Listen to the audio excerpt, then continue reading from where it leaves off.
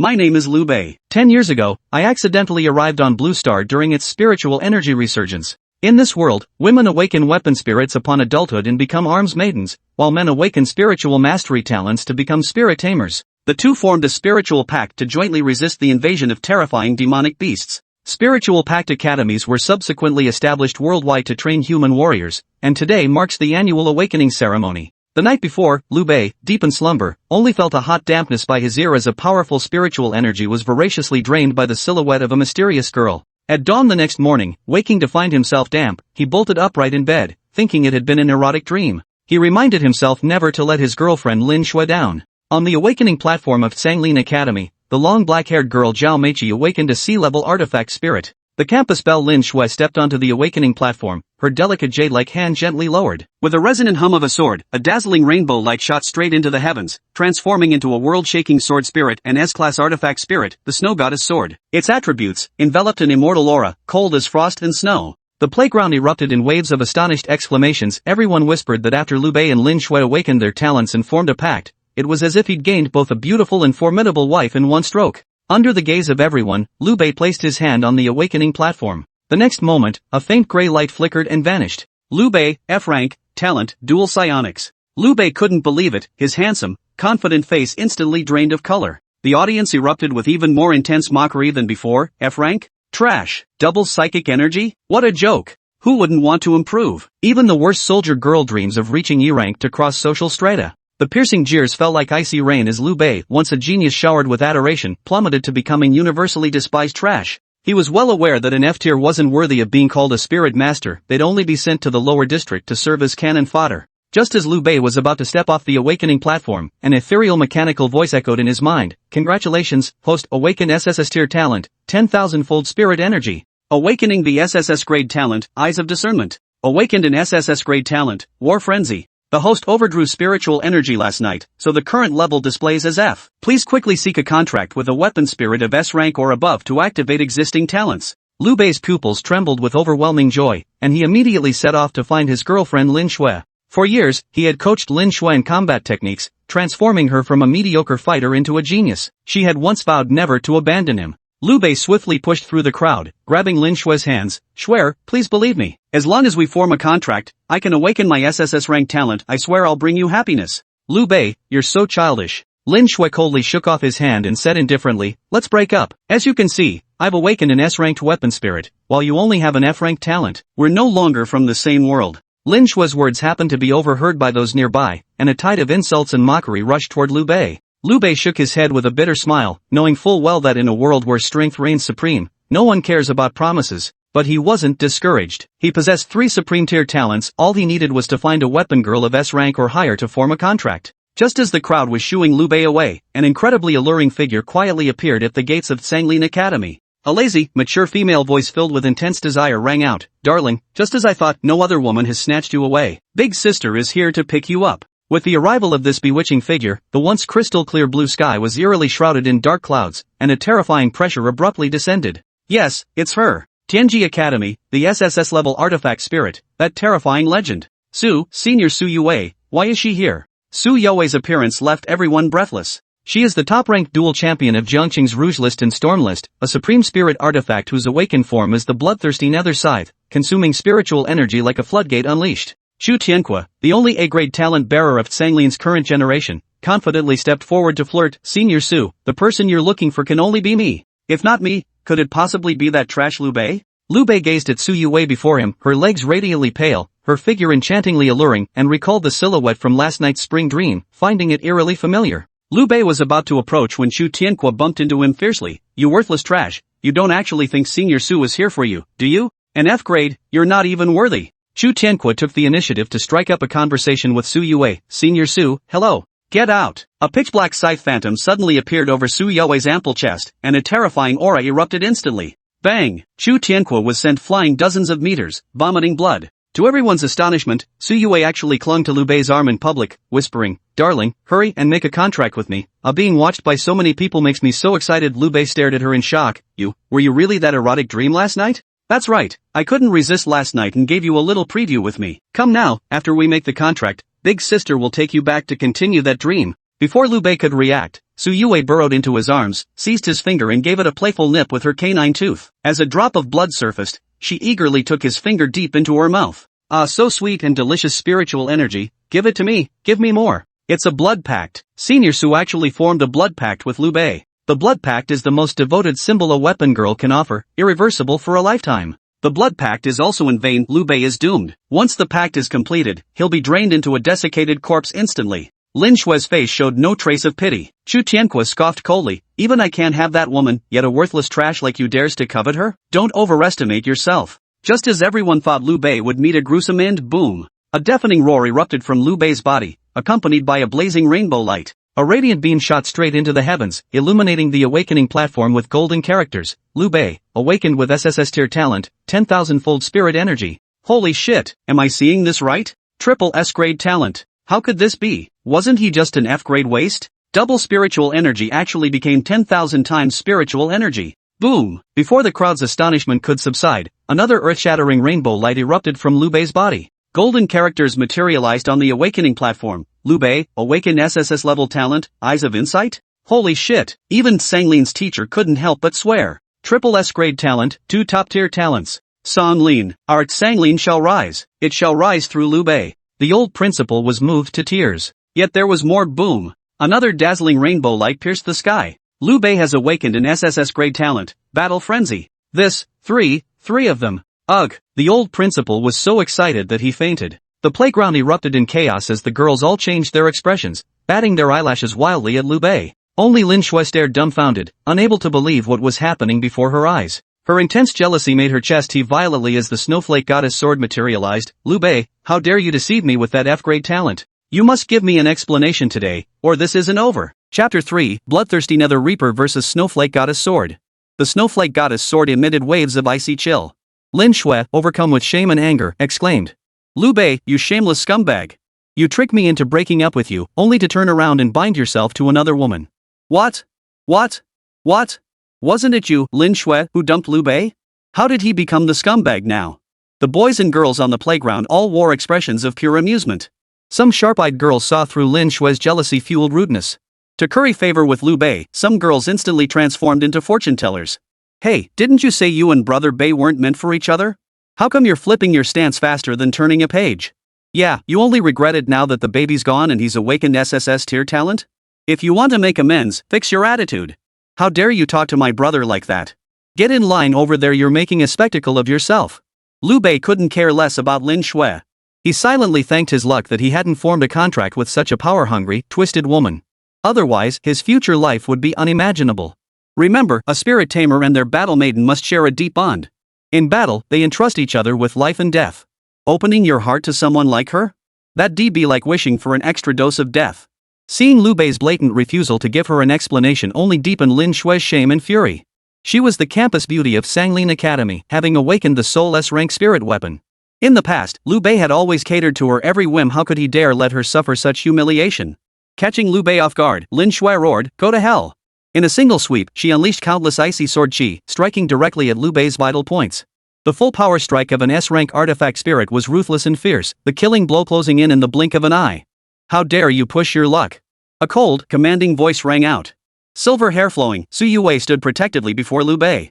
At her chest, the massive, pitch-black bloodthirsty Nether Reaper manifested once more. Hum.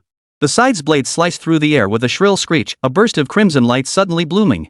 A bizarre scene unfolded. Wherever the bloodlight passed, the swirling sword light vanished into thin air. The overwhelming terror emanating from the SSS-grade artifact spirit sent a shiver down Lin Xue's spine, making her scalp tingle. Crackle!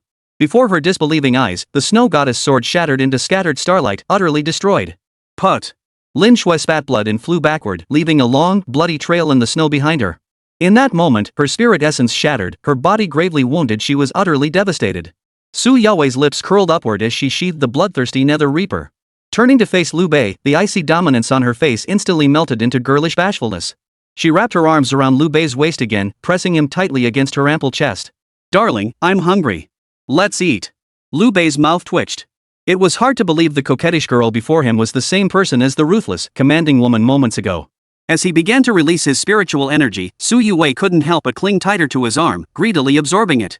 The commotion on the playground had already reached a fever pitch. Hey, did you guys see that? Instant kill. The whole exchange lasted like 5 seconds? Seems like Lin Xue vanished the moment Senior Su raised her hand. The bloodthirsty Nether Reaper is terrifying. Is this the gap between an SSS grade artifact spirit and an S grade one? Am I the only one who finds Lu Bei terrifying? Just look at how much spiritual energy Senior Su expended in that fight, and he looks like he didn't break a sweat. Holy crap, only monsters can truly master monsters. Not jealous? I'm not jealous at all, not even a tiny bit. Wah! In the snow, Lin Xue struggled to her feet, her voice still filled with defiance. You, just wait. Lu Bei frowned slightly. As you said, we're no longer on the same level. You're on your own now. Sitting on a goldmine without realizing it. It's your own narrow-mindedness, yet you still try to turn the tables. TSK, women like that are terrifying. Unlike me, I only know how to cherish my big brother. By the way, my husband was never F grade to begin with. He just got drained dry by me last night and hasn't recovered yet. Youwei flashed a playful smile, and Lin Xue felt darkness engulf her vision. Put. Another mouthful of blood spurted from her lips. In full view of everyone, she was forcing the spirit core to activate, attempting to summon the snow goddess sword once more. Stop. 2 teachers from Sanglin Academy promptly appeared, blocking Lin Xue's path. Academy regulations prohibit life or death combat during public sparring. Lin Xue, you've already violated the rules. Do you intend to compound your mistake? Resentment burned in Lin Xue's eyes. I hate you so much, Lu Bei. I will never let you off the hook. Considering Lin Xue was a precious S-grade spirit core, the academy teachers ultimately chose to smooth things over. After offering Lu Bei a few words of comfort, they sent someone to escort Lin Xue to the infirmary. Just as Lu Bei and Youwei were about to leave, one of the female instructors called them back. Please wait, students. I wish to discuss something else with you. The speaker was Fong Qing, Sanglin Academy's most accomplished tactics instructor. She oversaw resource allocation and wielded considerable authority. Lu Bei, according to the Academy Alliance regulations, all 3 S-grade spirit masters and battle maidens have the right to transfer schools. Their original academies have no authority to interfere. However, I can personally guarantee that if you choose to stay, Sanglin will dedicate 20% of its total resources to your intensive cultivation.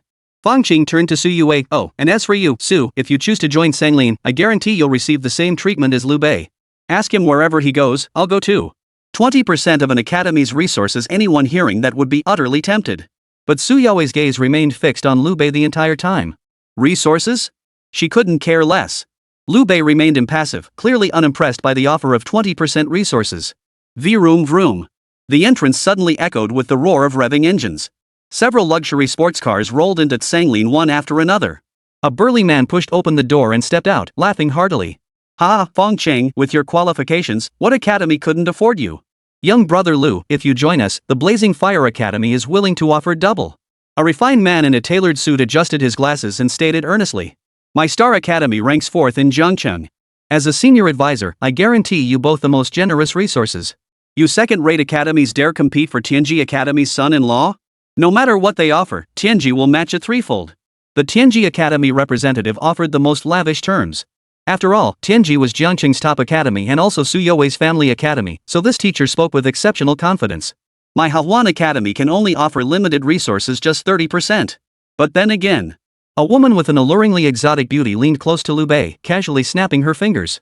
3 young beauties emerged from the luxury car behind her. Handsome, these are top-tier battle maids I personally trained. If you're willing, they can make you feel like you're in heaven every single day. Ah! Lu Bei's face flushed crimson. He'd anticipated being courted by various academies, but never imagined such tactics would be employed. Seeing this, Youwei puffed out her cheeks and gave his arm a gentle twist. The playground erupted once more as everyone speculated on what choice Lu Bei would make. That's ruthless. So many top-tier academies, throwing double resources at him to win him over. I'm so jealous. Tianji, Xingshan, Liewo places most people would kill to get into. And they're actively offering him olive branches? I bet Lu Bei picks Tianji. Am I the only one eyeing Hahuan? Those 3 soldier girls are absolutely fire. Push myself a bit harder, and I bet I could even land that sassy teacher. Yet Lu Bei's next move left everyone speechless. Thank you all for your invitations, teachers. Sister Youwei and I wish to gain more experience. We'll make our decision after the alliance exams conclude. With that refreshingly straightforward refusal, Lu Bei turned down every single academy's invitation, leaving only an incredibly dashing silhouette for the assembled crowd to watch. Sanglin Academy erupted once more. Holy crap! Laughing to the heavens as he walks out were no common folk. Lu Bei is a real man, turning down every single academy. That's ruthless. I bet he's aiming for a top spot in the alliance exams. His value will skyrocket then. That kind of confidence is pure audacity. That's how it's done. So classy Lu Bei is my idol. I really hope the pre-exam trials let me witness him and Senior Su in action. Let me see how monsters are tamed. You little punk just wanna see a fight? I almost feel bad calling you out on it. Chapter 4, is he slaughtering monsters or just chopping vegetables?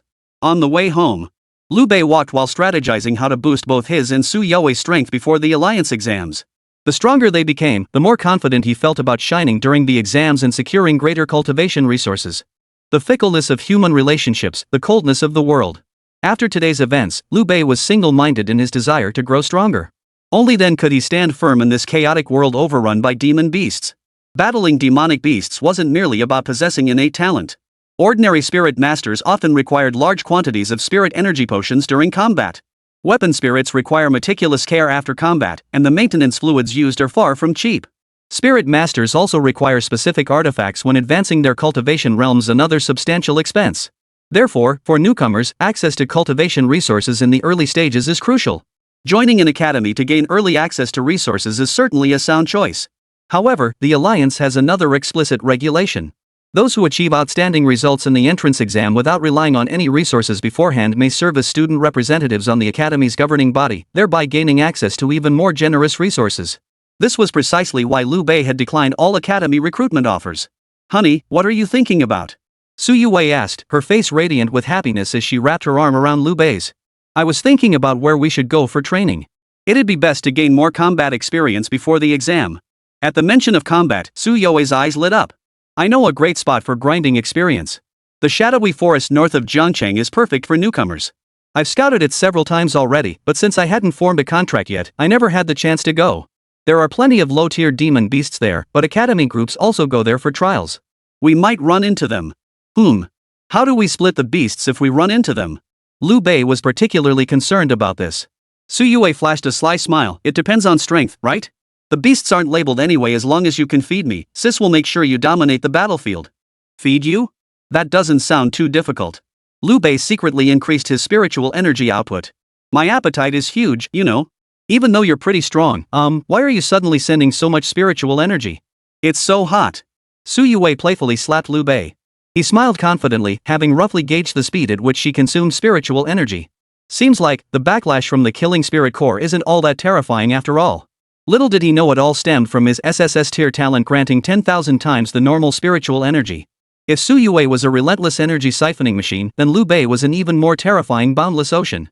The two complemented each other perfectly, fitting together like a seamless puzzle. Oh no, Lu Bei's capital was even more outrageous. Seeing that it was still early, Lu Bei had no intention of handing over his experience to others.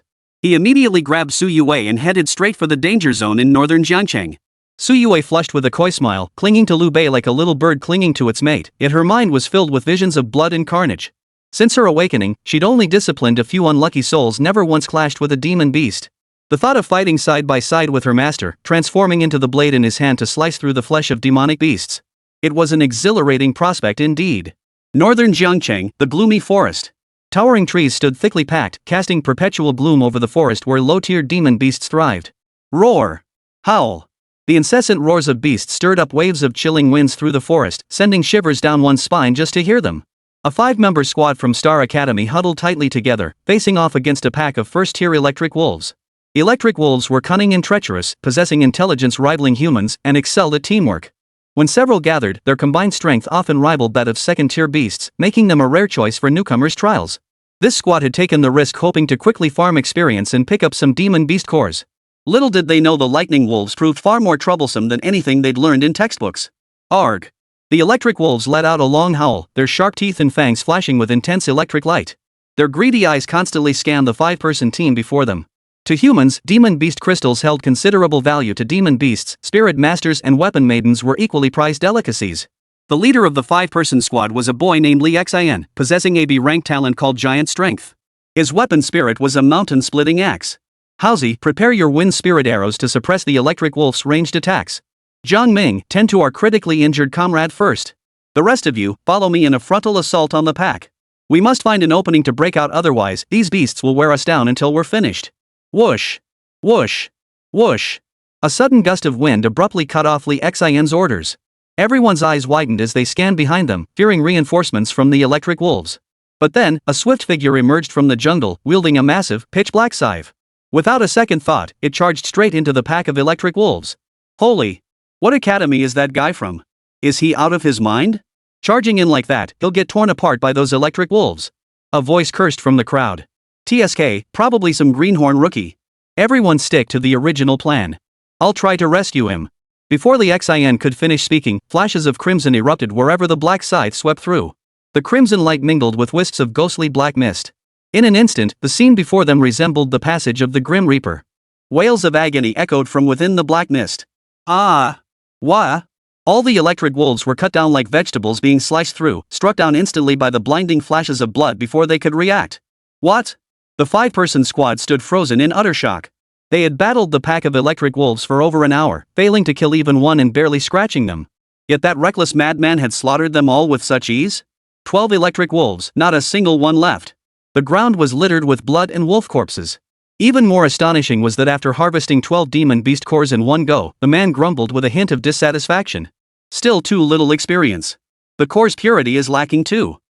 First-tier beasts really offer pitiful returns. These electric wolves were practically free. How arrogant! This was pure, unadulterated arrogance. A pack of electric wolves that had driven 5 B rank or higher spirit masters and 3 B rank plus 2 C rank soldier girls to the brink of defeat, and yet, in that guy's mouth, they were nothing but a joke. What does that make their squad? Gotham's nightmare? What's even more infuriating is that he complained the loot wasn't good enough. By the time everyone snapped back to reality, the black mist had already dissipated. Boss, is that guy cheating? I suspect he's a stand-in for the Academy's tactical instructor. Killing electric wolves is like slicing through butter for him. A scythe. It was a scythe. If I'm not mistaken, that looked like the bloodthirsty netherworld scythe. That freak legend from Tianji Academy, Youwei. Impossible. Youwei hasn't found a contract partner even after a year of awakening. No one could possibly control her in battle. Her spiritual energy consumption is insane. Even if she cranked up the drugs, she wouldn't last. Wait a minute. We've been fighting that electric wolf for over an hour, and it seems like we haven't gotten anything. Forget it, forget it. Surviving is good enough. Given how things went just now, if someone really had Youwei under their command, who'd dare claim the spoils? Li Xian's words plunged the surrounding four into simultaneous silence. Even now, they couldn't fathom who could possibly control Youwei in battle. Deep within the gloomy forest, Lu Bei, wielding his massive scythe, was currently searching for experience packs.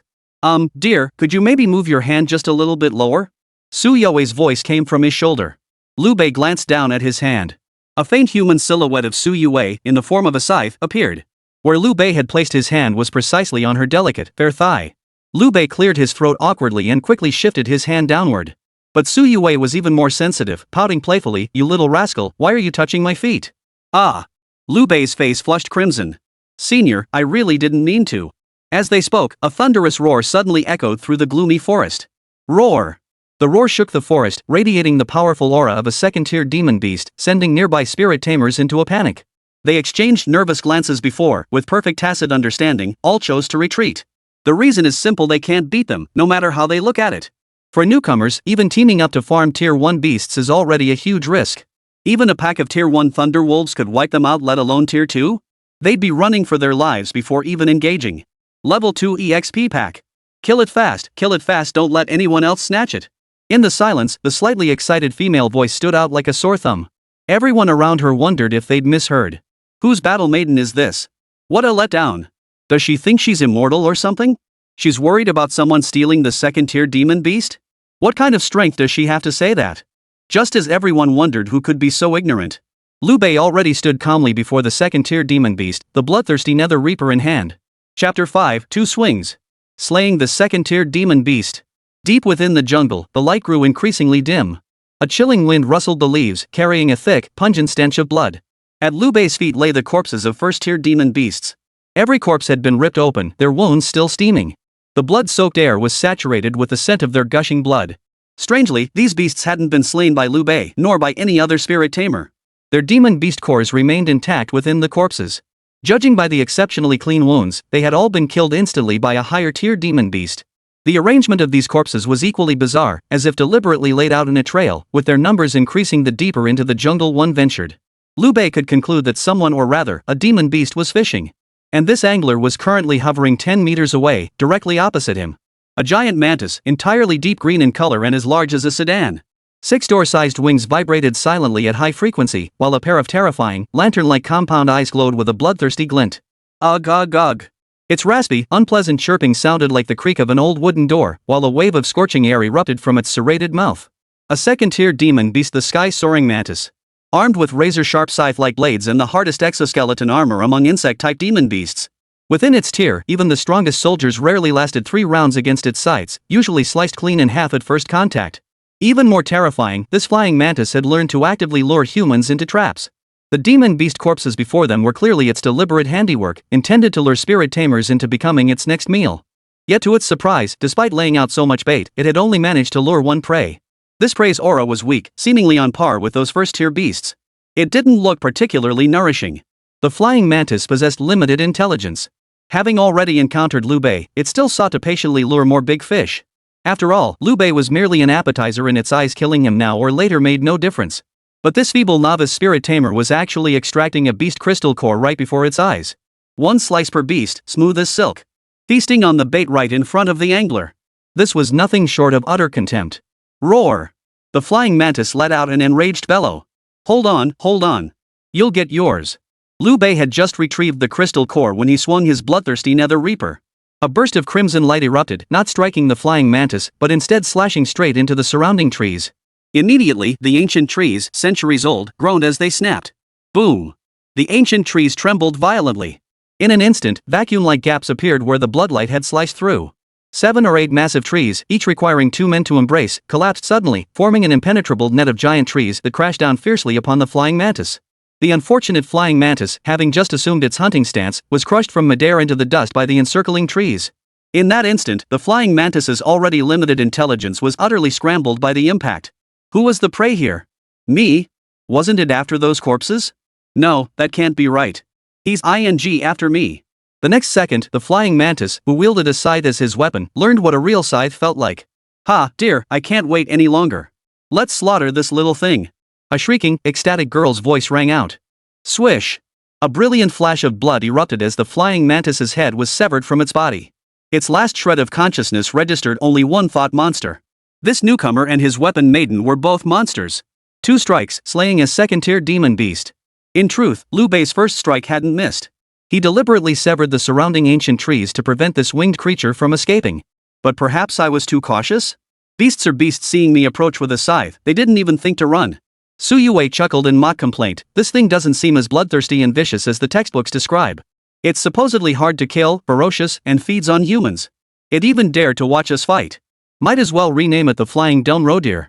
Lu Bei scratched his nose. Senior, could it be that you're the fierce one, not the weak one? Fierce? Me? Not at all. I used just the right amount of force when I killed it. One clean snip right through the head. Guaranteed painless. Little Lulu, am I not gentle? Youwei's ethereal form batted her big, watery eyes at Lu Bei, cooing sweetly. What else could Lu Bei say? He could only help her dissect the flying mantis while agreeing, gentle. You're far too gentle. This battle yielded rich rewards for both of them. Not only did they obtain a large haul of first-tier crystal cores, but they also secured a second-tier crystal core. Beyond the crystal cores, the flying mantis's 6 wings and 2 sharp scythe blades were also invaluable raw materials. Meanwhile, at the jungle's edge, countless pairs of eyes were fixed intently on the sky-filling dust cloud and the massive tree crashing to the ground. Someone just charged in, right? That's right. Looks like a guy wielding a scythe. That's a second-tier demon beast. Not only could a single person not defeat it, but even 3 or 4 squads might struggle. My guess is that kid's as good as dead. Wait, look. He's not dead. A sudden gasp rippled through the crowd. Deep within the jungle, the dust gradually cleared. As a giant tree crashed to the ground, the forest opened up, revealing a much wider view.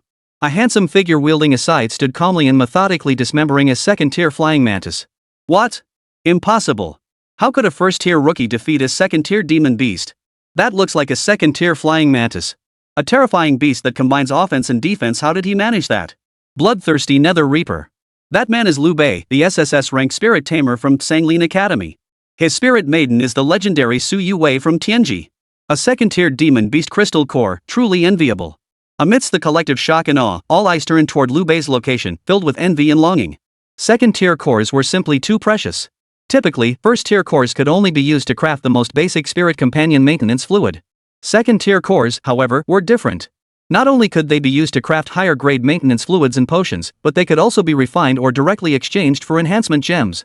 It must be understood that after awakening, a battle maiden possesses 3 fundamental attributes: attack power, attack speed, and durability. These 3 metrics are also referred to as the battle maiden's 3 dimensions. These base stats vary from unit to unit, determined purely by innate talent. Improving them requires the unit to break through to a higher tier, making progress extremely slow. Enhancement gems, however, can instantly boost a gun girl's base stats in the shortest possible time. How could anyone not be envious? Especially since Lu Bei didn't just obtain a single tier 2 crystal core, he also found a whole pile of tier 1 crystal cores scattered on the ground. For a moment, every member of the squad exchanged glances. They all seemed hesitant, debating whether to take the risk and seize this chance for a big payoff. Deep within the jungle, Lu Bei noticed the complex expressions all around him. To everyone's surprise, he remained as calm as ever, showing no sign of haste. He leisurely dismantled the useful parts from the mantis's body. "Excuse me, classmate," a deep, resonant voice suddenly cut through the silence. "This flying mantis is our kill. We initiated the attack long before you arrived, so the spoils rightfully belong to us." A deep, resonant voice abruptly shattered the silence as a group of 5 emerged before Lu Bei and Youwei.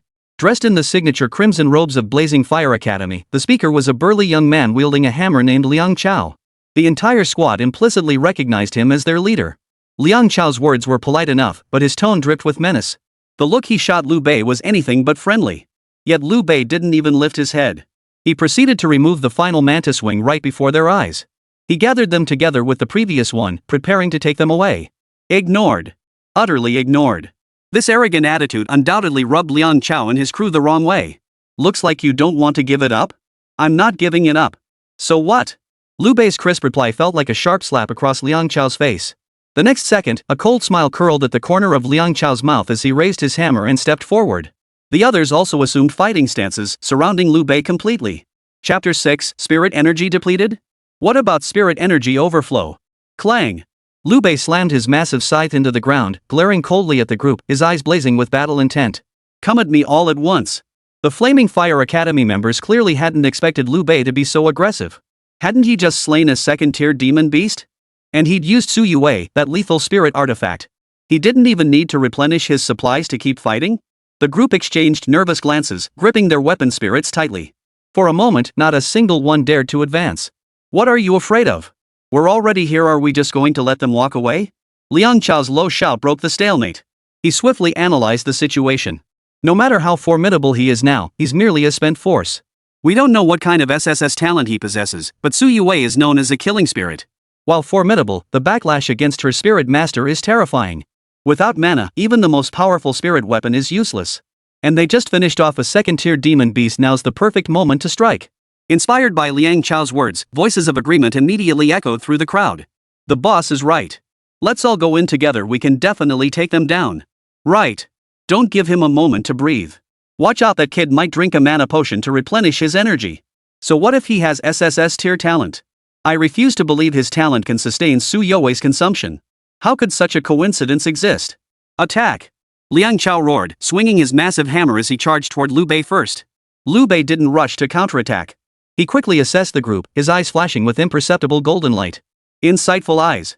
Identifying the weapon spirits, revealing everything. In the blink of an eye, the complete information of the weapon maidens wielded by the 5 appeared before Lu Bei. Zhao Wuyan, S-Class Soldier Maiden, Blazing Hammer. Attack power, 80-100. Attack speed, 0 slow attack speed. Durability, 82-100. Traits, Burning Breath, Heavy Hammer Sparks. Evaluation, setting appearance aside, this hammer girl is the ultimate choice for muscle-bound warriors. Drawbacks include excessive force and strong inertia, making her vulnerable to counterplay. Lu Bei's lips curled into a faint smile. So there was an S-rank weapon girl after all. No wonder these guys dared to mess with me. Apart from Lin Xue's hammer girl, the others' weapon girls were mostly B and C rank, ranging from range to melee types, with one support unit thrown in. They were utterly unremarkable. The only one Lu Bei needed to watch was Lin Xue. Whoosh! The blazing hammer closed the distance in an instant, carrying a scorching blast of heat as it came crashing straight down toward Lu Bei's head. Having read his opponent's moves, Lu Bei didn't meet the blow head-on with his scythe. Instead, the instant he saw the hammer's trajectory, he shifted his stance. The hammer's wind, sparks, and heat wave all missed their mark without exception, carrying Lin Xue's entire body perfectly past Lu Bei. Lin Xue stared in disbelief. How had he anticipated my attack? He'd only shifted a tiny step to the left, and my full power strike swung completely empty.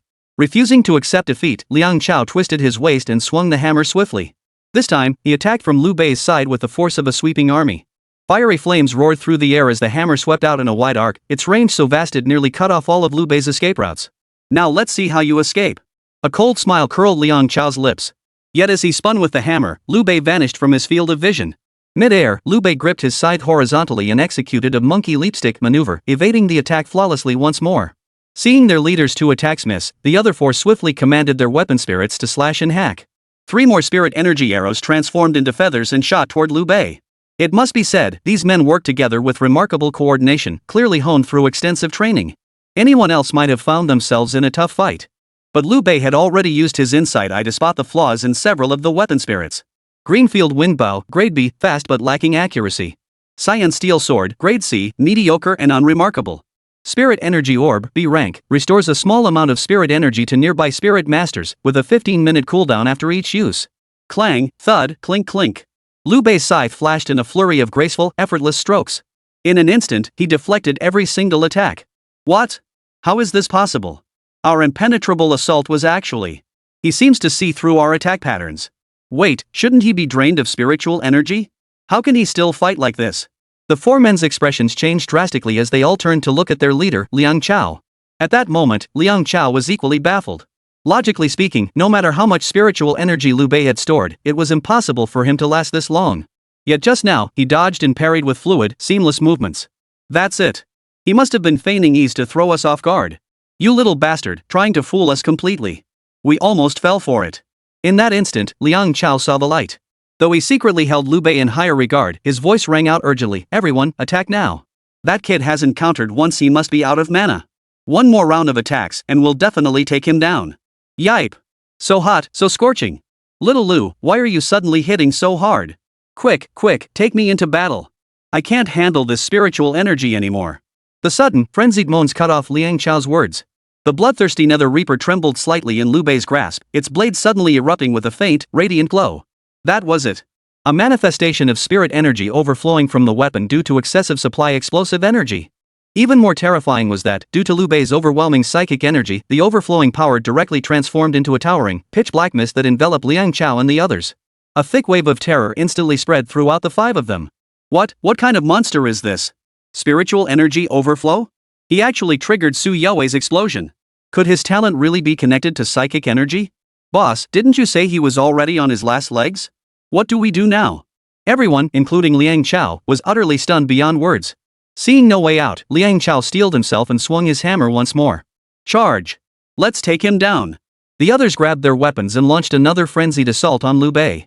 Dance to your heart's content, senior. Yes, master. In the next instant, Lu Bei's scythe swept through the air. The shadowy mist of the underworld condensed into a phantom scythe, 6 xian wide, materializing out of thin air. Wherever the blade's shadow passed, its biting cold severed all surrounding vegetation at the waist. Liang Chao and the others paled, urgently thrusting their weapon maidens forward to block the attack. But the instant the blade touched the weapon spirits, they all let out a piercing wail. Instantly, they were forced back into human form, their spirit essences shattering into nothingness. All 10 spat blood and flew backward, landing on the ground, grimacing in agony. Judging by the clean, even cuts in the surrounding vegetation, Lu Bei had clearly held back. Otherwise, these men would likely have met the same fate as the plant sliced clean in half. Those still hesitating on the outer perimeter watched this scene with hearts pounding in terror. They silently thanked their own wits for not foolishly rushing to grab Lu Bei's spoils earlier. Simultaneously, they couldn't help but think, Liang Chao, of all people you had to provoke, why did you have to pick a fight with Lu Bei and Youwei? Were they people who could be judged by ordinary standards? Lu Bei raised his head and scanned the crowd. At that moment, everyone instinctively lowered their gaze. Not a single soul dared meet his gaze. Lu Bei let out a satisfied smile. Looks like this warning shot did the trick. With the Fire Academy folks as a warning example, the rest should keep their heads down. Otherwise, who knows how many would be eyeing us along the way. His voice wasn't loud, but it carried clearly to every ear present. Only then did the crowd truly realize. So Lu Bei never even considered Liang Chao and his crew a threat. He didn't need to fight slowly, he could take out a 5-man squad with a single strike. So everything he did earlier was just for our benefit? He could have just shown off right away, but he deliberately dragged it out to spare my pride. What a sweetheart! Creak, creak. Lu Bei stepped over the crushed vegetation, advancing toward the fallen 5. Chapter 7, you call this a misunderstanding? Lu Bei stood before the fallen 5, sweeping his scythe through the air. A chilling wind carrying the scent of blood instantly sent a shiver through their hearts. Now, explain yourselves. How did this flying mantis become your prey? The five exchanged glances, seemingly unprepared for such a question from Lu Bei. Liang Chao hesitated for a moment before speaking with difficulty. We did encounter this second-tier mantis demon earlier and even fired a spirit energy arrow at it. But the strength of a second-tier demon beast far exceeded our expectations, so we had no choice but to abandon the pursuit. After Liang Chao finished, a faint flush crept onto the pallid faces of the five. It wasn't from recovering from their injuries, but from the sheer embarrassment of having their petty schemes exposed in front of so many people. Lu Bei couldn't help but recall that braggart Kakuzu, who'd thrown a single shuriken at Hashirama and then boasted everywhere about having fought the first Hokage. What a shameless braggart. Lu, this flying mantis is yours as spoils of war. What happened earlier was all a misunderstanding. We won't disturb your trial any longer. Liang Chao forced a smile and signaled to the others. The spirit masters and battle maidens, supporting each other, began to leave. Halt! Did I say you could leave? Lu Bei's icy voice rang out from behind them. Liang Chao froze in place, struck as if by lightning. What do you want? Let me remind you, this is the novice trial ground on the outskirts of Jiangcheng. You can't just. Before Liang Chao could finish, a sharp clang echoed. Lu Bei spun his scythe backward, slamming the blades back into Liang Chao's spine. Cough cough. Liang Chao crashed heavily to the ground, coughing violently. He turned his head and glared viciously at Lu Bei. There are alliance guardians nearby. Lu Bei, don't you dare do anything rash. What? You think calling it a misunderstanding makes it so? How can you claim it's a misunderstanding when you failed to snatch someone away? Lu Bei's tone turned icy once more. His scythe traced a fierce arc through the air, its curved blade now aimed squarely at Liang Chao's throat. Ah! A collective gasp erupted from the crowd. They knew that if Lu Bei made even the slightest flick of his wrist, Liang Chao would be decapitated in the next instant. No one doubted the lethal sharpness of Su Youwei's transformed scythe. Not only Liang Chao, but even the flying mantis with its hardened armor would meet its end with a single stroke. Only now did Liang Chao fully grasp the recklessness of his actions. Cold sweat beaded on his forehead as he scrambled to apologize. Lu Bei, I'm sorry. This was our mistake. On behalf of our entire squad, I beg your forgiveness. Please, show mercy and let us go. His attitude was much better than before. But still not sincere enough. Lu Bei gave a slight nod, his expression softening slightly. Releasing you isn't impossible. It's just that fighting you earlier cost me a significant amount of spiritual energy. The effectiveness of the upcoming trials will likely be greatly diminished. How shall we settle this debt? Well. Liang Chao's face twisted with distress. By now, even a fool could see Lu Bei was trying to extort them. He actually had the nerve to complain about losing too much spiritual energy? His spiritual energy flowed like a damn waterfall even now, the bloodthirsty Nether Reaper still radiated a faint glow. Which meant Su Youwei had been in a state of energy explosion from the moment they clashed until now. What was even more infuriating was that, having never fought such a lucrative battle before, Su Youwei was actually letting out occasional moans of pain mixed with pleasure. Who in the entire city of Jiangcheng didn't know Su Youwei was the top beauty on the Rouge rankings? The thought of Lu Bei's blissful little life made Liang Chao glance back at his own burly Zhao Wuyan. Not only was he as black as coal, but he was glaring at him with pure resentment. Ah, truly, comparing people is deadly, and comparing goods is wasteful. Circumstances dictate one's hand. With a pang of reluctance, Liang Chao offered, our squad didn't gather much either, but we're willing to compensate you with 5 first-tier crystal cores for your loss. Lu Bei remained silent. Whether intentionally or not, he raised his scythe and smacked Liang Chao on the head again. A dull thud echoed as the pain made Liang Chao's eyes redden. You tried to steal my haul first, then repeatedly attempted to ambush me when that failed. You expect to walk away without an apology? And now you're haggling over compensation? Lu Bei spoke as he snatched the bag of crystal cores from Liang Chao's grasp. Opening it, he found over 20 crystal cores inside. You're not going to take them all, are you? What do you mean steal? This is compensation for my losses. As for the rest of you, are you going to hand it over willingly, or do I have to take it myself? Lu Bei's expression remained calm, but his words cut like the biting cold of winter, sending shivers down the spines of those present.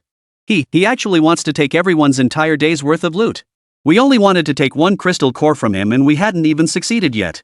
How could he treat us like this? A stocky female soldier suddenly screeched like a cat whose tail had been stepped on. Ah! Lu Bei, we've already apologized. What more do you want? Besides, how could you possibly take a girl's belongings? What kind of person are you? You piece of trash, shrimp-head man. Ha! Lu Bei frowned slightly at the words. Where did that foul stench come from? Before he could react, Su Youwei had already shifted back from her scythe form into human shape. She strode over to the little tank and delivered a hard slap with her open hand. Smack! The sharp crack echoed as the little tank flew straight 20 meters away, crashing heavily into a broken tree stump. I wouldn't even scold my own Lulu. Who do you think you are, tank? Out in the world, don't you know to stand at attention when you're about to get hit? I don't care if you're male or female, hand over every crystal core immediately. 1 second too slow, and you'll meet the same fate as that little tank. Youwei's voice was clear and pleasant, yet to the others, it sounded like the chilling toll of a death knell.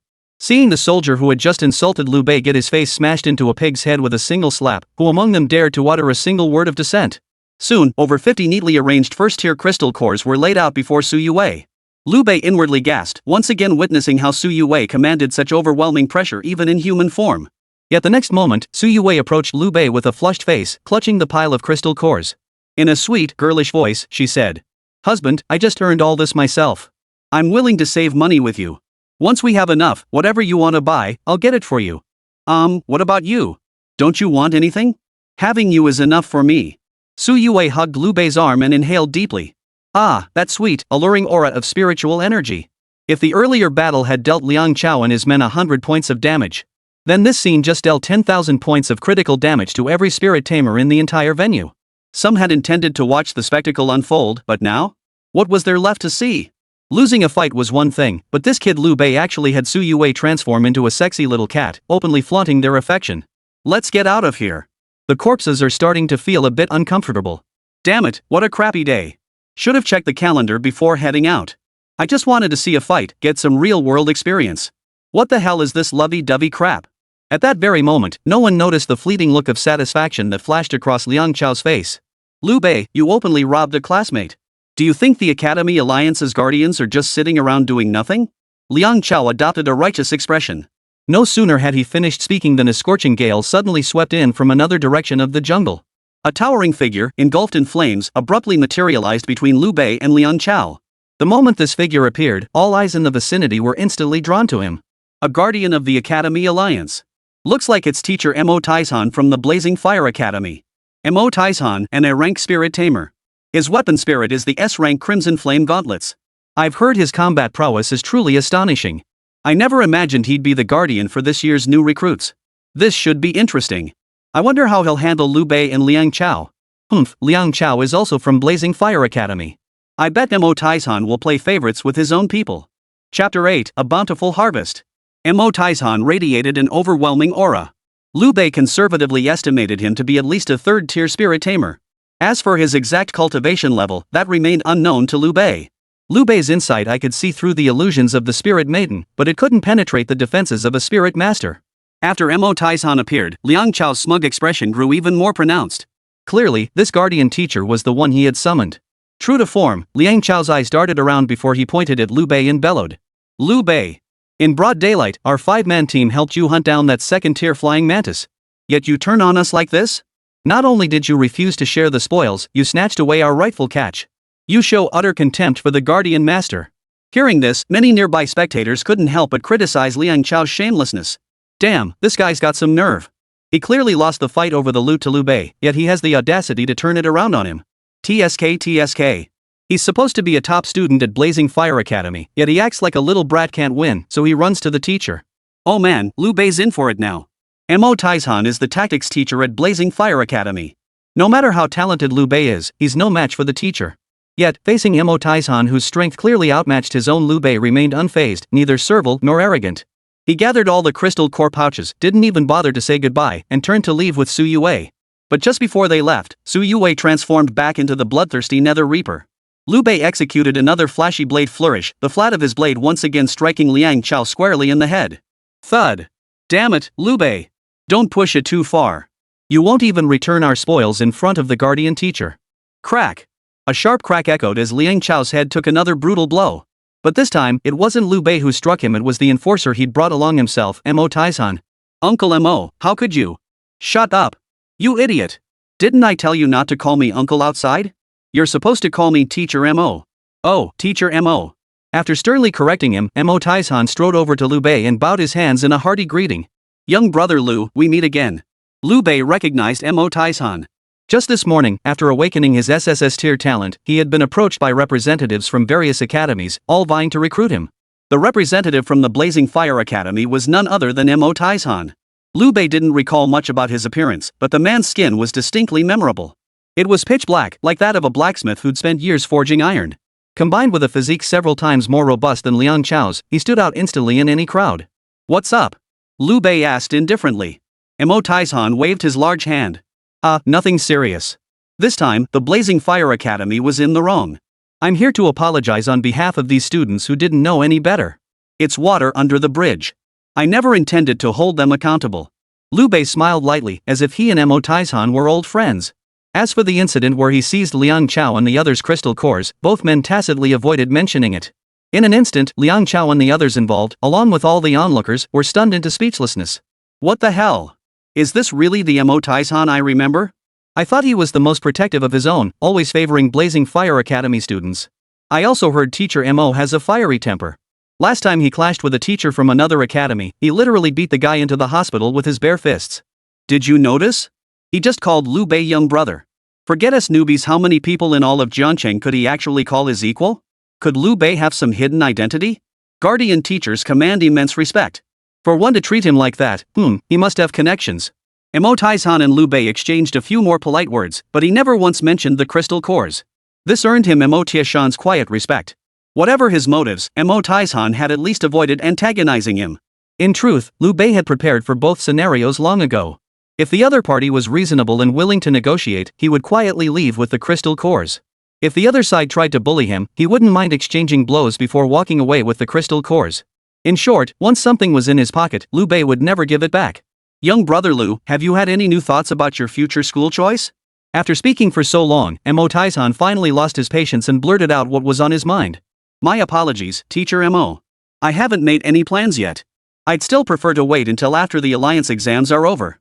I see. Tieshan's tone remained unchanged, as if he'd anticipated this response all along. He gave a hearty laugh, unfastened a heavy pouch from his waist, and handed it to Lu Bei. This bag doesn't hold many crystal cores, but consider it my way of compensating you and Sue for what happened. The Academy Alliance will open a resource mall in the coming days. You should find them useful for purchasing cultivation resources. Oh, and this is purely a personal gesture, it has nothing to do with the Academy's resources. Only after Taizhan added this did Lu Bei take the bag. He roughly weighed it and estimated there were over 50 first-tier crystal cores inside. Teacher Mo, you're far too kind. I've already forgiven Liang Chao and the others, there's really no need for this. Tieshan's mouth twitched at the remark. No need for that, you weren't exactly holding back when collecting those crystal cores, were you? Watching Lu Bei's retreating figure, the bloodthirsty nether reaper strapped to his back, Taizhan couldn't help but sigh inwardly. This Lu Bei so young, yet he handles matters with such smoothness and caution. Truly flawless. Uncle, we've already compensated him with over 50 crystal nuclei. Why are you giving him more? We don't owe him anything. Liang Chao demanded indignantly, only to be met with another furious showdown. What do you know? The battle spirit he commands is SSS-tier Youwei. Didn't you see her combat prowess just now? That's not the strength of a mere first-tier battle spirit. And that Lu Bei, how many SSS-tier spirit masters are there in all of Jiangcheng? If we could recruit him to our Blazing Fire Academy, what's 50 crystal cores? Even 500, 5,000, what would that matter? Taizhan ranted on, but Liang Chao still couldn't grasp it. SSS talent is indeed precious, but the cost of growth is far greater than for ordinary people. Haven't the books recorded how several spirit masters with SSS-tier talent ended up blending into the crowd? That's because they lacked humility and failed to grasp the principle that excessive rigidity leads to breakage. Does Lu Bei understand? Uncle, you didn't see how arrogant he was just now. Smack. Another sharp slap echoed. Taizhan looked utterly disappointed. I wasted my time teaching you all that. Do you realize I saw everything that happened just now? Including Lu Bei going solo against that flying mantis from the start. What's even more terrifying is that Lu Bei knew I was here the entire time. His lesson to you wasn't just to make an example of you, he was doing it for my benefit. What? Only now did Liang Chao grasp Lu Bei's true terrifying nature. He recalled how Lu Bei had methodically disposed of the flying mantis's corpse, as if deliberately waiting for someone to come knocking. Then there was his unflappable composure when facing the five of them, his nonchalant fighting style, and those frequent glances sweeping the surroundings. Oh right, and those words he'd spoken to him. Now that he thought about it, they were clearly seeking the Guardian Master's counsel. Whoa! A bone-chilling chill instantly swept through his entire body.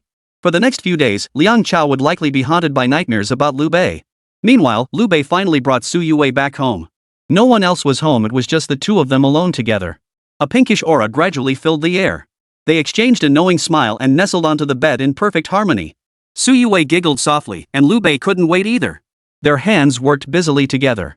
pouring all the crystal cores they'd gathered today onto the bed.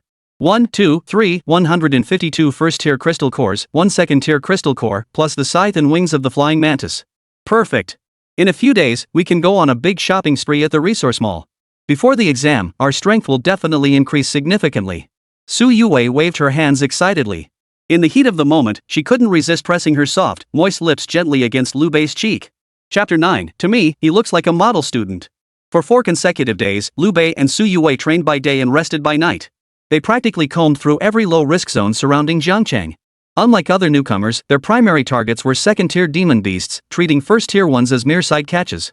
Thus, only on the first day did anyone see Lu Bei running around wielding his scythe. From the second day onward, Lu Bei's appearances were confined to the depths of dense, rarely visited forests. Many assumed he had gathered enough spoils and was simply too lazy to continue the trials. But in reality, Lu Bei worked harder than any of them. To track down and ambush second-tier demon beasts, he put in more effort every single day.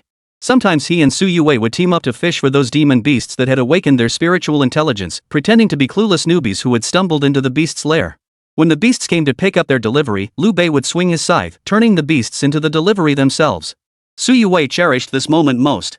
She seemed to revel in playing the innocent, helpless lamb, luring her opponents with greed before revealing her savage nature. She relished slowly torturing them to death amidst their endless terror. Lu Bei couldn't understand it, but he respected her choice. Because every night when Youwei went to sleep, she insisted on having Lu Bei tie her hands and bind her feet. She'd justify it with, "We've only just started living together. I need to pace myself, let's make it last."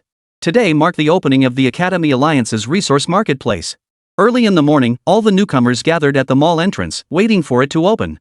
Lu Bei and Youwei were among them. Curious glances were cast their way from the surrounding crowd, with many boys looking at Lu Bei with outright envy. "Hey, look! Isn't that Lu Bei and Youwei? Holy crap, I heard he solo killed a second-tier flying mantis." "No way! You actually believe that rumor? That's a second-tier demon beast, a rookie killer. It takes you out the moment it shows its head." Hey! Chu Tianhua and Lin Xue are here too. I heard they scored some serious loot. Give me a break. Everyone knows Grandpa Chu Tianhua is one of the founding elders of Sanglin Academy. His resources are guaranteed to be from home. As the saying goes, the rotten eye sees the base, the noob sees the machine. Admitting others' excellence has always been a hurdle many struggle to overcome, so Lu Bei never once thought about proving himself to anyone. He only knew he was on the right path, growing stronger step by step, and that was enough. But sometimes the gap between people is wider than the gap between people and pigs. Faced with the crowd's murmurs, Chu Tianhua's face instantly flushed crimson. Bull! Every single one of my trophies was earned by slaying beasts myself.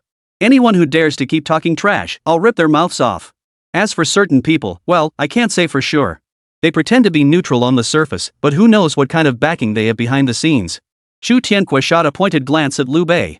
An SSS talent is both a blessing and a curse. Growth is slow, and advancing realms is even harder. Yet someone like that still doesn't actively seek trials? Anyone who follows him is probably in for a world of trouble. Before arriving, everyone had stored their crystal cores in a special device, the Crystal Core Vault. The Crystal Core storage unit was about the size of an ordinary cell phone, making it convenient for storage and transport. Thus, no one could gauge each other's true wealth. Based on intelligence gathered over the past 2 days, Chu Tianhua deduced Lu Bei must be strapped for cash.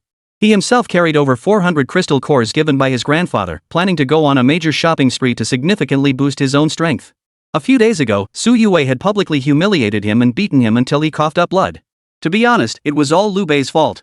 Now, with this golden opportunity before him, he would make Youwei understand that choosing Lu Bei was the worst decision she had ever made. Buying resources without considering your own capital? A poor guy like you. Just as Chu Tianhua formed the word penniless with his mouth, Lu Bei shot him a look of utter pity. Damn it, why is he pitying me? You poor. The next instant, a bone-chilling aura of lethal intent instantly enveloped Chu Tianhua. Before him stood Youwei, her snow-white hair gleaming, her crimson eyes blazing with murderous intent. What does it look like? Those 3 simple words forced Chu Tianhua to swallow the words he'd been about to speak. The scene of being struck by Youwei until he coughed up blood flashed before his eyes once more. Speak. What does Lu Bei look like to you? The cold, ruthless voice of the dominant woman sent shivers down Chu Tianhua's spine, making his legs tremble. He swallowed hard several times before stammering out, I think he looks like a model student. Holy. He's already backing down? Holy crap, that's the intimidating power of a triple SSS-rank soldier girl? Man, I'm so jealous of Lu Bei. I want a wife like that too. A commotion erupted at the mall entrance. Chu Tianhua's face flushed crimson, his fists clenched tightly. Yet he knew this wasn't the time to confront Lu Bei. He would wait until he possessed overwhelming strength to crush his rival. Then, during the alliance exams, he would trample Lu Bei into the dust before everyone, before all the academies. Surprisingly, even though Chu Tianque was so intimidated by Su Youwei, Lin Xue beside him remained silent throughout. Given that they were now bound by a contract, this wasn't like her at all. As Lu Bei pondered this, he silently activated his inside eye. Instantly, a faint, imperceptible golden light flashed before his eyes. So that's why her expression was so grim. Her injuries had worsened. Just as Lu Bei grasped the situation, the mall officially opened its doors. In an instant, all the newcomers streamed in, scrambling to purchase the resources they desired. Before the alliance exams, regulations stipulated that all newcomers could only obtain cultivation resources from the resource mall. Resources were limited, and the principle was first come, first served. However, if multiple individuals competed for the same resource, the highest bidder would prevail. In a world where might ruled supreme, everything was decided by strength. Whoever held the most wealth demonstrated greater strength during the trial phase. The Academy Alliance aims to spark competitive spirit among newcomers, helping them grasp the brutality of war sooner. The marketplace is divided into 4 main sections: Daily Life, Combat, Spirit Master Exclusive, and Soldier Maiden Enhancement. The first 2 sections primarily sell Soldier Doll repair potions, maintenance fluids, and some Spirit Master enhancement potions. These resources are relatively low tier and affordable, meeting the needs of most newcomers. The latter 2 sections offer far scarcer resources.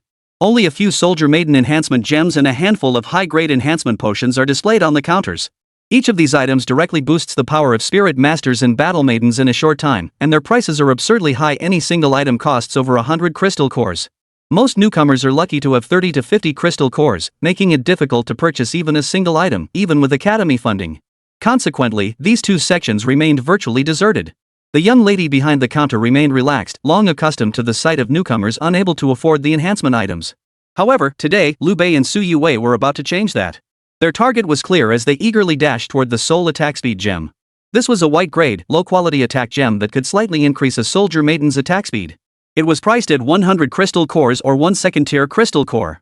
Below it, a line of fine print read, "If you have the corresponding second-tier crystal cores and demon beast resources, you may also commission the crafting of gems." "Hello, we'd like this one." Su Youwei pointed to the counter. The saleswoman looked utterly astonished. In all her years on the job, this was the first time she'd ever encountered someone coming in to buy enhancement gems. "Student, this attack speed gem costs 100 tier 1 crystal cores." "Are you sure?" "Of course," Su Youwei said, reaching for her money. At that moment, an untimely voice cut in, "I'll take this gem. I'll pay 120 crystal cores." Chapter 10, Attack Speed Gem. Su Youwei's delicate brows furrowed slightly at the words. Turning around, she saw that the bidder was none other than Chu Tianque. Though his eyes still held a trace of apprehension, he steeled his courage and stepped forward, slamming the crystal core container onto the counter. 120 crystal cores. "I'll take this attack speed gem." His words instantly drew the attention of many. "Look, Chu Tianque and Lu Bei are buying stuff in the Weapon Maiden enhancement zone. They seem to be fighting over it. They both want that attack speed gem? Holy crap, over 100 crystal cores? I wouldn't even dream of spending that much." Su Youwei wields the bloodthirsty Nether Reaper, a heavy weapon. Buying an attack speed gem makes sense for her. But Chu Tianque's Battle Maiden is Lin Xue, a sword-type weapon. Does she really need attack speed? Nah, it's just old rivals meeting and getting heated totally on purpose. Seeing Chu Tianque deliberately stirring trouble, Su Youwei unleashed her full aura once more, instantly conjuring the phantom of the bloodthirsty Nether Scythe. With someone who never learns from their mistakes, she never minced words. Chu Tianque's pupils dilated violently as he stumbled back 2 steps, urgently protesting, "This is the Alliance Academy's marketplace. I'm competing fairly with you. The highest bidder wins according to the rules." "Su Youwei, don't do anything rash." "Rules?" Su Youwei sneered coldly, poised to unleash the Scythe's phantom in an instant. "Rules mean jack to me." Boom! A surge of ghostly black mist erupted, triggering the mall's shrill alarm beep. Beep. Beep. Hold on. To everyone's surprise, Lu Bei stopped Su Youwei. He gently pressed down on her jade-like hand and whispered instructions in her ear. The next second, Su Youwei flashed him an obedient smile. Got it. I'll listen to you." With that, Su Youwei hummed a cheerful tune and turned toward the residential area. Phew! Everyone exhaled in unison. Chu Tianque was still trembling with fright. "Lu Bei, you really need to rein in your soldier girl. She goes crazy at the drop of a hat." His voice trailed off as he spoke, afraid Su Youwei might overhear. Lu Bei had no time to engage with him, his gaze fixed firmly on that attack speed gem. After a moment's consideration, he offered again, "I'll give you 150 crystal cores." "Wow, 150? Lu Bei, you're something else. Looks like that attack speed gem really matters to him." He's determined to get it. Hard to say. If Chu Tianque really goes head-to-head with him, this should be quite the show. True to form, Chu Tianque didn't hesitate for a second, raising the stakes again. I'll give you 108. The young lady behind the counter looked taken aback. While there was only one attack speed gem available, an offer of 108 was truly extravagant. Guys, just a reminder, nothing sold in our Alliance Mall is refundable or exchangeable. 108 isn't a small sum. You'd better be sure. Before she could finish, Lu Bei gritted his teeth and declared, 200 crystal cores. I'm taking this attack speed gem. 250. I'll take it for 250. Chu Tianque shouted loudly, clattering his crystal cores on the counter. Put. Ha ha ha. Only when several people around him burst into laughter did he realize he'd blurted out the wrong words in his excitement. Ahem, I'll go up to 260. Lu Bei, if you've got the guts, keep matching me. Lu Bei hesitated. 260 crystal cores was a staggering sum for most people. This resource could be used elsewhere to enhance the combat power of his battle maiden. There was absolutely no need to engage in a pettiness contest with a rich kid like Chu Tianque. Yet Lu Bei's brow remained furrowed, as if weighing the pros and cons. Oomph. If you're broke, get lost. I ain't got time to waste here. The more conflicted Lu Bei looked, the more ecstatic Chu Tianque felt inside. To him, humiliating Lu Bei in public was worth every penny. Besides, the remaining crystal cores were enough to buy what he needed. Unexpectedly, after a moment of silence, Lu Bei raised his bid again, 300 crystal cores. I'll pay 300. What? This time even Chu Tianque lost his composure. He genuinely wondered if this kid Lu Bei had lost his mind. 300 crystal cores for a low-grade attack speed gem. Whoa, could this gem be of great use to him? He considered letting the gem go, just to screw Lu Bei over. But then he thought better of it. There seemed to be a better way to humiliate Lu Bei. 300 crystal cores? You've got some nerve saying that, you broke ass. Come on, show me the 300 crystal cores first. Chu Tianque had cornered Lu Bei. If Lu Bei couldn't produce the crystals, it would be deemed malicious bidding. Not only would he lose the attack speed gem, but he'd also face punishment from the Academy Alliance. But to everyone's surprise, Lu Bei opened his crystal core storage right in front of them and dumped out 300 crystal cores in one go. Holy crap, he really has them. I thought he was just bragging, but he's actually loaded. Does he have some kind of powerful backer? We hardly saw him during the trials. Could he have been in a different place than us? The crowd buzzed with speculation. Chu Tianque's eyes widened in shock. He never imagined Lu Bei would actually pull this off. Damn it, I just went head-to-head with Lu Bei.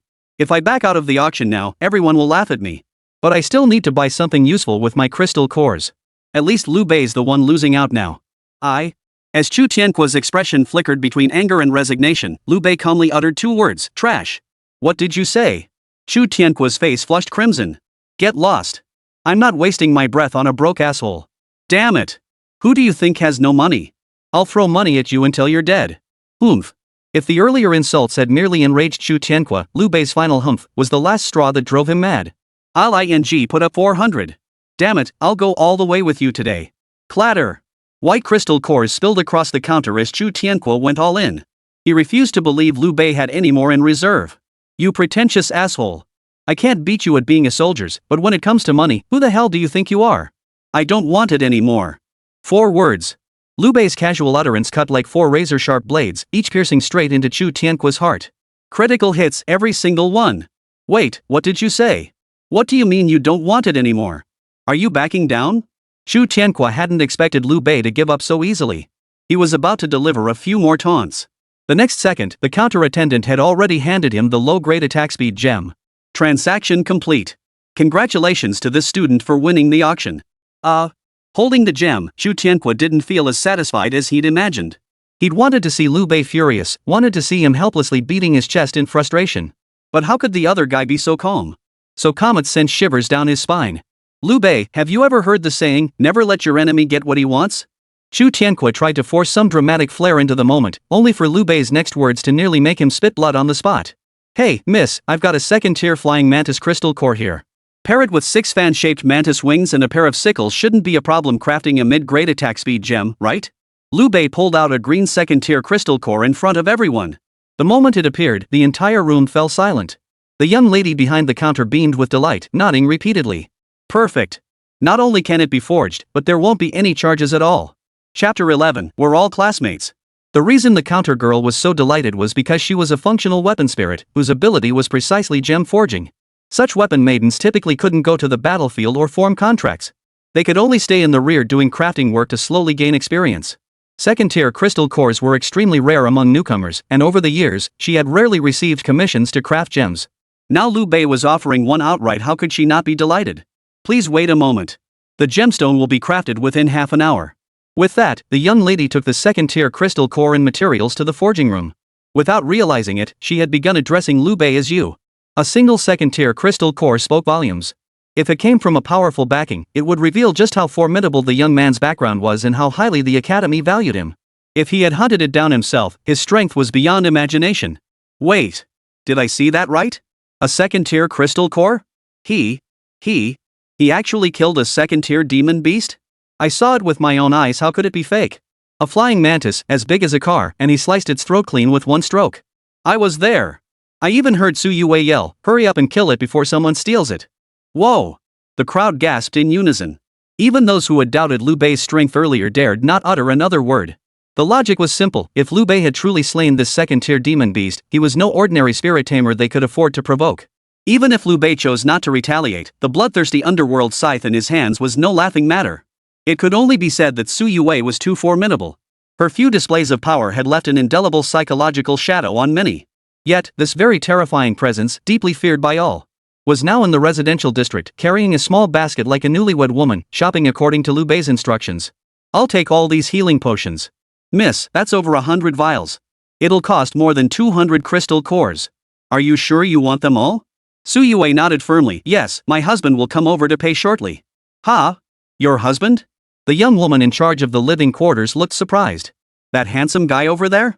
He's buying gems for me in the enhancement zone. He'll be here soon. Ha? The young lady was even more astonished now. In her 3 years working at the mall, this was the first time she'd heard of a new spirit tamer buying enhancement gems for a soldier spirit. It wasn't that she was stingy, but rather that no one else could afford to be so extravagant. Youwei waved at Lu Bei. Little Lu, over here. Then the counter attendant witnessed the most extravagant newcomer in history.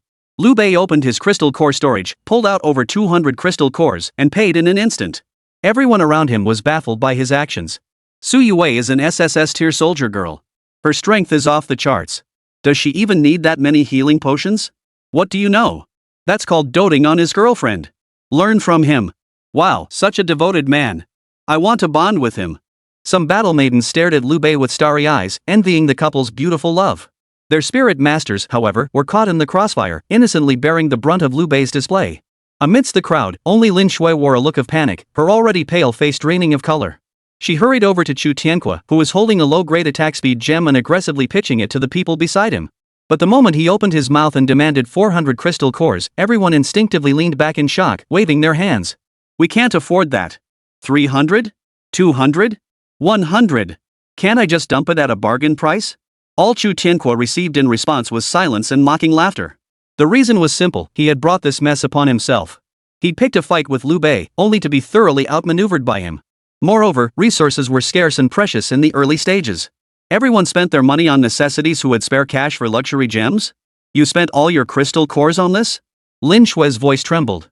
She couldn't believe she'd ever formed a bond with such a fool. Facing the questioning, Chu Tianque could only offer a bitter smile. I just couldn't stand Lu Bei showing off. Swear, I wanted to get back at him for you. In the end, he couldn't compete with me. Smack! Lin Xue slapped him hard in anger, then rushed off to the living quarters with every crystal core she possessed. I need to buy healing potions.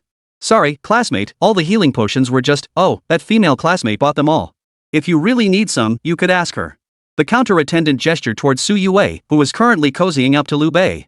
Lin Xue suppressed her rage, walked up to the pair, and slammed 50 crystal cores onto the counter. 2 crystals per healing potion. I'll pay full price 25 potions. Youwei rolled her eyes dramatically and couldn't help but remark, no wonder you formed a contract with that Chu Tianque. You two really are a perfect match. What do you mean by that? Lin Xue felt insulted. What do I mean? I don't like the look of you. You want to buy, I don't want to sell. You! Lin Xue flared up, demanding loudly, everyone else buys healing potions to treat their weapon spirits right away. You're not injured, why are you stockpiling so many for no reason? Can't I just be prepared for the worst? Youwei fluttered her eyelashes with a coy smile. Truth be told, little Lulu is just too amazing. He leaves me aching all over every single day. Better safe than sorry, right? You cough cough cough. Lin Xue coughed uncontrollably from anger. Chu Tianque, seeing this, quickly picked up the gem and asked the clerk, I want to return this gem. Half price is fine. Sorry, sir, our mall policy is no returns or exchanges. You must take responsibility for your own decisions. At that moment, Chu Tianque regretted it so much he could have turned green. He cursed himself for losing his temper and falling for that scoundrel Lu Bei's trick. Lu Bei, you're despicable. You tricked me into spending all my crystal cores and now you're snatching what I want. I won't let you get away with this. First, you initiated the bidding war for the attack speed gem. Second, buying it was entirely voluntary. Did I force you to oppose me? And what exactly do you mean by not letting you off? Lu Bei's voice felt like a bucket of ice water in the dead of winter, instantly freezing Chu Tianque's blood. Right. He hadn't provoked me once, let alone coerced or bribed me. The blame lay squarely on my own recklessness. What was even more despairing was that neither he nor Lin Xue stood a chance against Youwei and Lu Bei now. Chu Tianque scanned the room. Most who had bought the healing potions had already used them up. Only Lu Bei still held a large stockpile. These healing potions were essential for Lin Xue. Youwei had shattered her artifact spirit just days ago, and she'd spent the past few days hunting beasts alongside him. If she didn't get repaired soon, even taking the alliance exam would be problematic. Lu Bei, name your price. I'll take it. Chu Tianque chose to bow his head. Lu Bei smiled indifferently. That's the spirit. We're all classmates here. Don't let your enemies get what they want. That's a pretty hurtful thing to say. You, what do you mean? A flicker of surprise crossed Chu Tianque's eyes. These potions aren't worth much to begin with. I could even give them to you for free. But they were personally procured by our senior classmate. How about this, 20 crystal cores per vial? How many do you want? What? Lu Bei, you're ing crazy. Why don't you just go rob someone? If you don't want them, I can take them back to water my plants. I'd buy them if I could, but do I have that kind of money? Chu Tianque was genuinely flustered now. Lu Bei remained as calm as ever. The attack speed gem in your hand is worth 100 crystal cores. I won't take advantage of you. I'll throw in 5 potions for free. Ask your parents for the rest. You. Chu Tianque was so furious he wanted to punch a hole in the wall, his chest heaving like a broken bellows. Ha ha ha ha. Brilliant. Absolutely brilliant. A sudden compliment rang out from the crowd. The next moment, a sharp-looking figure abruptly materialized beside Chu Tianque. It's been ages since this old man encountered such an entertaining youngster. Little fellow, I'll take all your healing potions. Chapter 12, killing 3 birds with 1 stone, leaving no loopholes. What incredible speed. A flicker of surprise crossed Lu Bei's eyes. He hadn't even noticed when the old man had entered. It was as if he had materialized beside Chu Tianque out of thin air. Ha ha. The youth is truly formidable. I never imagined that Sanglin could cultivate such outstanding talent. This old man is delighted to witness it. The old man's voice boomed like a bell. His snow-white hair stood on end like steel needles.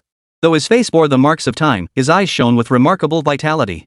He scrutinized Lu Bei from head to toe, then glanced at Youwei, his admiration for talent evident in every word. Grandfather, Chu Tianque opened his mouth to complain, but the old man waved him off. Enough talk. Grandfather sees it all. In chaotic times, the capable rise to power. Losing those few hundred crystal cores was no loss. The old man took the attack speed gem and produced a crystal core storage device from his own person, handing both to Lu Bei. Count them. If they're correct, hand over the repair potions. Lu Bei accepted the crystal core container without hesitation, then handed it to Youwei with a calm expression. Count it once. Only give them the items after confirming the count is correct. The words sparked an immediate gasp from the surrounding crowd. What? Xu Zhan, the founder and elder of Sanglin Academy, Chu Tianque's grandfather, has actually come in person. How could anything given by Elder Chu be subpar? Lu Bei actually had Youwei counted in public? That's so disrespectful. I hear old Master Chu's connections extend far beyond Sanglin Academy. He holds influence within the Academy Alliance itself. Isn't Lu Bei afraid of offending him? Humph, can't you tell old Master Chu values talent? If it were anyone else, he probably wouldn't even bother showing up. Youwei paid no heed to the whispers around her. The task Lu Bei had entrusted her with, she would fulfill diligently. After a thorough count, she murmured softly, Then she exclaimed, there are exactly 3,000 crystal cores here. The old man gave me 500 extra. Xu Zhan smiled broadly at Lu Bei, seemingly eager to see how this scheming youngster would react. 500 crystal cores was an astronomical sum for any newcomer. Not just Xu Zhan, but everyone else was equally curious how Lu Bei would handle this unexpected windfall. Old Master Chu cares for us newcomers and has sent us resources. Lu Bei thanks him on everyone's behalf. Before anyone could react, Lu Bei suddenly grabbed a handful of crystal cores and flung them out. Clatter! The crystals scattered across the floor. Instantly, someone cheered, thanks, Lu Bei. Wait, no, thanks, Elder Chu, before bending down to start picking them up. With too many monks and not enough meat, the gathering soon turned into a scramble. Before long, the marketplace was ablaze with chaos. Mine. Damn it, you snatched several already. Bull, I only picked up 3. No way. Lu Bei clearly tossed out a whole handful just now. Damn it, you're stuffing them in your pockets, aren't you? The scene descended into chaos. Lu Bei seized the moment to stow away the crystal core container, then turned to Chu Zhan with a smile. Master Chu's generous gift, I'm sure all of us newcomers are deeply grateful. As he spoke, Lu Bei actually bent down and picked up several crystals with his bare feet right in front of Chu Zhan, showing no sign of disgust whatsoever. Watching this, old man Chu's face twitched. He opened his mouth several times before finally blurting out 3 emphatic goods. Good. Good. Good. What a prodigy. Chu Zhan had imagined countless scenarios in his mind, but never anticipated Lu Bei would act this way. Faced with such a massive gift, Lu Bei's choice ultimately boiled down to accepting or rejecting it. Refusing would reveal him as lacking in boldness, nearly cunning with a clever mind. No matter how gifted, he'd likely achieve little in the future. But accepting it in front of so many people would be tantamount to prematurely accepting Sanglin Academy's gift. Even if Lu Bei chose not to attend Sanglin in the future, he would still owe Chu Zhan an explanation. Of course, Lu Bei could have simply distributed the 500 crystal cores among everyone present. That way, he could have sold a favor and handled the situation quite well. But what Chu Zhan never expected was that the kid would actually toss the crystal cores into the air. Though it appeared he'd grabbed a large handful, he violently shook his hand the instant he tossed them. In reality, only about 100 were scattered, while the rest were tucked back into his pockets. Others might not have noticed, but his eyes were as sharp as a hawk's. Had it not been for the fact that early-stage spirit masters couldn't learn martial arts techniques, and Lu Bei's flick showed no trace of killing intent, he might have suspected this was some ancient martial art he'd never heard of. Good lad. He's taken the benefits, avoided my restrictions, and sold everyone a good deal. He's muddied the waters. The law doesn't punish the masses. Killing 3 birds with 1 stone, flawless. If you can't return to my Sanglin. Chu Zhan narrowed his eyes, his gaze laden with meaning as he addressed Lu Bei. Your talent is exceptional, and your mindset is admirable. I take great pleasure in your potential. But you must understand, the tallest tree in the forest is the first to be struck by the wind. Young men must know their place in the world. Overzealousness invites ruin. The alliance exams are in a few days. I look forward to seeing what you can do. With that, Chu Zhan departed the alliance supermarket with Chu Tianhua and Lin Xue. Old Deng is targeting me. Looks like I need to execute the next phase of my plan quickly to elevate my strength and my senior sisters to the next level. Lu Bei stroked his chin in thought for a moment before leading Su Youwei past the scrambling crowd back to the soldier girl enhancement zone. After some effort, the attack speed gem was complete. The young woman crafting the gem was flushed, clearly having exerted considerable effort. She presented a jade green gem wrapped in silk cloth to Lu Bei. Here you go, student. This is the mid-grade attack speed gem you requested. Crafting went smoothly. She glanced at Su Youwei, her eyes brimming with envy. And you, my dear, are so lucky to have such a wonderful boyfriend and a powerful one at that. You know, he's the first newcomer to commission a gem forging, and it's a mid-grade gem at that. Ah, wouldn't it be wonderful if I had such a handsome spirit tamer to form a contract with? You will. Su Youwei offered her a gentle smile, her warm encouragement starkly contrasting with the icy demeanor she reserved for others. This couldn't help but spark a hint of curiosity in Lu Bei. But the immediate priority was to set the gem for her. A first-tier, early-stage spirit maiden could hold 1 gemstone. As her cultivation level increased, the number of gemstones she could hold would also rise. The higher the gem's grade, the better the effect it would yield when embedded. Of course, if the gem's grade far exceeded the soldier maiden's cultivation level, it could lead to a situation where the horse was too small to pull the cart. The soldier maiden wouldn't gain much, but would instead suffer from excessive strain. The embedding process was straightforward. Lu Bei placed the gem on Su Youwei's chest and pressed gently. The gem instantly transformed into a brilliant green light, merging into her body. Immediately, Su Youwei let out a contented sigh. I feel lighter now. Lu Bei activated Inside Eye to examine Su Youwei's attributes. Su Youwei, SSS-rank soldier maiden, bloodthirsty nether reaper. Attack power, 9100. Attack speed, 0 slow attack speed, embedded mid-grade attack speed gem plus 20, current attack speed, 20 slow. Durability, 92-100. Traits, Netherworld Mist, Berserk Bloodlust. Negative effect, devours mana at an unervingly rapid pace. Evaluation, a merciless grim reaper on the battlefield, reaping lives like weeds provided you can withstand her voracious consumption. Note, this weapon spirit cannot control her desire to devour spirit energy. Are you prepared to dance with death? Lu Bei nodded with satisfaction at the attack speed stat. A single mid-grade gem boosted my speed by 20 points. Looks like early game stat increases are pretty straightforward. Su Youwei clasped her hands together, her eyes sparkling with curiosity. Hey! If we get a few more gems, couldn't we max out my attack speed? No. Lu Bei shook his head. This is only the early stages. The difficulty will increase exponentially if you want to keep improving later on. It's not as simple as just stacking stats. I see. Youwei nodded, her gaze toward Lu Bei tinged with a newfound admiration. Little Lu knows so much. Isn't this just basic required coursework? Weird, little Lu, why are you blushing?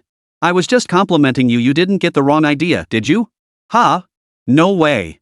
Lu Bei quickly averted his gaze and closed inside eye. To be honest, this wasn't the first time he'd checked Su Youwei's attributes. From the very first time, he'd discovered a peculiar glitch. As long as he kept inside eye active while observing the soldier girl, it created a transparent effect. It truly was seeing through the soldier maiden, nothing left hidden.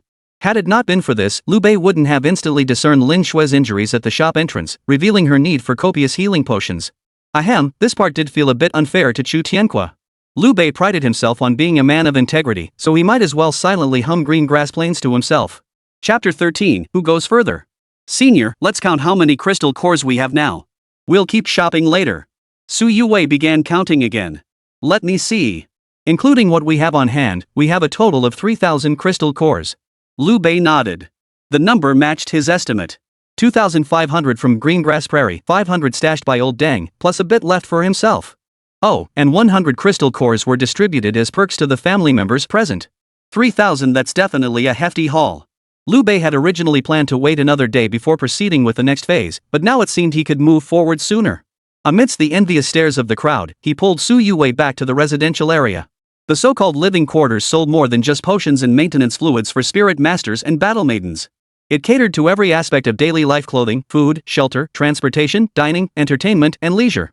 Truly, if you could think of it, they sold it. Considering that most young men and women had reached adulthood, and that most chose to cohabit as couples after forming spirit contracts, the mall even stocked family planning supplies. These were conveniently placed on shelves right next to the checkout counters. Su Youwei stared at them for a long while. Strawberry flavor, apple flavor, grape flavor. I'll take all of these. Ha? Are you sure you need that many, student? The cashier blushed slightly, surprised that newlyweds these days were so bold, ready for passionate love right after moving in. The guys nearby were practically dying. There has to be a limit to this pretentiousness, right? Damn, Lu Bei, you really aren't leaving your bros any room to breathe, huh? His girlfriend is a sultry vixen plus sexy wildcat, bold and uninhibited, even proactively buying him birth control. What kind of goddess girlfriend is this? His military girlfriend is also the legendary goddess-level campus beauty, terrifyingly powerful enough to solo a second-tier demon beast with him. Even in wealth, he's number one, holding 3,000 crystal cores. He even dares to rip off Chu Zhan right to his face. Holy crap, everyone should be like Lu Bei. The girls around him all blushed bright red. While many had already tried it, others were deeply curious. But how could they discuss such matters openly? Goodness, she's buying it so openly? Wow, they're moving so fast. Lu Bei raised an eyebrow, long accustomed to such displays. Playing innocent, huh? Behind closed doors, they're all over each other. In public, she ties her hair in a little ponytail, and if anyone asks, she'll say she's dated a couple of guys and you're not even as good as him. After buying her birth control supplies, Su Youwei walked over to Lu Bei, carrying her bag with confidence. Meanwhile, Lu Bei was selecting wine. Surprisingly, he pulled out over 1,000 crystal cores and began lavishly purchasing various fine wines. These wines weren't just high-end and delicious, many also had special effects. They could lift spirits, restore energy, and even temporarily boost physical strength. These aren't enough. I need something better. After a moment of contemplation, Lu Bei set his sights on an even more premium wine. Golden in hue, its fragrance wafted from afar. Named bottle-penetrating fragrance, its label stated, suitable for second-tier spirit masters to nourish their constitution. It was arguably the sole supreme wine in the entire venue, priced at 1 second-tier crystal core. For all newcomers, this was beyond mere luxury. After all, anyone possessing a second-tier crystal core would surely use it to craft enhancement gems or purchase more strategic supplies. Buying this wine for enjoyment? That was nothing but burning money. I'll take this bottle. Lu Bei immediately produced a second-tier crystal core. This move instantly stunned the entire crowd. What? Is he crazy? Even if you're loaded, you don't just throw money around like that. A second-tier crystal core for a single bottle of wine? Look at the effects of that liquor, its nourishment for second-tier spirit masters. Is he buying it as a gift? Who knows? I don't buy that he has no backing. With such talent, why would he struggle on his own? Hey, shouldn't you be more surprised he even has a second-tier crystal core? Damn! Everyone's jaws dropped, but the real shock was yet to come. Lu Bei motioned for the wine clerk to hold on, then produced 2 more second-tier crystal cores. 3 bottles, I'll take them all. Even the young lady behind the counter lost her composure. She was so delighted she could barely contain herself, yet she still managed to remind Lu Bei, classmate, this liquor doesn't actually boost combat power. You? No worries, I just want to try it. Lu Bei said it with a casual air, but the young woman's heart began to race. Since her first day on the job, few customers had come to buy liquor, let alone premium bottles. Just imagine the commission on this sale. This guy must be some rich kid from a prominent family, deep pockets and good looks to boot. A hottie like that? She'd love to date him. I'll wrap it all up for you then. Money talks everywhere, and the young lady switched to formal address, using you. After sweeping through the liquor cabinet, Lu Bei splurged to buy every single spirit tamer enhancement potion available. As the name suggests, these potions temporarily enhance a spirit tamer's physical form. Not only did they boost strength, but they also coated the skin with a layer of jade-like, heart-flowing light, providing some defensive effect. But human curiosity knows no bounds. Some clever individuals even experimented with using the potions for flirting, reportedly with quite satisfactory results. Their spirit companions were quite pleased. The only drawback is that lower-tier potions don't last long. While continuous use doesn't impose significant physical strain, absorption consumes a considerable amount of spirit energy. This often left many alchemist brothers sighing regretfully after finishing a vial. By now, nearly everyone understood what Lu Bei intended to do. The young ladies behind the counter, all in their prime 20s and adults themselves, exchanged flushed smiles. They murmured to themselves, young people these days sure know how to have fun. Fine wine for flirting, enhanced by potions for excitement. The couple was a perfect match, handsome and beautiful together. This blissful scene was simply too beautiful for words. After Lu Bei and Youwei departed, murmurs of disbelief rippled through the crowd. TSK, who knew he'd be such a playboy? What a waste of his talent and that gorgeous girlfriend. What's there to pity? If I had that kind of capital, I'd play even harder. That's Senior Su we're talking about, and Lu Bei knows how to treat someone right. Damn it! Why is the gap between our lives so huge? I can't tell reality from fantasy anymore. East of Sanglin Academy, within a luxurious mansion. As dusk fell, Chu Zhan and Chu Tianque sat facing each other. Grandfather, we didn't have to give Lu Bei that crystal core today. Does our Chu family really need to kowtow to him? The elderly man wore a grave expression. He first administered a healing potion to Lin Xue. Only after she had recovered somewhat did he speak earnestly to Chu Tianque. Everything I did today was to teach you a lesson. When you're out in the world, if you get hit, you stand tall. If I had intervened for you today, how would you handle similar situations in the future? Chu Tianque wasn't stupid. After thoughtful consideration, he replied, I'd still come to grandfather for help. Exactly. Grandfather's protection can shield you for a time, but not forever. Overindulgence only cripples a fledgling eagle's wings, leaving you weak and helpless. Only through trials can you soar higher. Do you understand? MHM. Chu Tianque nodded firmly. This lesson should be enough for your growth. Your talent is rated A, granting you 50 times the spiritual energy ordinary people can ever hope to attain. Grandfather will find ways to further awaken your potential. And awaken Xue's unique traits. Though it will place some strain on your bodies, all of this is for the sake of reviving our clan. With that, Chu Zhan handed each of them a special vial. Starting today, you'll consume one high-grade enhancement potion daily. By the time the alliance exams arrive, your strength will have surged significantly. After swallowing the potion, Chu Tianque felt a wave of heat wash over his body, a crimson glint appearing in his eyes. Clenching his fists tightly, he exclaimed with excitement, Grandfather, I feel power surging through my veins. I could take on 10 first-tier demon beasts. This is only the beginning, Chu Zhan continued, stroking his graying goatee. Talent only determines one's starting point. How far one can go depends on numerous acquired factors. 10 first-tier beasts are no match for a single second-tier one, but before long, you'll surpass Lu Bei. Whether he can keep going is another matter entirely. Things from the Chu family may be easy to take, but they're also hot potatoes. As he spoke, a flash of ruthless cunning flickered in Chu Zhan's piercing old eyes. The moon shone brightly amidst sparse stars, a gentle breeze rustling through the jungle. Lu Bei and Youwei walked briskly, having already left the low-risk zone behind and ventured deeper into the chaotic wilderness farther from Jiangcheng. Carrying full flasks of fine wine, they now faced a desolate mountain village. According to the map's markings, this area not only harbored numerous second-tier demon beasts but also a third-tier beast king. Lu Bei didn't know how far they could go in the future, but he had already lost interest in second-tier demon beasts. He wanted to pull off something bigger with Youwei. Chapter 14, Damn, that kid's so sneaky. Under the moonlight, two alluring figures walked side by side. Senior, isn't having you here enough? Do I really need to dress like this?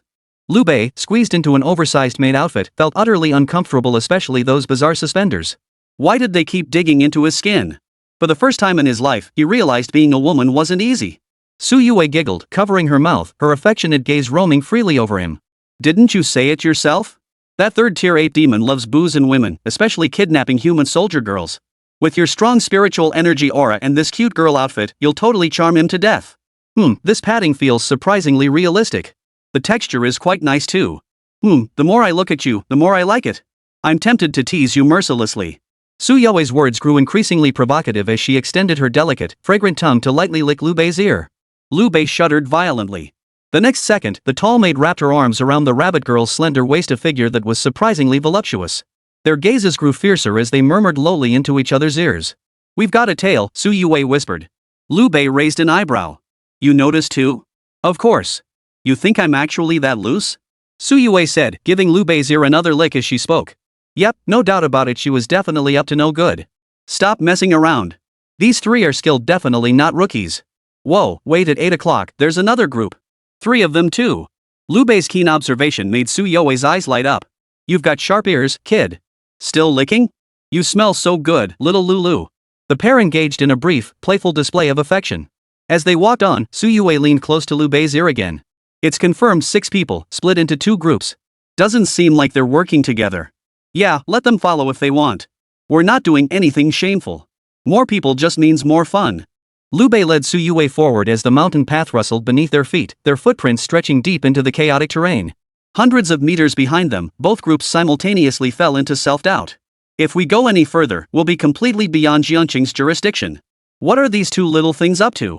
The speaker was a guardian teacher from the Academy Alliance, hailing from Tenji Academy. No clue. All I know is they bought a lot of fine liquor and enhancement potions earlier today. TSK. These young people nowadays. I just don't get them anymore. Cross-dressing, drinking, outdoor parties, and now drugs? Lu Bei from our Sanglin Academy wasn't like this. Bull. Our Tenji Academy's Youwei isn't like that either. While the guardian teacher busily shifted blame, 3 masked figures clad in nightcloaks stood nearby, their expressions grim.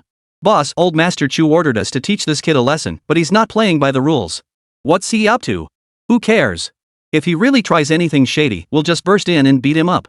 Guaranteed to leave him with a permanent disability. The younger brother's eyes widened in admiration as he gave a thumbs up. You're ruthless, boss. But he's headed to the chaos zone. Isn't there a 3rd-tier demon beast in there? The leader of the black-clad men fell silent for a moment. What's there to fear? He's only a low-tier first-stage cultivator. Does he really dare provoke a 3rd-tier demon beast? Master Chu's orders must be carried out. Move. Follow them. The 2 groups quietly tailed them from opposite directions. Ahead, Lu Bei and Youwei suddenly halted. Squeak, squeak, squeak. Mum. Amidst the dilapidated mountain village, faint tree silhouettes could be discerned. The shrill cries of ape demons pierced the night, sounding slightly jarring. This should be about the spot. Lu Bei squatted down with a wide grin, unconcerned that the slit in his skirt revealed the stubble on his legs. He pulled out a bottle of fine wine, twisted off the cap, poured out a portion, then tossed the bottle onto the middle of the deserted path. Instantly, the fragrant aroma of the liquor filled the air. Especially from those bottles with their aroma permeating the glass once opened, their rich fragrance carried 10 miles on the wind, quickly drawing excited howls from the ape demons. Woo woo woo woo. Oh woo oh woo. Within the mountain village, several agile black shadows swung through branches and vines, while others leaped and ran across the ground, rapidly closing in on Lu Bei's location. Ape demons. There were many of them. They're here. Lu Bei and Youwei exchanged a glance, their bodies shifting slightly backward. Suddenly, a thunderous roar erupted from the depths of the mountain village. Roar. The roar shook the mountains and forests, causing even the dilapidated village to tremble. The 2 groups tracking Lu Bei were now completely thrown off balance. This is ridiculous. Absolutely ridiculous. Why did they have to choose this place? Don't they know the ape demon is madly addicted to alcohol? And they spilled the wine too. Why do I get the feeling these 2 little things did it on purpose? After the guardian teacher from Sanglin Academy spoke, the 3 teachers exchanged glances, seeing terror in each other's eyes. A 3rd-tier ape demon. How dare they? Even the 3 of us together might not be able to handle it. Word is the demon ape has gained sentience and runs rampant in the chaos zone, preying on passing soldier maidens. Those who fall into its clutches are brutally trampled to death. Hearing this, the soldier doll in the Tenji Academy instructor's hand instantly materialized into human form. There's no time to hesitate. We must rescue them immediately. Youwei is an SSS-grade soldier doll, a promising talent for Tenji. And Lu Bei mustn't come to harm either. Let's go. 3 figures moved swiftly. On the other side, the masked figure in black once again faced a dilemma. Boss, that kid's ing crazy, he's provoking the ape demon. Should we still go? Hell no. A 3rd-tier ape demon tears spirit tamers apart like shredding paper. Assess the situation. If it's hopeless, retreat. But, Old Master Chu's mission. You think this kid'll even survive? Old Master Chu only told us to teach him a lesson. Looks like we're about to exceed our quota. Hey, boss. Someone's coming over there. Looks like the Alliance's guardian teacher. One black-clad figure warned, and another's eyes instantly whitened in shock. No. Boss, Lu Bei and that little girl are coming too. What? As shock washed over the group, they watched Lu Bei and Youwei sprinting back toward their position.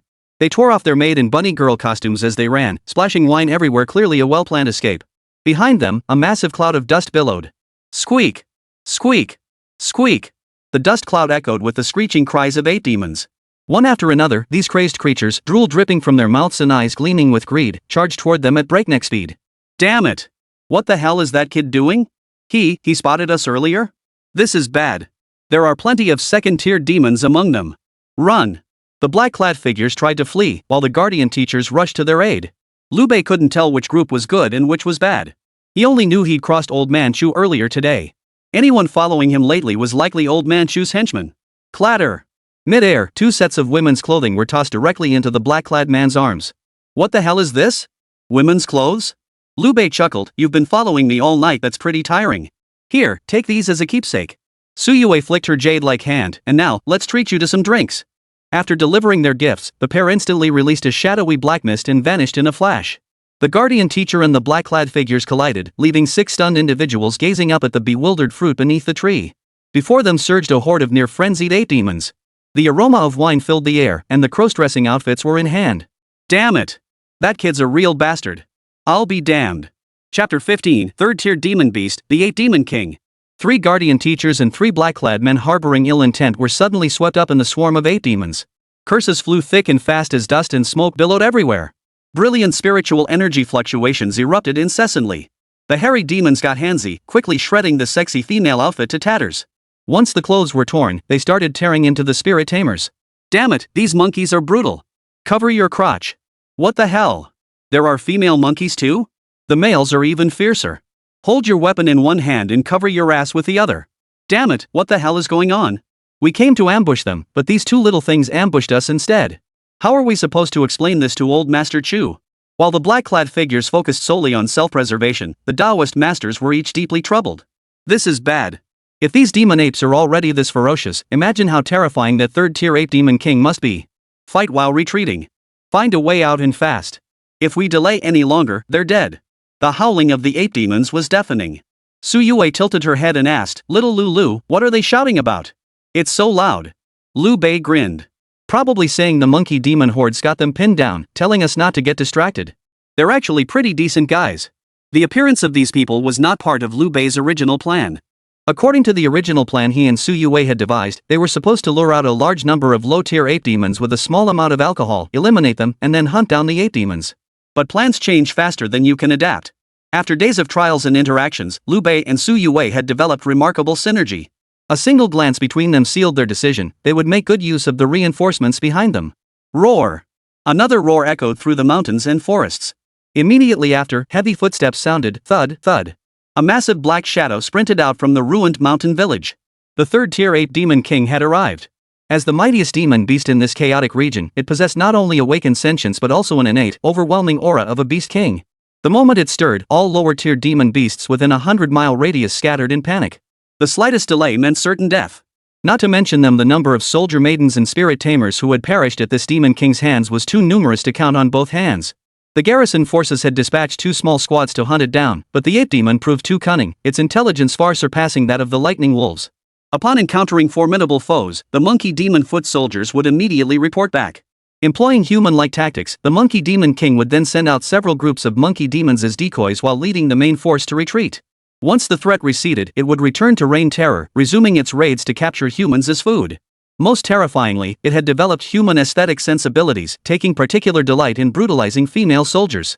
Several had been tortured beyond recognition. When discovered by patrolling spirit masters, their corpses were horrifyingly mutilated. Lu Bei had stumbled upon this colossal beast during a trial just days prior. Anyone else would have fled for their life immediately, reported back to their master, and never set foot in this area again. Lu Bei was different. Run? Sorry, but escape wasn't in his or Youwei's vocabulary. Only experience points and rich materials existed. Low-tier demon beasts? Slay them on sight. Powerful ones? Retreat to devise a plan, then return to slay them. Monkey demons loved wine? They bought fine liquor. The monkey demon king craved maidens? Lu Bei could even cross-dress. These days, you reap what you sow, and the fiercer the storm, the pricier the fish. Anyone who knew their scheme would think they were absolutely insane. Madness requires capital. Lu Bei and Youwei possessed that capital. The Demon King drew nearer, his pungent ape wind carrying a stench of decay. A towering shadow over 3 meters tall loomed ahead, a silver-backed colossus, its massive paws braced against the ground as it advanced, its bulging spine resembling a miniature mountain. Upon recognizing Lu Bei and Youwei, it slowed its pace, scrutinizing the pair intently. Strangely, Youwei still hadn't transformed into her scythe form. Both she and Lu Bei wore expressions of calm composure, as if awaiting something. Ooh. The ape demon first sniffed the wine aroma intently, its face lighting up with rapture. Then, its fist-sized eyes widened as it stared blankly at Youwei and Lu Bei. Youwei now stood slightly ahead and to the side of Lu Bei, barely 2 paces away. This positioning appeared casual but was actually quite calculated. Should the ape demon go berserk, Lu Bei could immediately steady Youwei by the waist. Conversely, if Youwei transformed into her long spear form, she could swiftly join the fray. A bizarre scene unfolded. The monkey demon's gaze grew increasingly greedy, and it spoke in human words, "Beautiful woman, come." Lu Bei's eyes flickered with shock. The ape demon possessed such high intelligence it could already speak simple human words. Immediately, a cold smile appeared at the corner of Youwei's lips. She once again adopted the demeanor of a helpless lamb, quietly waiting for her prey to take the bait, only to unleash a brutal torment. "You! Get lost!" Youwei froze in shock. She had actually been swatted aside by the ape demon's massive paw. "I didn't speak to you." "Shut up." Youwei's fiery temper flared instantly. This was the first time in her life someone, or rather, a demon beast, had called her ugly. Wait, was that ape demon staring straight at? No way, no way? Lu Bei watched the ape demon's massive hand closing in, goosebumps instantly rising all over his body. He suddenly realized that although he'd shed his disguise, the makeup Youwei had applied before leaving was still on his face. Therefore, "You're flat-chested. I like that." The dull voice carried a foul stench as the ape demon lunged forward, claws out to grab Lu Bei. "Damn it! You think you can treat me like Fiji North? You beastly creature, you actually fancy plain, tall Lolas, huh? What a sick sense of humor. You deserve to die." A fierce killing intent erupted from Lu Bei. The next second, a dark glow flashed over Youwei's body, transforming into a massive, bloodthirsty underworld scythe. "Ha!" The ape demon's eyes flickered in shock. He never imagined these two humans, whose cultivation auras were so faint, could muster the will to resist him. As the Beast King, the ape demon was accustomed to nothing but submission. The low-tier spirit masters and battle maidens it captured were left with nothing but despair in their eyes upon seeing it. Occasionally, a spirit tamer would attempt to abandon their battle doll as a shield to escape, only to be snatched back and devoured on the spot. "You dare?" Swish! The only response to the Demon King's challenge was the flash of a sharp, pitch-black scythe. Blood spattered, killing intent, freezing cold. The Monkey Demon King was still reeling in shock, unable to react. But what threat could a mere first-tier spirit tamer's attack possibly pose? It instinctively raised its massive paw to block. A third-tier demon beast's physical prowess far exceeded anything a first-tier spirit tamer could imagine. Yet, slashing. The separation of flesh and bone occurred so swiftly that the cutting sound rang out with an eerie clarity. The Demon King's massive paw was severed cleanly by the scythe, flying backward in a spray of blood. Immediately, the arm was exposed to the bone, blood gushing like a fountain. The Demon King's eyes bulged in disbelief as he stared at the wound. Roar! The immense pain and fury instantly drove it mad, and it let out a fierce roar at Lu Bei. This roar was several times more terrifying than before. In an instant, the earth shook violently, trees snapped and shattered, and even the dilapidated mountain village in the distance trembled violently. As for Lu Bei, he merely brushed the dust off his clothes, then deftly swung his scythe, pointing it menacingly at the ape demon. "You beast! Just because you can spit out a couple human words, you think you're something special? Today, you die here." Chapter 16, in martial arts, only speed cannot be broken. The Monkey Demon King's furious roar instantly echoed across the monkey demon horde. For a moment, both sides in the battle froze. The monkey demons were puzzled. Their king had never shown such fury before. Wasn't it just a minor spirit tamer who ran over? He didn't look particularly formidable. In past battles between the great king and spirit tamers, only those radiating powerful auras dared to surround him in groups. As for those with first-tier auras or even second-tier ones, if they couldn't escape, they'd inevitably become the great king's playthings. Today was truly bizarre. The monkey demon's thoughts might not flow so clearly, but the peculiar expressions on their faces made it obvious that this was essentially what they were thinking. The black-clad figures glanced toward the direction of the ape demon. Their eyes first flashed with apprehension, then swiftly transformed into intense delight. Those two brats have angered the Monkey Demon King. They're as good as dead. Quick, find a way to escape. Return to Old Master Chu for our reward. We can't let this fire spread to us. The leader of the black-clad men gave the order, and they plunged back into battle with the monkey demons. The guardian teacher who had intended to aid Lu Bei groaned inwardly. What on earth did those two little devils do? Why didn't they flee for their lives? Instead, they provoked the 8 demon. They're only mid-first tier at best, while that demon king is at least early 3rd tier. With such a gap in power, forget them, even we wouldn't stand a chance. Enough talk. Scatter the monkey demon horde. Among the 3 guardian teachers, the leader was mid-tier 3rd stage, while the other 2 were late-tier 2nd stage. Even so, they had no intention of confronting the 8 demon king head-on. If they could bring Lu Bei and Youwei back safely tonight, they'd count themselves lucky. It must be understood that spirit masters, spirit weapons, and demon beasts share the same cultivation tiers, tier 1 to tier 5, each tier further divided into early, mid, late, and perfected stages. Generally speaking, fighting opponents of a higher tier was as difficult as climbing to the heavens. The gap between each tier felt like an insurmountable chasm. Challenging a demon beast beyond one's own tier was tantamount to suicide. For all things in this world are governed by fixed laws. Though demon beasts lack innate spiritual intelligence, their physical bodies are far more formidable than those of humans. A demon beast like the 8 demon king, having awakened its spirit, can even rely on its physical strength to battle multiple spirit masters of the same tier simultaneously. They could even dominate their opponents. But Lu Bei was clearly an exception. With a single strike, he cleanly severed the monkey demon's thick, leathery palm. Roar! The demon king roared, swiftly planting his left palm on the ground before twisting his body mid-air. His massive feet, covered in bristles as hard as steel needles, lashed out with a vicious sidekick toward Lu Bei. The kick stirred up a whirlwind, its speed unimaginably fast. Clang! A metallic clang echoed as Lu Bei blocked the strike with his scythe, its blade plunging 3 inches into the earth. Both the scythe and Lu Bei's body flickered with shattered golden light. Seizing the momentum, Lu Bei stepped back 5 paces, steadying himself. What was terrifying was that he gave the 8 demon king no time to breathe, advancing instead of retreating. In an instant, the shadowy black mist spread rapidly, and Lu Bei seemed like a grim reaper sent from hell. The demon king's pupils dilated in shock. How could a mere first-tier spirit tamer possess such death-defying audacity? He actually intends to hunt me down? Roar! Bang bang bang! As the demon beast king ruling over a 100-mile radius, how could the monkey demon king tolerate being challenged by a mere first-tier spirit tamer? With one hand, it pounded its chest fiercely, then thrust both legs powerfully against the ground.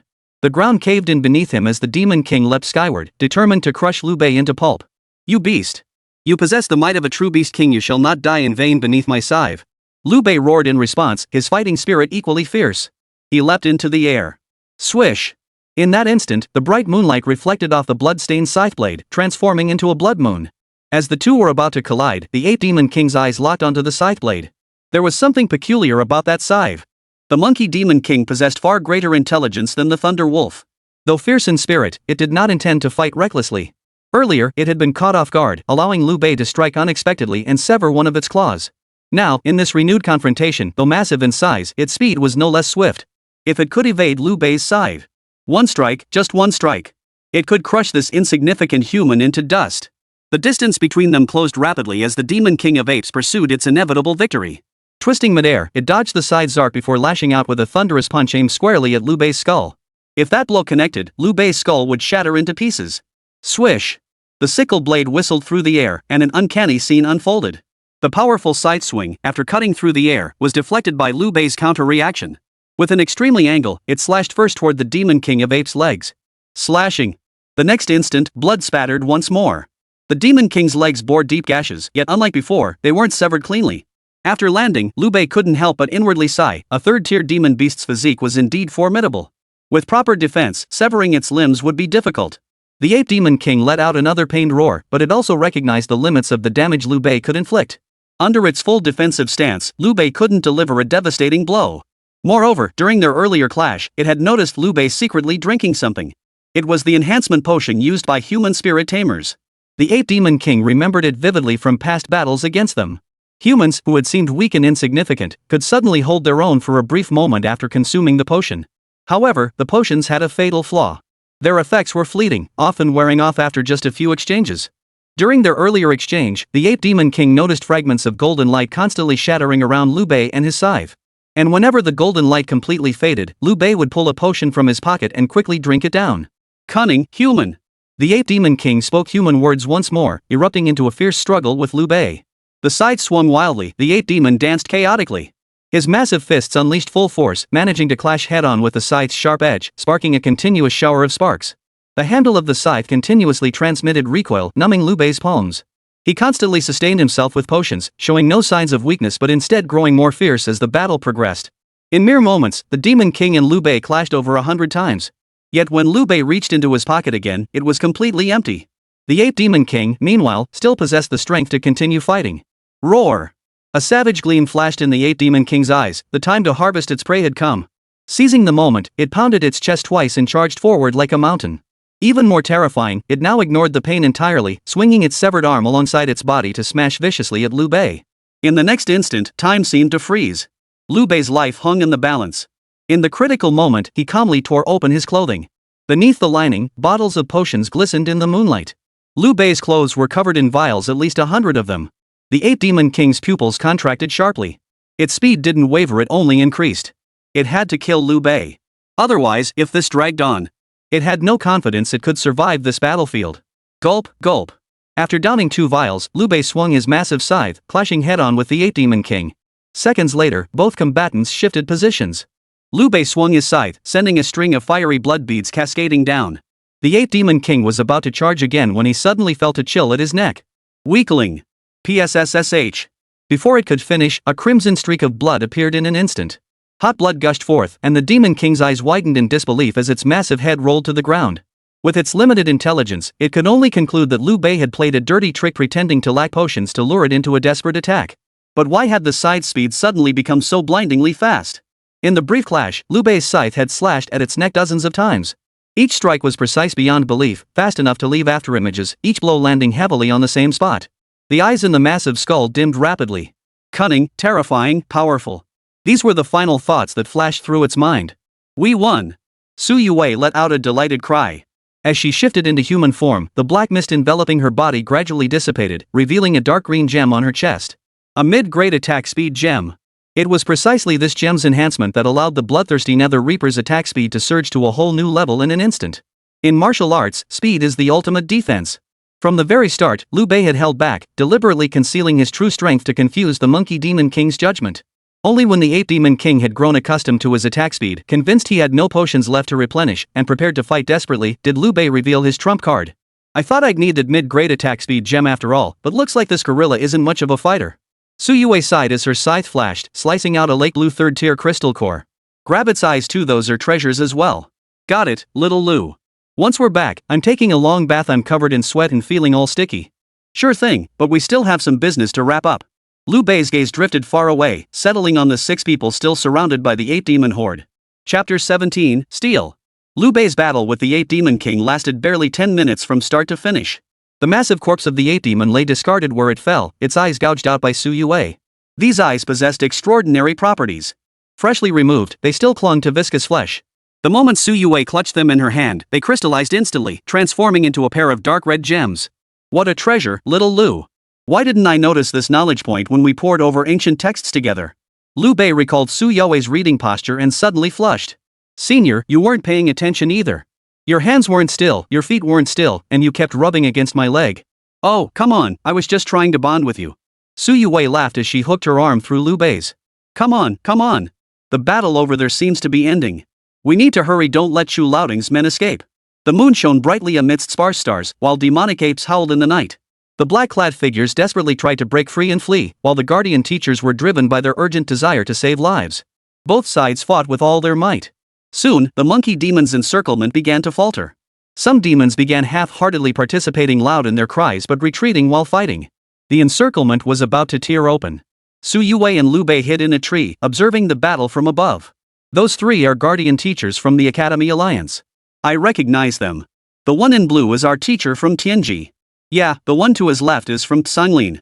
All 3 are guardian teachers. They must be here to help us, right?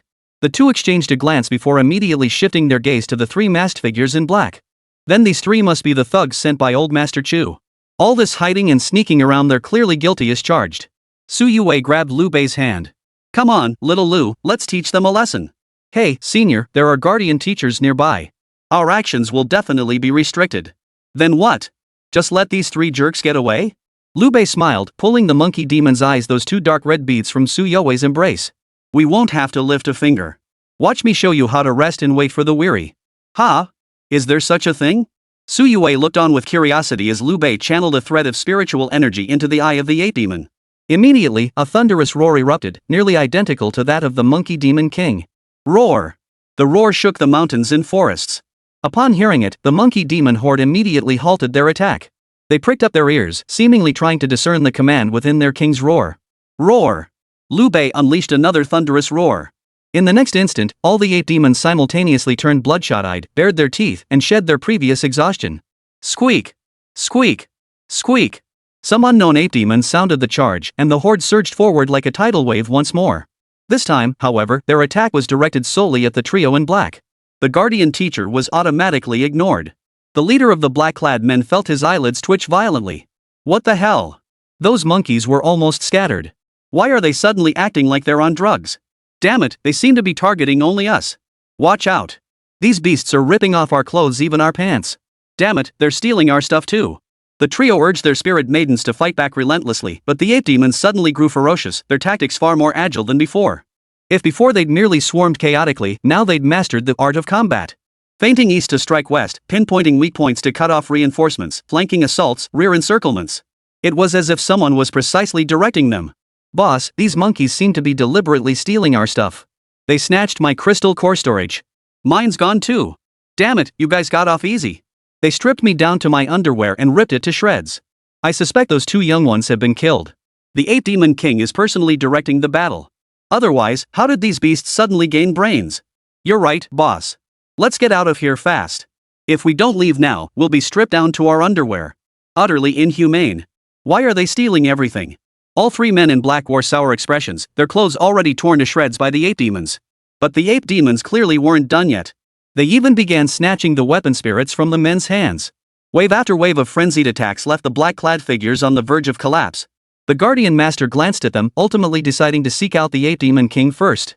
Even if Lu Bei and Youwei faced grave danger, even if it meant risking their own lives, they refused to abandon any shred of hope. After all, both were exceptionally gifted SSS-tier talents. Losing either one would be an immense loss for the entire Academy Alliance, and indeed for the Eastern War Zone. However, when the 3 guardian teachers arrived at the ruined mountain village, the scene before them left them speechless for a long time. The weapon spirit, who had already taken human form, reverted back to her original shape. Staring at the Monkey King's corpse lying in a pool of blood, her heart trembled violently. Those 2 little things killed the Monkey Demon King? Impossible. That Demon King was at least early 3rd tier. He could have taken down dozens of 1st tier opponents, let alone 2. Look around you. The Demon King's fists could shatter boulders and snap trees in half. How could Lu Bei and Youwei possibly withstand that? Could it be a hidden master intervened? The 3 exchanged glances, preferring to believe Lu Bei had a powerful ally rather than accept that someone could cheat their way to victory. Look, there are empty bottles of enhancement potions scattered on the ground. Could it be Lu Bei and his crew wore down the Demon King by drinking potions? Impossible. Absorbing potions consumes spiritual energy. A 1st tier spirit tamer can barely manage 2 or 3 bottles. How much spiritual energy does Lu Bei have? Do you think he can down dozens? As if it were some kind of soft drink? Besides, the Demon King of Apes was dead within 20 minutes of appearing. That's not grinding to death, it was clearly slain by someone. A lowly 1st tier creature couldn't possibly have done it. Regardless, the master hasn't revealed himself, and we lack evidence. We'll suppress this matter for now. Observing Lu Bei's performance during the exam will give us some clues. The 3 nodded in tacit agreement, their figures swiftly vanishing into the darkness. The battle on the monkey demon side was also drawing to a close. The 3 black-clad figures were practically naked, and their spirit maidens, deprived of sufficient spiritual energy, had all reverted to human form. Under Lu Bei's guidance, the 8 demons showed no mercy. Whether male or female, they were all treated as kind souls delivering supplies. One word: grab, grab, grab. Grab whatever you could get your hands on, no questions asked. 20 minutes later. With nothing left worth taking and having inflicted numerous bloody wounds on their victims, the 8 demons finally let the 6 escape, limping away. Woo woo woo. Squeak squeak. The monkey demons gathered beneath the tree, their loot piled high. Nearly everyone clutched some prize of war. They lifted their faces, their gazes toward Lu Bei brimming with obedience and reverence, as if welcoming their king. This scene left Youwei momentarily stunned. Curiously, she asked, "Little Lu, how did you become the Monkey King? They seem to respect you so much." "Yeah, because the demon ape eye has the power to make low-level 8 demons recognize a master. That's why this bunch chose me as their king. I can even transmit my will through the demon ape eye." Isn't that a great treasure? Youwei beamed at the spoils scattered across the ground. Lu Bei placed the demon ape eye back into her embrace and pulled her down to divide the loot right there. The monkey demons had already neatly arranged the spoils. 3 crystal core containers were opened, revealing a total of 10 second-tier crystal cores, 560 first-tier crystal cores, and 1 third-tier crystal core. Numerous recovery potions were also present, along with some clothing torn to shreds by the ape demons. Among them was a women's halter top emitting a faint fragrance, heavily laced with cutouts clearly not proper undergarments. Youwei gave a mischievous smile, pinched it up, and held it before Lu Bei's eyes. Little Lu, you're such a pervert. If you like it, I can wear it for you. Why steal from other women? Lu Bei flushed crimson and hastily tossed the garment aside. Those monkey demons. I only told them to loot, not to act like perverts. Bad leaders breed bad followers. Oh? But you're their king now, aren't you? Ahem, senior, we should hurry back. Old Chu Deng is capable of striking against us now. Who knows what other shenanigans await during the alliance exams? Our top priority is strengthening our abilities.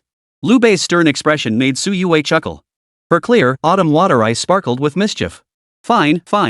I'll listen to you. But after we get home, I need a good bath. You don't mind waiting for me a bit, do you?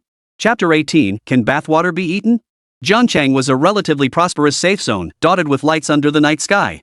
Youwei clutched her overflowing loot while Lu Bei carried 2 large bags of late-night snacks. After returning to their small room, they lay on the bed for a moment, letting their minds go blank. Then Lu Bei went to take a shower first. Guys are simple: a quick rinse, pour some shower gel down below, scrub it in to get some lather, then rinse off. Clean and refreshed. Girls, however, had a much more complicated routine. Youwei gathered her pale pink hair dryer cap, pure white bath towel, bath sponge, hair dryer, small hair clips. Just before stepping into the bathroom, she deliberately placed the dryer cap by the door, teasing Lu Bei as she did so. Little Lu, no peeking, just listen. Daydreaming is okay though. Soon, the sound of trickling water filled the bathroom. Steam filled the air, ripples shimmering on the water's surface. Youwei hummed a tune, though no one could tell what it was. It was clear she was in a good mood. Though Lu Bei stood with his back to the glass bathroom door, his mind still conjured up some particularly simple yet vivid scenes, exciting moments featuring just 2 actors. Yep, it was a collection of crosstalk routines. I must be missing old Gua and Uncle Chen. To stop himself from overthinking, Lu Bei opened his late-night snack and ate voraciously, distracting himself. Before he knew it, he'd polished off 3 bowls of rice. No doubt about it, he was genuinely hungry. After a while, 2 soft shadows suddenly appeared on the frosted glass door of the bathroom. Youwei's alluring voice drifted from the bathroom. Honey, I forgot to bring my hair dryer cap in. Could you hand it to me? Lu Bei, who was eating, jolted upright. He turned his head and saw the hair dryer cap indeed lying wet and shiny on the cabinet beside the bathroom. Senior, you shouldn't be leaning against the door like that. It's hard for me to open it. Alright, I'll open a crack. Reach it through. The bathroom door opened, and a wave of warm, fragrant steam washed over Lu Bei's face. He closed his eyes and reached out the towel, but Youwei gave him a playful smile and deliberately dodged it several times. Lu Bei wasn't oblivious to her little game. After roughly judging the position, he pressed it directly onto her damp silver white hair. Dry yourself off, okay? Lu Bei turned back to devour his meal. 3 minutes later. Youwei stood loosely wrapped in a towel, her delicate curves glistening with water droplets. Playful droplets trickled down her hair, cascading over her hips, sliding down her thighs, and finally circling around her delicate feet before dissolving into a trail of tiny footprints on the floor. Hey, why did you eat my midnight snack too? Youwei stood behind Lu Bei, unable to stifle her laughter.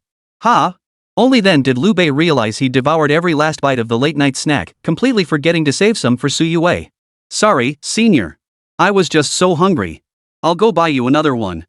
Wait a moment, my feet are a bit cold. Youwei murmured. Her pale pink feet, bare without slippers, stood before Lu Bei. I'll go get you some slippers. No need. No sooner had the words left her lips than Youwei tiptoed and boldly stepped onto Lu Bei's foot, instantly closing the distance between them. Seizing the moment, she wrapped her arms around Lu Bei's neck and purred softly. You glutton, was the sound of my shower water making you hungry? Whoa, I'm gonna fall. Before Lu Bei could respond, Youwei let out a soft cry, startling him into wrapping his arms around her waist. The sensation of her skin against his fingers was wet and soft, and Lu Bei's face flushed again. Youwei smirked triumphantly. Ha! So eager to get handsy, huh? I'll go get you a late-night snack. What do you want? Psychic energy rice bowl. Though innocent, Lu Bei wasn't stupid. He knew Youwei was teasing him again. He promptly tapped her little head. If you don't tell me, I'm getting barbecue instead. Fine, make sure it's super spicy. This little vixen was driving him crazy. Lu Bei carried Youwei to the edge of the bed. The moment he set her down, a sudden gurgle sounded from her flat, smooth stomach. Ha! What was that? Now it was Youwei's turn to blush. She never imagined her stomach would growl from hunger, especially at a time like this. Ahem, well, I'm heading downstairs to grab some barbecue. The kind that's super spicy. Oh, hurry back then. Youwei's flushed expression was exceptionally adorable. Lu Bei couldn't help but steal a few extra glances until she stretched out her snow-white arms and legs, impatiently urging him on. Only then did Lu Bei head downstairs. When he returned home excitedly with the barbecue and draft beer, Youwei was curled up asleep on the bed like a docile little kitten. Clearly, the outer side of the bed was reserved for Lu Bei. Lu Bei might be a bit naive, but he wasn't about to sleep on the couch. He simply lay down on the other side, closed his eyes, and prepared for a good night's rest. Only one day left until the alliance exam. First thing tomorrow, I'll find someone to craft the gem. It's the only way to boost my strength right now. Chu Laoding's men must think I was killed by the 8 Demon King. They've probably already returned to claim their rewards. I wonder what expression Chu Laoding will have when he sees me again. The alliance exam. I can't wait. Lu Bei's thoughts raced through his mind when suddenly, a snow-white thigh pressed against him from the side. Youwei murmured softly beside him, "Little Lulu, I love you so much, my psychic energy rice bowl." "You're hopeless," Lu Bei murmured affectionately, clasping Youwei's small hand beneath the covers as a surge of spiritual energy slowly flowed into her. In the eastern part of Jiangcheng stood a luxurious private residence. The imposing gate bore the bold characters Chu Residence. 3 ragged figures rushed into Chu Zhan's study as if fleeing famine, yet their faces bore expressions of joy. Reporting to Elder Chu, the mission is complete. That brat and his soldier mother have been killed beyond recognition. Oh? I only instructed you to teach him a lesson, not to kill him. Chu Zhan raised an eyebrow, his expression indifferent, seemingly unconcerned by the outcome. Master Chu, those 2 brats courted their own deaths. They provoked that 3rd tier 8 demon king in the chaos zone and enraged it. What? A 3rd tier 8 demon king?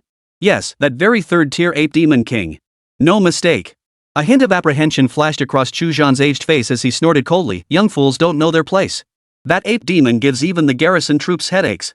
Utterly overstepping their bounds. But given their limitations as prodigies, advancing their cultivation requires far more experience than ordinary people. It's understandable they'd take such a reckless risk in their impulsiveness." After a brief pause, Chu Zhan shifted his tone. "Has anyone else discovered this matter?" 3 guardian teachers followed them too. Like us, they got surrounded by the 8 demons. One was about to elaborate when another hurriedly interrupted. "Those 3 Dao guardians tried to protect those 2 brats. They got trapped by the monkey demon horde we drew in. In the end, we were stretched too thin and couldn't get them the backup they needed." You did well. You may withdraw. I shall bestow rewards upon you in 3 days. Thank you, Elder Chu. The 3 withdrew from Chu Zhan's study.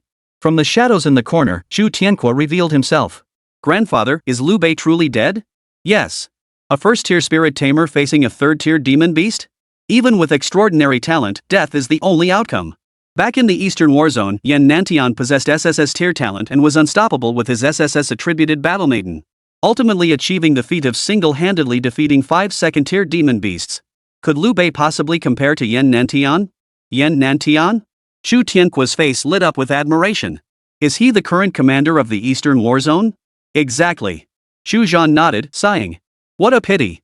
Lu Bei was a prodigy of his generation, but his rebellious nature made him unlikely to serve our Sanglin faction. Plus, he offended our Chu family. His death won't be in vain. I'll use his corpse as a stepping stone to claim first place in the alliance exams and secure our Chu family a seat at the Academy Alliance. Chu Tianque clenched his fists, his spirit surging. Chu Zhan patted his shoulder and laughed. Good grandson. Grandfather didn't waste his fortune crafting that gem for you for nothing. With your late-stage 1st-tier cultivation, you'll surely shine brightly. But grandfather, both Xue and I rely on potions to boost our cultivation. I'm not worried about damaging my foundation, but Xue might not withstand too many gem embeddings. Those who achieve great things don't get bogged down by trivialities. You are the hope of our Chu family. How could you let a mere battle spirit sway your resolve? As your battle spirit, she should have that level of awareness. After Chu Zhan finished speaking, Chu Tianque's expression grew complex, his heart unable to settle for a long time. The next morning, Youwei, brimming with energy, dragged Lu Bei excitedly to the Alliance Mall. With the exam approaching, most had already purchased what they needed, and the mall held little remaining stock. Consequently, there were hardly any customers. The pair headed straight for the Soldier Maiden enhancement zone and found the young woman who had crafted gems for them before. Youwei immediately tapped out 3 crystal core containers. We need gems crafted. Chapter 19, Showdown. I'm a big spender. The moment she heard they wanted gemstones crafted, the young woman's face immediately clouded with difficulty. Her name was Chao Miao Miao, a 2nd-tier logistics soldier maiden. Besides working at the Alliance Mall, her main role was forging equipment for the logistics division. Normally, she'd be thrilled to craft gems for anyone, especially someone as generous as Lu Bei. But her current expression clearly showed she was hesitant. You too, right now. Chow Miao Miao hesitated, but a nearby manager cut in immediately. We're not accepting gem forging requests from outsiders right now. All the relevant soldier girls have been booked by a major client. Everyone's rushing to meet deadlines and doesn't have time for small orders like yours. Youwei's tone turned icy instantly. That's against the rules. The Alliance Mall can only be monopolized for merchandise, not for staff. Don't you know that? Kid, rules are made by people. Let me tell you straight, you can't afford to mess with this major client, and you can't afford the prices they're paying. Go home, wash up, and go to bed. Buzz. The pitch-black scythe hummed, radiating an overwhelming aura of lethal intent. At Youwei's proud chest, the bloodthirsty Nether Reaper materialized in an instant. What do you think you're doing? How dare you lay a hand on Alliance Mall staff? Let me tell you, little girl, I'm management here. If you don't play by the rules, I can play by even fewer. Thud. A dull thud echoed as Youwei's scythe blade, now streaked with blood, instantly knocked the man to the ground. Lu Bei watched coldly from the sidelines, saying nothing. This kind of snob who looks down on people deserves a taste of their own medicine. Chow Miao Miao turned pale with fright and hurriedly pleaded, please, you two, talk it out. We're just following orders from above. If you fight here, you'll face punishment from the Alliance. Get your supervisor out here. Lu Bei pointed Chow Miao Miao in the right direction. 3 minutes later, a young woman with a slightly weary expression came running over. Chow Miao Miao cautiously followed behind, giving Lu Bei and the others a meaningful glance to keep their cool. To be fair, this young lady seemed quite reasonable. Students, I'm Lin Xue, the general manager of the Alliance Mall. You can speak with me directly, please don't make things difficult for our staff. We'd like to craft some gems. After Lu Bei made the request, Lin Xue's face showed a look of difficulty. Students, all our crafting staff are currently occupied. We're unable to take on any new orders. I hope you understand. Youwei snorted coldly, releasing the snob she'd pinned to the ground. The snobby woman was dressed in a slightly provocative manner, her heavy chest adorned with a name tag reading, Forging Team Leader, Xue Yan. The blow she'd just taken wasn't light, her eyes had rolled back, and now she was gasping for breath, ready to complain to Lin Xue. Buzz. The bloodthirsty underworld scythe emitted another piercing hum, sending her scrambling backward. She quickly hid behind Lin Xue, too frightened to utter a word. Youwei pointed at Chow Miao Miao. She can craft gems too. I think her skills are decent. Just have her take over. Well, Miao Miao is only at the early 2nd tier. Her crafting ability isn't very stable. Major clients use her as a backup crafting assistant. Do you really believe your own words? Isn't it just that dog of a big shot bullying people with his power? He wants to monopolize the market before the exam, forbidding you from crafting gems for anyone else. Lu Bei's words cut like a sharp blade, slicing through Lin Xue's pretense. Put simply, they'd taken money from that big shot, agreeing that before the exam, all crafting girls would only make gems for him. After all, few newcomers crafted gems each session, and with only a day left before the exam, meeting this demand wasn't difficult. Why pass up easy money? But no one expected Lu Bei to burst onto the scene like a spoiler. He demanded gemstones be crafted immediately, and his soldier woman was downright overbearing. While Lin Xue might have brushed off anyone else, these two were household names she knew well. One was Youwei, last year's prodigy of Tenji Academy, famed as the bloodthirsty soul reaper known as the Killing Spirit. The other was Lu Bei, the only spirit tamer in this class with an SSS-tier talent. Rumor had it he possessed 3 such talents, making him the focus of attention across the entire Eastern War Zone. With these two powerhouses joining forces, who knew what heights they might reach? Lin Xue, a veteran of the logistics department, knew well that the old-school factions were not to be trifled with, but the rising stars were no pushovers either. After a moment's hesitation, she cut straight to the point. It's clear you two are savvy individuals, so I'll be blunt. That major client has offered 5 2nd-tier crystal cores as raw materials, plus 800 1st-tier crystal cores as a bonus. If you can surpass this offer, I'll make an exception and let Ding Yang continue taking the order. 5 2nd-tier crystal cores, 800 1st-tier crystal cores. This was an astronomical sum, not just for 1st-tier newcomers, but even for many 2nd-tier spirit masters who had already joined alliance teams. Lin Xue had her sources, she knew Lu Bei and Youwei had some stockpiled resources.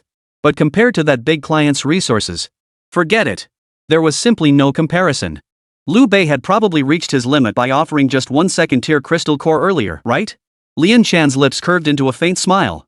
She had already anticipated Lu Bei backing down in the face of such difficulty. Even the most gifted prodigy still had unformed wings. Is this enough? The gem forged from this single crystal core should grant you a substantial boost in experience, right? Lu Bei flipped his hand, revealing a lake blue crystal core.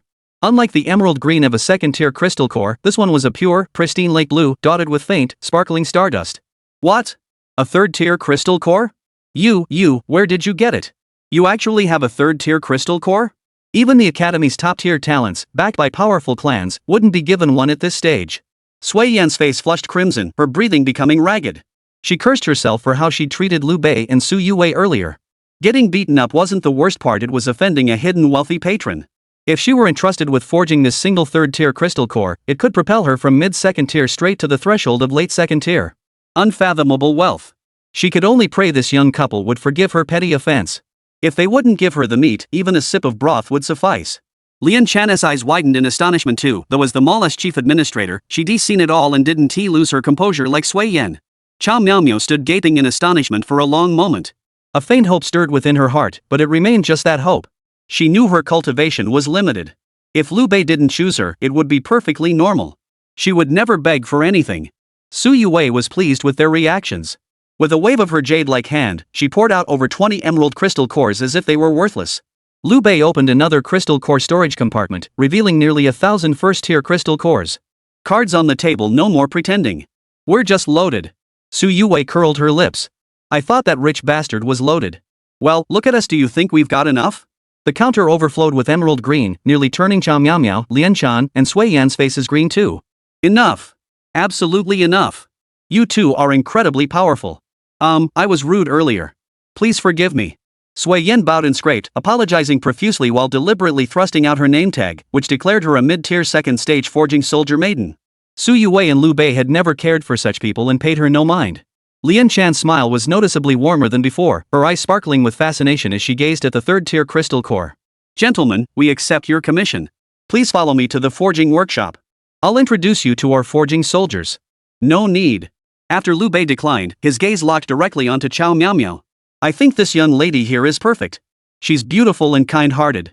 She even crafted a mid-grade attack speed gem for us before I was very satisfied. What do you think, senior? Su Youwei nodded. Yes, I like this young lady too. She'll do. Lian Chan was slightly taken aback. She hadn't expected these two, who seemed so calculating, to make their choice so casually. As clients, you're free to choose whoever you like. But I must remind you, crafting gems is a highly complex process. Success rates and quality standards are critical. Miao is only at the early second tier. Setting aside whether she has the capability to handle so many commissions from you, if she fails in crafting, wasting materials, that would be a significant loss for you. Lian Chan straightened her ample chest as she spoke, radiating feminine charm while subtly projecting the aura of her third-tier forging spirit. But Lu Bei clearly wasn't buying it. From start to finish, his gaze remained fixed on Chow Miao. Back when they first met and Lu Bei commissioned her to craft an attack speed gem, he had already activated Insight Eye to view her weapon spirit attributes. Chow Miao, B-rank weapon spirit koi furnace. Attack power, 52-100. Durability, 67-100. Traits, sacrificial koi. Evaluation, her koi attributes are intriguing. When her sacrifice gauge is full, she can craft top-tier equipment with a 100% success rate. Catch her rhythm, and she'll surprise you in unexpected ways. Chapter 20, First-Tier Grand Perfection. Lian Chan arranged a private forging chamber for Chow Miao. After briefly going over some precautions, she prepared to leave, her eyes brimming with envy. It wasn't just her, all the weapon spirits who learned Chow Miao had secured a major order felt envy welling up inside. Are those two big shots too? Wow, over 20 second-tier crystal cores and 1 third-tier? That's way richer than the Chu family. Sigh, who knows what luck that girl Chow Miao stumbled upon to catch the eye of such big shots. Her craftsmanship isn't even consistent. Money talks, I guess. They probably don't care about failure, just want to hear the clatter. I'll be damned if I don't see how many finished pieces Chow Miao can actually produce. I heard this Lu Bei guy and the Chu family don't get along. Doing business with both sides is tricky. Why not just give everything to Chow Miao? That way, we won't have to offend anyone. Having lived 2 lifetimes, Lu Bei knew well that even under the same roof, there could be hidden currents. As Lian Chan was leaving, he slipped her over 100 first-tier crystal cores. Classmate, what's this?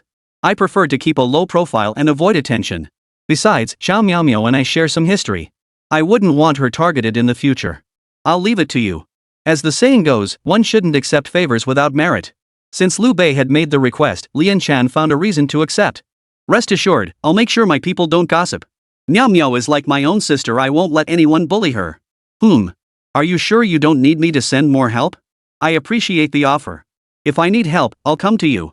Lu Bei escorted Lian Chan out of the forge with great kindness. Several female soldiers witnessed this scene, which undoubtedly added to Lian Chan's prestige. What are you staring at? Get back to work. If you waste time, everyone gets docked pay. And no one is to discuss today's matter again.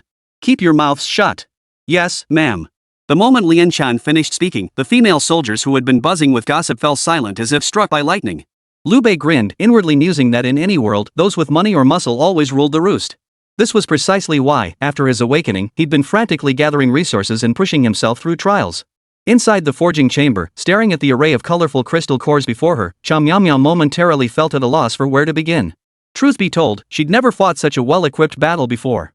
Before forging began, she had revealed her true skill level to Lu Bei and Youwei. To be honest, the reason that mid-grade attack speed gems succeeded that day was because your materials were top-notch and I was in a good groove.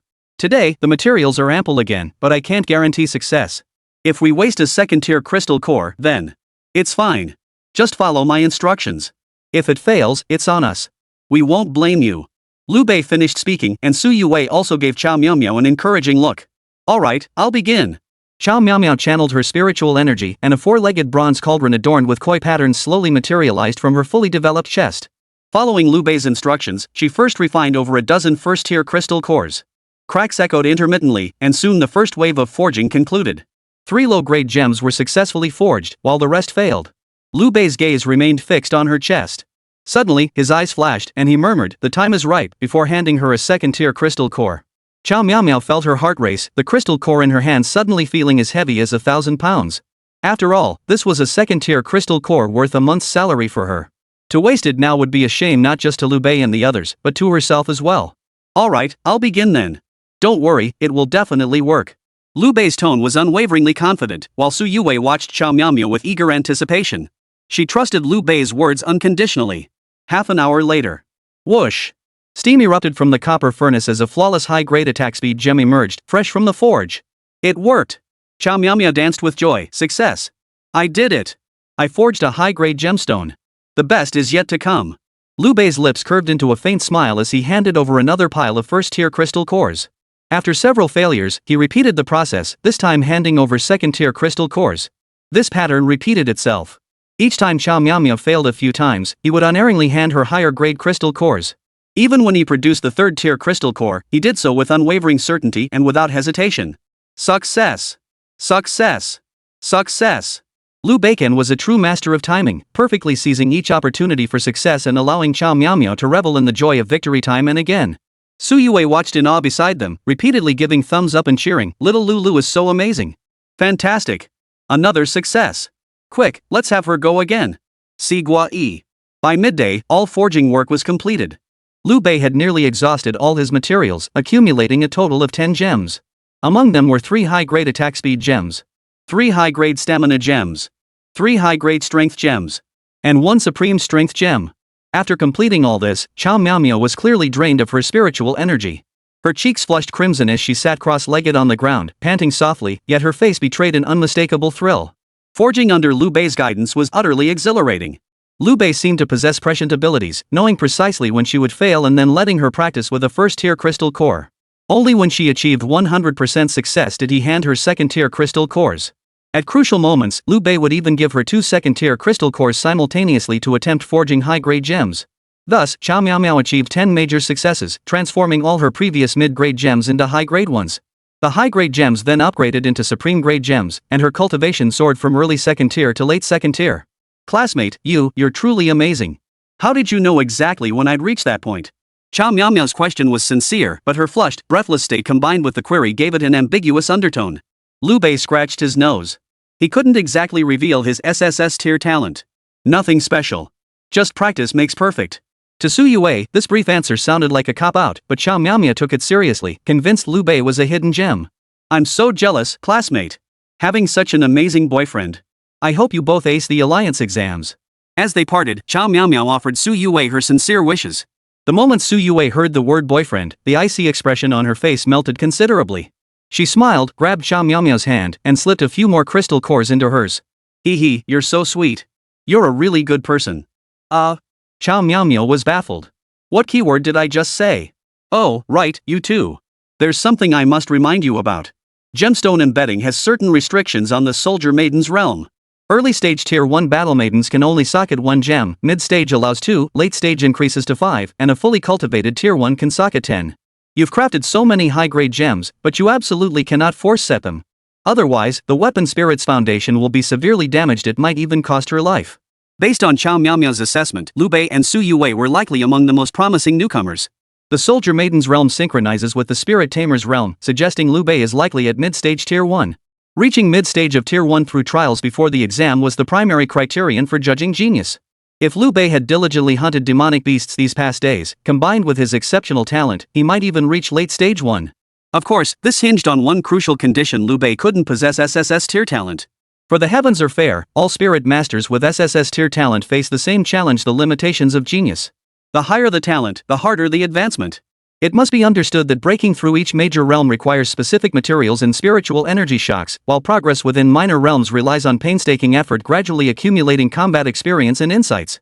Those with low talent are like short buckets easily filled to capacity. Those with higher talent, however, are like tall barrels difficult to fill, yet their achievements will far surpass those of lesser talents as long as they persistently push their limits. Classmate, what realm are you currently at? Chao Miaomiao tentatively inquired. The very next moment, right before her eyes, Lu Bei strung 10 gemstones into a simple necklace and placed it around Su Youwei's snow-white, slender neck. Then, each gem transformed into a burst of spiritual light, merging into Su Youwei's body. First tier, grand perfection? Chapter 21, Alliance exams commence. Breaking news. This year's Academy Alliance exam officially begins, with the Genius ranking list launching simultaneously. Reports indicate this year's Alliance exam rewards will surpass any previous edition. Outstanding candidates may join the Academy Alliance as priority cultivation targets. The top 10 will receive direct tutelage from tactical masters, learning second-tier martial arts techniques. Shocking. Lu Bei, the spirit tamer from Jiangqing City who awakened SSS-tier talent, is rumored to have withdrawn before the exam. Whispers suggest he perished at the hands of a demon beast while desperately attempting to break through his cultivation realm. 5-star commentator MacArthur stated, "Such youth lack collective honor and social responsibility. Self-sabotaging their future, their downfall is regrettable yet understandable." Current front-runners for this year's championship include Chu Tianque of the Chu clan, Li Hansan of Star Academy, Zhao Li of Sky's Edge Academy, and Liang Chao of Blazing Fire Academy. Warning. Official platforms will never host gambling activities in any form. We urge the public to reject gambling addiction and refuse to be exploited as easy prey. On the day the Alliance exams commenced, the front page of the Jiangcheng Express was immediately dominated by related coverage. All coverage centered on the tournament favorites, with numerous experts offering professional analyses identifying dark horses, prodigies, and candidates backed by financial conglomerates. Meanwhile, Lu Bei, previously touted by many, was deemed a tragic early casualty, vanishing from public view. What the hell is this? The newspaper writer is the one who died young. No way, I'm going to settle this with him. On her way to the exam, Su Youwei tore the newspaper to shreds, gritting her teeth as she resolved to take Lu Bei to cause a scene. She could tolerate being called a killing spirit, or even a black widow or a corpse maker. But speaking ill of Lu Bei? That was unacceptable. I'll take my scythe and tear your newspaper to shreds. Lu Bei sighed helplessly. Senior, how about we take the exam first? The testing room is just ahead. We can still go smash the newspaper office after we're done. Su Youwei stroked her chin thoughtfully for a moment before finally conceding to Lu Bei's suggestion. You're right. We're already here, so let's take the exam first. That newspaper office is going down anyway. At that moment, the perimeter of the Alliance exam hall was already packed with people. As Jiangqing's annual grand event, the Alliance exam held immense sacredness in everyone's hearts. It represented Jiangqing's future, the combat prowess of the next generation, and the stability of the safe zone for decades to come.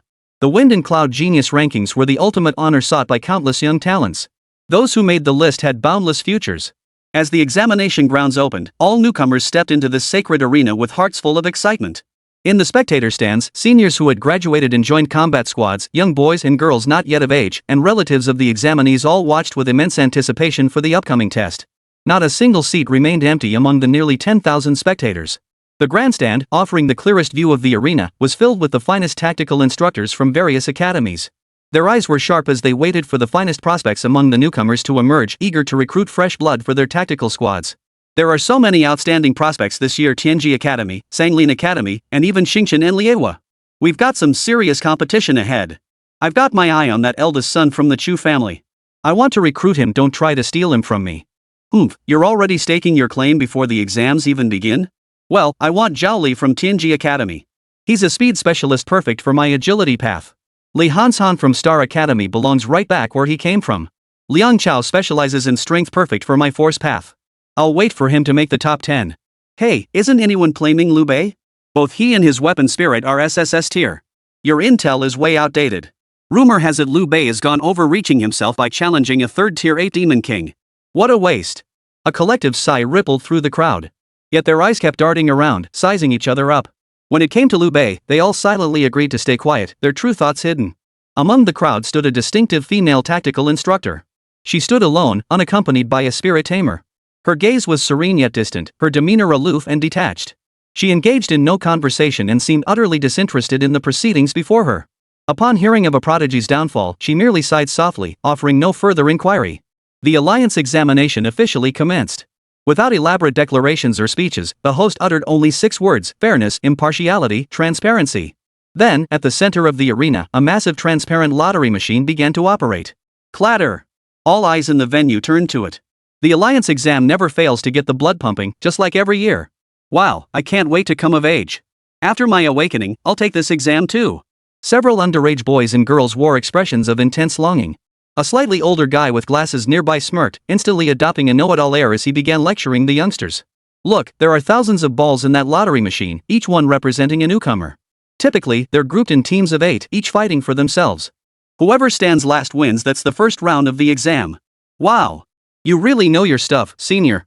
Are you also a victor who fought your way through? Well, that's beside the point. Let's focus on the first round.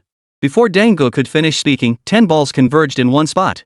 After the host called out the numbers, 10 people entered a small arena. Ha! Isn't it supposed to be 8 per group?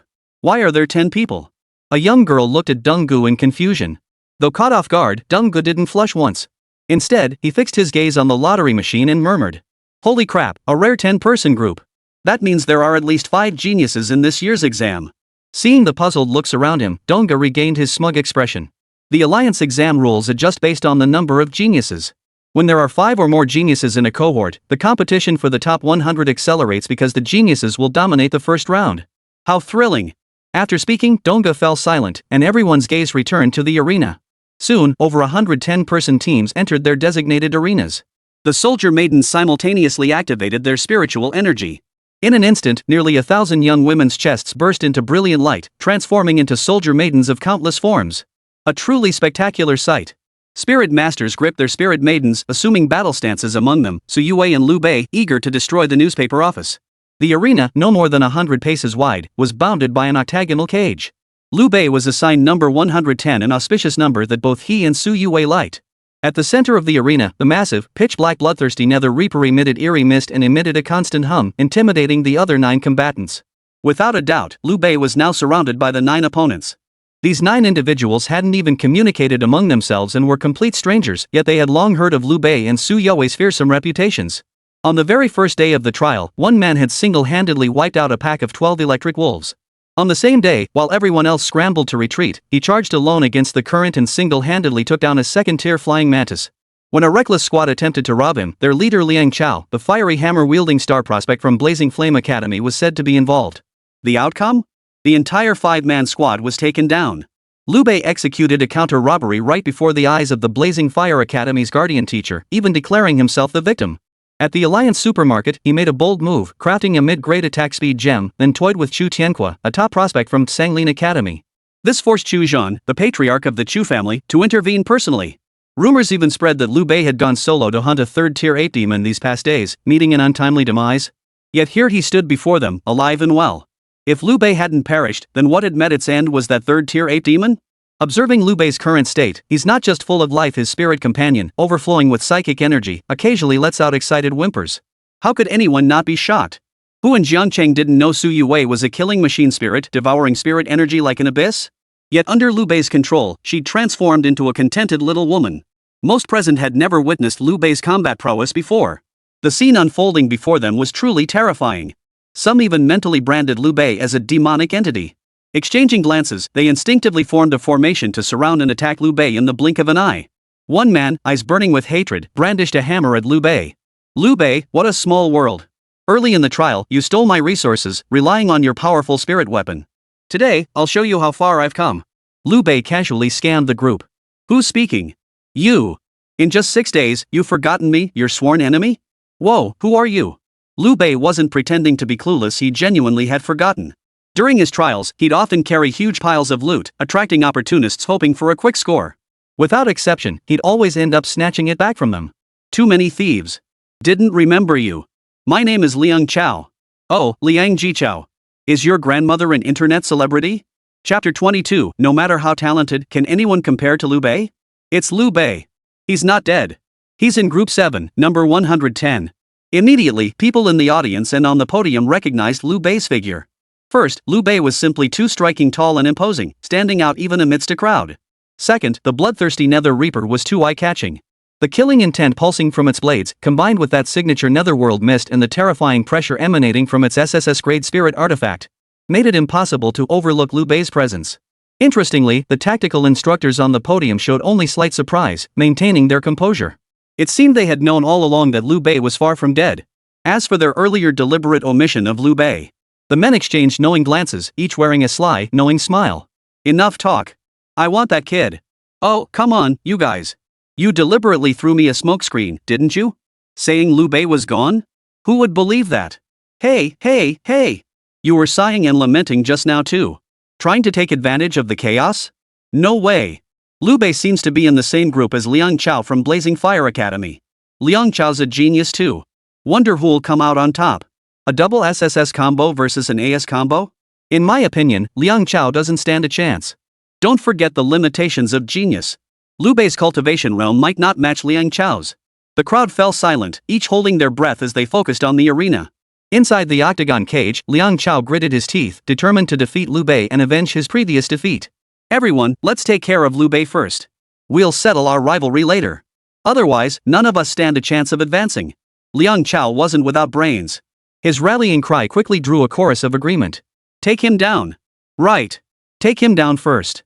Even if we don't advance, we'll have something to brag about later. A cold smile curled Liang Chao's lips. Lu Bei, back then we were both early stage tier 1. You had an edge thanks to Youwei. Now I'm mid-stage tier 1, while you're probably still stuck at the beginning. Oof. That's the tragedy of a genius. Even with a gem socketed, you can only socket one. Everyone, follow my lead and launch a quick attack. Lu Bei's scythe is a heavy weapon with the slowest attack speed. Even with a gem, he won't be able to defend himself. Charge! Liang Chao rallied the crowd once more. Strangely, though everyone shouted enthusiastically, not a single soul dared step forward when it came time to act. TSK, enough with the nonsense. Clang! Lu Bei's scythe slammed into the ground with a thunderous clang, sending a chill through everyone, including Liang Chao. If you won't go, I will. Lu Bei grinned, his eyes blazing with battle intent. Simultaneously, Youwei's phantom appeared on the side. Take care of them quickly.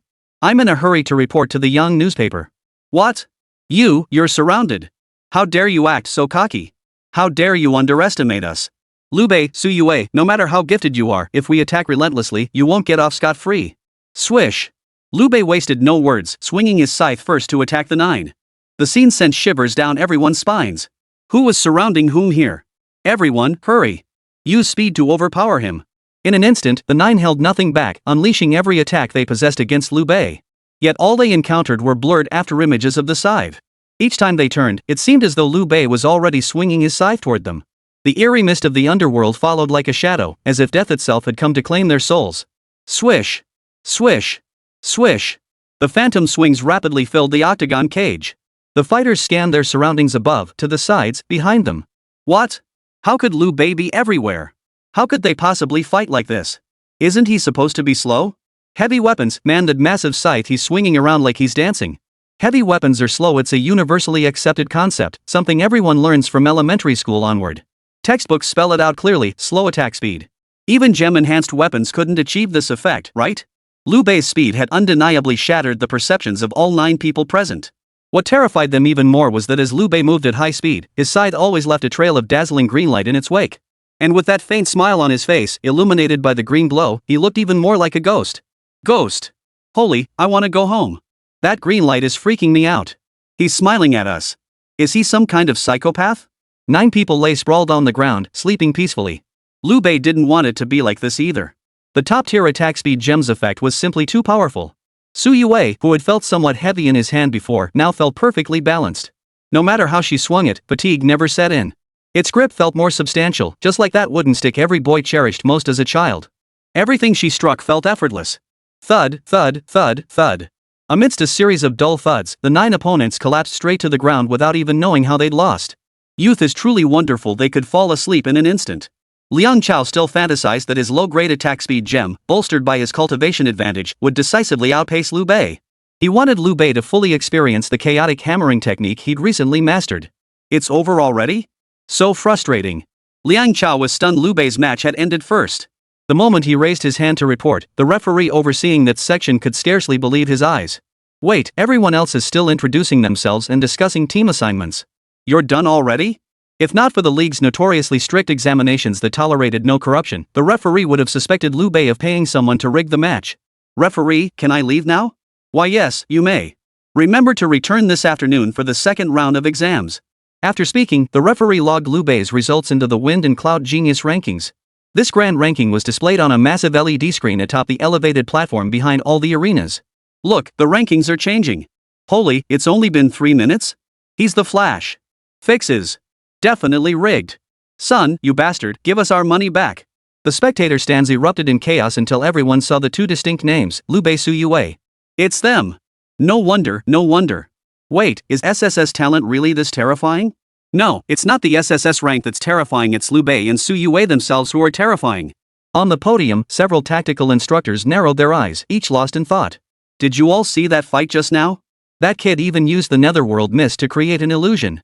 Everyone else is trying to show off their skills, but he just makes himself seem so mysterious. If I'm not mistaken, that green glow must be a high-grade attack speed gem, right? A high-grade gem? Wait, everyone, did you guys sponsor him in advance? We agreed on fair competition, no underhanded tricks. The tactical coaches lost interest in watching other matches, joining the fray of eye for Lu Bei. They'd completely forgotten that the final decision rested entirely with Lu Bei. Meanwhile, in another octagon cage, Chu Tianque, brimming with confidence, swung the snowflake goddess sword, unleashing icy sword chi to relentlessly attack his opponent. After a fierce battle lasting 30 minutes, he emerged victorious from the group of 10. Oomph, I've secured first place in this preliminary round. With the gem grandfather gave me boosting my power, combined with my current cultivation level, this feeling of commanding such strength is absolutely incredible. The best performance by any newcomer in previous years was around 30 minutes. I'm the undisputed champion. Chu Tianque raised his hand triumphantly and shouted, I won. He wanted to see the judges' astonished expressions, hear the roar of the crowd, witness the tactical instructors on the podium scrambling and bickering over his explosive performance. But why was the referee so calm? He was even yawning. Why isn't anyone paying attention to me? I've worked so hard in silence all this time, I should have amazed everyone. Why? Referee, I only took 30 minutes. Go back and prepare. There's a second round this afternoon. Don't you find this strange?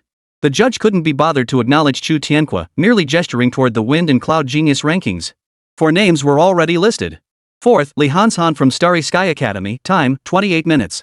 3rd place, Wan Jing Tian from the rarely ranked Hawan Academy, time, 25 minutes. 2nd, Jiali of Tianji Academy, time, 23 minutes. 1st place, Lu Bei, time, 3 minutes. A world apart. Young man, don't be discouraged. This year's crop of geniuses is exceptionally strong. No matter how talented you are, no one can match that Lu Bei. Still, you're quite outstanding. Keep pushing forward.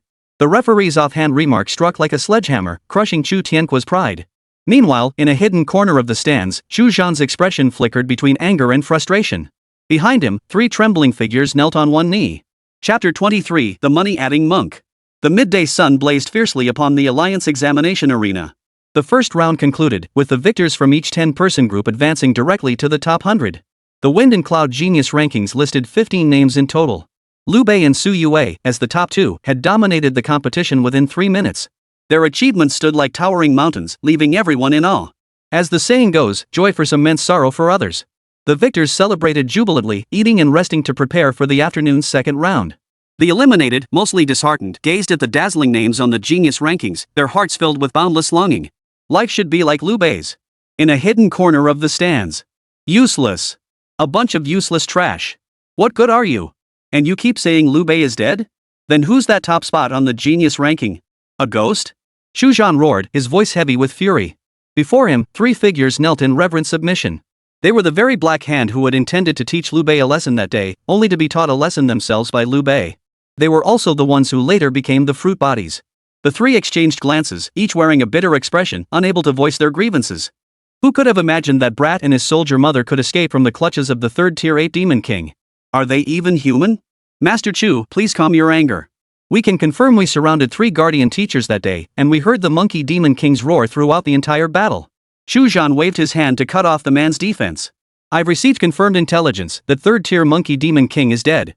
What? The demon king is dead? Impossible. How could two first-tier punks kill a third-tier demon beast? A king level 1 at that. The three were so shocked their jaws nearly hit the floor. Had the speaker not been Xu Zhan, they would have sworn he was insane. Nothing is impossible. Geniuses like Lu Bei and Youwei are bound to attract the attention of major powers. The question is which academy stands behind them. Xu Zhan stroked his goatee, his aged eyes glancing toward the podium. On the podium, tactical instructors from various academies were still fiercely debating Lu Bei's allegiance. Faces flushed crimson, they nearly came to blows several times, not a hint of underhanded maneuvering in sight. Among the three kneeling men, one darted his eyes around frantically before offering a forced smile. Rest assured, Elder Chu. Lu Bei is limited by his genius rank. He'll max out at mid-stage tier 1. Our young master is late stage. He'll crush him for sure. Yes. Our young master possesses divine talent. He'll undoubtedly claim the championship of the Wind and Cloud Genius rankings. Exactly. Our young master will prevail. The other two chimed in agreement. Xu Zhan snorted coldly, thoroughly disgusted by such fawning flattery. All right, return to the Chu household and receive your punishment. Yes. The three dared not voice any objections, their figures swiftly vanishing. Who could it be? Blazing fire, starry sky, heaven's edge, blissful union? It probably isn't Sanglin, since I'm on his board of directors. Tianji is highly likely. Only they could pull off such a grand scheme to support two wet behind the ears brats in their mischief. As Xu Zhan pondered deeply, another figure knelt respectfully behind him. Reporting to Elder Chu, a high-grade gemstone crafted for the young master by the Alliance Mall is ready. As the attendant spoke, he unfolded his palm to reveal a brilliant red gemstone. Xu Zhan accepted it with a satisfied smile. A high-grade power gem. Combined with the previous four, Quer will surely be unstoppable in the upcoming battles. Any unusual activity at the mall? Nothing out of the ordinary. However, that forged soldier maiden you passed on earlier seems to have been promoted by Lin Xue. Not only has she become her first assistant, but she's also been elevated to supervisor. Did you find out why? Lin Xue only said the young soldier girl was diligent. I kept an eye out and heard from others that she apparently forged gems for Lu Bei. Xu Zhan furrowed his brow slightly, his suspicions deepening once more. At this point, he was even more certain that Lu Bei truly had powerful backing. And not a small one at that. Otherwise, how could a mere early-stage second-tier soldier girl with unremarkable traits possibly earn Lin Xue's favor? It must be that she forged gems of exceptional quality for Lu Bei. It was well known that the Alliance maintained strict standards for the promotion of logistics soldiers. Connections alone were never enough. One had to forge truly outstanding gems. Sir, there is one more matter to report. Speak. Lu Bei. Lu Bei and Youwei, they... What are you hesitating for? Can those two little ones really cause an uproar? Xu Zhan grew impatient. He needed to hand over the gem to Chu Tianque immediately so Lin Xue could integrate it and adapt to the power gem's might. Lu Bei and Youwei caused a huge scene at the Jiangqing City Daily. They accused the reporters of publishing fake news, claiming it caused them severe psychological trauma and even affected their exams. What? This time, Xu Zhan was completely thrown off balance. He couldn't have imagined in his wildest dreams that Lu Bei and Youwei would have the audacity to storm the city news building. That was Jiangqing City's most authoritative news organization. Even the Academy Alliance treated them with respect. How could they possibly dare? Those two little bastards have some nerve. Did they go after the journalists we bribed? Those reporters were cornered at the entrance and beaten badly by them. When I passed by, the fight was still going on. Unbelievable. Utterly lawless. Xu Zhan's knuckles cracked as he gripped his fist. He grabbed the kneeling man and, moving like the wind, headed straight for the Jiangqing City News Building. Outside the city news building, a dense crowd of onlookers had already gathered, blocking every inch of the area. Lu Bei gripped his bloodthirsty underworld scythe, pressing its blade firmly against several reporters. His voice was deep and commanding as he demanded, "Speak. Who ordered you to fabricate false news, spreading rumors that I was killed by a demon beast?" The expressions on the reporters' faces were utterly complex. Their glasses had long been kicked to smithereens, yet they still instinctively reached to adjust their warped frames. We only heard it through the grapevine. Oh ho, your hearsay sure is well informed. Lu Bei wasn't buying it. With a flick of his scythe, a burst of crimson light erupted, instantly slicing one man's head into a Mediterranean-style bald spot. The man's hair flew like autumn leaves, torn from the roots along with a streak of blood from his scalp. You know, if my hand had trembled just a bit, your ear might have gone too. One-eared rat demon, does being a reporter suit you? The sickle scraped the ground with a shrill squeak, blending with Lu Bei's mocking taunt like the low growl of a hellish fiend. The psychological defenses of several reporters shattered instantly, spilling out in a flood. I'll talk. It was the Chu family. They paid us 800 crystal cores each to publish the news that you were dead. The Chu family said that once you're dead, other geniuses will get the spotlight. It's called when one whale falls, myriad creatures thrive. We're doing a great service. Right. They also said people like you are overreaching and brought this on themselves. Spreading the news of your death will keep the newcomers humble and grounded. That bull about humility. Lu Bei's eyes flashed coldly. After a moment's thought, he understood the cause and effect. Those 3 fruit-bodied people probably think I died at the hands of the 8 Demon King. They'll report back to old Chu Deng and claim their reward. Old man Chu, terrified anyone would uncover his dirty work, ordered reporters to spread the story that I'd been hammered to death by the Monkey King. But he didn't know I was still alive, and never imagined I'd dare come to Jiangqing City to cause trouble. Oomph. Since when did the world operate on the principle that the victim must swallow their anger just because the perpetrator succeeded? Lu Bei slammed his sickle into the ground with a sharp clang, sending shivers down the spines of those present. Instantly, Youwei resumed her human form. She adopted the posture of a victim, tears welling in her eyes as she buried her face in Lu Bei's shoulder, looking every inch the innocent little white flower. Wah.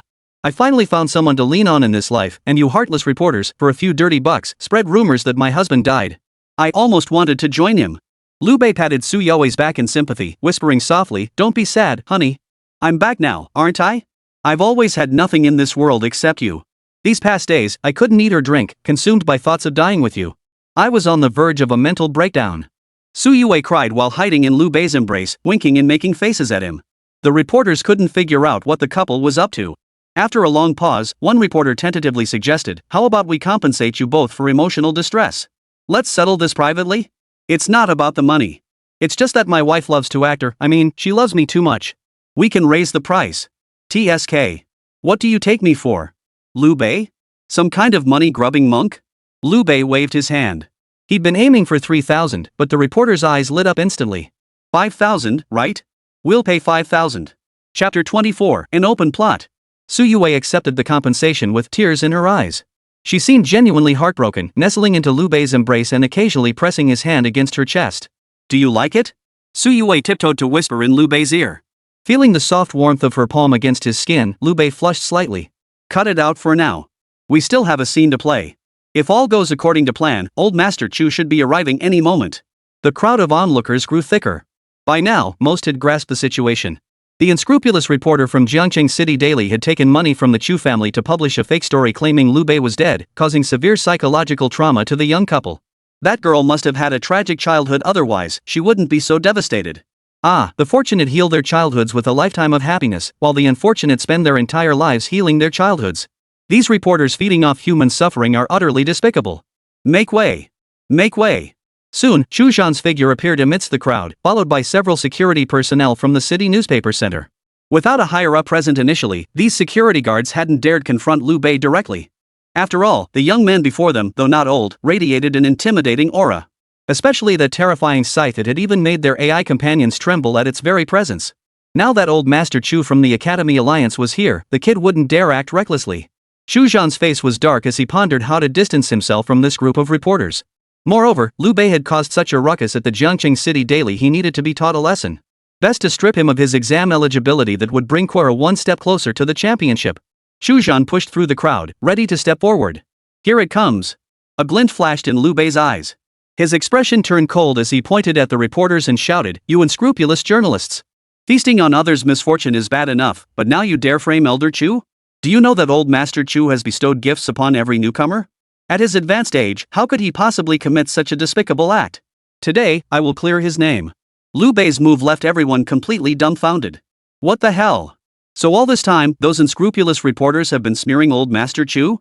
So it wasn't the Chu family behind this? Oh my, I thought this young man was just looking for trouble and demanding compensation. Who knew he was actually fighting for justice? Seems he and old man Chu have a special connection. He dared to cause a scene at the city newspaper building for his wife. A man like that, I'd date him. The surrounding crowd erupted into heated discussion, with most opinions siding with Lu Bei. They believed he'd fought tooth and nail for his beloved, even clashing with reporters to clear his name. And he was fiercely protecting his benefactor, old man Chu. In this day and age, young people who dare to speak up for themselves and others like this are becoming increasingly rare. Many began applauding his actions. Several reporters gaped, their expressions screaming, "What kind of nonsense is this? Peanuts. Peanuts for me. This kid took bribes to beat someone up, and now he's defending old man Chu? What does that make us, Gotham's nightmare?" Not far away, Chu Zhan watched. His sharp, old eyes widened in shock, having just been taught another harsh lesson by Lu Bei. The world is full of terrifying schemes, but the most terrifying of all are the open ones. Good lad, first forcing the reporter to confirm it was this old man's doing, now feigning clarification before everyone while actually mocking me openly and subtly. This way, you can use my authority to intimidate the city newspaper into dropping the matter. By publicly defending me, you've even silenced my own mouth. If I were to publicly embarrass you now, wouldn't that be slapping my own face? Good. Good. Good. 3 consecutive goods made Xu Zhan's flushed face quickly return to normal. He forced a relieved smile, stepped forward, and patted Lu Bei on the shoulder. I truly didn't misjudge you, Lu Bei. You did well. Such unscrupulous reporters certainly deserve punishment. You flatter me, Elder Chu. Youwei still isn't feeling well, so I'll take her home now. There's an exam this afternoon, and I need to prepare. With that, Lu Bei turned and walked away. Xu Zhan was furious inside. So he'd rushed over in a panic only to clean up this kid's mess. These reporters were clearly badly injured. To shut them up, I'll have to pay them off. This kid is far too calculating. He'll likely become Choir's most troublesome opponent. Still, this afternoon's test involves battling demon hordes. I can manipulate things behind the scenes and pit him against the most formidable demon beast group. If he gets injured in the second round, it'll inevitably affect his performance in the third round's one-on-one battles. Choir must defeat him in the alliance exams. Otherwise, he'll forever haunt Choir's mind as a demon. A fledgling eagle needs tempering. Lu Bei, consider yourself the whetstone for my grandson. Xu Zhan's thoughts churned violently, yet his expression remained outwardly carefree. Time to throw money around and smooth things over. Meanwhile, Lu Bei and Youwei had arrived at a luxurious restaurant, ordering a feast to replenish their energy. What? The price? That wasn't something Lu Bei needed to worry about right now. The conscientious reporter was generous, asking for 3,000 but giving 5,000. Lu Bei wouldn't feel at ease unless he spent it. This stuffed duck is quite tasty. Open wide, little Lu, let sister feed you. Youwei held the food to Lu Bei's lips. Just as he opened his mouth to take it, she swiftly stuffed half into her own mouth. She then fed the other half to Lu Bei, mouth to mouth. Does it taste good? Lu Bei had never experienced anything like this before. He hadn't even been this nervous when facing demonic beasts. It's delicious. Is it soft? Ha! This stuffed duck isn't soft at all. Could she be referring to earlier? Senior, you're acting weird.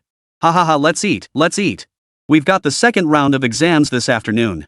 At the mention of exams, Lu Bei immediately grew serious. The second round involves battling demon beast packs. There don't seem to be many left near this danger zone. Wonder how the alliance will arrange it. Youwei nodded while munching on a golden meat roll. Who cares? Worst case, we head to the chaos zone. We know our way around there. Yeah, finish early and call it a day. Maybe we can even go check out someone else's territory. A smile touched Lu Bei's lips. Does that mean we have to speedrun again? I was hoping to enjoy a little eagle catching chicks action. To everyone else, Youwei projected an image of a domineering older sister. But with Lu Bei, she was either acting spoiled or clingy, the very picture of a sweet little girlfriend. Lu Bei gave her a doting look. I didn't say we had to rush. If you want to play a little longer, that's totally fine. Yay! I love little Lu the most. Not far away, a table of new students eating their meal found the couple's conversation particularly grating. They were from Star Academy, hailing from wealthy and influential families. Their arrogant and domineering attitude was evident both inside and outside the academy. Hearing someone mention rushing through the afternoon exam and wanting to play around instead, scorn immediately spread across their faces. What kind of country bumpkin is so cocky? They really think the alliance exam is child's play? Speedrun? Do they think they're the top-ranked prodigy on the genius rankings? Just made it into the top 100 and already acting so cocky. Newbies who can't keep their arrogance in check are bound to pay dearly. They deliberately raised their voices so Lu Bei and Youwei could hear. Their soldier girl covered her mouth, giggling incessantly, clearly accustomed to the arrogance of these wealthy young masters. Youwei frowned at their words. The reason she hadn't intervened yet was because she wasn't sure if those people had insulted Lu Bei. If they hadn't insulted Lu Bei, everything could be resolved peacefully. Lu Bei, however, paid no mind to their words. After all, the world was full of people who didn't know when to keep their mouths shut. Did he have time to waste disciplining every single one? But among them, the one seated in the main position looked familiar. He thought he'd seen him during the trials, though he couldn't recall if they'd crossed paths before.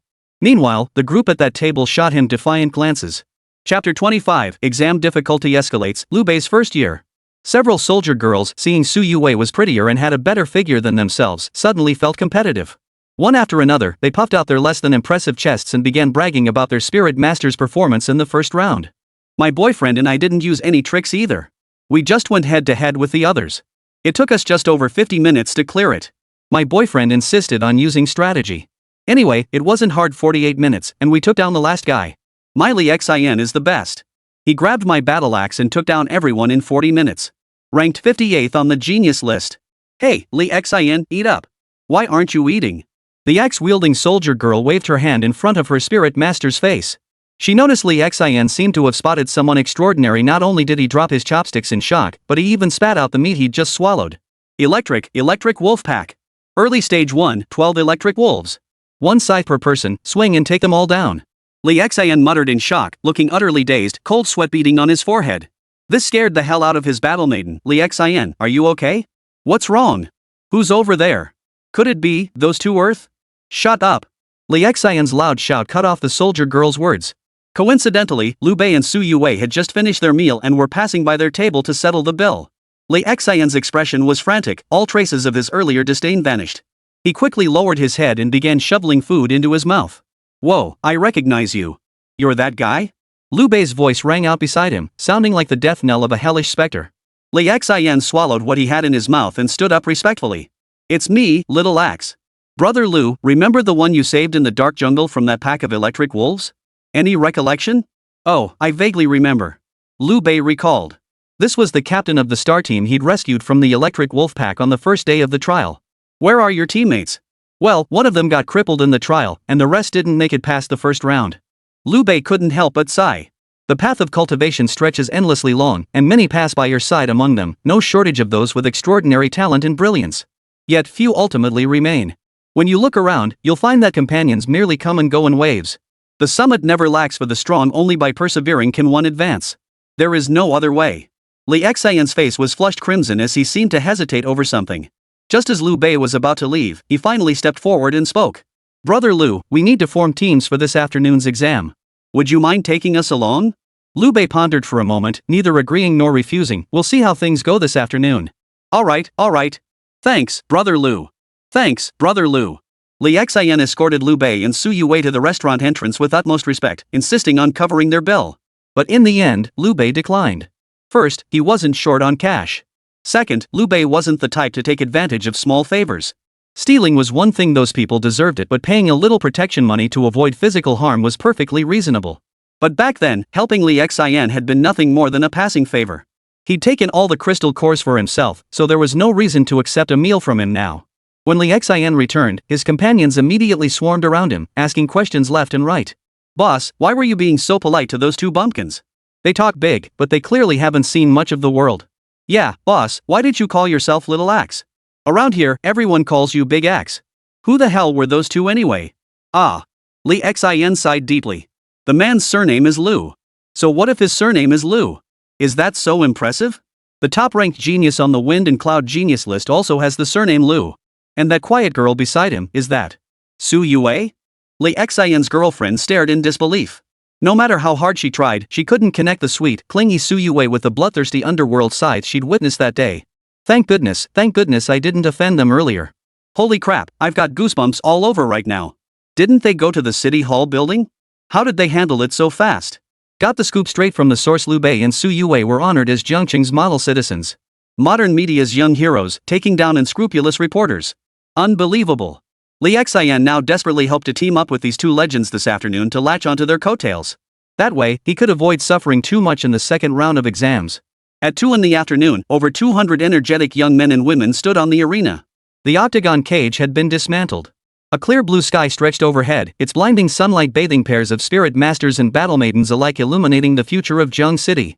The rules for the second round had been announced. Teams of 10 would form voluntarily, draw lots as a group to head to the Chaos Zone, and hunt down designated demon beast packs.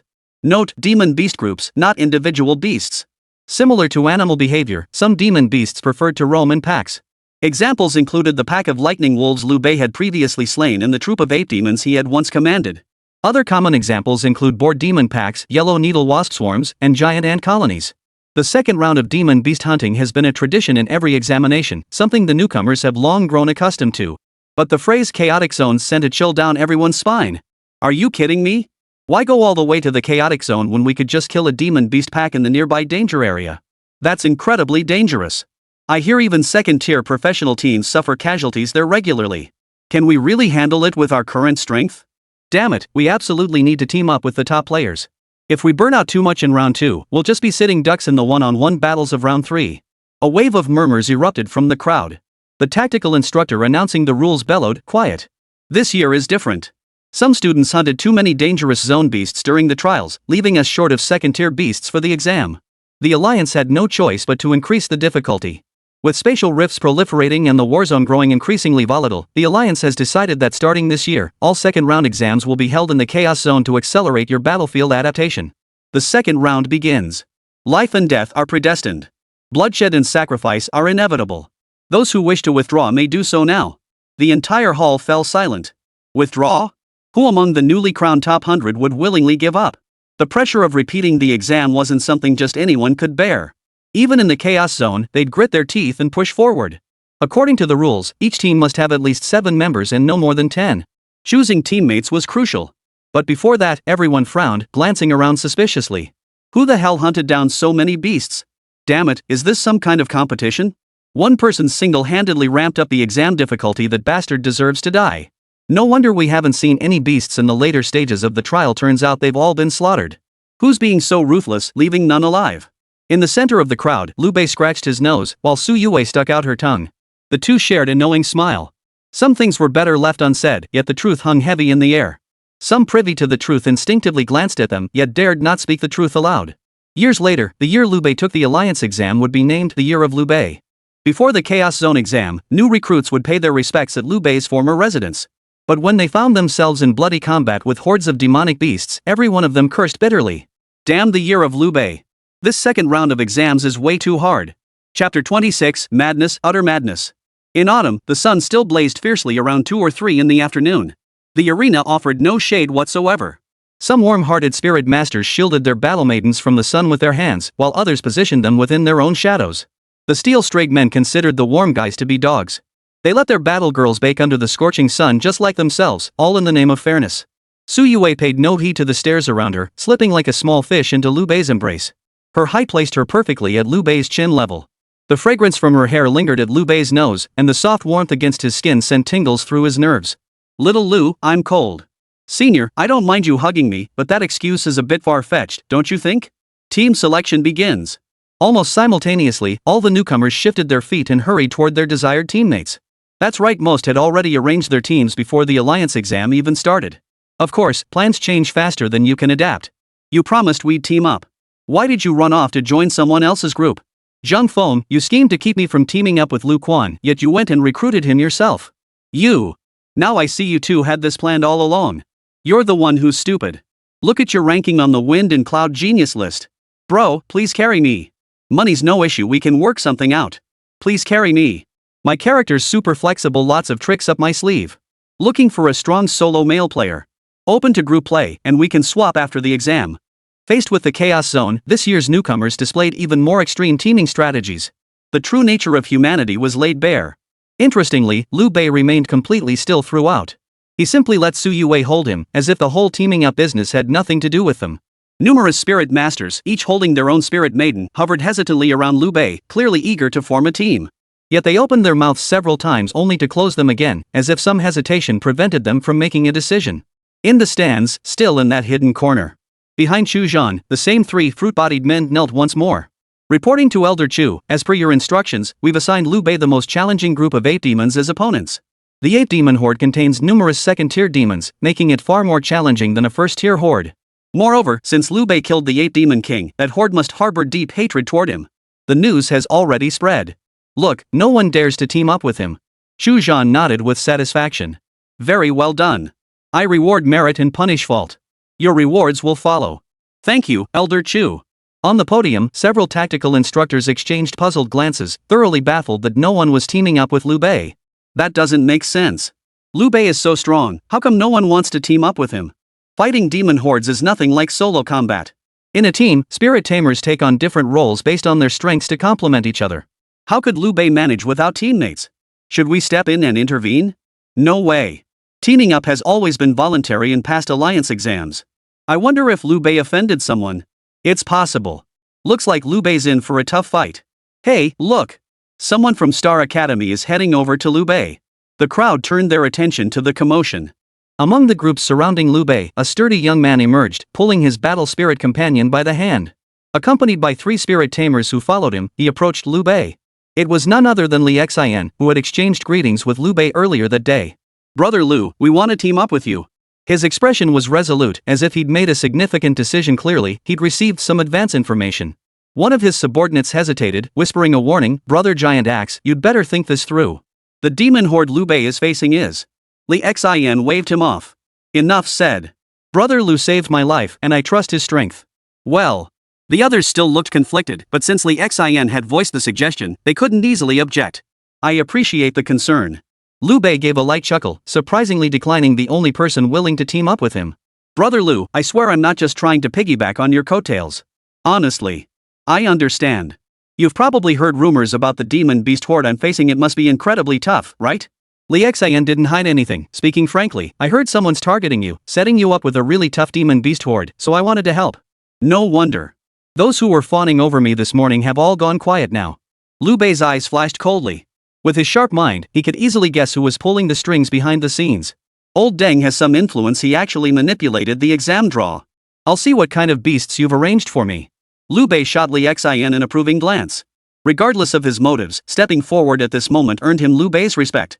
He strode purposefully to the lottery drum, ready to draw his lot. The tactical instructor overseeing the process frowned and cautioned, draws must be made by squad. Each squad requires at least 7 members. Moreover, the second round pits you against a demon beast horde. Far more perilous than you can imagine. You'd be wise to find some teammates. No need. I don't require teammates, nor do I wish to burden others. Whatever beast horde you intend to assign me, just lay it out. Lu Bei's voice wasn't loud, yet it silenced everyone present, even the tactical instructor on the podium. Insane. Absolutely insane. To dare to go it alone against the demon beast hordes in the chaos zone. Just how confident was this Lu Bei? Even more terrifying was that he knew he was being singled out, yet he raised no objection, chose not to swallow his pride, and instead spoke up about it in front of everyone. Openly challenging the tactics instructor, truly unprecedented. The tactics instructor, Xue, instantly paled. He cleared his throat twice, clearly feeling uneasy. Ahem, Lu Bei, the alliance exams have always been fair, impartial, and transparent. You drew the lot yourself. How could there be deliberate targeting? You need evidence to back up your claims. Do you dare flip open the lottery drum in front of everyone? Lu Bei stood his ground once more. Xue's eyelids twitched violently, and he instinctively glanced toward the stands. At that moment, Xu Zhan instinctively lowered his head. Having lived a long life, he couldn't help but sigh inwardly. This lad's presence rivals that of Yan Nantian, the former commander of the Eastern Theater Command, in his prime. Ah, what a pity he's not a descendant of the Chu family, nor does he intend to join our Sanglin Academy. The commotion around Lu Bei grew louder. Many new recruits had already formed teams, waiting for the draw while watching the spectacle unfold. Cold sweat beaded on Xue's forehead. On the podium, several authoritative tactical instructors could no longer sit still. They rose one after another, preparing to come over and demand an explanation. Yet, to everyone's surprise, Lu Bei's expression gradually softened. He patted Xue's shoulder and said, "Forget it. Some perks are worth taking, others are too hot to handle. Spend more time reading the Zhongqing City News." Xue was utterly stunned. If Lu Bei had been challenging the Academy Alliance moments ago, this was a blatant threat and intimidation directed squarely at him personally. As a newcomer, publicly intimidating the tactics instructor. Just as he opened his mouth to retort, he saw a pitch-black scythe phantom materialize at Youwei's chest. A violent surge of killing intent rippled out. The next second, Youwei placed her finger on her lips, signaling silence. Then, Lu Bei casually reached out and grabbed a stick. Deep within the Chaos Zone, SSS level risk, a troop of 8 demons. Oh, this. A flicker of surprise crossed Lu Bei's eyes. He exchanged glances with Youwei, both seeing confusion on each other's faces. Then came the struggle to stifle laughter. This made their expressions look utterly bizarre. To others, however, it was clearly a case of being scared out of their wits. Because a troop of 8 demons was the disaster no one wanted to face. Holy crap, it's 8 demons. The 8 demons from the Chaos Zone, are they the tribe of that 3rd-tier 8 demon king? Holy crap, thank goodness I didn't team up with Lu Bei. Those monkey demons are cunning as hell, each possessing considerable intelligence. When they band together, they're absolutely terrifying. I heard this troop commits every evil deed imaginable, preying specifically on passing strategic squads. Even the garrison troops can't handle them. Any team that draws a monkey demon horde is doomed.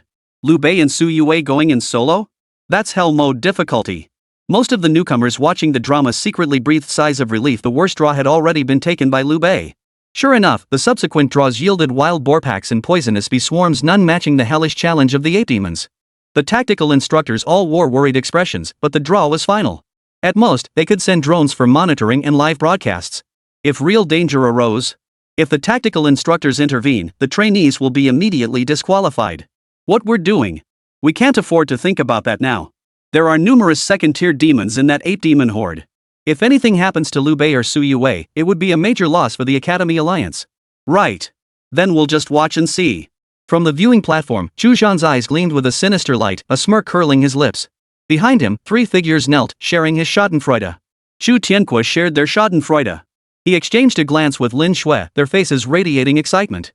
Meanwhile, Lu Bei and Youwei spun on their heels and dashed straight toward the chaos. Oh my goodness, I almost couldn't hold back my laughter at the thought of us two going up against the ape demon. Youwei laughed so hard she clutched her stomach, unable to close her legs.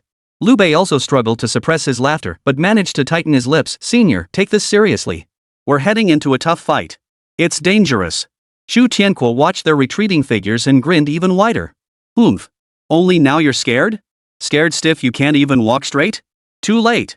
See what happens when you cross this, young master? Chapter 27, You Fight, I Vacation. In the Chaos Zone, all squads had reached their designated sectors. In an instant, the soldier maidens radiated brilliant light, transforming into weapons of every shape and form. Swords, spears, halberds, whips, maces, claws, flails, and meteor hammers, every weapon imaginable was present. Spirit masters unleashed their talents, some amplifying power, others enhancing agility as vast bursts of spiritual energy erupted, swiftly entangling them in combat with the demon beast hordes. These demonic beasts often fought in coordinated groups. Those with higher intelligence might even employ tactics and formations, mimicking human stratagems. Thus, all new recruits remained on high alert, daring not to let their guard down for even a moment. Even so, within half an hour, casualties began appearing in many squads. Electric wolf packs unleashed lightning arrays, boar herds charged with savage rams, and poison needle wasps fired countless venomous darts. The barrage of attacks left every squad scrambling to respond, and the battle quickly reached a fever pitch. Yet every squad still considered themselves fortunate. After all, they were facing only slightly stronger demon hordes, far better than the ape demons Lu Bei had encountered. The ape demons were bloodthirsty, ferocious, cunning, and even wielded weapons. And they had third-tier ape demon lords. Lu Bei's exam difficulty was beyond hellish. Zhu Tianque's Squad 5 was dealing with a pack of boar demons. These boars possess thick, tough hides and robust physiques, rendering ordinary attacks utterly ineffective against their defenses. Everyone, hold your formation. Don't let the pig demons scatter us. I'll unleash a wide area attack to pin them down. With that, Zhu Tianque swung the snow goddess sword, the materialized form of Lin Xue, sending forth a vast wave of icy, frosty sword energy. The wild boar's speed visibly slowed considerably. Young master, you're awesome. Awesome. Follow the young master, and you'll rise above the rest sooner or later. Almost all members of Zhu Tianque's squad were his followers. As the S-grade artifact spirit began to unleash its power, their pressure instantly eased, and they immediately started sucking up to Zhu Tianque. Flattery never fails, especially when directed at someone like Zhu Tianque. At first, he remained composed and focused on the battle. But as the battle progressed, the corners of his mouth curled higher and higher, convinced he was truly destined to become the top-ranked prodigy on the Wind and Cloud Genius list. SSS-SH. After slaying a pig demon, Zhu Tianque raised the snowflake goddess sword high. Victory is within reach. We just need to wear down these pig demons. Once they're exhausted, we'll wipe them out completely. Think of that unlucky bastard Lu Bei. We're far luckier than him. If we don't fight now, when will we? At the mention of Lu Bei, every member of Zhu Tianque's squad began pledging their loyalty. Yeah, Lu Bei was facing a pack of second-tier ape demons. He's probably dead and buried by now. Oomph. Let him gloat. Daring to cross our young master Chu? He's asking for death. After we're done here, we should check out Zone 1. Might just find his and Su Youwei's remains. The group grinned cruelly, oblivious to the small drone hovering overhead, recording every word in action. These drones transmitted their footage in real time, synchronously projected onto the screens before the tactical instructors gathered at the podium. While the second round of exams was, in principle, a matter of life and death determined solely by skill, drones were deployed across all zones for surveillance, prioritizing the safety of most trainees. Should overwhelmingly powerful beasts appear and cause excessive casualties among the trainees, the Academy Alliance would intervene. This year's exam was particularly unique, taking place in the more dangerous Chaos Zone. The battle against the demon beast horde would last an entire night, continuing until 6 o'clock the following morning. Thus, the tactical instructors dared not relax their vigilance for a moment, all eyes fixed on the live feeds. The team led by Old Chu's grandson carries far too much aggression. Old Chu's grandson is performing well. With further tempering of his character, he should be a promising prospect. Chu Lao Suwenzi. Enough. Xu Zhan's face darkened as he cut off the tactical instructors. His voice was deep and stern. Why do you keep calling him Chu's grandson? It sounds awful. It grates on my ears. At that moment, the elders of the major academies, including Xu Zhan, had gathered on the viewing platform to observe the combat situations of each squad. Xu Zhan's gaze swept back and forth. His primary concern now wasn't his grandson Xu Tianque, but Lu Bei. Yet in all the footage of the ongoing, deadlocked battles, there was no sign of Lu Bei or Su Youwei. The tactical instructors shared the same confusion, yet no matter how they searched, none of the battle zones resembled Sector 1 where Lu Bei should be. Deep within the Chaos Zone. In the dilapidated mountain village once occupied by the Ape Demon King and his minions, an elegant little pavilion had mysteriously appeared. Inside the pavilion, a carefree young man and woman sat in two large rattan chairs. Before them stood a chip table, polished to a shine and laden with an array of fresh fruits. Mostly oranges and tangerines, along with apples, bananas, peaches, and even two enormous coconuts at the far edge. Straws were inserted into the coconuts. The boy would occasionally take a sip, while the girl, not quite so well behaved, often nibbled on his straw instead. The girl, of course, was Su Youwei. She knew perfectly well that Lu Bei could see right through her little tricks, but she didn't care. Hee, taking that sip counts as an indirect kiss, you know. It's not like you've never kissed before. Lu Bei muttered under his breath, leaning back comfortably in the lounge chair. Sipping coconut juice and stealing sips from Su Youwei, he felt utterly content. Su Youwei stretched lazily. Wonder how the others are doing over there. This tough battle has worn me out. If you're tired, take a nap. The exam doesn't end until tomorrow morning anyway. But the mountain winds are strong at night. I'll have the monkeys look for something nearby to keep us warm. Lu Bei glanced at the ape demon behind him, who was fanning him with a banana leaf. The creature immediately understood, bowing respectfully to the ground, awaiting instructions. Ooh, squeak squeak. Ooh. The monkey demon called two helpers and dashed off like the wind. Su Youwei was utterly astonished. Little Lulu, have you truly become the Monkey King? The monkey demon eye is clearly in my possession, how can you command them? Ancient texts mention that using the monkey demon eye once grants telepathic connection with these apes like learning a beast language. Lu Bei finished speaking, but his body suddenly froze as he lay down. Senior, something seems to be watching us. It's a drone. As soon as Su Youwei sensed it, she started to dash out of the pavilion, but Lu Bei reached out and stopped her. Wait, Senior. Let the monkey scum handle it. Lu Bei gave another order to one of the ape demons. The creature immediately scrambled up a tall tree, shielding its eyes with its hand as it scanned the surroundings for the target. At that moment, a drone suddenly descended, heading straight for the pavilion where Lu Bei stood. Squeak! The ape demon let out a startled cry. The instant the drone touched the pavilion, it leapt forward, snatching the drone into its arms and snapping it clean in two. Academy Alliance, Chairman's Platform. All tactical instructors and academy elders stared at the snowy static on the Zone 1 feed, lost in thought. Did I just see that correctly? Those two little things were eating fruit? The ape demon? The ape demon is actually serving them? Does it mistake Lu Bei for the Demon King? Everyone else is fighting tooth and nail, and what are those two doing? Vacationing? The silence was deafening. Everyone preferred to believe they'd seen things, or that the feed had glitched. They refused to accept that the toxic blight of the Chaos Zone, a problem even the garrison troops couldn't resolve, could fall to Lu Bei, along with the Demon King of Monkeys and his horde of monkey demons.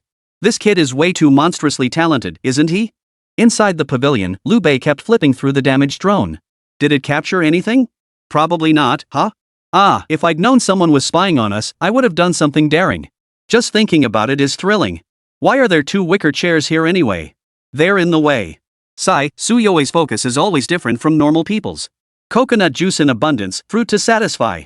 Lu Bei glanced at the time. The sun was setting, and darkness would soon fall, the perfect moment to take advantage of the chaos. The qualification requirement for the second round of exams was to clear the demon beast horde from the designated area before 6 a.m. the next morning. This clearance had its own set of rules. Killing them all counted as clearing, but driving them away to another location and ensuring they didn't return before 6 a.m. also counted as clearing. Thus, some underpowered squads resorted to tricks, focusing solely on how to drive the beasts away. Woo woo woo! Lu Bei let out another series of ape cries. Instantly, all the ape demons bowed their heads in submission before him. The scene bore a striking resemblance to the Monkey King commanding his monkey subjects. Lu Bei's command was simple: this place is unsafe. Everyone, pack up and move elsewhere. The demon apes obediently gathered their supplies and began their migration. Within 15 minutes, Lu Bei had passed his test. But he didn't rush to report his results. Instead, he hoisted Su Youwei onto his back and sped through the night. Chaos reigned as battles raged across the major zones. Suddenly, every bird and beast in the jungle fled in panic. In the distance, a blurred figure wielding a side streaked forward, enveloped in thick, eerie mist. A trail of ghostly green light stretched behind it. It darted swiftly between the major battle zones. The figure's face remained indistinct. As it raced forward, the scythe emitted a woman's voice, brimming with unrestrained excitement. Ding dong, I have a secret, I'll quietly slaughter you. As the song drew nearer, the sickle's terrifying pressure shook the soul. Even the demonic beasts still battling the spirit tamer squad began fleeing in panic. They seemed to have glimpsed the apocalypse, the grim reaper who had been reaping lives here just days ago. Chapter 28, It's Not Haunted, It's Haunted by Lu Bei. The demon beasts were startled. Yes, even the demon beasts defending their homeland, who had vowed to fight to the death against every squad, were all startled by that scythe-wielding shadow. Roar! Hiss! The darkness echoed with piercing beast cries. The beasts seemed to have glimpsed the grim reaper of doom. A fear born of their very souls drove them from the fray, sending them fleeing in a frenzied stampede. What was terrifying was that the shadow seemed unsatisfied. Alone, he began to hunt down every demon beast. Stop! You're surrounded! No, don't run that way, it's so dark and terrifying over there. Sweetie, come under sister's side, sister won't kill you. Don't be afraid, feeling dizzy is normal. Take a deep breath, it'll pass soon. A soft, sickly female voice echoed through the dark forest, sending shivers down the spines of the demonic beasts. Some beasts, panicked in their flight, even crashed into trees. The sound reached the ears of many newcomers. Moments ago, they had been fighting tooth and nail in small groups, the battle raging fiercely. Yet the moment the scythe-wielding shadow appeared, the pressure on them vanished like smoke. The beasts had fled. What was there left to kill? Le leader, is this haunted? Holy, this is terrifying. Could it be the vengeful spirit of some fallen soldier? Whose vengeful spirit could be this ruthless? Anyone with that kind of power wouldn't have died in the first place. Look at that giant scythe, doesn't it resemble someone? Like... The group nearly shouted in unison, it looks like that legendary monster from Tama Tianji Su Youwei. This isn't a ghost, it's clearly haunting Lu Bei. A spirit tamer tore open a bottle of spirit energy potion, gulped it down, wiped his mouth, and said with lingering fear. It's barely nightfall, and Lu Bei's already finished the fight? He's ridiculously overpowered. A soldier girl applied healing potion, equally stunned beyond words. I'm from Tianji Academy.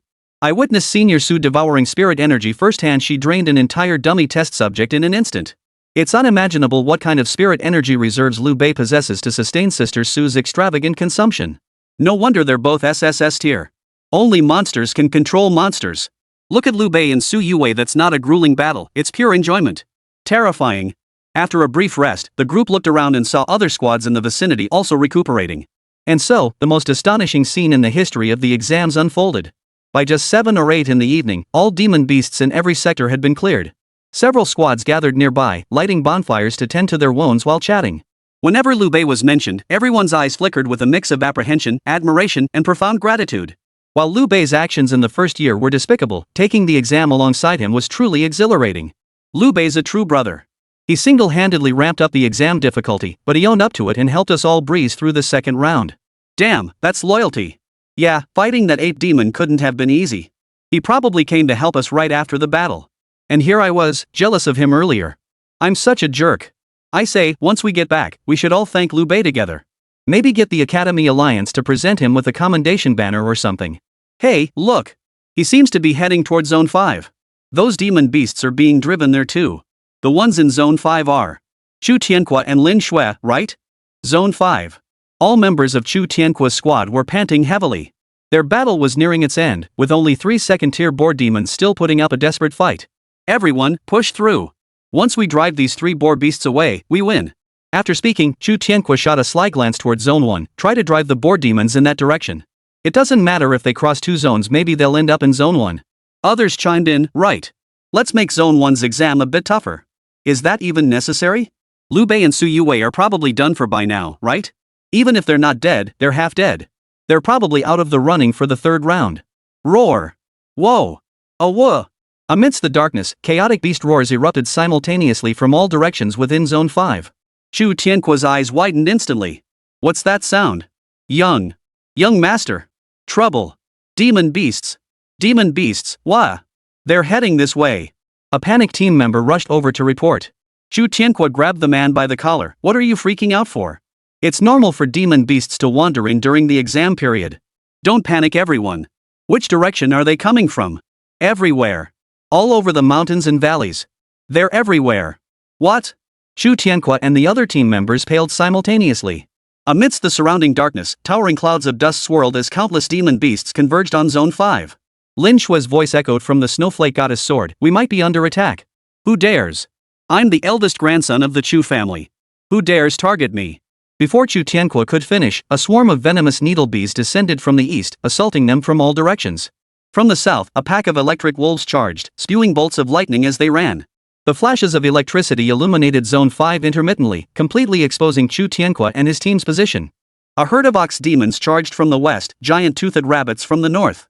In an instant, over a dozen types of demon beasts converged on Chu Tianque. Even more terrifying, these beasts seemed to carry a thick aura of resentment, far more ferocious than before. They launched their frenzied attacks before even making eye contact. Damn it!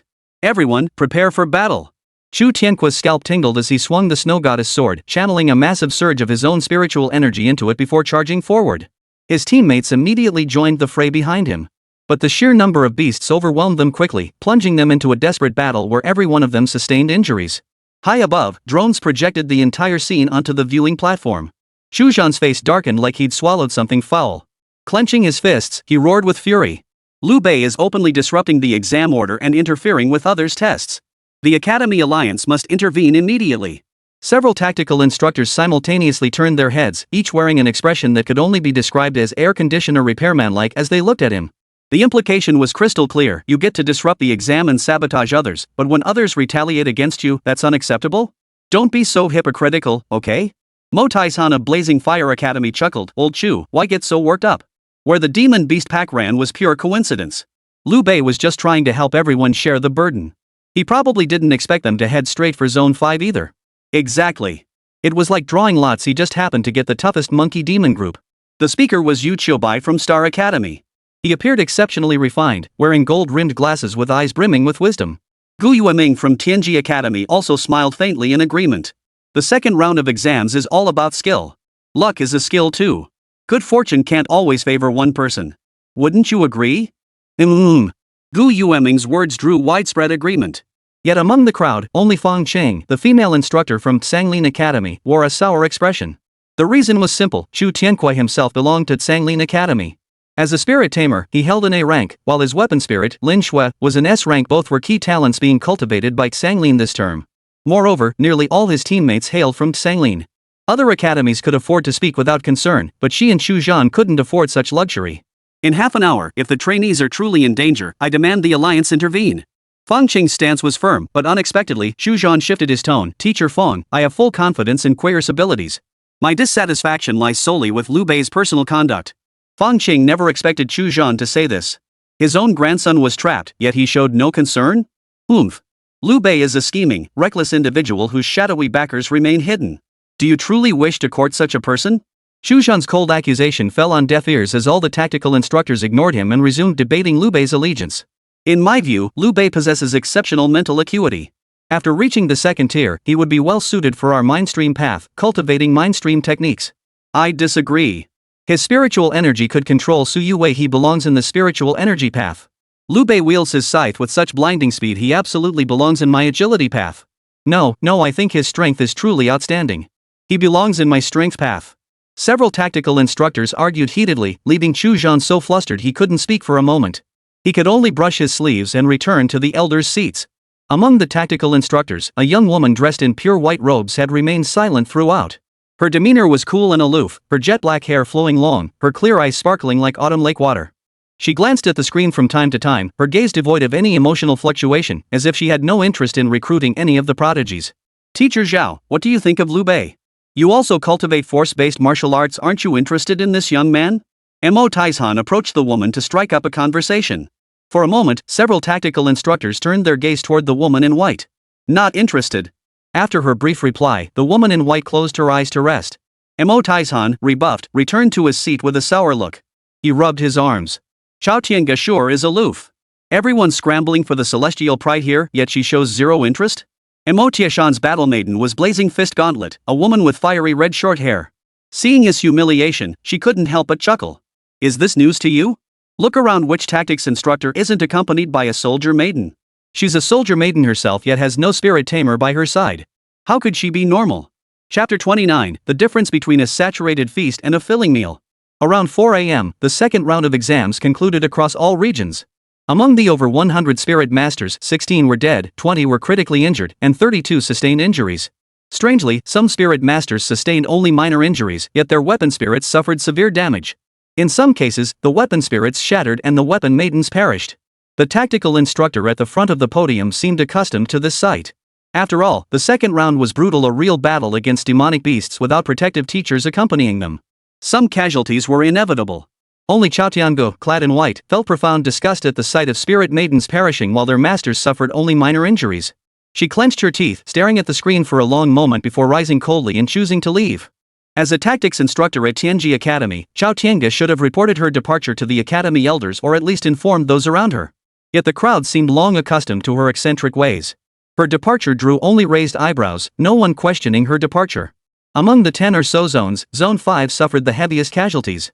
Xu Tianque and his soldier maiden Lin Xue were wounded again. 2 members and their soldier maidens died, while 3 others suffered severe injuries. 1 soldier only lost their weapon spirit, sustaining only minor injuries themselves.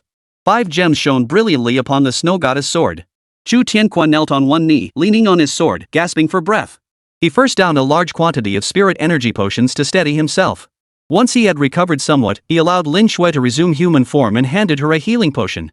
People from other areas were gradually retreating to the outer perimeter of the Chaos Zone. The Chaos Zone was no ordinary low-risk area. Demonic beasts roamed and migrated frequently here, and second-tier beasts were particularly abundant. After recuperating, no one wanted to linger a moment longer, fearing any mishap might jeopardize the next round of exams. Of course, there was an even more pressing reason. The righteous killer Lu Bei, who had intervened, was nowhere to be found. Their sense of security plummeted instantly, and their curiosity about the spectacle faded considerably. Xu Tianque scanned the surroundings with resentment, desperate to spot Lu Bei's figure, desperate to confirm that Lu Bei was behind all this. Yet at the same time, he dreaded seeing Lu Bei, a faint fear stirring within him. Has Lu Bei become my inner demon? No, I absolutely cannot let myself fear him. Round 3, Lu Bei, I will crush you beneath my feet. In the darkness, Lu Bei and Su Youwei were also making their way toward the arena. Little Lu, you're so clever. To come up with such a brilliant way to gauge Xu Tianque's strength. Su Youwei, her arm hooked through Lu Bei's, beamed with happiness as she analyzed. I saw clearly Lin Xue had 5 gems embedded in her armor, 1 high grade and 4 mid grade. Those must be all their trump cards. Not necessarily. Those gems are definitely his trump cards, but since old Master Chu has staked everything on this grandson, he might have other preparations up his sleeve. Lu Bei and Su Youwei were both remarkably level-headed. Their earlier actions, though seemingly reckless, were actually a calculated retaliation to force Xu Tianque to give his all. After dispelling the demonic beasts, Lu Bei immediately began meticulously observing Xu Tianque's combat tactics. As the saying goes, know your enemy and yourself, and you will never be defeated in 100 battles. Lu Bei never liked fighting unprepared battles. Alliance Arena, second round exam results announced. Lu Bei's team, consisting solely of himself and Su Youwei, once again dominated the competition with first place, securing the top spot on the Wind and Cloud Genius rankings. The remaining teams Star Academy, Blazing Fire, Azure Rain, Blissful Union, Iron Will, and others each fielded squads of at least 8 members. This made Lu Bei and Su Youwei stand out even more. Wow! That's Lu Bei for you, amazing. Still number 1. Just him and Su Youwei? The 2 of them took down that hell difficulty monkey demon horde? What about the 8 demon king? How did they handle him? Did they kill him too? No way, right? No way. I regret not teaming up with Lu Bei. I was actually worried their dungeon would be too hard and drag me down. Damn, I feel so ashamed. Among all the trainees, Li Xie was the most excited. Chest puffed out, he boasted to his teammates, I told you so. Brother Lu's got this. Taking down the entire horde single-handedly, then helping everyone after the exam? So badass.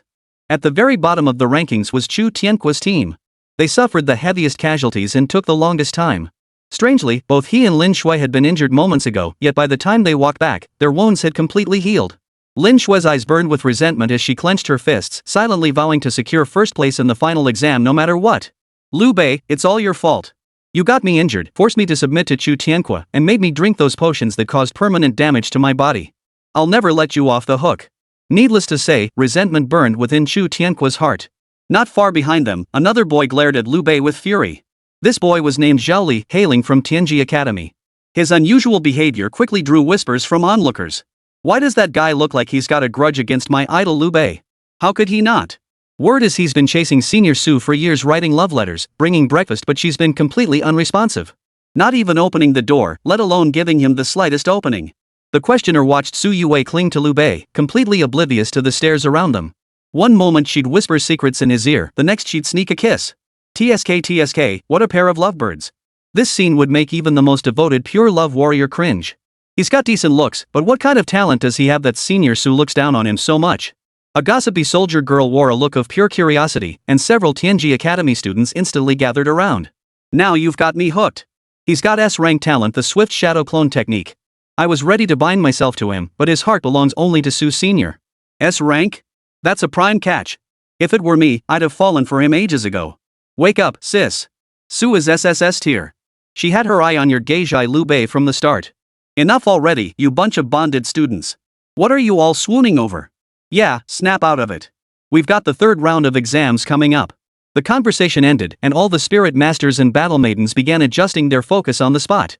The second round had drained immense spirit energy, leaving many spirit masters in an overdrawn state, while the battle maiden's stamina had also plummeted. This is where resources became crucial. Those with access to academy resources or substantial personal wealth had ample potions for recovery. Among all the newcomers, only Lu Bei had chosen to align with no faction. But his personal stash. Various potions were scattered across the floor, so abundant that Su Youwei could even use a healing potion to wash her hands. How extravagant! Even more outrageous was that whenever someone nearby expressed envy or praised Su Youwei's good taste and her husband's awesomeness, those soldiers would receive aid from Su Youwei. Handing out a healing potion was no big deal. Sure, take it. We're classmates. You're so nice, say more good things. Hee, this one's for you, you're such a good person. If you run out of medicine, just tell me. I love hearing you talk. What did you say about how wonderful my husband is? By this point, Lu Bei had pretty much figured it out. Su Youwei seemed to love hearing people say they were a perfect match. Whenever someone said such things, she found it pleasing to the ear and would respond with a different attitude than usual. Like when Lin Xue and the others had just called her sis-in-law, Su Youwei had beamed with joy, her face radiating happiness and coyness, looking every bit the newlywed bride. 2 hours later, the third and final round of this year's alliance exams officially began.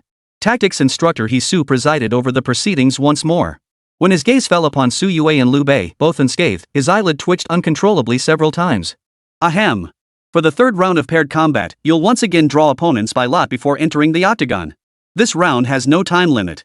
Winners advance to the next cage until a champion is crowned. As the exhilarating announcement echoed, all new recruits simultaneously turned their gaze toward the innermost, highest elevated octagon cage.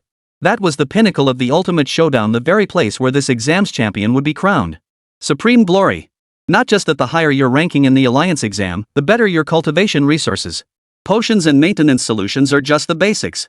You'll also be assigned housing in Jiangqing's prime districts, with security so tight it can withstand third-tier demon beasts.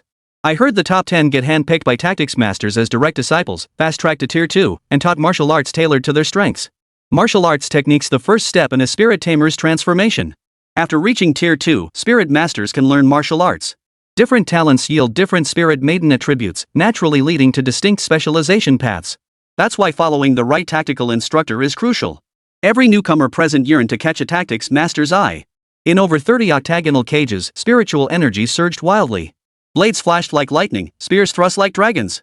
As the battle maidens clashed, their spirit masters unleashed diverse talent, strength, intellect, speed, and attack velocity, all culminating in perfect execution. The battle raged fiercely, yet the scene shifted abruptly when it came to Lu Bei and Su Youwei. Their opponent was AB rank spirit master wielding AB rank solid iron whip. Before the clash even began, Su Youwei transformed. The moment her giant scythe appeared, the spirit tamer collapsed instantly.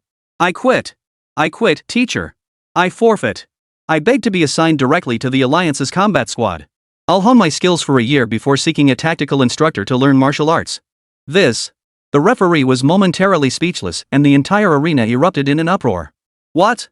Someone actually forfeited? What kind of intimidation is Lu Bei wielding? Everyone who made it this far is exceptional, with ambitions reaching the heavens.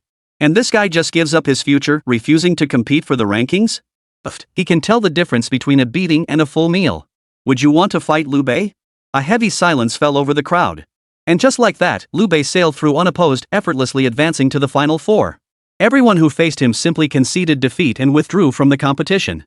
Until he met Zhao Li from Tianji Academy. An S-rank spirit tamer, dubbed Tianji's #1 suck-up, or rather, a gentleman. Zhao Li was of average build with a resolute face, and his spirit maiden was also S-rank, a pair of purple lightning blades radiating blazing thunderlight. Chapter 30, Shadow Clone of the Swift Wind, Zhao Li of the purple lightning blades. Whoa, those little lightning bolts sure look flashy. Lu Bei teased, silently activating his inside eye. Identifying the weapon spirit, revealing everything. Chenyu, S-rank weapon maiden, violet lightning blades. Attack power, 83-100. Durability, 71-100. Attack speed, 76 rapid attack speed. Abilities, explosive lightning flash, lightning snake speed. Evaluation, when psychic energy is abundant, she can unleash astonishingly rapid strikes. Her dual blades channel lightning, stunning enemies during close combat. Drawback, sustaining the lightning consumes significant mana, requiring a mana talent to master. Not suited for prolonged combat. Mana cost? This attribute does remind me a bit of my senior. Lu Bei grinned, realizing why his senior hadn't chosen this spirit to bond with. Hanging with him? You'd go hungry at least 9 times in 3 days. Senior Su, did you see that? My spirit energy, forged through trials, is now 20 times that of an ordinary person. I can support you now. If you're willing to come back, I'll make you my second battle spirit. No, you'll be the primary one. The purple lightning blade can be my backup. Senior, I've never forgotten you all these years. For you, I've worked tirelessly to get this far. Lu Bei froze. Thank goodness he was a professional, otherwise, this kid would have made him burst out laughing. Hey buddy, fighting's fighting. What's with all this whining? Trying to tug at my heartstrings? You. Jolly pointed an electric knife at Lu Bei, fuming, it's all because you stole my love. Otherwise, how could 3 years of my devotion fail to move Senior Su? Do you know how many days I delivered breakfast to her? A faint image of Su Youwei appeared on the bloodthirsty underworld scythe. Zhao Li's face lit up with delight, about to continue reminiscing. Who the hell are you? Those 3 simple words nearly made Zhao Li spit blood on the spot. When faced with outsiders, especially those she disliked, Su Youwei always presented herself as a cold, aloof older sister figure. I don't remember you. Besides, so many people bring me breakfast. I never accepted any of them. Didn't you suitors end up taking them back and eating them yourselves anyway? At this remark, the onlookers in the audience could no longer hold back their laughter. Ha ha ha ha. Thought this guy was a pure love warrior, but turns out he's just a suck-up. What a pathetic suck-up. She didn't even want his stuff, and he still had the nerve to bring it up. Holy crap, he really doesn't care about his soldier girl's feelings. At least she's an S-rank violet lightning blade, what a waste with him. Su Youwei's retort proved to be the final straw that broke the camel's back. Zhao Li's face flushed crimson as he shouted, since you're so heartless, senior, then I'll step down. And this time, it's for good. It must be said, Zhao Li was the most terrifying opponent Lu Bei had faced since his awakening. He couldn't endure it any longer. If this battle didn't end soon, he'd be mortified to death by his opponent. What a vicious way to fight. Swish. Lu Bei struck first, his scythe whipping through the air as the eerie mist of the underworld dispersed. Zhao Li laughed bitterly in rage, covering his eye with one hand as he spat out another threat. Lu Bei, you're no match for me. My speed will leave you in the dust.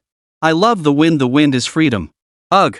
This time, not only Lu Bei, but Su Youwei and the spectators in the stands felt like vomiting. Zhao Li's words were like a magical attack. Everyone now understood why Su Youwei hadn't chosen him. Forget his actual skill, this cringe-inducing, foot-scratching, hardcore middle schooler vibe? Who could stand it? That soldier girl Chen Yu was a tough cookie, a true ninja. But, funny or not, Zhao Li's attack speed was undeniably fast. He swung his dual blades, rapidly closing the distance to Lu Bei. Thunder crackled along the purple lightning blades. A single strike would paralyze Su Youwei and Lu Bei. Amidst the flashing blade shadows, 3 gems could be faintly discerned, all green glowing speed gems. These blades are stacked with 3 low-grade attack speed gems, boosting my attack speed to 85 in an instant. Can you handle that? Zhao Li roared, and in the next instant, his entire body split into 2. S-rank talent, Gale Shadow Clone. While moving at high speed, it could generate an afterimage identical to the original body. With dual attacks, both the power and momentum became even more terrifying. A wave of gasps erupted from the spectator stands. On the podium, the tactical instructors all wore solemn expressions. Zhao Li is going all out right from the start, clearly aiming to settle this with a single move. With such speed and that S-grade talent, this kid is bound to make a name for himself in the agility path. This kid's got something special. Now we'll see how Lu Bei counters him. Tough matchup. The bloodthirsty Nether Reaper is a heavy weapon, slow by nature. Its sheer force and momentum make it a natural counter to the violet lightning blade. Both are still in their early stages, so their talents won't create a huge gap. Zhao Li's weapon spirit can socket 3 gems, indicating he's already reached late stage 1. Lu Bei is limited by his prodigy status. Reaching mid stage 1 is already no small feat. Zhao Li has a strong advantage. For a moment, even the tactical instructor who had always favored Lu Bei found himself sweating nervously for him. Within the octagon cage, thunderous winds roared. Zhao Li erupted in maniacal laughter. He would defeat Lu Bei and prove to Senior Su that he was the one destined for her. What kind of flashy nonsense is this? After the indifferent challenge, a dull thud echoed. Lu Bei's scythe-like strike shot forward. It struck Zhao Li squarely in the head. Zhao Li's pupils dilated in shock. He hadn't even seen how Lu Bei had struck, only feeling excruciating pain erupt from the top of his head. Then his entire body was hurled away like a discarded rag. Immediately, his wrist began to go numb. Glancing down instinctively, he saw that both purple lightning blades had slipped from his grasp at some point, both lying on the ground. It felt as though someone had deliberately knocked them out of his hands. Even more bizarrely, as he tried to scramble back up to continue fighting, a tearing pain suddenly shot through his chest. He didn't need to touch it to know this was the sign of broken ribs. At least 3. Huff, huff. Zhao gasped for breath, shaking his head in disbelief at his defeat. In the blink of an eye, despite giving his all in the attack, he hadn't even seen his opponent's movements before losing his ability to fight. How on earth did Lu Bei manage that? The same question echoed in the minds of every spectator. All of them stood with their mouths agape, stunned into silence for a long moment. Had Lu Bei really won? On the podium, the tactical instructors and academy elders wore even more grave expressions. Did you see that clearly? Lu Bei's execution was truly meticulous. He's completely figured out Su Youwei's netherworld deceptive mists become nothing more than a mere illusion. There are 2 gems on the scythe green ones, but the mist obscures their grade. Which means Lu Bei's cultivation level is at least mid-first tier. Terrifying. Truly terrifying. With his genius restricted, he needs several times the experience of an ordinary person to break through realms. How many demon beasts has he slain? Have you forgotten who made the second round harder? Why could he command the ape demon in the chaos zone? The moment Gu Yueming of Tianji Academy posed the question, everyone sucked in a collective breath. So that's it. That explains it. The more you think about it, the more terrifying it becomes. Even Commander Yan Nantian back in the day was only at this level, right? What a formidable presence he must have been. The tactical instructors continued their analysis, while Zhao Li, still sprawled on the ground, remained utterly bewildered. At this moment, the clearest-headed among them was the soldier girl Purple Lightning Blade Chenyu. In the instant she clashed with Lu Bei, she actually saw after images. Lu Bei hadn't merely struck Zhao Li once. Instead, he'd first exploited gaps amidst countless blade shadows to strike Zhao Li's head, then swiftly executed a reverse hook with his sickle blade to disarm both swords. Finally, a thrust to the chest shattered his ribs. The reason it appeared as a single strike was purely because Lu Bei's speed was simply too fast. Remember, all things are born and overcome by each other. There are natural laws at work. Light weapons lack force but excel in swift momentum and rapid strikes. Heavy weapons, though cumbersome, possess immense power and momentum. One force can overcome 10 techniques. But if one could break this limitation, making heavy weapons feel effortless, combining explosive power with speed, light weapons would become utterly useless. In the fleeting moment of combat, Chenyu caught sight of 2 gems on Lu Bei's scythe. They were 2 high-grade attack speed gems. High-grade attack speed gems. It was unimaginable how vast Lu Bei's resources must be. As the battle ended, Lu Bei hoisted his scythe and turned to leave. Behind him, Zhao Li's resentful voice suddenly rang out, "I don't understand. Even if you used some special method to break my attack speed, how did you see through my whirlwind shadow clone? How did you tell which one was the real me?" Lu Bei's face flushed slightly. He had won this battle fair and square, except for this one thing. "I couldn't exactly say. I used inside eyes to see through your Bingma. You can create shadow clones, but your Bing Yang can't. The one without clothes is the real Bing Yang, so I found you. That wouldn't sound good if I told anyone." Lu Bei didn't turn back, leaving only a thought-provoking remark, "Ahem, treat your Bing Yang well. If she chooses to follow you, you should cherish her." Lu Bei departed, leaving behind a tall, dashing silhouette. On the podium, the perpetually taciturn woman in white, Tian Yaij, flinched slightly. Her gaze lingered on Lu Bei's retreating figure, her mind drifting away. Chapter 31, Lu Bei, what are you doing? Lu Bei's battle had ended, but the shockwaves of astonishment rippled through the spectator stands. What the hell was that? Zhao Li's aura was terrifying, all that flashing blade light and lightning, and Lu Bei just tapped him on the head and it was over? It can't be that simple. Zhao Li was carried off by medics. He must be seriously injured. I thought an S-rank Zhao Li wielding an S-rank purple lightning blade was already insane enough, but Lu Bei is even more insane. There's only one explanation: his moves are beyond our comprehension. The speaker was once again that know-it-all in black-rimmed glasses, Zheng Huan. As soon as he spoke, the surrounding juniors who hadn't awakened yet immediately gathered around. "No way, senior. Even you couldn't figure it out?" Zheng Huan adjusted his glasses, clearly relishing the admiration from his juniors, especially the female ones. He cleared his throat, attempting to analyze. The realms of spirit masters and weapon spirits are synchronized. Within each tier, there are early, mid, and late stages, plus perfection. Progress within a realm is slow and steady. Basically, it relies on accumulating experience through combat. The gaps within a realm aren't huge, which is why the gemstone here is so crucial. Gems? Aren't those incredibly precious resources? A female junior's almond-shaped eyes glistened with longing at the mention of gems. "So if I had tons of gems and socketed them all at once, wouldn't I be unstoppable?" another freshman asked innocently. Zheng Huan perked up, his face brimming with superiority. "Hey, it's not as simple as you imagine. A first-tier early-stage soldier maiden can only socket 1 gem. Mid-stage allows 2, and late-stage can socket 5. The restrictions are quite significant. What about the peak stage? How many gems could I embed at peak stage 1? Perfection? The expert waved his hand with a smile.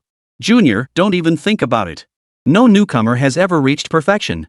Even late stage is extremely rare. Anyone who actually reaches perfection? That's beyond cheating. Perfection allows embedding 10 gems. Even someone with B-tier talent could rival S-tier. Ha!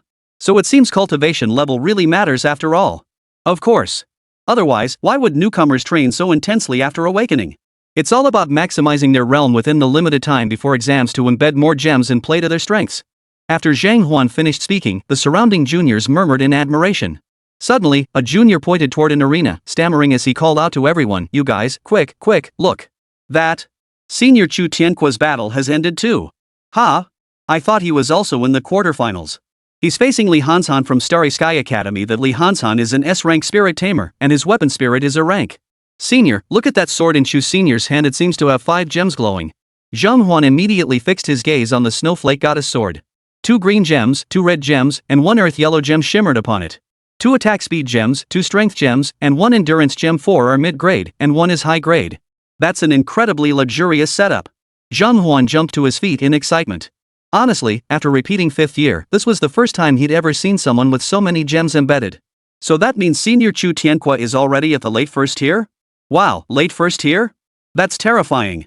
Look at his opponent. He seems to be faring even worse than Zhao from Tianji Academy. On the arena, a cruel smile spread across Chu Tianqua's face. The snow goddess sword radiated a bone-chilling cold. Drip, drip. A string of crimson blood beads flowed continuously down the blade. 10 meters away, Li Hansan knelt on one knee, leaning on his Battle Maiden Windbreaker Spear. Numerous cracks marred the Windbreaker Spear, and one of Li Hanshan's arms hung limply, a clear sign of shattered bones. Blood seeped profusely from his head, chest, and legs. Darkness swirled before his eyes, threatening to overwhelm him at any moment. Chu Tianqua stepped forward, thrusting his sword to strike Li Hansan once more. But Li Hansan, a man of fierce resolve, propped himself up with one hand on his spear, determined to rise and fight on. Stop! At the critical moment, the referee promptly halted the fight. This match is over. Li Hansan concedes defeat. The winner is Chu Tianqua. With the final verdict delivered, Li Hansan collapsed to the ground, unable to support himself any longer.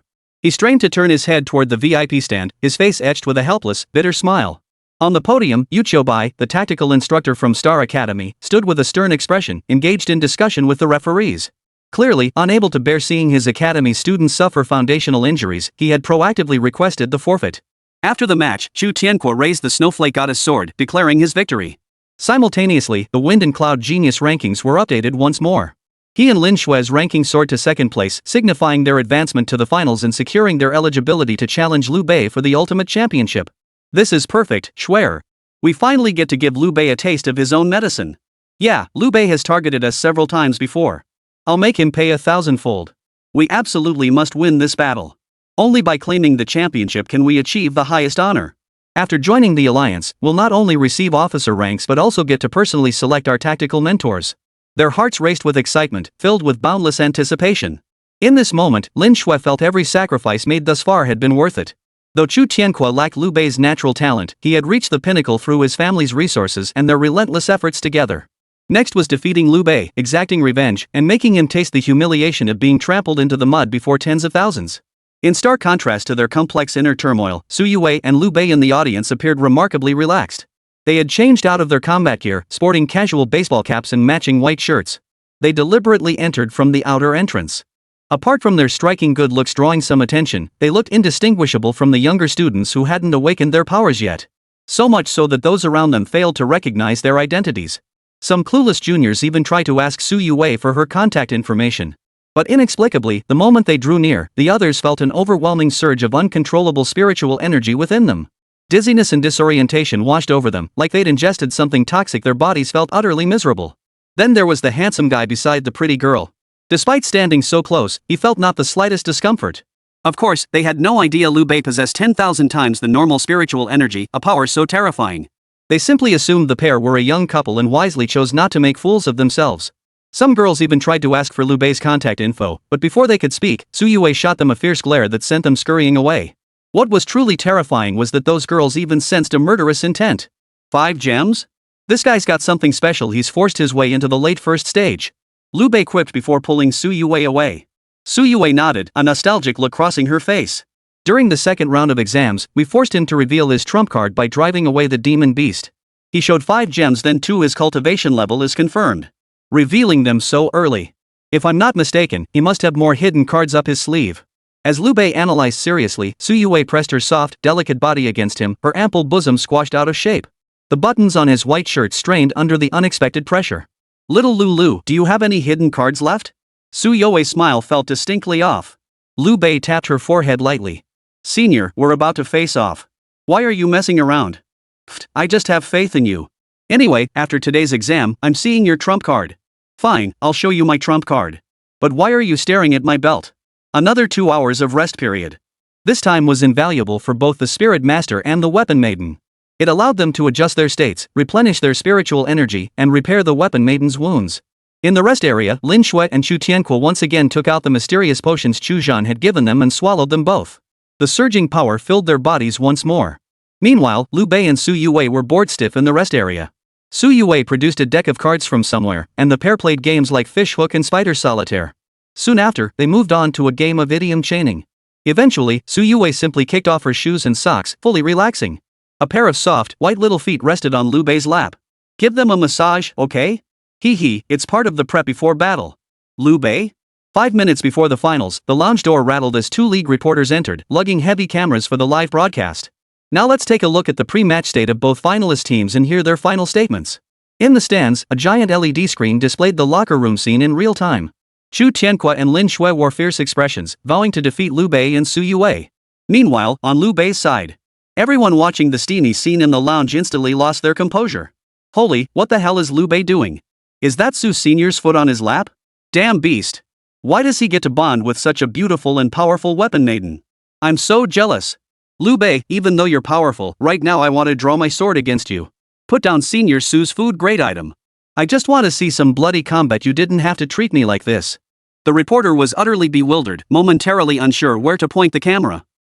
Students, do you have any final battle declarations? Lu Bei shrugged. Nah. Let's just get this over with so I can go home. My girlfriend gets hungry easily. Youwei flashed a sweet smile. Little Lu, keep going. Wow, I love this feeling of being watched by so many people. Chapter 32, 10 Gems, Witnessing the Ascension to Godhood. The midday sun was blinding. During the break in the competition, the stand should have been nearly empty after all. Waiting was agonizing. But the league finals were next. The champion was about to be crowned. So even if boredom set in, everyone remained glued to their seats, unwilling to leave, afraid of missing a single second of the final showdown. At this very moment, all eyes were fixed on the pre-match livestreams from the 2 locker rooms. Then Lu Bei and Youwei proceeded to show off. The elders on the podium were fuming, while the tactical coaches glanced at their respective player avatars, each spotting a hint of awkwardness in the other's eyes. These youngsters, can they get any more reckless? Chu Tianque and Lin Xue seem perfectly normal. What are Lu Bei and Youwei doing? They seem perfectly normal too. Maybe that's just how the young couple acts normally. But this is taking normal way too far. Instead of preparing for battle, they're relaxing? And giving each other foot massages? The speaker was the hot-tempered Mo Taizhan. Gu Yueming, standing beside him, interjected. Hey, old Mo, what's so hard to understand? If I were Lu Bei, with that kind of talent at his age, I might be even more cocky and party harder than him. Fang Qing muttered softly from the sidelines. Lu Bei from our academy wasn't like this before.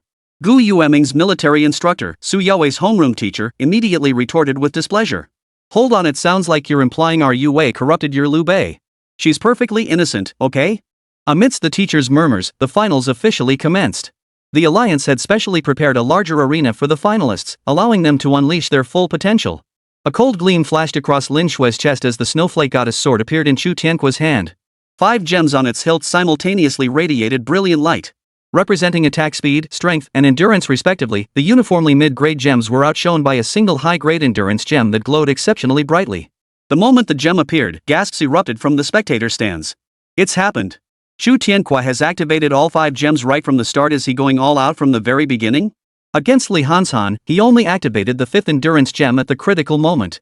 Imagine how overwhelming Lu Bei's pressure must be. In my opinion, Lu Bei might not win this match. Bound by the limitations of his genius, his cultivation level definitely hasn't reached the late first stage. Chu Tianque's resource advantage alone could crush him completely. Sigh, only the Xu family could pull off such a display of wealth. Hey, look! Senior Su has transformed. Wow, the bloodthirsty Nether Reaper, it never fails to thrill me every time I see it. Exclamations surged like waves, one after another. Within the arena, Chu Tianque wielded the snowflake goddess sword, unleashing a wave of frosty sword energy first. As his cultivation advanced, he harnessed the essence of Lin Xue more effectively. The frigid sword chi carried a sacred, ethereal aura, transforming into countless razor-sharp blades that pointed toward Lu Bei from afar. The day has finally come, Lu Bei. Come on, bring everything you've got. Let's have a fair fight. You dare speak of fair and square?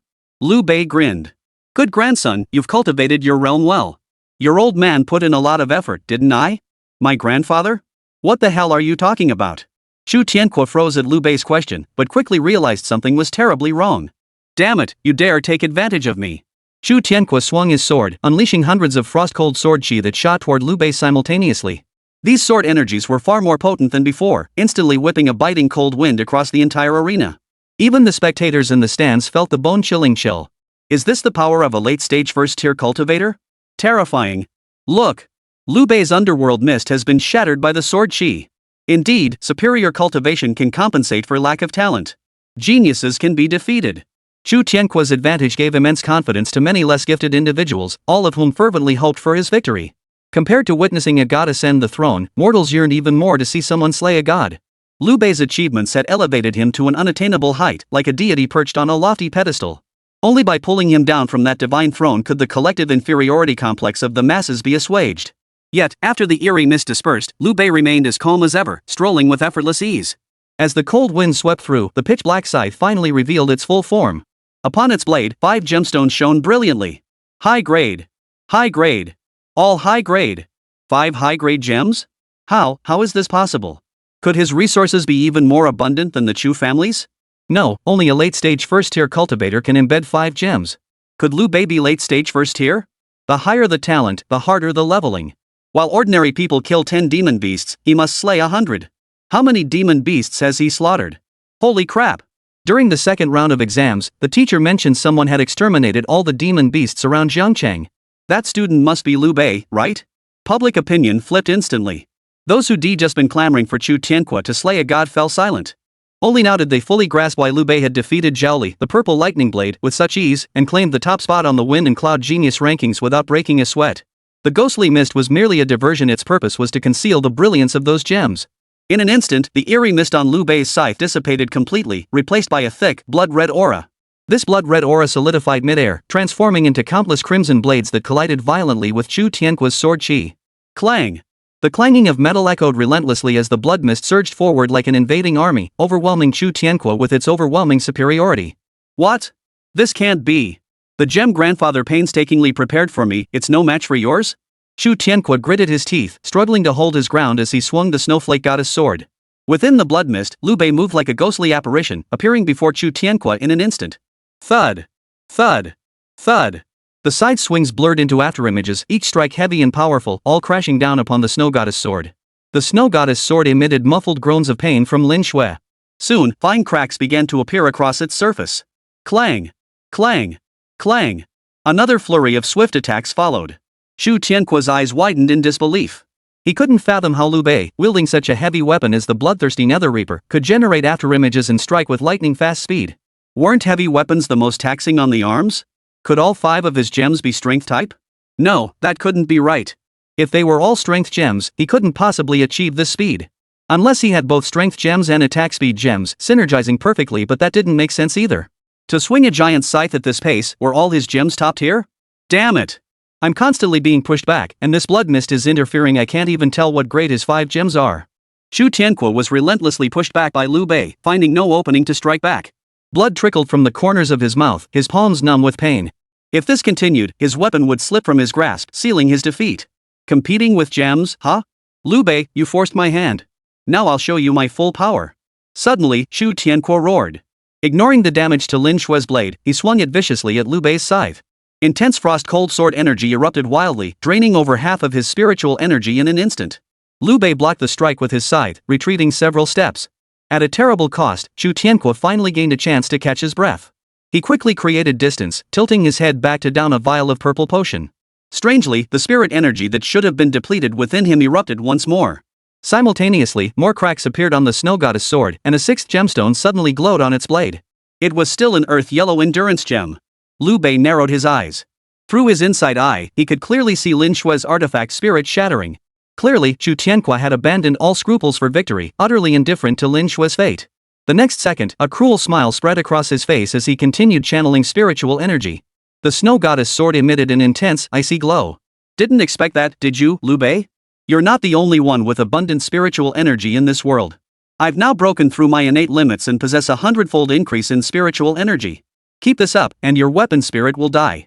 Lu Bei's warning was calm and detached, but to Chu Tianhua's ears, it sounded like pure contempt and mockery. Shut up. Defeating you is my and Xue's lifelong ambition. For the champion of the elite title, we'll stop at nothing. Hum. Crack. Accompanied by a shattering sound, the snow goddess sword's power surged once more.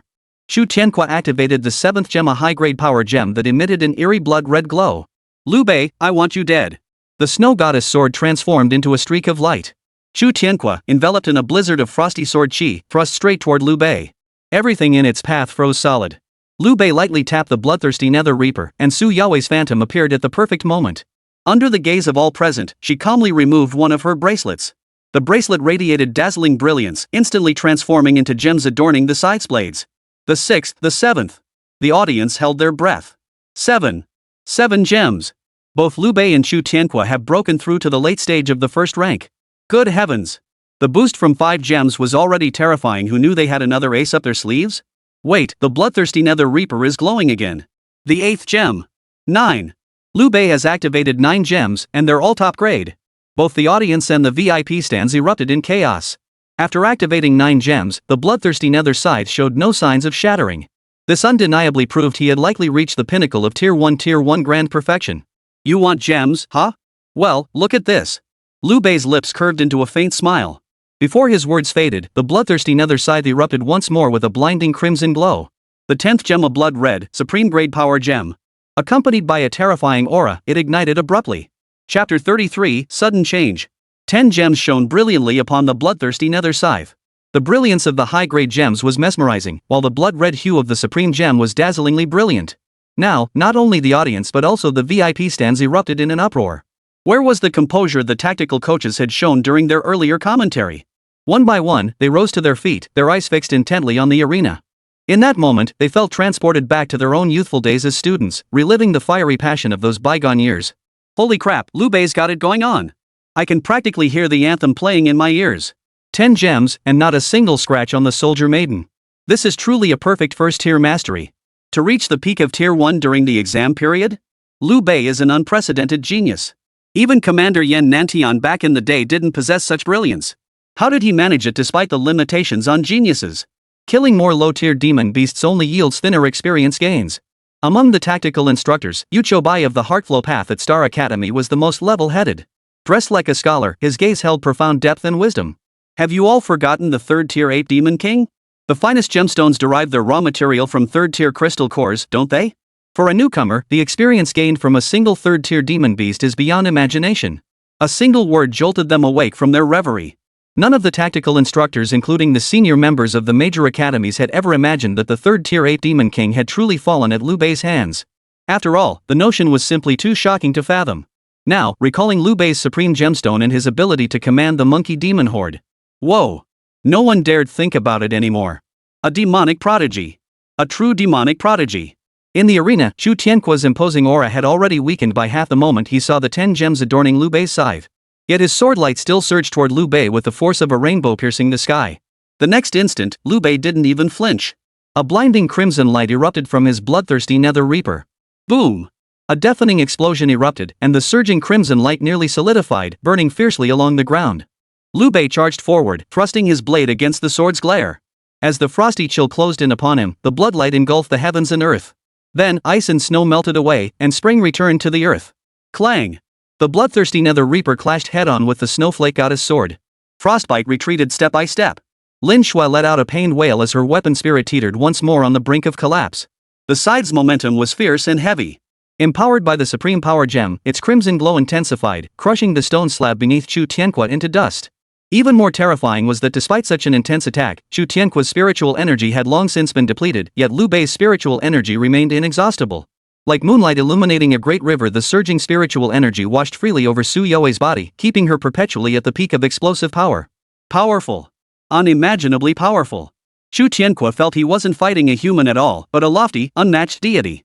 The irony was that he believed he had already touched the heights of a god, yet in reality, he couldn't even see the health bar of a god. Lu Bei's scythe shattered his 7 orifices, while Lin Xue's artifact spirit collapsed once more. The Inside Eyes assessment read, Artifact spirit disintegrated. Unknown toxins detected within body.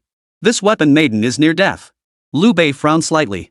After blasting Chu Tianque into a deep pit, he flicked his blade in a flourish, hoisted Su Youwei onto his shoulder, and leapt backward 10 meters. Wherever the scythe passed, the ground seemed scorched by infernal flames. Upon closer inspection, faint illusions resembling red spider lilies could be discerned. This scene resembled not the spring of the mortal world, but rather the shores of the underworld.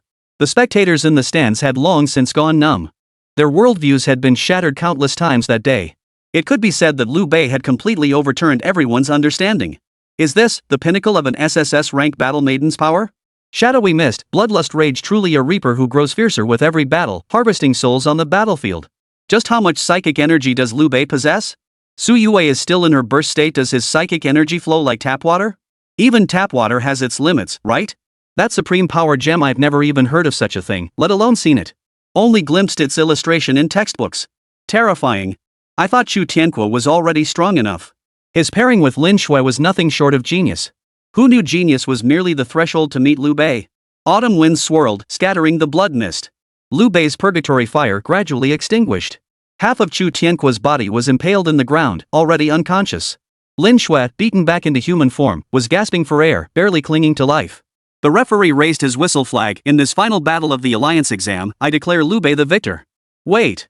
Just as everyone thought the match had ended, and some spectators were even preparing to cheer for Lu Bei, a muffled voice suddenly emerged from Chu Tianque's mouth. The voice was unusually heavy, thick with labored breathing, like a beast's roar. It's not over yet. Lu Bei, die.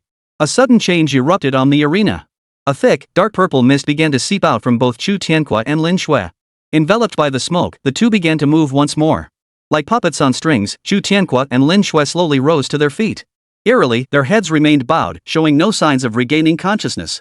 The next instant, their eyes snapped open, erupting in furious roars. Roar! This roar sounded nothing like anything a human could produce. Lin Xue staggered over to Chu Tianque. Somehow, the shattered spirit essence had coalesced once more, allowing her to transform back into the snowflake goddess sword. Unlike before, however, the sword now appeared completely shattered, held together only by a forced cohesion of purple mist. The divine aura that once radiated from it had vanished. Instead, it was now saturated with a thick aura of demonic beast energy. The instant Chu Tianque grasped the sword, a terrifying aura erupted violently. This scene stunned referee Hisu, who immediately stepped onto the field to intervene. The match is over. Chu Tianque, Lin Xue, don't push yourselves. Get lost. Another inhuman roar erupted as Chu Tianque sent Hisu flying with a single kick. Put. Hisu's face was frozen in shock as he frantically wiped the blood from his mouth. After all, he was a second-tier spirit master. Even without his weapon spirit, his attributes should have easily overpowered Chu Tianque. Yet he'd been sent flying 10 meters? On the podium, the elders' expressions varied wildly. Some remained impassive, others wore anger, while a few simply turned away, unwilling to watch any longer. The tactical instructors, however, wore solemn expressions. As battle-hardened pillars of experience, they instantly recognized that something was terribly wrong with both Chu Tianque and Lin Xue. Mo Taizhan, known for his straightforward nature, was the first to step forward and confront him. Old Chu, your grandson's condition is off. Chu Zhan raised an eyebrow, unconcerned, and retorted, what? The match isn't over yet. Are you thinking of interfering? Youwei Bai also frowned and interjected, I wonder about the potion young Master Chu just took. The potions I gave him are all combat approved, fully certified by the Alliance. The elders are all here, you can verify it yourselves. Chu Zhan surveyed the crowd. Sure enough, every elder chose silence, not a single voice speaking up. Fang Qing from Sanglin Academy hesitated for a moment before finally losing her composure. She protested, this can't go on. Even if Chu Tianque wins, Lin Xue will die. She's an S-class battle maiden. All girl is meant to be sacrificed, isn't she? A ruthless expression flashed across Chu Zhan's face as he cut Fang Qing off. When a battle maiden dies, the spirit master can simply bind a new one and return to the battlefield. But without a spirit master, a battle maiden can hardly unleash her full combat potential. From the moment of awakening, a battle maiden must be prepared to sacrifice herself. Otherwise, how can she even step onto the battlefield? Chu Zhan's words left Fang Qing speechless. It had to be admitted spirit masters were more precious than soldier girls. This was a deeply ingrained belief held by the vast majority. Only a few scoffed at this notion. Chao Tianga, clad in snow-white robes. With a light, graceful movement, her robes billowing, she leapt down from the podium. Chao Tiangu, what are you doing? The finals are still underway. No one is permitted to interfere you. Completely ignoring Chu Zhan's attempts to stop her, Chao Tiangu strode purposefully toward the arena. She could sense Lin Xue's life force fading, and even Youwei faced grave danger. If the fight continued, both of these soldier maidens would likely meet a fate of death or injury. Back at the arena, Lu Bei activated his inside eye once more. S-rank soldier maiden snowflake goddess sword, its spirit essence forcibly shattered by an unknown force, possessing immense destructive power and an eerie, indescribable aura. In an instant, a demonic cold wind swept over them. Everything touched by the wind froze over with a layer of violet-blue frost. After solidifying, it emitted a fragile sound and shattered silently. This terrifying spectacle nearly suffocated everyone present. Youwei's spectral form materialized atop the scythe, her expression grave. Lu Bei, be cautious. Their aura feels far more terrifying than the 8 demon kings. Even with 10 gems, we might not prevail. After a brief pause, Youwei made a decisive decision. I'll hold him off. You run to teacher Chao Tiangu immediately. Youwei had already resolved to sacrifice herself. But she seemed to have forgotten that her spirit tamer was Lu Bei, who possessed 3 SSS-tier talents. He was also one of the rare spirit masters who held Bing Yang in the highest regard. Boom! A torrent of violent psychic energy surged into Youwei's body, filling her entire frame with a searing, burning sensation. The bloodthirsty Nether Reaper once again erupted with a torrent of crimson light. Lu Bei, what are you doing? At that moment, Lu Bei's gaze shone with unprecedented intensity. His scythe swept through the air, his battle spirit soaring. Senior, no matter what happens, I won't abandon you. I promise to take care of you for a lifetime, and that means a lifetime. Now is not the time for such words. Shoo! The next second, Lu Bei pressed his hand against the crimson lips of Youwei's phantom formed the very edge of his scythe. A light flick sent a thin line of blood trickling down. You wanted to see my trump card? Now's the time. Lu Bei flashed a grin, and in the next instant, Youwei felt an unprecedented surge of righteous energy surge into her body. She couldn't help but let out a breathy moan of ecstasy as she broke through the explosive energy state. If her previous psychic energy had been like a mighty river, now she felt as though she possessed an entire ocean.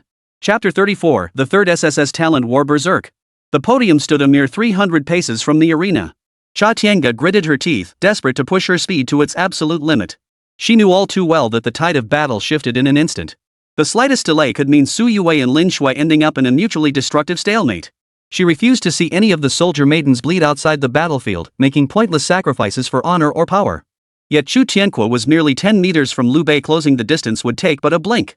Chu Tianque's face was contorted, his eyes bloodshot and red, like a predator ready to devour its prey. He cared not for Lin Xue's fate, simultaneously igniting all the gems while continuously channeling a dark purple, eerie spiritual energy into them. The oppressive aura emanating from the snow goddess sword grew increasingly terrifying, while the spirit within the blade shattered more severely. Boom! As Chu Tianque swung his sword, a purple cold wind erupted. Within the storm, Lin Xue transformed into a colossal blade over 5 meters long, striking like a venomous serpent's flickering tongue, obliterating everything in its path. Ha ha ha ha!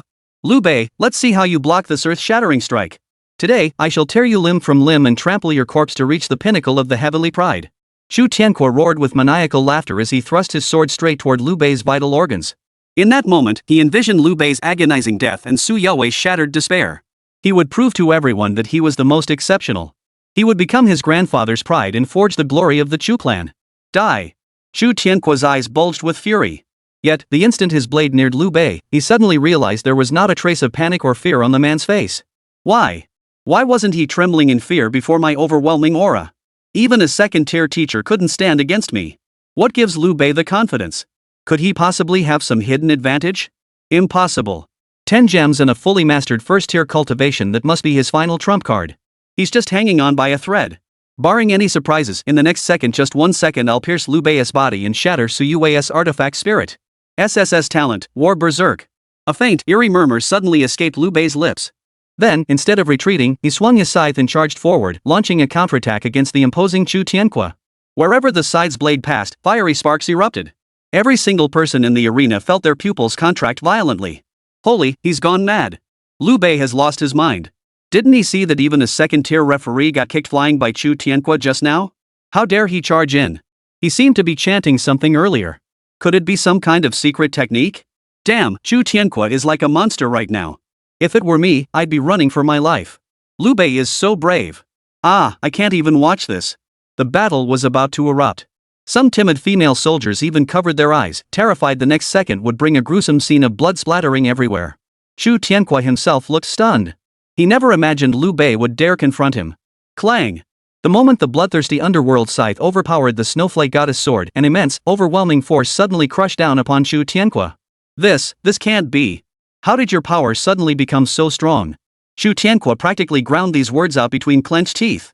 At that very moment, his shoulder was severely deformed, the bloodlight of the bloodthirsty nether scythe nearly engulfing him. The next second, a sinister mist erupted from the snowflake goddess sword like an explosion. Boom! The eerie mist solidified like a tangible force, striking with the ferocity of a mountain-splitting punch, unleashing unparalleled might. Boom! Boom! Boom! The air echoed with continuous explosions. In an instant, the black mist churned, obscuring the sky and swallowing the sun. The arena resembled a scene straight out of the apocalypse. Ugh!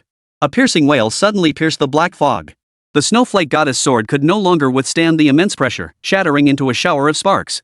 The clash lasted but an instant, a single strike, just one strike.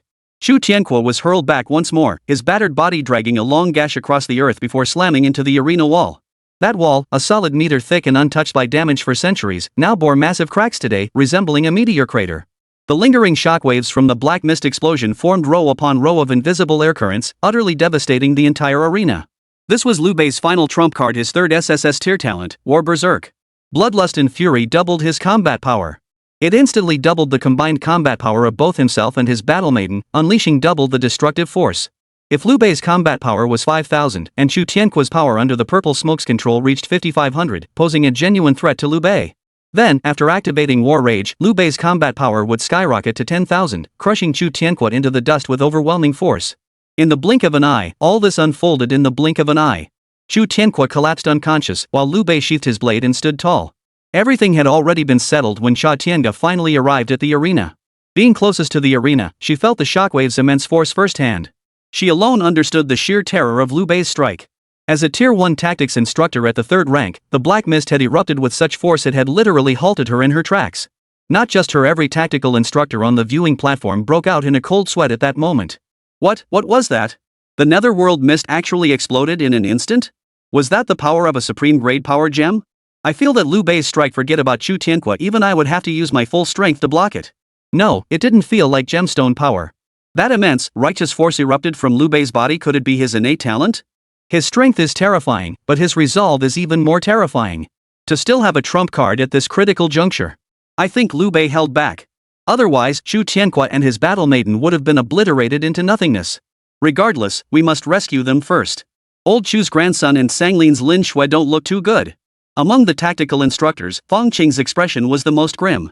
Lin Xue's fate hung in the balance, a SSS-class soldier with the dual attribute snowflake goddess sword.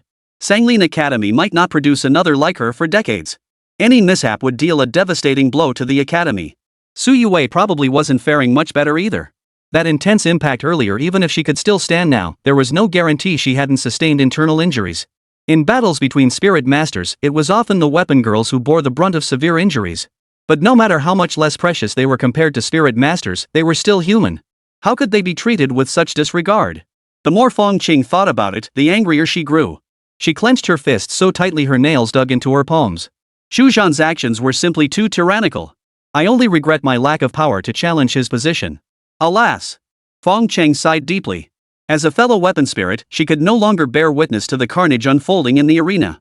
Yet to her surprise, Youwei in the arena didn't appear to have suffered severe injuries. At that moment, Youwei had already transformed into human form. A pair of clear, autumn water eyes stared unblinkingly at Lu Bei. Gone was the usual playfulness and teasing. Instead, she scrutinized the youth bound to her by blood with intense seriousness, from head to toe. Chapter 35, The Premier Genius of the Storm. The black mist gradually dissipated, patchy sunlight spilling across the ruins of the arena. The scene before Chao Tiange was nothing short of devastation. Even now, she couldn't fathom how Lu Bei had managed to unleash such a terrifying strike just moments ago. As a tactical instructor specializing in force, Chao Tiangu understood the nature of power more profoundly than any other instructor present. Excluding the influence of the power gem, it doesn't resemble the effect of a weapon maiden unleashing latent potential either. I heard this kid possesses 3 SSS-tier talents. Judging by this, it's likely one of his talents activated at the critical moment. Zhao Tiangu still harbored doubts, but assessing the injuries of both parties was the immediate priority. Youwei's face was pale, having reverted to her usual clingy self. She leaned weakly against Lu Bei's embrace. Seeing this, Chao Tiangu instinctively averted his gaze before composing himself and asking with concern, "How are you?" "Nothing serious, just a bit tired." "Thank you for your concern, teacher." Youwei offered a faint smile, feeling the warmth radiating from his palm. She knew Lu Bei had been continuously channeling spiritual energy to her, nurturing her body. Moreover, long before Chao Tiangu arrived, Lu Bei had already used his inside eye to assess Youwei's condition. The evaluation panel displayed. Current status, weakened. Aside from a minor wound on the arm, no other significant issues. Cause of weakness, side effect of SSS-tier talent War Frenzy? Lu Bei was well aware of the side effects of War Frenzy. Upon activation, it induces a 3-day weakness status on the Weapon Maiden, during which she cannot transform for combat. Note, this talent is excessively powerful, restricted to 1 use per month. Forcing activation before the cooldown expires will cause backlash, harming both the gun girl and the user. Indeed, the power of War Frenzy was undeniable to all who witnessed it. But such an overpowered talent inevitably comes with a corresponding price. This was precisely why Lu Bei treated War Frenzy as his ultimate trump card. First, he refuses to let Youwei suffer any harm. Second, Lu Bei didn't want to put himself at a disadvantage. In his current state, if Youwei grew too weak to maintain her form, his combat effectiveness would inevitably plummet. Failing to eliminate his opponent in one decisive strike would place him in grave danger.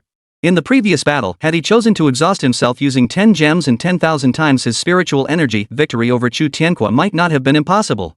But doing so would inevitably leave Youwei gravely injured. Therefore, Lu Bei decisively chose to end the fight swiftly. He overwhelmed Chu Tianque with sheer force, minimizing the damage inflicted. After carefully examining Youwei's body and confirming she was unharmed, Chao Tiangu then walked over to assess Lin Xue's injuries. Regrettably, the repeated collapses of her artifact spirit had rendered Lin Xue's condition beyond salvation.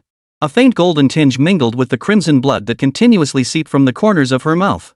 This was the sign of a weapon spirit's complete loss of spiritual energy as death approached. In her final moments, she first turned her head to look at Chu Tianque. At that moment, Chu Tianque lay in Chu Zhan's arms, struggling to speak. Save me, grandfather." "Quar. Quar hurts so much." Chu Zhan, his face ashen, forced large gulps of healing potion into his mouth.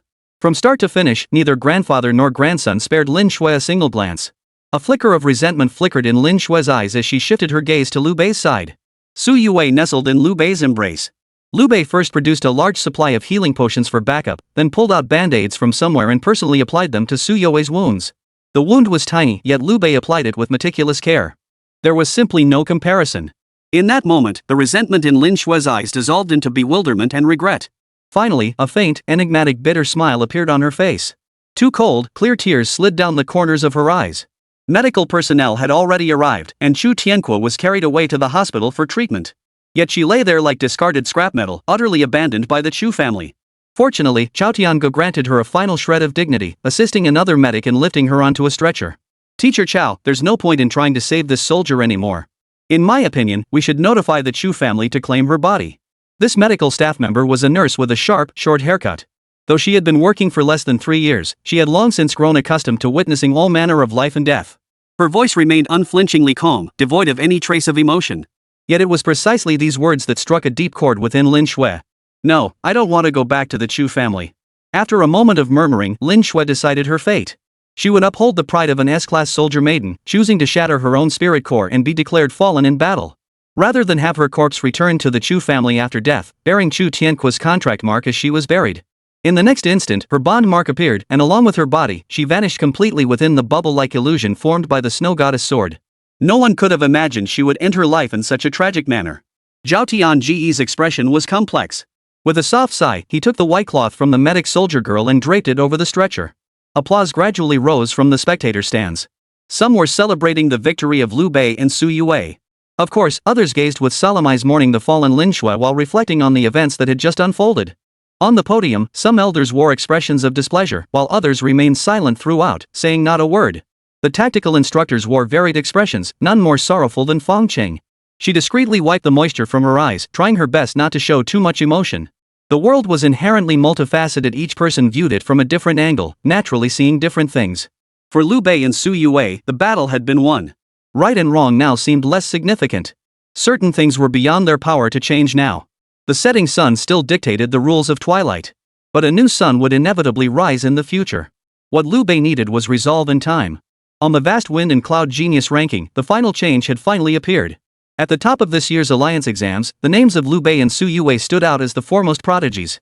The arena, once a wasteland, suddenly filled with a shower of colorful ribbons. Applause from the stands grew fervent, eventually erupting into cheers of adoration for the victors. Amazing. Absolutely amazing. Lu Bei's final move was so cool. So powerful. When the netherworld mist exploded, I felt like I was suffocating. Holy crap. When Chu Tianque mutated later on, I thought Lu Bei was done for. Who knew he had a trump card up his sleeve? The Spirit Master's voices of admiration for Lu Bei echoed throughout the arena.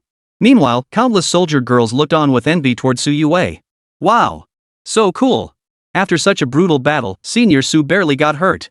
She's totally awesome, I love it. Lu Bei's boyfriend material vibes are off the charts. So jealous of Su's senior. I want to bond with a Spirit Master like that too. Where do you even find someone like him? Want to be a general's wife? Easy, just marry him when he's down and out as a lowly soldier. See if you dare take that gamble. Well, I'm not so sure I'd dare take that bet. Hey, look.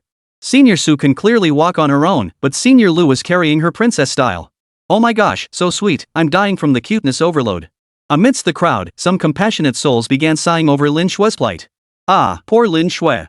She's an S-rank artifact spirit, yet she ended up with that shrimp-headed guy Chu Tianque? Pity? I heard Senior Lu overdid it during his awakening and started off with an F-grade talent. Lin Xue flipped out on him right then and there, even announcing their breakup in front of everyone. Exactly. She got so angry and humiliated that she picked fights with Chu Tianque multiple times. If Senior Lu and Senior Su hadn't been pushed to their limits this time, things wouldn't have escalated like this. You really gotta be careful about forming bonds. Choosing someone to fight alongside is the way to go. Don't end up as disposable fodder. Once you lose your usefulness, the Spirit Master will just toss you aside. At that moment, Youwei wrapped her arms around Lu Bei's neck, her lovely face flushed with an unprecedented blush. With so many people watching, I'm so excited, little Lu. But I can walk on my own. Does this feel heavy for you? You're in a weakened state now. Just follow my lead. Fine, do with me as you please, pick me however you like, but could you move your hand down a bit? Look where you're touching me now. Lu Bei's face flushed crimson. Now that she mentioned it, his hand did seem to be holding a giant cotton candy. Ahem, Lu Bei pretended nothing had happened, loosening his grip slightly and moving his hand downward. Hey, you've got a pretty good grasp on your strength there. What? Once you hit the second tier, you want to learn martial arts techniques involving force?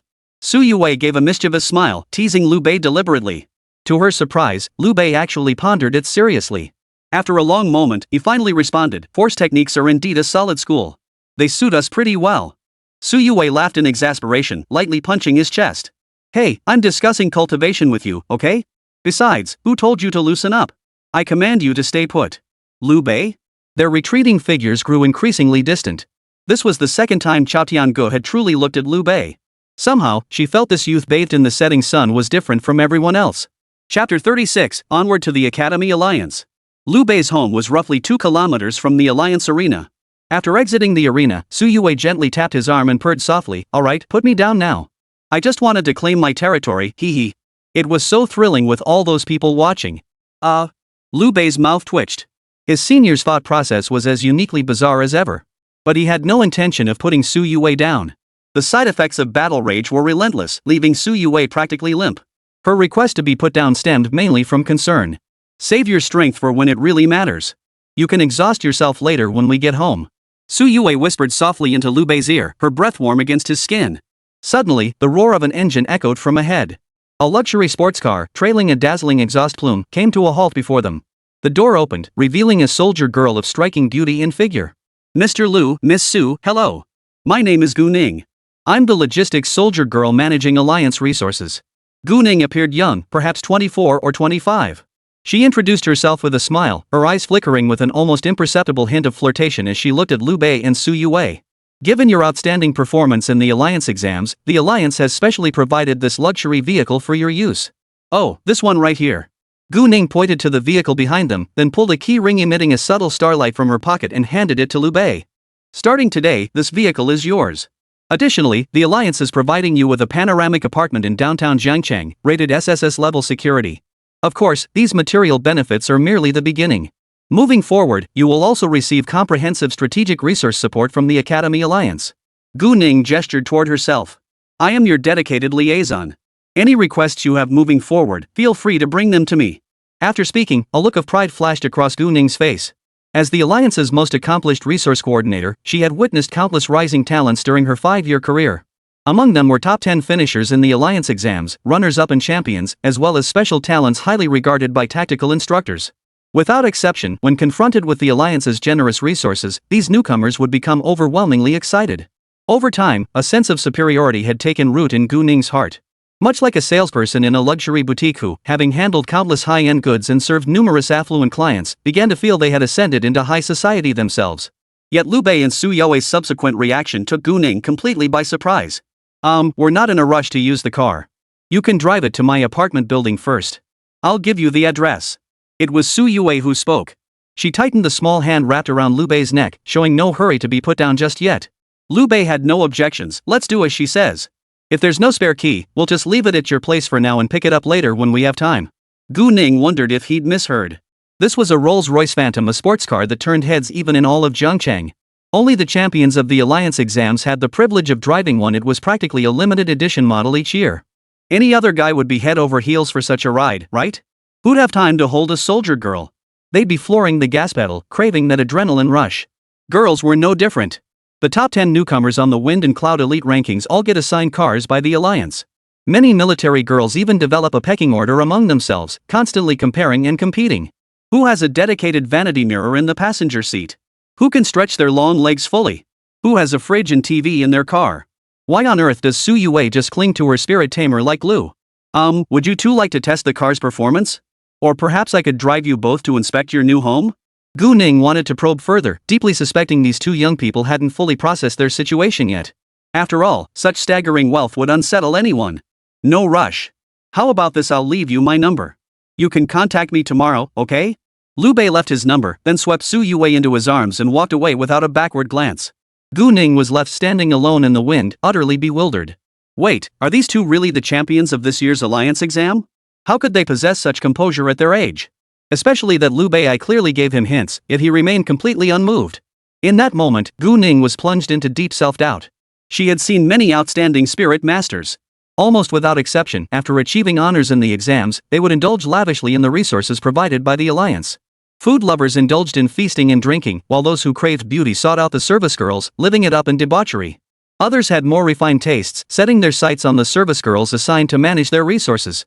After exchanging flirtatious glances, they'd hook up on the very day the exams ended. Lu Bei was said to have achieved first place in all 3 rounds of the exam, an unprecedented feat in the history of the alliance's examinations. His cultivation had reached the pinnacle of the first tier, with 9 high-grade gems and 1 supreme gem. His vast resources were staggering. How could such a prodigy harbor not even a shred of impure thoughts? Gu Ning was confident in her looks and figure. Though she was merely a logistics soldier girl, she believed her beauty and charm were no less than Youwei's. Yet Lu Bei hadn't once looked at her properly. Perhaps I've seen too much superficiality, assuming the world was always like this. I never imagined I'd encounter such a refreshing presence today. Gu Ning gave a self-deprecating smile, a faint pang of shame stirring within her. An unfamiliar emotion slowly took root within her, one she'd never felt before, even when facing the most brilliant talents. After the exams concluded, the front pages of the Zhongcheng City News were dominated by exam-related headlines for the following days. Shocking. Li Hanshan of Starry Sky Academy spends night at renowned service girl's home after hangover, leaving her heartbroken. Rumors swirl of contract termination. It has been confirmed that the eldest son of the Chu family did not perish. He is currently recovering from his injuries. Urine test results from the alliance confirm he did not use banned substances, making his runner-up position well-deserved. With the Academy Alliance's opening day approaching, reporters will conduct exclusive interviews with outstanding newcomers on the Rising Stars ranking, covering their future plans and career paths. Per the latest announcement from the Academy Alliance, this term will further expand enrollment quotas for the paths of flow, spiritual energy, attributes, alchemy, and agility. These disciplines' martial arts have matured significantly, making them the optimal choices for spirit masters advancing beyond Tier 2. The servant path remains in its nascent stage, while the force path faces the bleakest outlook. Only 2 tactical instructors expressed willingness to recruit students in this discipline this term. For several consecutive days, Lu Bei personally attended to Youwei's daily needs. As Lu Bei put it, she was now the family's heroine. After enduring the grueling alliance exams, she deserved a little pampering. Youwei didn't hesitate. As someone who prided herself on being a chivalrous martial artist, how could she accept Lu Bei's care without offering something in return? Little Lu, you've been so kind to this humble servant. With nothing to repay you, I can only offer myself in return. Wow, little Lu, your cooking is so delicious, I want to offer myself to you. 10 servings of your psychic energy rice bowl, how about that? It's windy outside today. How about offering yourself? Youwei always managed to make Lu Bei blush fiercely, but her body was simply too weak. She wanted to tease him but lacked the strength. 7 days passed in the blink of an eye. Once the side effects of the war frenzy completely faded, the two welcomed the opening day of the Academy Alliance. A row of registration tables stood at the Alliance entrance, manned by 6 energetic female support staff awaiting the newcomers. Not far from them stood an elegant pavilion where tactical instructors from several major academies sipped tea while critiquing the newcomers reporting for duty. These instructors were led by Mo Taizhan of Blazing Fire Academy, Fang Qing of Azure Rain Academy, Gui Weming of Sky's Edge Academy, Yu Bai of Starlight Academy, and Meng Hanyan of Blossom Union Academy. Undoubtedly, those seated in the first tier were the top choices for most prodigies. Following them were several lesser-known tactical instructors capable, yet clearly relegated to second-tier status. While the tactical instructors discussed, the welcoming soldier girls glanced around, their beautiful eyes darting about. Hey, quite a few new recruits have arrived. Have you encountered any particularly interesting ones? Nothing too unusual. That guy named Zhao Li is pretty handsome. His soldier maiden wields the purple lightning blade and joined Teacher Gu's squad. He's so pretentious. Right after arriving, he was muttering something about heart. Wow, give me that. Totally threw me off. Seriously, you get all kinds. Li Hansan from Starry Sky Academy is decent too. Ranked 4th on the Wind and Cloud Genius list, I think he joined Union Academy. Ha! I saw some gossip saying he's obsessed with women. Choosing Huan Academy, is that even a proper team? TSK Tisk. At the mention of Huan Academy, the soldiers all exchanged peculiar glances, clearly harboring significant prejudice against the institution. Weird, why haven't we seen Lu Bei, the top-ranked one, for so long? I heard he's super handsome with major boyfriend material vibes. I caught a glimpse of him from afar in the audience before, but couldn't get a clear look at his face. Today I'm definitely getting a good look. The speaker was a delicate-looking soldier girl named Guoton. At the mention of Lu Bei, her eyes sparkled with admiration. She was clearly his biggest fan. A soldier girl beside her offered a tip. Easy. Just look for the one driving the most luxurious Rolls-Royce Phantom. That's the top student. It's the standard luxury ride the Alliance gives to champions. Rolls-Royce Phantom? Chapter 37, The Real Boss Rides a Bike. Upon closer observation, it wasn't hard to notice the stark difference in the welcoming sisters' attitudes toward new recruits. Those who frequently handle new recruits know that the higher one ranks in the elite, the more luxurious the vehicle the Alliance assigns. Therefore, the recruitment officers tend to be more enthusiastic toward those arriving in luxury vehicles. Now arriving to report were Wan Jingtian, ranked 5th, Li Xian, ranked 23rd, and Liang Chao, who had snuck in through the back door. The recruit receptionist handling Li Xian followed the standard procedure: registration, a quick file review, and then directing him to the pavilion to find his tactical instructor. The reception for Wan Jingtian was different. Hey, is that stuff heavy? Let me help you carry it. Hand me your file. All clear. Let's go. I'll take you to meet the tactical instructor. Student, what martial arts style do you plan to cultivate after reaching Tier 2? Have you considered a second soldier companion? The soldier girls greeting Liang Chao were much the same. They had already scouted out who possessed strength and influence. As the saying goes, it's good to seek shade under a big tree. In this day and age, who doesn't want to advance? In reality, spirit masters couldn't formally contract a second weapon spirit until reaching Tier 3. Before that, any extra spirit maids serve as backups. They either waited until after reaching Tier 3 to form a bond, or it was only when the previous spirit maiden perished or the bond was voluntarily dissolved that the so-called second spirit maiden would get her chance. Look at that sassy little ding. She was the most vocal about the Union Academy earlier, and now she's practically glued to that Wan Jingtian. Well, she's just being proactive. If you don't strike while the iron's hot, once she hits Tier 3, you'll probably be out of luck. Who cares what academy she's from? Ranking 5th isn't nothing. Hey, the Chu family's eldest son is here. This time it's my turn. Nobody better try to steal him from me. Holy crap, even though young Master Chu limps, you're still so eager? A soldier girl, spotting the runner-up of this year's exams approaching, quickly tidied her hair and rushed over to greet him. 7 days weren't enough to heal Chu Tianqua's severe injuries. Fortunately, his grandfather had no shortage of resources. Now, leaning on crutches, he was barely able to make his way to registration. As more and more newcomers arrived, the entrance to the Academy Alliance grew increasingly bustling. Every time a luxury car pulled up, it inevitably drew a crowd. Not far away, a crisp bell suddenly rang out. A young couple, both dressed in simple white shirts, rode side by side on a bicycle, slowly approaching the new student entrance. The man was handsome, his brow radiating confidence. The woman was utterly charming, her face radiating pure enjoyment as she wrapped her arms around the boy's waist, completely unfazed by the stares of those around them. Ha! People actually ride bikes here? The one in charge of welcoming them was none other than Lu Bei's fangirl Guoton. She stared at the bicycle in bewilderment. Seriously, aren't these two embarrassed? Anyone coming to the Academy Alliance should at least be provided with a decent vehicle. Bicycles? Even the better-off logistics girls wouldn't ride those. Hey, Tong, you got yourself a big job here. What kind of cavemen are these, riding bicycles? Could they be dead last on the genius ranking? Doubt it. Even the bottom-ranked one should get a little electric scooter. Hey, maybe this is Tong's Prince Charming, that top-ranked Lu Bei guy. Ha ha ha. Behind Guitong, several female soldiers hurled mercilessly sarcastic remarks. This only added a touch of irritation to her already low spirits. Facing Lu Bei and Youwei, her face remained icy, all traces of her earlier gentleness and anticipation vanished. She didn't even bother to lift her head when speaking. Hand over the file. Fill out the form over here. Once you're done, go wait over there. What surprised her was the unusual calmness of the young couple before her.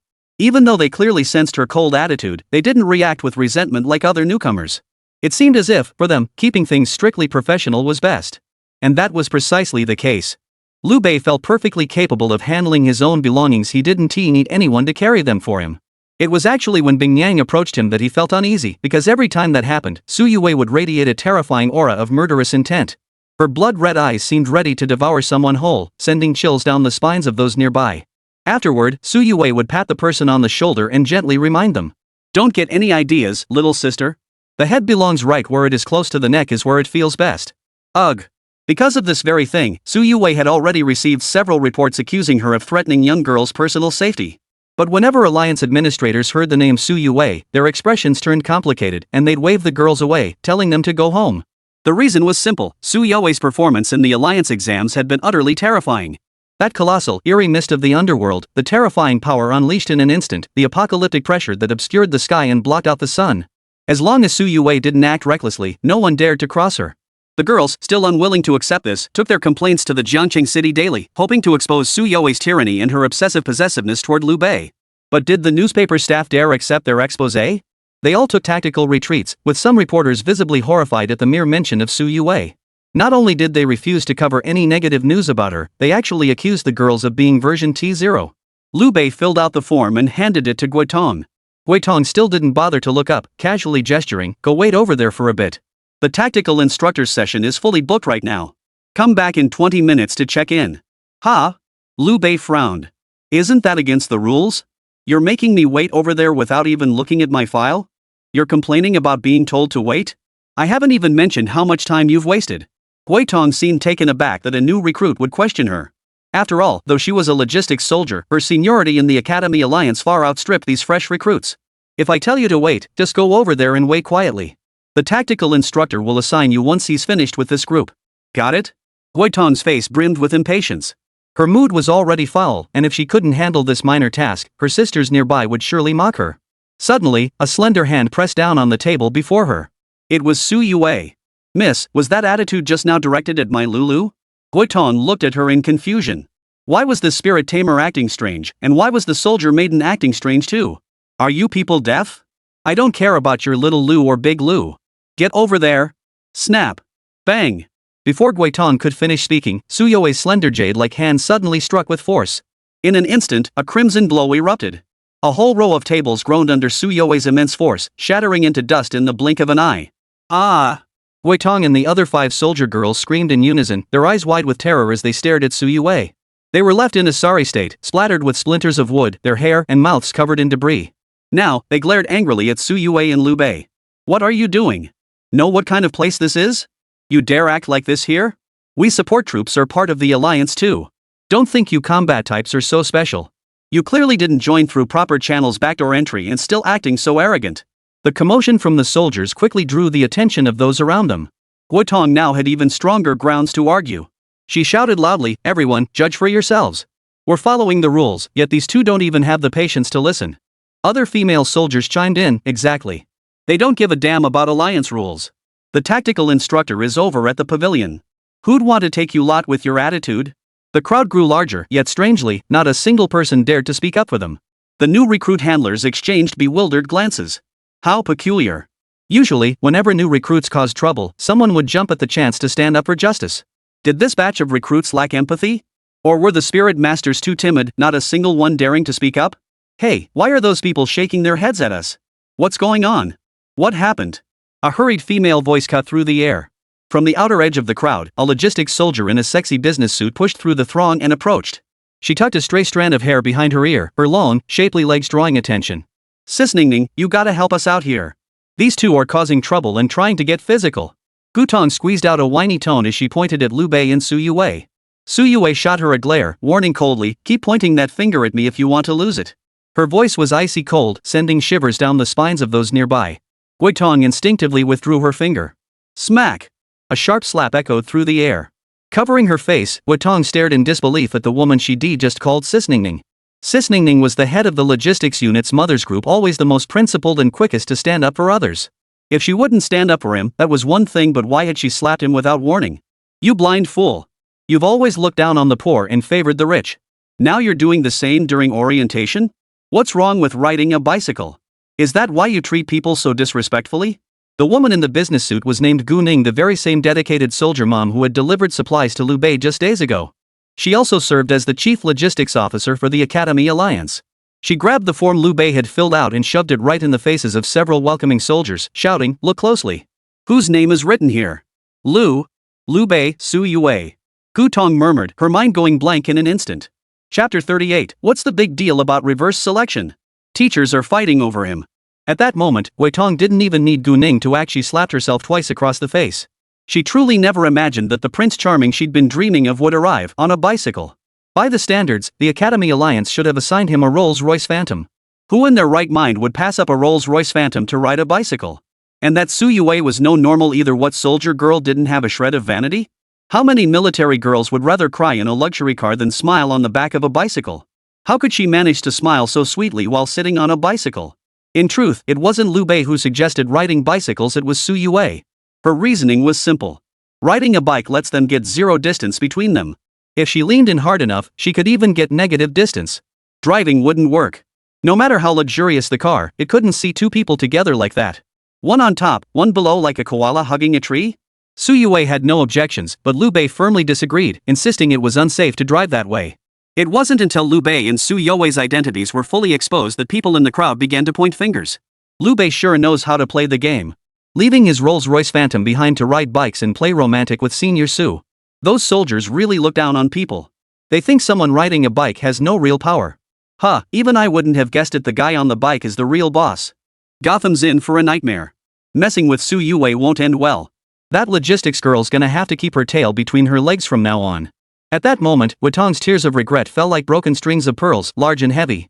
Her grief was palpable clearly, her infatuation with Lu Bei ran deep. Gu Ning shot her a sidelong glance. What good did regret do now? If she'd shown just a bit more patience earlier, would things have ended up like this? But this girl really had lost her mind. Lu Bei didn't even fancy me. How could he possibly care about her? Her face might be innocent enough, but her figure was all wrong, flat where it should be curvy, and lacking where it should be perky. Now look at Youwei suddenly clinging like a little bird, her figure outrageously voluptuous, the top button of her blouse threatening to pop open any second.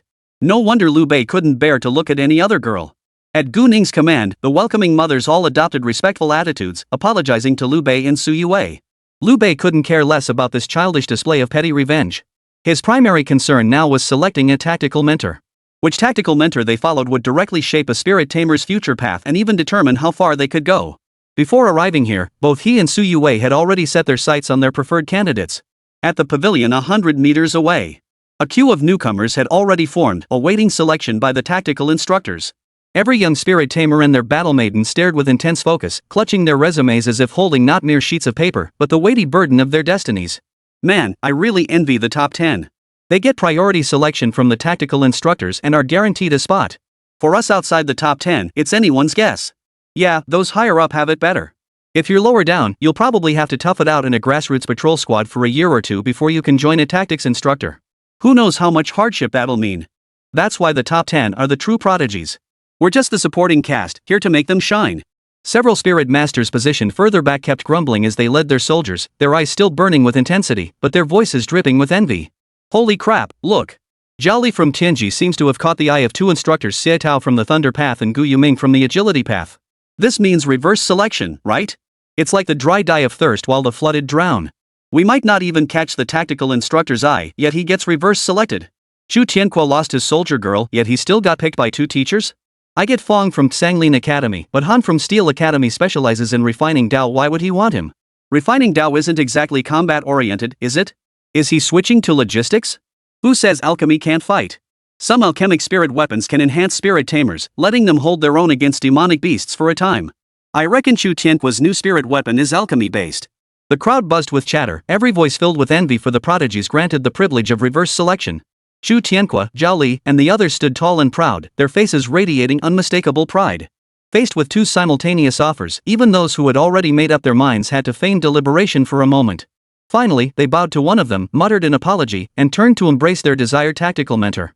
Some even went the extra mile with emotional speeches, recounting the hardships of years of training and expressing gratitude to this person and that. Man, this is like some kind of league talent show. All we need now is a swivel chair for the tactical coach to make it feel authentic. Lu Bei couldn't help but mutter under his breath. His arrival, along with the events unfolding between Gu Ning and Gui Tong, quickly drew attention from the pavilion. Are they here? They're here. No one knew who spoke first, but in the next second, all the tactical coaches lost their composure. Mo Taizhan flung his teacup aside, scalding hot tea splashing directly onto his nephew Liang Chao's face. Liang Chao let out a blood-curdling scream, but Mo Taizhan paid him no mind as he sprinted toward Lu Bei. Youwei, usually steady and wise, transformed into an athletic sprinter, even taking off his glasses before dashing forward. Fong Qing couldn't care less about Chu Tianqua. She immediately joined the mad scramble for Lu Bei. The tactical instructors behind them abandoned all notions of rank and status, charging forward in a chaotic swarm. Chu Tianqua and Zhao Li were dumbfounded, as were the other prodigies preparing for counter-selection. Wait, teachers, we haven't made our decisions yet. What are they doing? Look over there, it seems Lu Bei and Youwei have arrived. At that moment, the pride that had filled their faces moments before vanished like frost on eggplants, each of them slumping their heads in defeat. Oh, so it's those overachievers. No wonder the teachers are so excited. We're not jealous, not even a little bit. Wah! At this very moment, the bitter smiles on Chu Tianqua, Zhao Li, and the others' faces were more painful than tears. Meanwhile, the 100-meter race proved far more thrilling than anyone had imagined. What began as a tactical drill quickly devolved into a chaotic free-for-all. Their soldier girls joined the fray, grabbing, shoving, and refusing to back down. Hey! You from Youwei's family. If you're going to grab someone, just grab them. Why are you pulling my hair too? Hey, Gu Yueming's guy. You started pulling old Yu's hair first. Good thing old Yu thought ahead and took off his glasses, otherwise they'd be shattered by now. Old Mo, you power cultivator. Lu Bei would never pick you. Make way for the decent folks. Bull. My strength cultivation benefits me endlessly. What the hell do you know about spirit cultivation? Damn it, who the hell are you? Pulling your pants down at your age? Can't take a joke? You've been a dirty bastard since childhood. The usually steady and authoritative tactics instructor had completely shattered his image in that moment. Not only the new recruits, but even the support staff girls were left speechless. The alliance exams have never lacked prodigies. Besides, there's always a top-ranked candidate every year. At worst, it's just a case of the top pick being rejected.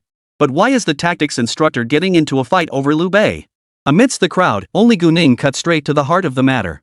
I told you to master the alliance exam rules properly, but none of you took it seriously. Listen up, Lu Bei is different from previous top scorers. Before the exam, he didn't take resources from any faction nor align with any academy.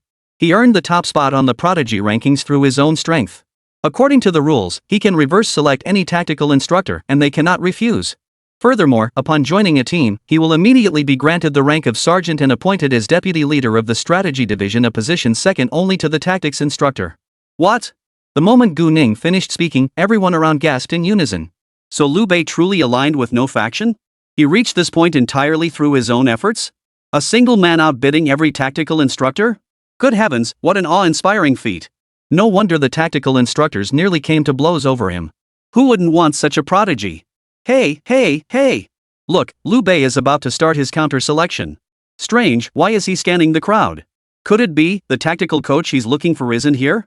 Just as everyone was puzzled, a graceful figure finally arrived, dressed in a flowing white gown. Her appearance sent shockwaves through the crowd once more. It's Chao Tiangu. Chapter 39, I Choose Power. Chao Tiangu's arrival instantly caused an uproar among the crowd. Zhao Tiangu, reputed as the most unconventional tactical instructor at Tenji Academy. I've heard she never mingles in such gatherings. Today truly breaks all precedent. Not only that, but I heard she fights solo as a battle maiden. She doesn't have a single student under her, so she founded the strategy group all by herself. What? That's such a disadvantage. I heard the battles the strategy team faces are no joke. Everyone else fights in groups, but she's going it alone? What disadvantage? I heard she's incredibly powerful. One person can match an entire official combat unit. She's practically a six-sided warrior. So, is teacher Zhao here today because of Lu Bei? Good heavens, Lu Bei sure knows how to make an entrance.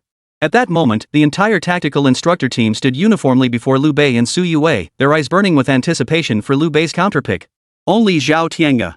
Though she was a first-tier tactical instructor, she showed no inclination to crowd forward. Standing coolly within the formation, she exchanged a brief glance with Lu Bei before turning her head slightly to gaze at the distant scenery. It must be said, this woman was truly unconventional, her demeanor starkly different from all the other instructors. Zhaotian's arrival caused quite a stir, but soon, the focus of discussion returned to Lu Bei. One person rejecting every single tactical instructor. This extravagant spectacle stood in stark contrast to the trainees' earlier passive waiting to be selected. Envy, jealousy, admiration, desires to curry favor and become his underlings, urges to replace their own spirit masters as Lu Bei's second in command. A kaleidoscope of emotions swirled within the trainees. They were intensely curious to see what choice someone as formidable as Lu Bei would ultimately make. And the tactical instructors, their recruitment battles would surely be even more spectacular. Lu Bei, I see you wield a heavy-type soldier maiden, yet your speed is swift as the wind. If you join my agility path and cultivate my martial skill Ghost Shadow Flash, combined with your netherworld mist, you'll surely achieve great things. The first to speak was Gu Yueming from Tianji Academy. A master of the agility path with extraordinary skill, he had closely observed Lu Bei's combat style during battles. Both Lu Bei's innate speed and the eerie afterimages he projected after embedding 3 speed gems had earned his deep admiration. In my view, since Lu Bei can command the killing spirit Youwei, he must possess profound mastery of spiritual energy. Why not join my spiritual energy path? Release like the wind, with inexhaustible spiritual energy, only then will your talent truly shine. Ma Hong of Chaos Academy promptly extended an olive branch. His specialty, the spirit energy path, could continuously extend a spirit tamer's blue bar, granting immense benefits to their weapon spirits. Beyond that, the release speed he mentioned was crucial for spirit masters. The ability to cast spells instantly without wind-up animations was universally recognized as a vital combat skill. Fang Qing of Sanglin Academy wore a complex expression.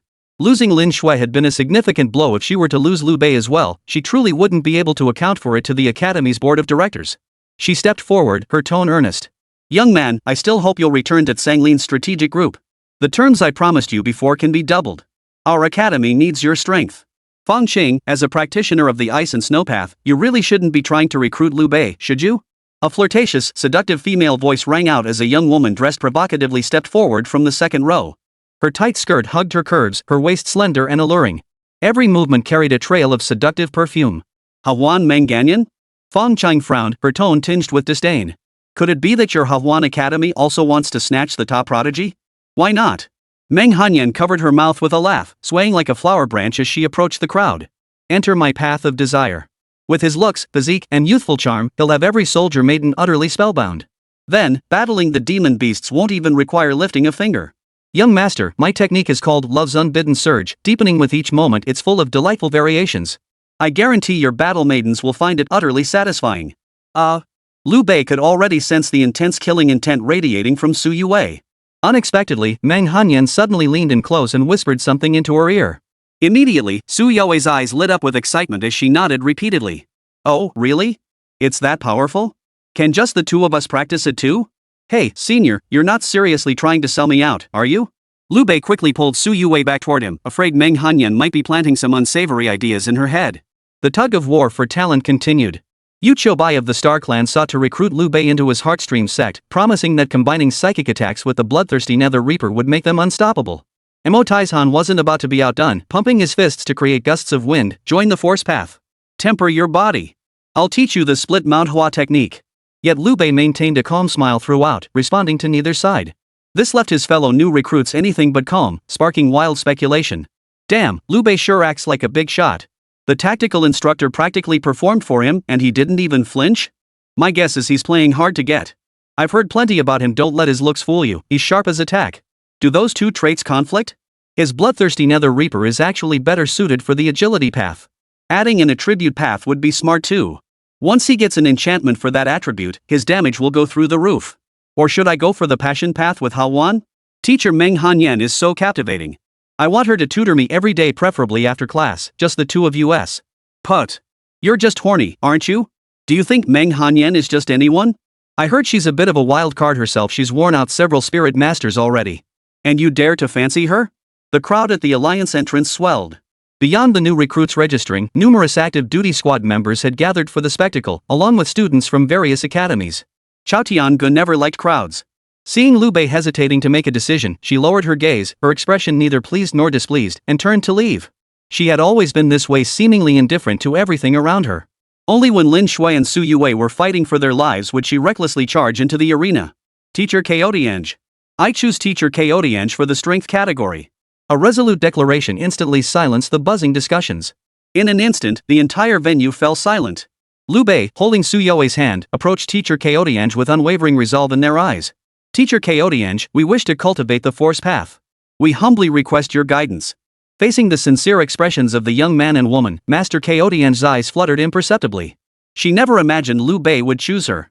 It wasn't just her. Lu Bei's choice had caught everyone completely off guard. What? Did I hear that right? Lu Bei actually chose the force path? But the force path is the most grueling of all disciplines. It demands double the hardship from a spirit tamer. Isn't it usually only chosen by those lacking talent? Exactly. Lu Bei must be out of his mind. With his talent, choosing either the spirit energy path or the mind flow path. No, honestly, any other path would be better than strength. He's just asking for trouble. Power cultivation is the most time-consuming and labor-intensive path. Progress is slow in the early stages, and advancing strength later on is the hardest. TSK, Lu Bei really acted impulsively this time. But force-style spirit masters cultivate themselves. They don't rely too much on their weapon spirits in battle. Hey, do you think Lu Bei chose force style because he cares too much about Senior Su? Well, heroes have always struggled with the beauty test. If that's truly the reason, Lu Bei probably won't go far in the future. They're right. Force cultivation is grueling, and the effort often doesn't match the rewards. Personally, I'd rather not recruit students. Lu Bei, you should find another tactical instructor. Chao Tianga's tone was indifferent, and her response instantly reignited hope among the other tactical instructors. Mo Taizhan was the first to step forward, pounding his chest and vowing, Lu Bei, if you want to learn strength, follow this old brother. I guarantee you'll make rapid progress. Mo Taizhan's battle companion was named Crimson Flameflower. Her skin glowed with a healthy wheat-colored tan, and she wore a form-fitting outfit adorned with fiery cloud patterns. Every step she took revealed her agile, well-defined muscles. She approached Lu Bei and Youwei, her expression earnest. Not that I'm speaking for old Mo here, but you might not fully grasp Chao Tianga's strength training. It's not just about cultivating power, it involves forging an extreme weapon body physique. Setting aside whether you could endure such grueling training, even if you were willing to suffer, your physique might not withstand it. Choose strength training with old Mo, we won't shortchange you. The force style is fading, what's there to learn? Better to study the heart flow path, you can apply it in combat immediately. Don't forget the path of passion, either guaranteed satisfaction. Lu Bei, Meng Hanyan, and others also extended their olive branches, urging Lu Bei to consider carefully. Yet Lu Bei and Su Youwei's gaze never left Chao Tiangu. Just as Chao Tiangu was about to speak further, Gu Ning interjected at the perfect moment. Teacher Chao, Lu Bei didn't utilize any academy resources before the exam. As the top-ranked student on the Wind and Cloud Genius list, per Alliance regulations, he can freely choose any tactical instructor and even serve as deputy leader of the strategic team with the rank of non-commissioned officer. Well, theoretically, his rank is equivalent to yours. Moreover, Lu Bei and Su Youwei's abilities are evident to all. The strategy team could benefit from such high-caliber new blood. Why refuse? Gu Ning's reasoning was both logical and well-founded, showcasing impeccable emotional intelligence. Chao Tianga opened her mouth but found no grounds left to refuse. Her gaze instinctively sought Lu Bei's eyes, finding only sincerity there, not a trace of calculation. So from the very beginning, the person he wanted to choose was me? Chapter 40, The Illuminating Demon Bao, Chao Tiangu. Tiangu was solitary by nature, yet not pretentious. Since refusal was futile, she abandoned polite niceties and laid out the prerequisites for mastering her cultivation technique. My cultivation path forges the ultimate weapon physique by unblocking the 8 major meridians within the body. The process is arduous and time-consuming, so I require you to break through to the second tier within 3 days. The materials needed for this breakthrough are a second-tier human-faced owl's claw, a third-tier 8 demon's eye, and a third-tier lava crocodile's heart. Achieve this and come find me at the moon-grasping pavilion. Fail, and you'd be wise to switch to another school, no need to seek me out again. With these words, Chaotian's figure drifted away. The crowd of disciples erupted in an instant. Holy crap! Isn't the tactics teacher's cultivation theory top secret? Teacher Zhao just spilled it in front of everyone? That's way too generous. Did you hear what conditions her cultivation method requires? Those 3 breakthrough materials, which one can we even get our hands on now? True. Holy crap, materials from third-tier demon beasts? Even a god couldn't get those. Is Teacher Zhao deliberately making things hard for Lu Bei? Bro, you're a bit slow on the uptake. If she really wanted to make things hard for Lu Bei, wouldn't it have been easier to set such strict conditions from the start? To me, this is just the price you pay for cultivating the extreme weapon martial body. I heard that once the extreme weapon body is cultivated, the benefits are immense. Every part of your body can unleash powerful techniques. But the process of opening the 8 meridians is incredibly arduous. Not only does it require unimaginable amounts of spiritual energy, but the locations of the 8 meridians are notoriously elusive. You have to sense them yourself. Breaking through meridians isn't something to mess around with. If you go wrong, you could end up with internal energy backlash. No wonder teacher Kotiange doesn't take on students, he's afraid of misleading them. If I were Lu Bei, I'd switch paths. No need to make things hard on yourself. It's not worth risking your life just to master force techniques. The new recruits voiced their opinions, but without exception, none held high hopes for Lu Bei's choice of force cultivation. The tactical instructors all shook their heads and sighed.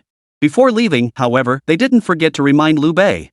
Change your mind anytime, my blazing force path welcomes you anytime. I'm not one to play favorites, but agility path truly suits you better, Lu Bei. I trust you have the discernment to see that. The flow path could elevate your strategic prowess to new heights. Lu Bei, if you come to your senses within 7 days, come find me anytime. While the other tactical instructors addressed Lu Bei directly, Meng Hanyan took a different approach, whispering something to Su Youwei.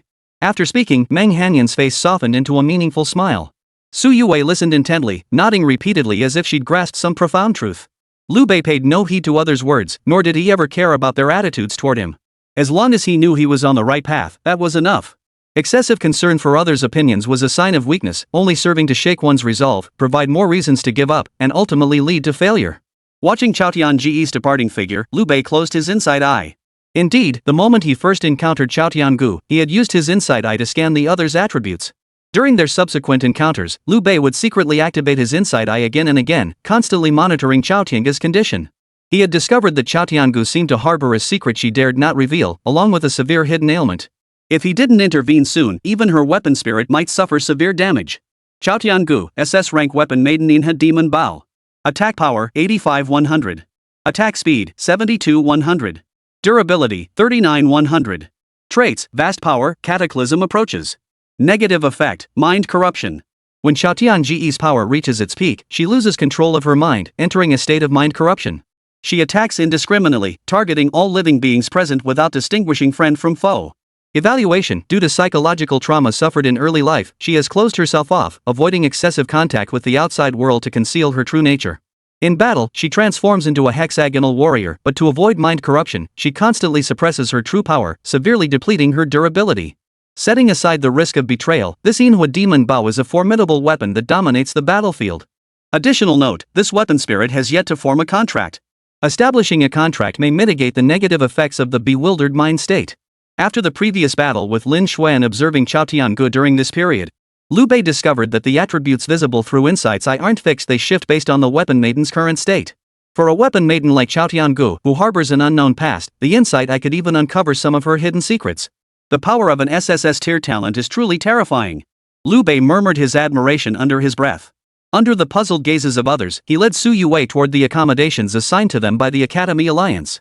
The Academy Alliance's grounds rivaled any single academy in size. Not only did it provide elegant villas for the tactical instructors, but it also equipped the students with independent dormitories as standard. Though prodigies like Lu Bei and Su Youwei were granted premium view rooms, they still needed a place to rest while traversing the Alliance. The academy dormitories were undoubtedly the best choice. Their luggage wasn't heavy, and they encountered others heading toward the dorms along the way. In small groups of 3 or 5, they discussed their future plans. I can't wait to break through to the 2nd tier. Once we do, we can officially choose our martial arts specialization. Then we'll truly become warriors.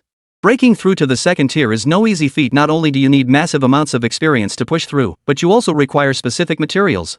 We've got a deal, we'll help each other out when the time comes. Didn't they say the Alliance gives new recruits some experience potions? With those, we should be able to break through faster. You're dreaming. Not only are those potions distributed based on rankings, but even if we got any, they'd be low grade. We couldn't use many in a short time anyway. Exactly. Unless you have a massive stockpile of low-grade potions and can find someone to refine them into high-grade ones, that's just a pipe dream. We can't afford to hire an alchemist logistics specialist. Lu Bei and Su Youwei walked at the front of the crowd. They seemed unfazed by the pressure of advancing to the 2nd tier, their conversation revolving entirely around Chaotiangu. Senior, we were right. Chaotiangu truly carries the shackles of her past, which is why she keeps everyone at arm's length. Why did you stare at her for so long? Could it be that? Lu Bei flushed crimson and hastily explained, what are you thinking? I just wanted to see where the 8 meridians are located to scout things out in advance. Su Youwei gave a mischievous grin. Oh, what a shame. Teacher Kaotiange has a figure to die for. I once bumped into her in the academy bathhouse. Lu Bei ignored the comment, his expression suddenly turning serious. I made another discovery: her endurance is steadily declining. Last time we met, it was 41. This time, it's 39. Su Youwei fell deep in thought upon hearing this, tapping her palm thoughtfully. That is a serious matter. Why don't I give her these high-grade endurance gems I have on me? As she spoke, she reached to remove her gemstone bracelet. Lu Bei held her hand and shook his head. It's no use. Given her nature, she'd never accept it even if we gave it to her. Besides, she needs endurance gems for healing, not to boost stats. High-grade gems won't do much for her recovery, only top-grade ones will work. But we've nearly exhausted our resources. Oh, we could approach Gu Ning. We haven't claimed the resources the Alliance provided us yet. The Alliance mainly gives experience potions or low-grade crystal cores, and they're distributed in batches. That's like water far away when you're thirsty. Lu Bei and Su Youwei exchanged glances, each catching a hint of melancholy in the other's eyes. Since joining the Academy Alliance, they had undoubtedly become the brightest stars among all the newcomers. Even if some doubted their future, no one foolish enough to pick a fight with them dared to do so now. Even the limping Chu Tiankuo wore a much friendlier smile than usual when he saw Lu Bei today. Lu Bei felt deeply disappointed by this. Compared to this, he still preferred the defiant, untamed Captain Chu of the transport squadron from the past. Halt! A cold shout suddenly rang out behind Lu Bei and Su Youwei. A squad of spirit masters with grim expressions, accompanied by their battle companions, halted the new recruits in their tracks. Each wore the Alliance's camouflage uniform, appearing to be official combat unit members. A bunch of clueless newbies. Don't you know the rules? Don't you greet your seniors when you see them? Ha! The burly figure who barked the order was towering and muscular, sporting a head of dyed yellow hair. He was known as Sang Biao. His imposing aura radiated the presence of a second-tier spirit tamer. He reached out, grabbed a rookie by the collar, and roughly snatched their luggage to start rummaging through it. Once you're in the Alliance, you learn the Alliance's rules. Our patrol seniors will inevitably have to protect you in the future. Don't you think you should show some sincerity? After rummaging for a moment, Sang Biao retrieved the crystal core storage and other valuable items before finally returning the bag to the new recruit. Witnessing this scene, Lu Bei and Su Youwei's eyes clearly flashed with excitement. Great! There really are more good people in this world after all. Another supply delivery. Chapter 41, Extreme Warrior Physique, Opening the Meridians. The patrol squad, as the name suggests, was a combat unit tasked with patrolling the outskirts of Jiangcheng. They were typically composed of trainees ranked outside the top 10 on the Wind and Cloud Genius list. Though they'd passed the first, second, and third rounds of exams and stood before the tactical instructors, sadly, none of them were ultimately selected by any teacher. They possessed a certain level of skill, yet fell short of being truly exceptional. These individuals often harbored pride and refused to return to the academy for another year of study. Instead, they followed the Alliance's arrangement, joining the patrol squad to throw themselves directly into frontline combat. The Alliance views this process as a form of training and an indirect screening mechanism. The training period usually lasted 1 to 2 years. Those who survived and performed exceptionally well could be selected again by the tactical instructors to become official members of the strategic team. The current patrol squad comprised 10 members, each battle-hardened veterans who had slain second-tier demon beasts on the battlefield. Even if their innate talent couldn't match that of the new prodigies, the killing intent honed through prolonged combat and the cultivation levels forged through relentless practice were something greenhorns couldn't hope to rival. Yellow-haired Slaughter Biao made no effort to conceal the aura of his early second-tier cultivation. Under his imposing presence, the new recruits dared not speak out, meekly handing over their belongings. Of course, not all the new recruits lacked courage. Zhao Li from Tianji Academy stepped forward boldly, shouting, "You're openly bullying the new recruits. This is no way for seniors to behave. In broad daylight, under the clear sky, let me, the leader among the newcomers, punish you." Smack! Before Zhao Li could finish, Sang Biao delivered a powerful punch. "You, punishment, ha? Ha? Leader of the newbies, ha? Ha? You think I don't know what I despise most? It's you gifted bastards." Sang Biao kept throwing punches as he spoke. After several blows, Zhao Li's eyes were filled with stars. The other new recruits watched in nervous awe. It had to be said these newbies, who'd only gone through trials and exams, were still worlds apart from the veterans who'd actually fought on the battlefield. Strength was one thing, but fighting spirit was another. More importantly, Sang Biao possessed a fierce, bloodthirsty intensity. Zhao Li's soldier spirit, Xinyu, didn't even get a chance to manifest. She was immediately subdued by the patrol squad's soldier spirit, left utterly powerless to resist. A second-tier battle against a first-tier opponent was nothing short of a crushing defeat. Several others dared to resist after Zhao Li, but even with prior preparation, their spirit maids were subdued within a few exchanges once they manifested. Those with spirit met an even worse fate. Not only were their belongings stolen, but both they and their spirit companions were severely beaten. Now, each bore bruises on their faces, their expressions filled with resentment yet too afraid to speak. Sang Biao's footsteps grew closer, his face twisted into a savage grin as he approached Lu Bei and Youwei. What should we do, big brother? I'm so scared. Let's give him everything we have. Please beg him not to hurt us, okay? Youwei's eyes glistened with tears, her cherry lips trembling slightly as she feigned extreme vulnerability in her voice. Lu Bei twitched his lips. Senior, it's a shame you didn't join the arts club with acting skills like that. Shu, keep acting. He'll be here any second. Youwei whispered the reminder, a fleeting, almost imperceptible glint of amusement flashing in her eyes. Lu Bei casually placed his hand on her slender waist. You too. Hand it over. Sang Biao stepped before them, impatiently urging. At this point, he couldn't be bothered with pleasantries. Everyone knew this was outright robbery. Protection money was just a pretext. Suddenly, he noticed that this young man's soldier's daughter was remarkably beautiful, a stark contrast to the ordinary, commonplace women they'd encountered earlier. What excited him even more was how timid and frightened she appeared, her clear, watery eyes glistening with fear, making her exceptionally endearing. And that figure, wow, what a lucky bastard. Youwei tugged gently at Lu Bei's arm and murmured softly, brother, hand over the luggage to this gentleman. Let's try not to cause trouble. Her sweet, coquettish words practically melted Sang Biao's heart. He nodded repeatedly, yeah. You're such a sensible little sister. But honestly, you're wasted on a pretty boy like him. Sang Biao scrutinized Lu Bei for a moment. Beyond being handsome, tall, and possessing a certain aura, what else did this kid have going for him? Damn it, just because he had good talent, he got to bond with such an amazing soldier maiden and was even chosen by the tactics teacher. The thought made his blood boil. He reached out to shove Lu Bei. Looking for trouble. Youwei's expression instantly turned icy. Her voice rang out sharply, shedding all traces of the timid, delicate girl from moments before. She transformed into a formidable, commanding presence. Sang Biao froze in shock at the sudden shift. But soon, an even more lecherous grin spread across his face. Whoa, little missy, you've got two faces, huh? I love girls like you. Thud. A heavy, muffled sound echoed. Lu Bei struck first, stepping forward and driving his elbow straight into Sang Biao's chest. His movement was lightning fast, astonishingly swift.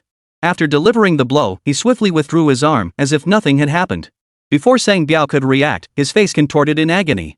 His massive frame flew backward, sent flying over 20 meters by the sheer force of the elbow strike. Ugh. Ouch, ouch. This kid is weird. Only then did he feel the excruciating pain in his chest, writhing on the ground and screaming like a pig being slaughtered. What? Lu Bei, he actually dared to fight the patrol squad. Doesn't he fear making enemies? Holy, that big guy with the yellow hair is at the early second tier. His physical prowess is leagues above ours. What did Lu Bei do just now? He seemed to have countered with an elbow strike, sending that guy flying with a single blow. Unbelievable, absolutely unbelievable. I thought all his strength came from Youwei, but who knew he could fight like this himself? That power is just damn strange. Could he have embedded gems too? Every new recruit stared in stunned silence. They couldn't fathom how Lu Bei possessed such monstrous physical strength. The patrol team members were equally stunned. Sang Biao was considered quite strong among them, and none could have imagined he'd be taken down by a mere youngster. Among the patrol squad, only one spirit tamer, his gaze deep and intense, kept replaying Lu Bei's attack in his mind. A look of profound shock spread across his face. It's the extreme martial physique. Master Chao Tian's extreme martial physique. What's your relationship with Master Chao Tian? How do you know the method of opening meridians? Lu Bei raised an eyebrow at the question, his expression relaxed. Oh? So there's someone among you who knows what they're looking at. I'm a member of Teacher Chaotian's strategic team. What's the problem? Impossible. Teacher Chaotian never takes students. The spirit tamer's face flushed crimson with excitement as he pointed at Lu Bei and retorted. I begged her for a whole month back then and still couldn't sway her. That's why I eventually joined the patrol corps for training. You're just a new student who just enrolled. Even if Teacher Chao accepted you, there's no way you could have opened your meridians this quickly. That strike of yours just now opened at least 2 meridians. No sooner had the words left his mouth than several spirit masters nearby voiced their disbelief.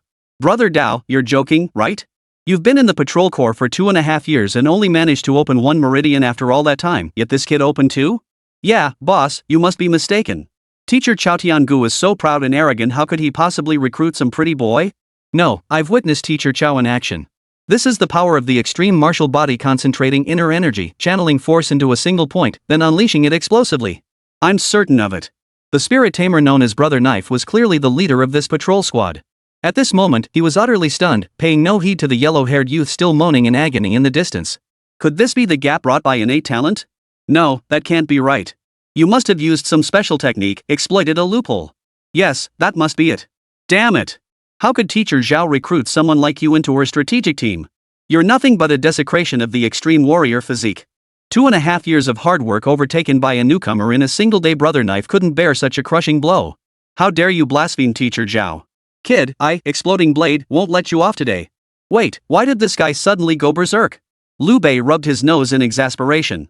He never imagined running into one of Zhao Tiange's die-hard fans in a place like this. And to think his casual move had been completely read through. Honestly, opening meridians isn't rocket science. Just activate the SSS-tier inside eye talent and ignore Zhao Tiange's clothes first. Ahem, all for cultivation purposes. Lu Bei could swear to that. His mind was completely pure omega. Then it was about discerning the muscle structure and confirming the locations of the 8 meridians.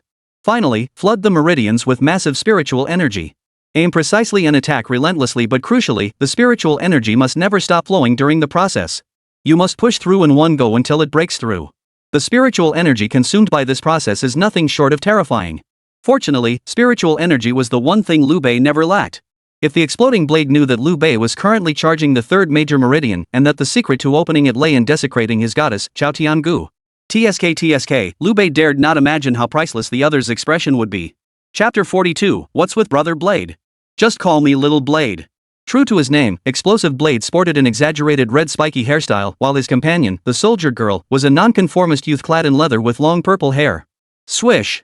His weapon transformed into a dragon sparrow great ring blade, radiating the same overbearing aura of a second-tier artifact.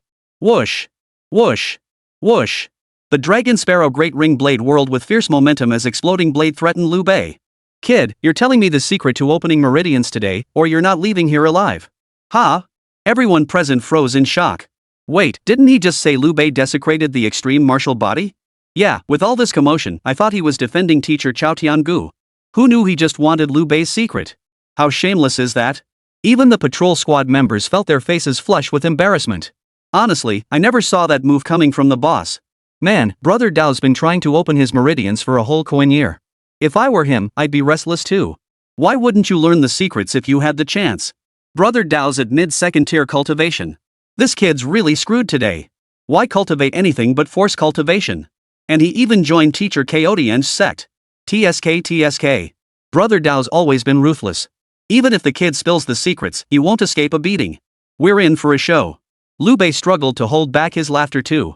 But his secret technique was far too peculiar. Besides Youwei, he simply couldn't tell anyone else. If word got out, Chao Tiangu would be the first to come after him. Moreover, Lu Bei deeply disapproved of how people like Exploding Blade conducted themselves. Whether begging or seeking guidance, one must show some respect. Lu Bei had no interest in playing the righteous vigilante, but since they'd hit a brick wall, there was absolutely no reason to let them off the hook. No tricks to share, but I'm always up for a fight. No sooner had Lu Bei finished speaking than Youwei transformed. Instantly, an eerie, shadowy black mist emanated from the massive bloodthirsty Nether Reaper. Though only at the peak of the 1st tier, its aura easily overpowered the Dragon Sparrow Great Ring Blade. The moment the scythe appeared, the patrol team members lost their composure. What? 1st tier peak cultivation? Is this kid really the new recruit who just reported today? This is the first time I've seen a new recruit with such terrifying cultivation. Even the top prodigy in our batch only reached late 1st tier, right? Damn, the new generation is pushing the old aside. Bull about new waves overtaking old ones. He's just riding high on his powerful backers. Bao Dao sneered coldly, pointing his long blade at Lu Bei. Well, what a coincidence. I can't stand you spoiled brats with talent and powerful backers. You're exactly the kind I love to teach a lesson to. Hand over the technique now, or else it won't just be you, the whole bunch of you newbies will get beaten. At this, some timid newcomers immediately distanced themselves from Lu Bei. No, boss. We don't know him. Yeah, he's the only one training in force techniques under teacher Chao Tiangu. We've got nothing to do with him. Lu Bei, just do what this patrol officer says, don't drag us all down. Stop trying to be a hero. If you can't handle it, we'll all suffer for it. The fickleness of human relationships, the coldness of the world. Lu Bei had long grown accustomed to such things. When faced with bullying, those inherently weak never think of resistance. They only wish to be sheep, scrambling to line up and pay protection money to curry favor with the bullies. Little do they realize this is like drinking poison to quench thirst. It only emboldens the bullies. The irony is that when someone finally awakens and dares to resist, these same individuals not only refuse to unite but actively aid the oppressors in crushing the will of the rebels. As if only by surrendering their fate to the bullies could they find a moment's peace. What you hold in your own hands is destiny, what others grasp is enslavement. With a thunderous clang, Lu Bei's scythe slammed into the ground. He sneered, glancing sideways with contempt at everyone present. Oomph. Today you demand 5 cities, tomorrow 10. Where does this end? What patrol squad? Just a bunch of losers who weren't picked by the tactical instructor last term. Relying on a year or two of battlefield experience, they think they can bully the newcomers. If the alliance is this filthy internally, imagine how dirty the battlefield must be. If you want to fight, just fight. Cut the crap. Once you strike, don't back down. Lu Bei's barrage of rebukes thundered like claps of lightning in a dry field, leaving everyone around him stunned speechless. No one expected Lu Bei to show such audacity in the face of the patrol squadron captain, a genuine second-tier powerhouse. He showed no mercy whatsoever, directly offending every member of the patrol squad. He even dared to tear apart years of unspoken rules and expose them to the light of day. Good. Good lad. No wonder you earned a place under Master Chao's tutelage. You've got some real guts. Bao Dao praised him, flexing his arm to wipe the blade. This dragon sparrow great ring blade of mine has no equal among second-tier weapons. Watch what you're holding. No sooner had the words left his mouth than Bao Dao shifted his stance, twisted his waist, and unleashed a devastating downward strike aimed squarely at Lu Bei. Lu Bei kicked his blade to redirect the momentum, thrusting forward the bloodthirsty Nether Reaper. The advantage of the long weapon was undeniable. A single swing unleashed a blazing crimson arc. Clang! After the violent clash of metal, the two weapon spirits locked together, locked in a stalemate. Sparks flew fiercely. Both glimpsed a hint of surprise in each other's eyes. Neither had expected the other's strength to match their own. But ultimately, Lu Bei was a rookie, while Explosive Blade was a veteran who had been tempered in the ranks for over 2 years. If he couldn't swiftly defeat Lu Bei, this battle would be as good as lost. The next instant, Bao Dao's eyes widened with fury. Abandoning his sword entirely, he channeled every ounce of energy from his body, pouring all the meridian opening power honed over 2.5 years into his left fist. He sidestepped to deflect the force, closing the distance from the left flank. Instantly, a fist wind howled as it struck directly at Lu Bei's vital center. With only 2 paces between them and Lu Bei wielding a long weapon, there was no time left to draw his blade for defense. He keenly realized that Bao Dao was deliberately trying to force him into a contest of brute strength. Meridian opening power clashed against meridian opening power. Lu Bei didn't hesitate, planting his foot firmly and delivering a sidekick that collided head-on with Bao Dao's heavy punch. Thud! Crack! The sound of shattering bones echoed instantly. A cruel smile spread across Bao Dao's lips. He had poured every ounce of strength into that strike, certain it was Lu Bei's bones that had shattered. Yet, an excruciating pain instantly shot through his arm. Immediately after, he felt the terrifying immense force of the open 3 meridians surge through his limb. What? Impossible! How could my arm? Exploding Blade stared at his arm in disbelief. Blood seeped profusely from the wound, his arm dangling at an unnatural angle. Clearly, it was his own bones that had shattered and tendons snapped. But it wasn't over. The overwhelming force of the third pulse spread like lightning, sending him flying backward. The immense impact sent several spirit masters behind him tumbling backward in a clatter, crashing to the ground in a heap. 3 meridians. The extreme martial physique's 3 meridians allow a spirit tamer's physical strength to transcend tears. Who the hell are you? Lu Bei ignored Exploding Blade's question, raising his scythe once more to hold it before him. His voice was cold as ice. Who I am matters little. But you, Brother Blade, is that right? No. Big brother, you're the real leader. Wait, no. I want to apprentice under you. From now on, just call me Little Knife. Chapter 43, because he's good. Did I see that right? Lu Bei. Lu Bei actually beat up that Explosive Blade? That Explosive Blade is a solid mid-tier second-stage cultivator, several levels above us. Lu Bei actually kicked his hand clean off? What do you know? The force unleashed in that clash was terrifying. I was close enough to feel the shockwave hit my face. This is great news. We're saved. I heard the patrol squad bullies new recruits the most when their exam rankings are poor. With Lu Bei here, let's see if they dare act so arrogant. Lu Bei's kick not only sent Explosive Blade flying but also ignited the spirit of every rookie. The long-standing unwritten rule of the Academy Alliance had finally been shattered today. On the ground, Bao Dao and his crew lay sprawled in twisted heaps, gasping for breath as they stared at Lu Bei with palpable fear. Unbelievable. This kid doesn't act like a rookie at all. It took Brother Dao 2.5 years to open 1 meridian, but he opened 3 in half a day? What kind of freak is this? Impossible. Even with tricks, it can't be this fast. Ouch, when did our patrol squad ever suffer such a crushing defeat? We've really hit a brick wall this time. We need to figure out a way to get out of here fast. Several patrol members murmured among themselves, casting questioning glances at Bao Dao. With Lu Bei's scythe mere inches away, how could Bao Dao dare to play any tricks? He swallowed hard and forced another strained smile. Big brother, we were wrong. We shouldn't have crossed you. We apologize. You guys, hurry up and apologize to my big brother. What are you waiting for? Bao Dao barked an order, and the members behind him immediately pulled Bing Yang down to kneel before Lu Bei and Youwei. Even Sangbiao, who had been knocked flying earlier by Lu Bei, scrambled over, rolling and crawling as he repeatedly kowtowed. This scene made Lu Bei frown deeply. Logically, patrol squad members should possess some backbone. Even after being struck, they shouldn't capitulate so swiftly. This group was utterly without principles. Brother Dao, Sangbiao, right? Lu Bei's voice sounded like a soul-stealing bell, sending both Bao Dao and Sangbiao into a shudder. No, please. Just call me Xiao Dao. Xiao Dao is fine. Yes, big brother ruthless. I'm not Sangbiao either, just call me Xiao Biaozi. Little knife, little Biao, you two rely on your seniority and higher cultivation to openly prey on newcomers. Judging by how smoothly you handled things just now, this must be old hat for you, right? Bao Dao and Sangbiao exchanged glances and hastily waved their hands in denial. No way. We only saw others doing it before. This is our first time. Exactly, first time. We've got zero experience. Look, we didn't even succeed before you stopped us. At this point, the burly Sangbiao looked slightly embarrassed, lowering his head like a shy young girl. Lu Bei found this even more irritating and cut straight to the point, hand over everything you stole. Bao Dao could scarcely believe his ears. He thought that by groveling like this, Lu Bei would take pity and let them go. After all, they hadn't robbed Lu Bei at all. This.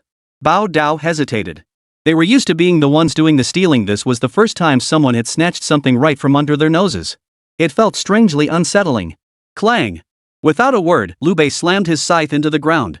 This strike harnessed the power of his opened meridians. Instantly, a dusty ripple spread out from the tip of the scythe. The recoil from the impact sent a jolting vibration through Bao Dao and Sangbiao's hands, leaving them numb. We'll hand it all over. You lot! Quickly return what you just snatched to the juniors.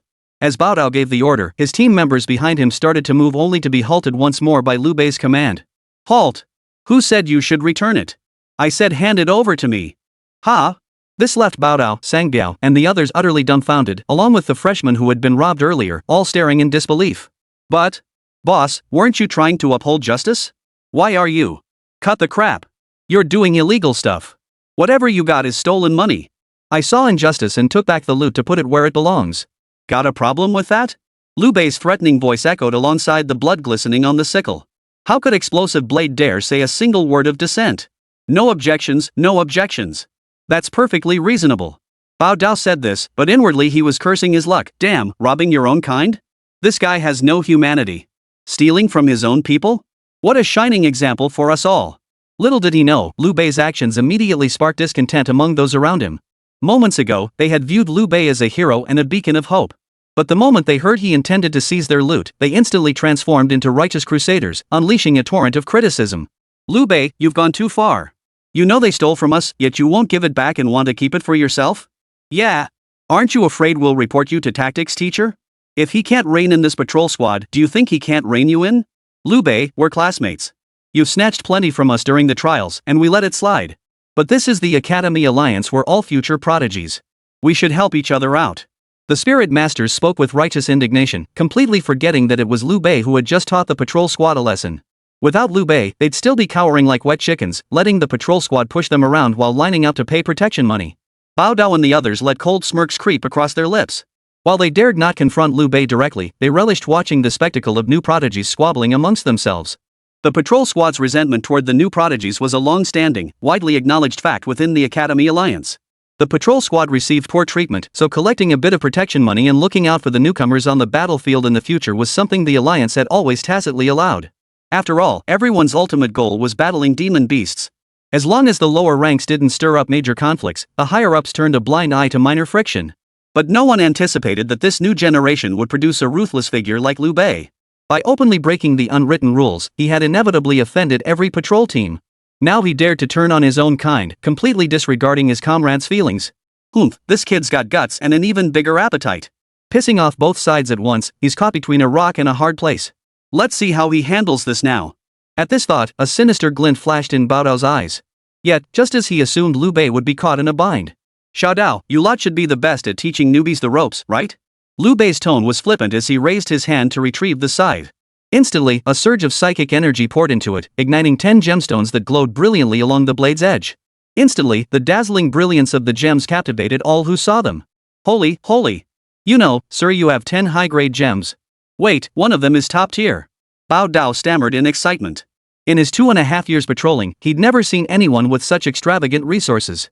Looks like this kid's no ordinary guy. His eyes darted back and forth, unable to hide the envy in his gaze as he stared at the gems. The next second, Bao Dao sprang to his feet and snarled, "Guys, let's stretch our legs."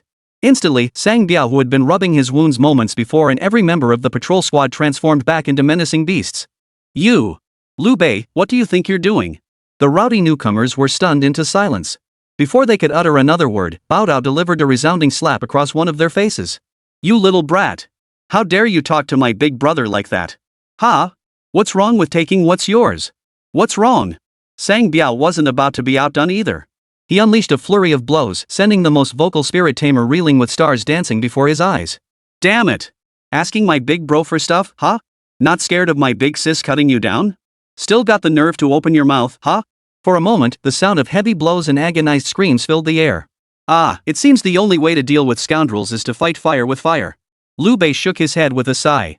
He couldn't bring himself to do such a thing. Because he was kind. Chapter 44, Cast a long line to catch a big fish. As the saying goes, a sapling won't grow straight without pruning. The righteous young warriors who had just been bellowing at Lu Bei were now wailing and crying for their mothers under the punishment of exploding Blade and the others, no longer daring to mention getting their things back. The patrol squad fought with fierce determination, their coordination flawless. Bing Yang handled the verbal abuse and psychological pressure. "What's up, little dog? And you call yourselves newcomer prodigies? This is hilarious, you guys are wasting these soldier girls."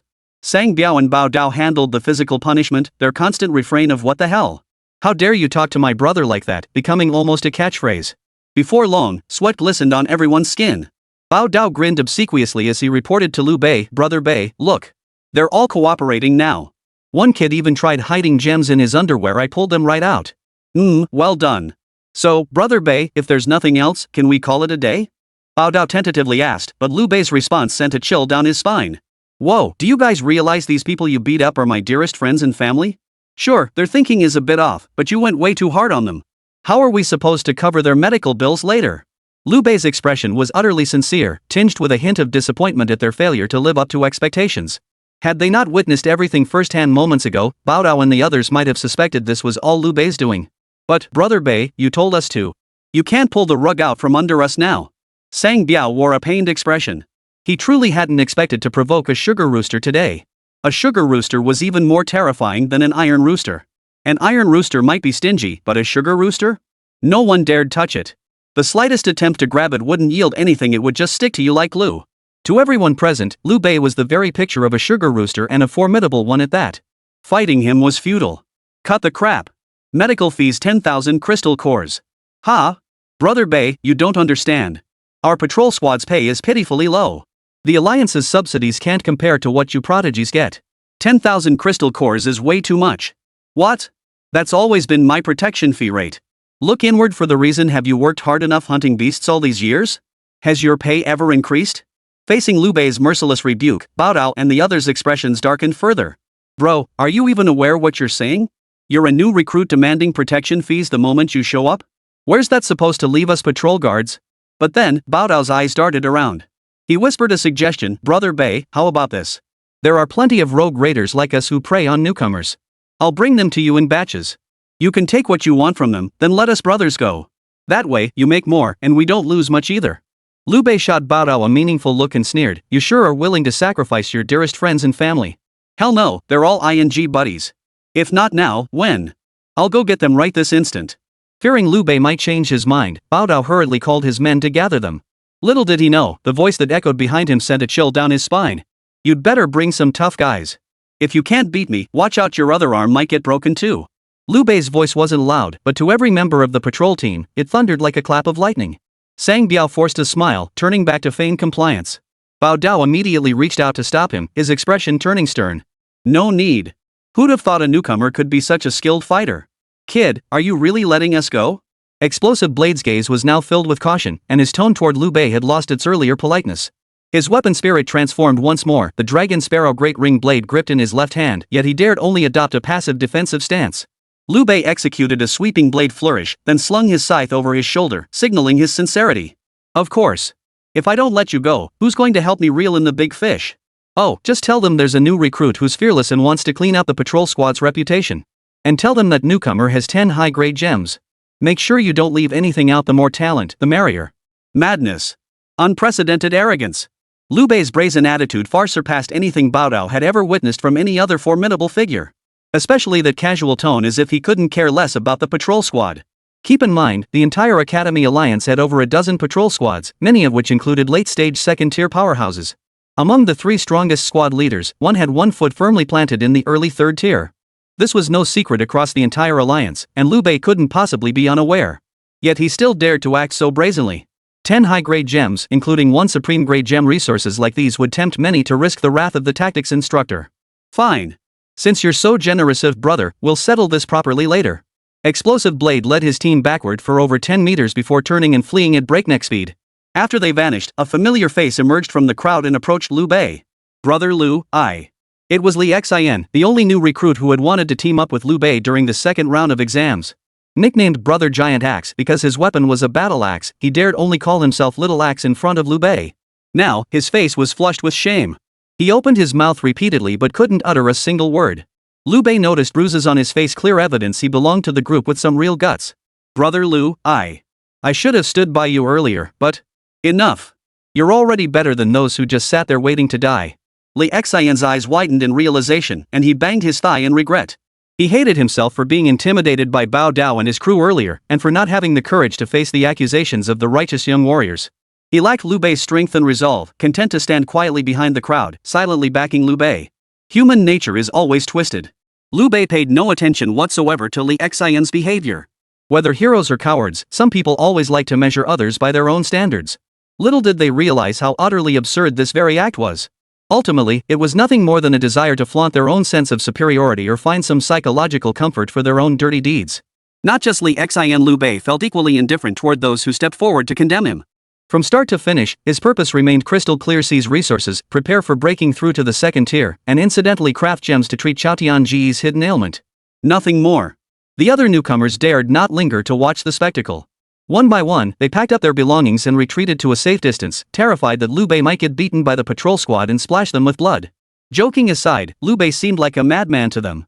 The top-ranked prodigy on the Wind and Cloud Genius list, taking on an entire patrol squad alone? Yeah, he's impressive, but that's just reckless. Let's get out of here. Lu Bei's got some serious screws loose. That's why they say geniuses burn out fast. Showing off like that? He's asking for a bullet. Damn it, what a waste of my resources. The Alliance just issued them, and I haven't even had a chance to warm them up yet. Before the group had even walked far, a dark mass of figures surged toward Lu Bei from the direction Bao Dao and the others had departed. Explosive Blade and Morning Tiger led the way respectfully, while the 3 figures at the front radiated an intimidating aura, clearly not people to mess with. Holy, are those 3 the 3 squad leaders of the patrol squad? We're done for. Lu Bei is truly finished. I heard 2 of them are at the 3rd tier, and the other is late 2nd tier. Lu Bei really brought this on himself. Good thing we got out of here fast. Man, we'd better steer clear of him from now on. The timid newcomers kept patting their chests, clearly shaken by the patrol squad's presence. Upon closer inspection, there were easily 60 or 70 of them approaching. Yet to everyone's astonishment, despite Blastblade summoning such reinforcements, the patrol squad showed no intention of backing down. Not only did Lu Bei refuse to be intimidated, he sat down on a nearby bench. He laid the bloodthirsty underworld scythe transformed from Youwei across his thigh. Then, grabbing a rolled pancake from the stolen parcel, he began eating it as if no one else existed. Chapter 45, You, keep your tail between your legs from now on. Lu Bei is way too cocky. Is he blind? There are 60 or 70 people over there. Even if they're all first-tier grinders, they could grind him to death. At least 20 second-tier fighters, plus 2 third-tier captains. Holy, why isn't he running? What's he waiting for? You guys, do you think he knows he's screwed big time and is just waiting to die? No way, he's still eating that wrap over there. Damn, he's either lost his mind or he's lost his mind. Even if the King of Heaven himself showed up today, I wouldn't believe Lu Bei could still come out on top. All the newcomers kept their distance, pointing and whispering about Lu Bei. After much hesitation, Lin Xue was eventually dragged away by a few of his close associates. Lu Bei remained utterly indifferent. From start to finish, he never intended to drag anyone into this, nor did he need anyone's help. The path of the strong was always a lonely one, and at this moment, Lu Bei embodied the truth perfectly. The patrol squad's army marched in with great pomp, Sang Biao and Bao Dao already wearing satisfied grins. It seemed as though the next second, they would crush Lu Bei beneath their feet, venting their pent-up rage to their heart's content. Boss Chu, that guy over there eating a pancake roll. He's ing crazy, eating in front of the captain like that. My temper's gonna explode. Sang Biao yanked at his own yellow hair in fury. Beside him, Bao Dao wore a sinister grin as he suggested in a low voice. 3 bosses, that kid's spirit guardian is pretty impressive. I heard teacher Kaotiange hates spirit masters who can't protect their own guardians. Why don't we take his guardian? Head that way, teacher Kaotiange will definitely expel him from the sect. From start to finish, the 3 squad leaders remained silent, their faces dark as they strode forward. The leader was the strongest among all patrol squads, named Shu Yushuan. He was notorious within the patrol corps, rumored to be a member of the Chu Zhan family, a branch of the venerable Chu clan of Sanglin. Leveraging the Chu family's influence, Shu Yushuan acted with extreme arrogance in his daily affairs. Barring any surprises, after this year's new student orientation, he would once again be selected by the tactical instructor and most likely assigned to Fong Qing's strategic team. When Sang Biao was still 10 meters away from Lu Bei, he pushed his way to the front, shouting and cursing. "You little punk, daring to act up in front of our patrol squad. Damn it, did you see our 3 squad leaders over there?" "We did," Lu Bei replied casually, finishing the last bite of his pancake. This nearly made Sang Biao choke on his own rage. "Damn it. You little bastard, you want to choke to death? Fine, I'll grant you your wish." With that, Sang Biao's spirit weapon instantly materialized. To Lu Bei's surprise, despite Sang Biao's imposing stature, his spirit companion manifested as a crimson whip. The whip whipped through the air with a series of explosive cracks, closing in on Lu Bei. "Get lost!" A fierce shout erupted from behind Sang Biao. He never imagined that Boss Chu would deliver a vicious kick right to his backside. Sang Biao landed flat on his face, staring at Shu Yushuan in utter bewilderment. Bao Dao was equally bewildered, assuming Boss Chu had taken offense at his subordinate's actions. He hastily explained, "Captain, that kid was picking on us. Diao just wanted to take the lead. You're a ing moron too." Another sharp command rang out. The captain beside Shu Yushuan grabbed Bao Dao by the head and slammed him face first onto the ground before Lu Bei. Bao Dao was stunned by the impact. "Brother, what's going on?" Amidst the stunned gazes of the crowd, the 3 imposing patrol captains bowed respectfully to Lu Bei. What the hell was going on? Shu Yushuan was the most formidable figure in the patrol squad. He was the one who always went hardest on rookies during hazing rituals. Didn't he despise these gifted prodigies the most? Why was he bowing to this kid? Shu Yushuan. Guo Jian. Pan Pang. Greetings, young Master Lu. Blimey, blimey, blimey. Blast Knife was utterly dumbfounded by the scene before him. The 3 notorious bullies of the patrol squad veterans who'd preyed on countless new recruits were actually bowing and scraping before a rookie. And calling him young Master Lu. What the hell was this kid's background? Far away, the new recruits who had already fled had their worldviews shattered once more. Holy crap, what are those 3 patrol captains doing? Bowing to Lu Bei? Weren't they here to settle scores with Lu Bei? He just gave those explosive blade guys a thorough beating. Wait, did I pick the wrong side again? Damn it, this just lets the Li Xin kid win. Does he know some inside scoop? Lu Bei must have some major power backing him. Wait, I heard Lu Bei isn't aligned with any faction. What's up with these patrol captains? Under everyone's stunned stares, Lu Bei casually nodded, then nonchalantly wiped his hands on his clothes without a care for his appearance. Such brazen arrogance clearly showed he held the 3 squad leaders in utter contempt. But strangely, the 3 men remained bowed in salute, seemingly unable to lift their heads without Lu Bei's permission. From start to finish, Lu Bei hadn't even lifted the bloodthirsty Nether Reaper at his side. What overwhelming pressure was this? Long time no see. You 3 look sharp in those uniforms today, much better than your night cloaks. Lu Bei's opening words stunned everyone into silence. Wait, does he actually know these 3 squad leaders? Impossible.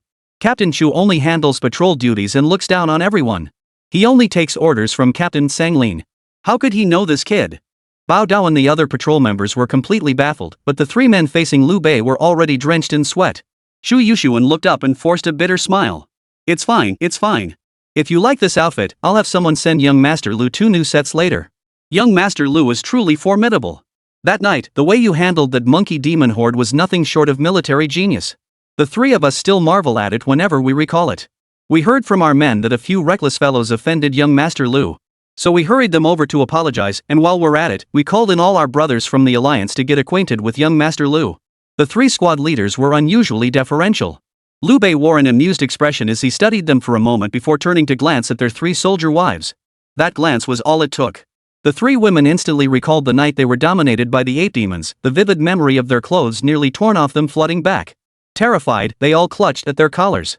One even crossed her arms tightly over her chest, clutching the sexy little camisole she wore underneath her uniform. This scene shocked the patrol officers once more. Especially Bao Dao. Holy crap, I was hoping the squad leader would bully his own soldier girl, but looking at this, he and the squad leader's soldier girl clearly have a history. Holy, he's messing with the captain's wife? No way, no way. Even if the squad leader's a loser, he wouldn't just hand over his own girl, would he? This kid's got way more appetite than I thought. The more Exploding Blade thought about it, the more it made sense. He instinctively shielded his own soldier girl but then realized if old Chu couldn't even protect his own sister-in-law, anything he did would be futile. He shoved the soldier girl back in front of him. Lu Bei frowned, baffled by Bao Dao's series of puzzling actions. Yet deep down, his distaste for Bao Dao grew even stronger. The next second, he flashed beside Bao Dao and grabbed his arm in front of everyone. I told you to bring someone who could fight. Otherwise, this arm of yours would be broken too. Ah. You ugh. The power of his open meridians surged into Lu Bei's right hand, crushing Bao Dao's arm like a giant iron clamp. In that instant, Lu Bei was no longer a greenhorn in Exploding Blade's eyes. He was a ruthless demon, terrifying beyond belief. Snap. A crisp sound echoed as Bao Dao's other arm went limp and fell to his side. His pupils suddenly contracted. Pain made cold sweat pour down his body. He turned to seek help from Chu Yuxuan and the others. But Chu Yuxuan and the others wore only indifference, utterly unconcerned with his fate. At that moment, Lu Bei's low voice echoed eerily, you and your soldier mother better keep your tails tucked between your legs from now on. Got it? Explosive Blade nodded frantically in fear, understood. Brother Bei, how about this? I'll attach a tail to her tonight and send her over to you. How'd that sound? Lu Bei couldn't help but glance sideways at the remark. He'd suspected the alliance might harbor some rotten apples, but never imagined it would be this blatant. If even a minor patrol squad leader like Bao Dao was this spineless, his subordinates were undoubtedly worse. No wonder Chao Tian-go looked down on him. If anyone truly desecrated the extreme martial arts body, it was definitely this Bao Dao. A man who could abandon his own weapon spirit was utterly unworthy of cultivating Chao Tian-ge's martial power. Smack! Lu Bei delivered a sharp slap across the face, demanding, what do you take me for? Bao Dao looked utterly aggrieved, thinking to himself, you're the one who likes this sort of thing, aren't you? Sure, my soldier girl's looks are nothing special, but her figure's not half bad. Little did he know that Lu Bei's elaborate scheme wasn't about beauty or mere resource plunder. In truth, Lu Bei had long known the three patrol captains were the very black hands sent by old Chu Deng to ambush him that day. His true objective was to enlist the patrol squad to hunt down demon beasts for him. Chapter 46, Blackmailing the Blackmailers. Lu Bei wasn't unreasonable. If he demanded 10,000 crystal cores, he meant 10,000 crystal cores. He wouldn't jack up the price just because the patrol squad had brought more men.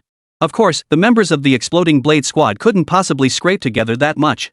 Even Sang Biao had emptied the crystal cores hidden in his soldiers' underwear, yet they could only scrape together 3,000. The remaining 7,000 were naturally covered by Chu Yuxuan, with every patrol team member chipping in. Lu Bei had no objection to this arrangement.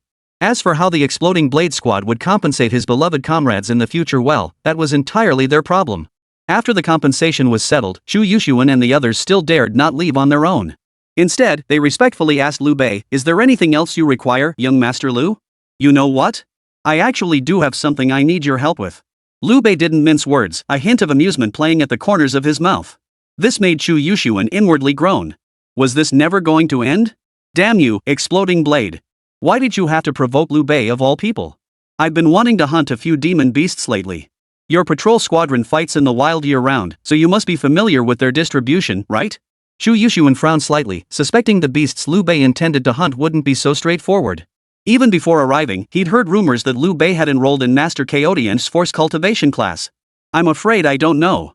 What kind of demon beasts does young Master Lu intend to hunt? A second-tier human-faced owl and a third-tier lava crocodile. Just as he suspected. Chu Yuxuan's heart sank. Lu Bei was indeed seeking the materials required for a force spirit master to break through to tier 2. The claws of a second-tier human-faced owl, the heart of a third-tier lava crocodile. But what shocked him most was the one material Lu Bei hadn't mentioned, the eye of a third-tier ape demon. It was common knowledge that all three materials were indispensable for cultivating force mastery. Yet Lu Bei deliberately omitted the demon ape eye. The only explanation was, Old Master Chu was absolutely right that third-tier ape demon king had indeed fallen by Lu Bei's hand. Chu Yuxuan was so certain because the demon ape eye was an extremely precious material to any faction. Unless Lu Bei had personally slain it, no faction would ever relinquish the demon ape eye. Ancient texts also recorded that the possessor of the demon ape eye could command demon apes in battle. Add to that Lu Bei possessing a top-grade power gem, forged from the crystal core of a third-tier demon beast. Piecing these clues together instantly revealed the truth: Lu Bei had slain the ape demon king. Chu Yuxuan sucked in a sharp breath, inwardly relieved he'd never considered opposing Lu Bei from the start. Still, hunting the human-faced owl and the lava crocodile was asking far too much. Young Master Lu, forgive my frankness, but hunting these two beasts is no easy feat. Though the human-faced owl is only tier 2, it's extremely rare, elusive, and moves at incredible speeds. Even if we spot one, we likely couldn't take it down. Then there's the lava crocodile. They often live in packs, dwelling in the harsh environment of lava swamps. For a third-tier lava crocodile, we'd need at least 3 teams to handle it. At this point, Chu Yuxuan offered an awkward smile. Young Master Lu, this is the maximum number of people I can muster within the alliance. I simply don't have the authority to launch such a large-scale hunting operation. That's true enough. Lu Bei had thoroughly studied the Academy Alliance's regulations beforehand and conducted preliminary investigations into the extent of Chu Yuxuan's capabilities, confirming his words were truthful. But it's no big deal. I only need you to pinpoint the location of the human-faced owl. I'll handle the capture myself. As for the lava crocodiles, Lu Bei glanced at the 3 squad leaders. It seemed his troop of ape demons had left them with psychological scars, sending shivers down their spines. I need all 3 of you to accompany me. No need for you to fight. Just help me lure out the lava crocodile. I'll handle the rest. Ha! Chu Yuxuan wondered if he'd misheard. Explosive Blade was trembling with fear, while the others were already numb with dread. Young Master Lu, that's a third-tier lava crocodile. Its power might even surpass the 8 demon kings. And if we provoke a whole pack, none of us will escape alive. Yeah, and there's the human-faced owl too. That thing's no pushover either, cunning as hell. If it grabs you and tosses you into the air before slamming you back down, you'd be half dead from the fall. Young Master Lu, you're not joking, are you? Lu Bei's expression turned cold. Do I look like I'm joking? No, Chu Yuxuan was about to say more when Lu Bei held up 2 fingers. I've always been fair in my dealings. All I ask is that you handle these 2 matters for me. What? Chu Yuxuan's face lit up with hope only for Lu Bei's next words to nearly make him spit blood. I'll waive your protection fees for the next 2 months. The 2 captains beside Chu Yuxuan nearly fainted. They'd thought Lu Bei was about to cough up 2,000 crystal cores, but it turned out this kid wasn't just refusing to pay, he was trying to pull a long-term scam. What kind of degenerate, corrupt world is this? Seeing Chu Yuxuan's troubled expression, Lu Bei reminded him, Captain Chu, if you handle this matter to my satisfaction, I'll overlook what happened in the Chaos Zone earlier. How about it? The incident in the Chaos Zone? Chu Yuxuan's heart skipped a beat. Only now did he realize he'd been lured step by step into the trap Lu Bei had set. From the very start, when Lu Bei stumbled upon Bao Dao and his crew conducting their routine business, his intentions likely extended far beyond just the crystal core. He knew full well that once Blast Blade was released, he would inevitably seek revenge. And as the patrol captain, having heard of Lu Bei's notorious reputation, he would certainly come to settle the matter. This would give Lu Bei the perfect excuse to press his advantage. He'd start by demanding compensation. Then, while feigning politeness, he'd bring up the matter of hunting demon beasts. If he didn't get the answer he wanted, he'd threaten to expose the chaos in the wilderness. Was he truly a fresh graduate from the academy? How could someone so young be more calculating than old Chu? Right, this kid had already outmaneuvered old Chu twice before. Long before Lu Bei arrived to report for duty, old Master Chu had warned him not to provoke Lu Bei lightly. Recalling this, Chu Yuxuan broke out in a cold sweat. In reality, however, Lu Bei's calculations ran even deeper. Currently holding the position of deputy leader of the strategic group, Lu Bei possessed the rank of non-commissioned officer within the alliance, 1 rank higher than Chu Yuxuan, the patrol squadron commander. Moreover, Lu Bei's standing was now highly sought after. Any tactical instructor would have to give him some face if he asked. If Chu Yuxuan refused to cooperate, Lu Bei could easily bring the tactical instructor into the picture again to force Chu Yuxuan's compliance. But at this point, Chu Yuxuan's resolve had long been exhausted.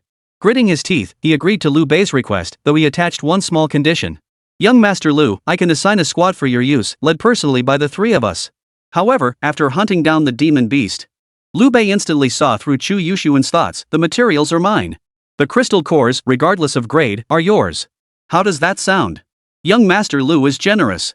Then let's meet at Night Owl Ridge tomorrow night. Agreed. After sealing the deal, the patrol squad dispersed in an instant under Chu Yuxuan's lead. Lu Bei and Youwei returned to their lodgings to rest. Only a group of stunned newcomers remained, unable to believe what had just unfolded.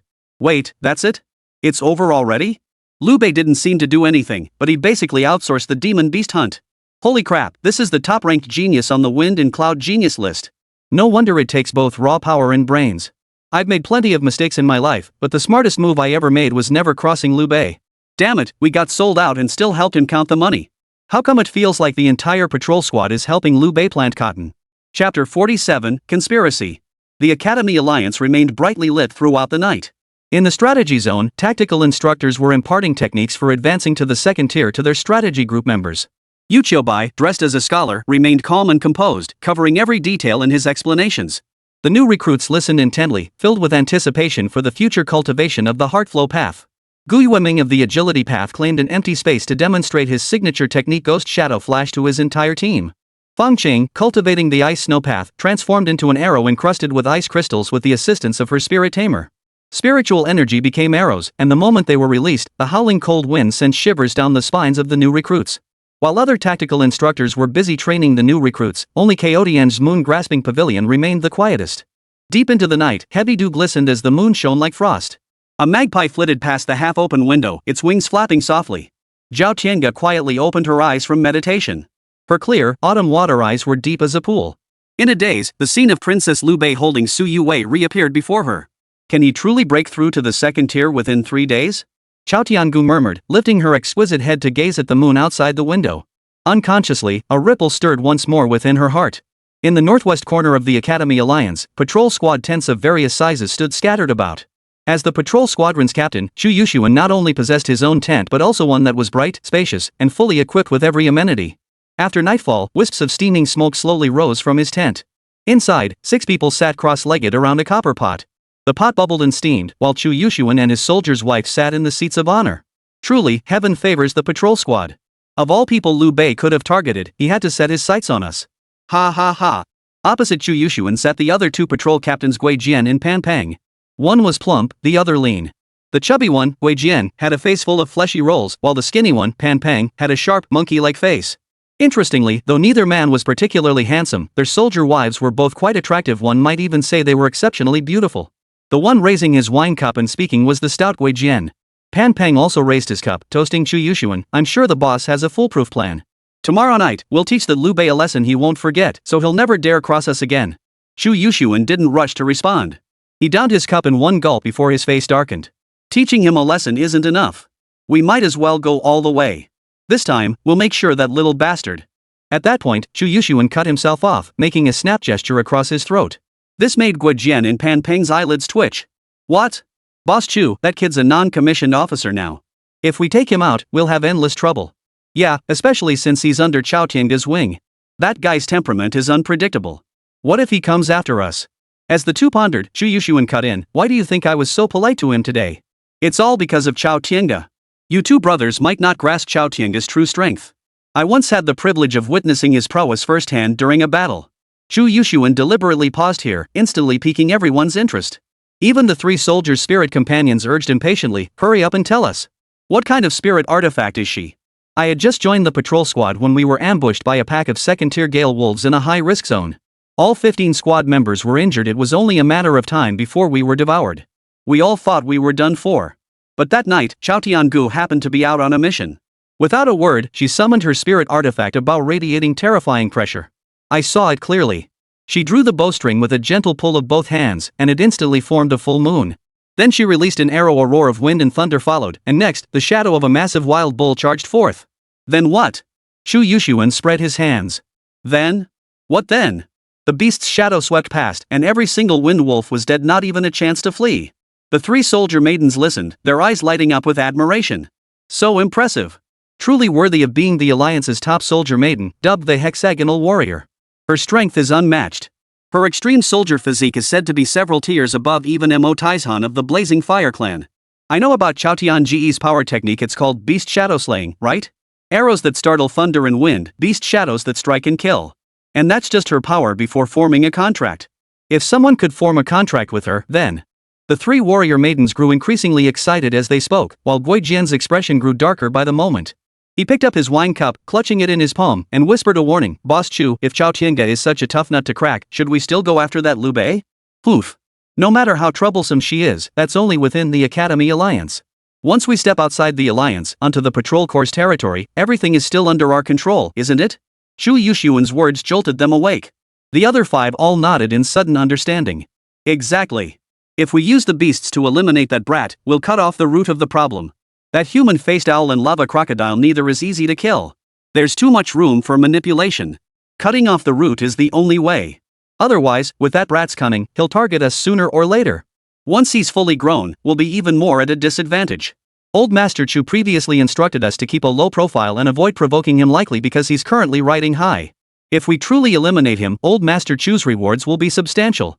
Clink. With a crisp sound, the 6 men exchanged knowing smiles and clinked their wine glasses together.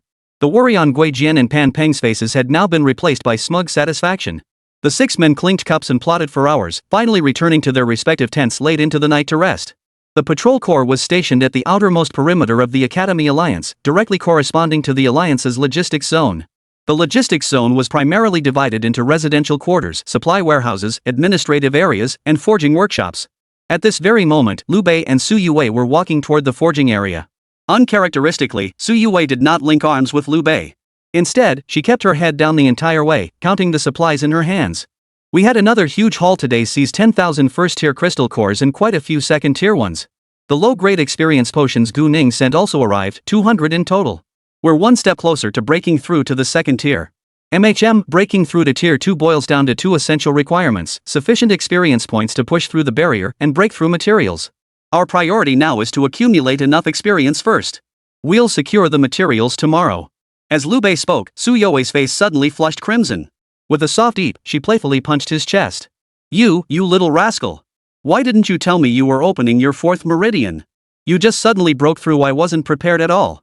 It was too intense, I couldn't handle it. Though she claimed to be overwhelmed, Youwei's supple body pressed against Lu Bei's, savoring the lingering euphoria from the meridian opening. Who knew that a spirit tamer opening their meridians could trigger the same in a weapon spirit? This means we're both dual extreme weapon martial bodies now. Lu Bei's eyes gleamed as he summoned the oceanic currents of spiritual energy within him, launching another assault toward the acupoint housing the 5th meridian. Youwei turned her head to look at him, curiosity in her voice. Little Lulu, do you think Teacher Chao Tiangu would be surprised if she knew we opened our meridians so quickly? Absolutely. Normally, tactical instructors give new recruits half a month or even a full month to break through to the second tier. But Teacher Chao Tiangu only gave us 3 days all to free up time for opening our meridians. Youwei nodded. Teacher Chaotiange really is all bark and no bite. She says no to everything, but she's already planned everything out for us. Yeah, so we have to help her get through this crisis. We can't let her keep damaging her own body. As they spoke, they arrived at the forging zone. Under the night sky, the forging area resembled a colossal furnace, radiating waves of heat like surging tides. Clusters of white steam periodically billowed upward from the forge. This peculiar sight arose because the forging robot emitted immense heat during operation. Lu Bei and Youwei had barely arrived when Lian Chan, dressed in a sexy business suit, appeared before them. Well, if it isn't Lu and Su, the top students of Fengyun Tianjiao. What brings you to our forging zone so late? Another commission? Lian Chan wore her signature sweet smile, accompanied by Sui Yen the snob who had been scolded by Youwei at the Alliance Mall last time. Even at night, Sui Yen wore meticulously applied, heavy makeup that showed no sign of smudging. Maintaining such makeup in this sweltering heat clearly required considerable effort. Youwei and Lu Bei frowned simultaneously, ignoring Lian Chan's question and instead inquiring about Chao Miao. Where's Miss Miao? Why hasn't she come over? The moment Youwei finished speaking, a flicker of awkwardness crossed Sui Yan's face. In contrast, Lian Chan appeared far more composed. Oh, well, you see, the new prodigies just reported for duty. We've got a heavy workload for the soldier-made forging tasks these past couple of days. Miao is working overtime in the forging room. We need to find her. Oh dear, Miao's level isn't very high, and her success rate is unstable. Why not consider me instead? My spirit artifact is an A-grade derivation cauldron. I can definitely serve you both. Sui Yan's unsolicited offer made Lu Bei feel uneasy. He repeated that they were looking for Chao Miao, but this time his tone was noticeably colder. Chapter 48, 1 against 5. We've made ourselves perfectly clear we want Chao Miao. If you keep stalling, I won't mind giving you a refresher on what happened at the Alliance Mall. Youwei deliberately whispered into Sui Yan's ear, causing Sui Yan to shudder violently. She scrambled behind Lian Chan. The vivid memory of that day at the Alliance Mall remained etched in her mind, Youwei conjuring the bloodthirsty Nether Reaper, striking her down with a single swing, then mercilessly crushing her throat underfoot. Sui Yan felt a chill run down her spine just thinking about it. Manager Lian, what should we do? What's the panic? Lian Chan gently scolded, then turned to Lu Bei with a welcoming smile. Please don't misunderstand. Miao is indeed working overtime. This is what we'll do. I'll have Sui Yan go fetch her. Sui Yan felt as if she'd been granted a reprieve. She turned to leave the scene immediately. Stop. We're coming with you. Lu Bei and Youwei flanked Sui Yan on either side, her legs trembling uncontrollably as she glanced back at Lian Chan once more. Lian Chan couldn't help but shake her head in exasperation, silently lamenting how utterly useless her cousin was. She really shouldn't have promoted her to a management position. Lu and Su might be intimidating, but they weren't the Grim Reapers. Very well, then. Please follow me. Lian Chan offered a gentle smile as she led the way. Sui Yan followed closely behind, and soon the group arrived at a cramped forging workshop. The air was stiflingly hot and humid, the environment harsh. Above their heads, a scorching incandescent bulb flickered incessantly, causing extreme discomfort to the eyes. Inside the room, two older female soldiers urged Chow Miao Miao to hurry up with the forging. Work faster. If you don't blend a high-grade potion today, you won't get any rest. Think you're part of management? You're just a factory girl on the assembly line now. Let me tell you straight, someone up top has put in a good word for you, so we have to be strict. Behind the two soldiers, Chow Miao Miao's delicate face was covered in black dust from failed forging attempts, and she coughed incessantly. Her weapon spirit had suffered damage from repeated failures, and fine cracks had even begun to appear on the koi-patterned copper furnace. Even knowing she was being targeted, determination still shone in Chow Miao Miao's almond-shaped eyes. She silently vowed to fuse a high-grade potion. Another fusion attempt began. Chow Miao Miao clenched her teeth and poured every ounce of strength into it, but due to the artifact spirit's peculiar nature, this fusion was destined to fail. Boom! Amidst the explosive crack, the small forging room was once again filled with acrid smoke. Two older soldier maidens reached out, ready to discipline Chow Miao Miao. You useless thing! Wasting resources again! I'll show you what it means to be careless. Stop! Youwei's cool voice cut through the air. She strode forward swiftly, grabbing one of the soldier's wrists and twisting it sharply behind her back. Instantly, the soldier grimaced in pain. Ouch! Who do you think you are? How dare you lay a hand on us forging soldiers? Don't you know how vital we are to the logistics? Still talking back? Listen up, you little brat. I'm a combat soldier. I can't stand you bullies who think you can push everyone around. Youwei tightened her grip. A sharp crack echoed as the defiant soldier girl's arm gave way clearly. Her tough talk didn't match her weak bones. Ow! A blood-curdling scream pierced the air. The soldier girl beside her moved to help, but Youwei kicked her squarely in the stomach.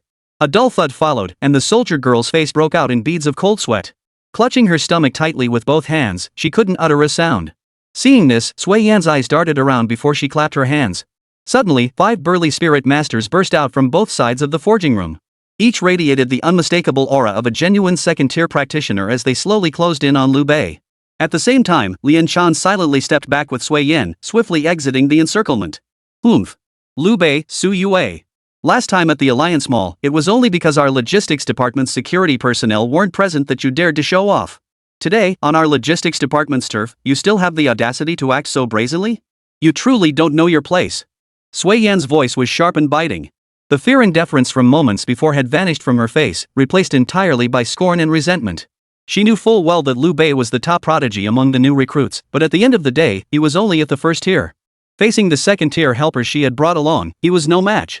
It was common knowledge that after breaking through a realm, a spirit tamer's 5 fundamental attributes, strength, intelligence, speed, vitality, and spirit energy reserves, would all see significant enhancement. Especially second-tier spirit masters, who often mastered martial arts. With martial skills and overwhelming numerical superiority, the outcome of the battle was obvious. Inside the forging chamber, Chow Miao Miao spotted Lu Bei and Youwei. Her watery almond eyes first flashed with bright excitement, but immediately, they filled with concern as she warned. Don't fight the security guards for my sake. They're all second-tier spirit masters. Lu Bei, you can't beat them. That single sentence elevated Youwei's regard for Chow Miao Miao by another notch. Hee, sis, we definitely didn't misjudge you. Don't worry, little Lu and I will rescue you soon. Youwei grinned as she snapped the other soldier maiden's arm. In an instant, both soldier maidens in the forging room were rendered helpless. The security personnel, seeing this, shouted "How dare you!" and charged straight at Lu Bei. Among the 5, 2 cultivated the agility path, moving with blinding speed, their punches trailing gusts of wind. The other 2 cultivated elemental paths, 1 ice, 1 fire. Their attacks crystallized frost in fists and blazed flames in palms as they closed in on Lu Bei. The last practiced strength, channeling his entire body's power into a hand blade strike. He attacked Lu Bei's head with a forceful cleave reminiscent of Manhwa's style, bearing a striking resemblance to Emotiashan's technique. The coordinated assault of 5 second-tier spirit masters instantly chilled the stifling air around them to freezing temperatures. The blade-like hand slash, the roaring fists and palms all converged before Lu Bei in an instant. Yet the 5 men never saw how Lu Bei had moved. All they heard was the deafening roar of wind whipping past their ears. Their reactions were lightning fast as they unleashed their martial arts techniques to clash with Lu Bei. Boom! Thud! Bang bang bang! After a series of muffled thuds, all 5 simultaneously felt a terrifying force surge through the points of contact with Lu Bei's fists and palms. It felt like being rammed in the face by a heavy truck. The immense force hurled all 5 of them backward, slamming them hard into the forge room's corridor wall. Blood gushed freely from their mouths. In disbelief, they stared at their own bodies, only to discover simultaneously that their arms had been twisted into grotesque, twisted knots. Unbearable agony radiated from their vital organs and internal viscera. The agony quickly spread throughout their entire bodies. All five lay writhing on the ground, wailing in anguish. This scene left Sui Yan and Lin Xue, watching from the periphery, utterly dumbfounded. Just as stunned as them was Chow Miao Miao, who had been holding her breath for Lu Bei. You disrespected my friend. I merely sought to show concern, yet you summoned a mob to beat him. You intend to kill the new prodigy here? Manager Lien, this makes no sense. At that moment, Lu Bei's voice was calm and composed, yet dripping with menace. To Lin Chan's ears, it sounded more terrifying than thunder cracking across dry land. Accused of plotting against a new rising star? That was a charge she couldn't bear, especially within the alliance itself. Moreover, she'd only intended for Sui Yan to call for backup as a precaution, never expecting the two sides to actually come to blows. What she never imagined was that Lu Bei, a mere first-tier spirit tamer, could take down all five of the logistics department's strongest security guards. Now she had no way to explain herself, neither by reason nor by logic. Smack! Lin Xue spun around and slapped Sui Yan hard across the face. The force of the blow sent Sui Yan crashing to the ground, blood trickling from the corner of her mouth. You damn fool! I told you to have security patrol at night, not to bring people here to cause trouble for Lu Bei. It was just a misunderstanding. How could you actually lay hands on that new prodigy? Cousin, I. Shut up. Who says I'm your cousin? Don't you know we don't tolerate family ties within the alliance? Go home and claim your relatives there. Lin Chan's face flushed crimson, her anger palpable. Sui Yan, terrified, dared not utter another word, instead wiping away tears silently on the floor. By now, the mist in the corridor had dissipated. A security guard recognized Lu Bei's identity and exclaimed in disbelief. It's you, Lu Bei, the top-ranked prodigy of the wind and clouds, wielder of the bloodthirsty underworld scythe. But, aren't you only at the peak of the first tier? How could you possess such terrifying physical strength? Chapter 49, Take it off, let me inspect. What? With skills like that, he's only at the peak of the first tier? Impossible. That kid's physical strength is at least mid-tier second stage. My arm is broken. That punch just now felt terrifyingly familiar, like Chao Tiangu. Right. His attack style resembles the extreme martial body. I heard this year's top new recruit joined Chao Tiangu's sect, but the extreme martial body requires opening meridians, a time-consuming, labor-intensive process. He couldn't have done it in a single day, could he? He's opened at least 4 meridians. The 5 fallen second-tier spirit masters lay on the ground, clutching their wounds and gasping for breath as they analyzed Lu Bei's strength with lingering fear. All 5 finally shared a bitter smile. There was no doubt about it, they had lost. And they'd been crushed. In a single clash, a newcomer like Lu Bei had taken them all down. Lin Xue, being a seasoned veteran, changed her expression faster than turning a page. Now she forced a smile not for Lu Bei, but for Chow Miao Miao. Miao Miao, you're truly blessed to have such a caring friend. Well, since your friend came to see you, why not skip overtime today? Head back to the dorm and rest. But Chow Miao Miao surveyed the wreckage of the forging room. She hadn't let Lu Bei and Su Youwei's arrival cloud her judgment. As the top talents of the Wind and Cloud Academy, Lu Bei and Su Youwei's abilities were undeniable. But she couldn't expect them to come visit her every day. That wasn't realistic. To change her own misfortune, she still had to rely on her own strength. This doesn't concern you anymore. Now get out of here. Lin Xue barked at the 5 security guards, who rose one after another. Just as they were about to leave, Lu Bei called out to them. Hold on. I noticed during your fight earlier that you clearly absorbed the energy from my 4 meridian opening technique. Yet your bone fractures were less severe than those of the patrol squad members, despite your apparent inferior strength. Lu Bei casually grabbed one of them and began his analysis, offering no pretense about his deductive reasoning. Yet to others, his words sounded far more terrifying than any horror story in existence. Opened the 4 meridians? He'd only reported for duty a day ago and hadn't even broken through to the second tier yet. Theoretically speaking, he hadn't even received guidance from Chao Tiangu, so how could he have opened the 4 meridians on his own? What kind of monstrous, heaven-defying talent was this? This little demon had also claimed to have beaten up members of the patrol squad, implying strength far beyond ordinary, at least mid-second tier. The man who'd been restrained dared not conceal anything and quickly revealed the truth. We're wearing the withered vine armor issued uniformly by the Alliance. It's a low-grade treasure that provides some defensive capability. Withered vine armor? Lu Bei's eyes lit up, clearly intrigued by this treasure. Among the demon beasts he would face tomorrow was the lava crocodile. This creature struck terror into hearts with its immense strength. Any part of its body could deliver a fatal blow with ease. Although Lu Bei possessed considerable strength now, his defenses were far from impressive. His best defense was to rely on offense. But this was undoubtedly insufficient. If the withered vine armor could offer some defense against the power of a quadruple meridian cultivator, it should also provide decent resistance against the lava crocodile. Besides, tomorrow's battle wouldn't just involve the lava crocodile. Take it off. Let me inspect it. Lu Bei commanded coldly. Unexpectedly, all 5 security guards simultaneously removed their withered vine armor and obediently handed it over to him. Well, since their goodwill was hard to refuse, he naturally accepted them all. Only after collecting the vine armor did Lu Bei dismiss the 5 security guards. Lian Chan watched with her mouth twitching. She never imagined Lu Bei would dare to openly seize items from the logistics department. But circumstances dictated otherwise. At this point, she couldn't say much more. She could only urge Chow Miao Miao to wrap things up quickly and escort these 2 little troublemakers out. Unexpectedly, Lu Bei stepped before her and stated bluntly, "Manager Lian, I recall mentioning before that I dislike involving others in my affairs. The gem forging that day was my request to Chow Miao Miao. It had nothing to do with her personally. Why are you making things difficult for her?" Lian Chan gaped in astonishment. She never expected Lu Bei to speak so bluntly, a stark contrast to his smooth and seasoned demeanor at the Alliance Mall last time. But how can you say that? Lu Bei, you must understand that our logistics department always follows the rules. With the recent escalation of Alliance battles, we've been working overtime to refine potions. Everyone's been working overtime. Miao Miao's performance wasn't up to par, so naturally she couldn't keep her previous management position and had to move to frontline work. Lian Chan answered with an expression of utmost sincerity, and even Chow Miao Miao nodded silently, seemingly endorsing her explanation. Yet Lu Bei's next words cut even deeper. Humph. Even on the front lines, is supervision and harassment really necessary? To me, this clearly shows someone resents her for helping me and secretly ordered you to make her life miserable. Lu Bei's words cut straight to the heart of the matter, turning Lian Chan's face pale. She hurriedly protested, No. How could that be? Even if I were completely blinded by greed, I would never harm Sister Miao Miao.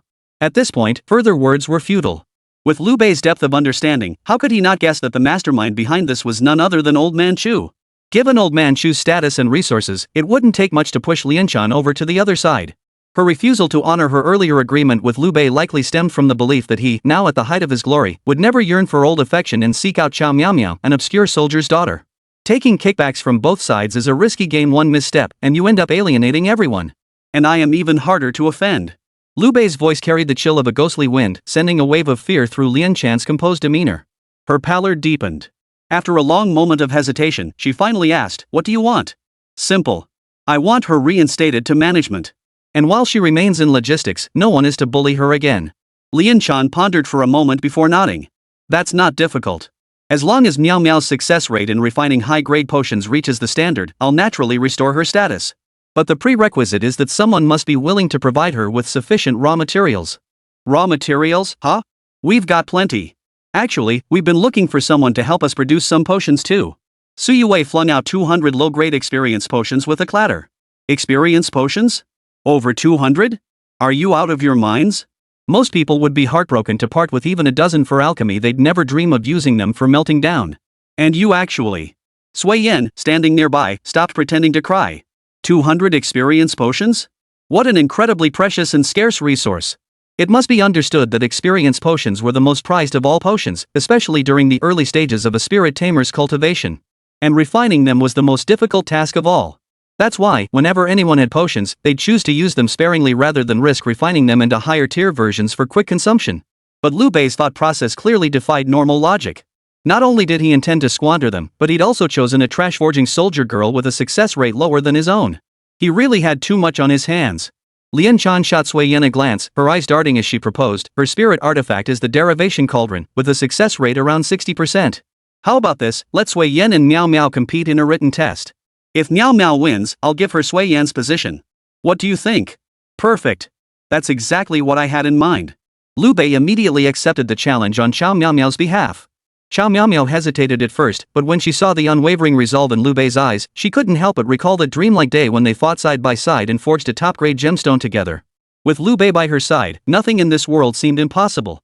Chapter 50, The Koi Furnace vs. The Derivation Cauldron. Before the contest began, Youwei thoughtfully wiped the dirt from Chow Miao Miao's face. Chow Miao Miao was flattered and a bit overwhelmed, while Lian Chan and Sui Yan were utterly surprised. Isn't that bloodthirsty Nether Reaper usually only gentle and considerate toward Lu Bei? I've seen her act like a stranger to everyone else. Why is she being so kind to Miao Miao? I have no idea how Miao Miao caught her eye.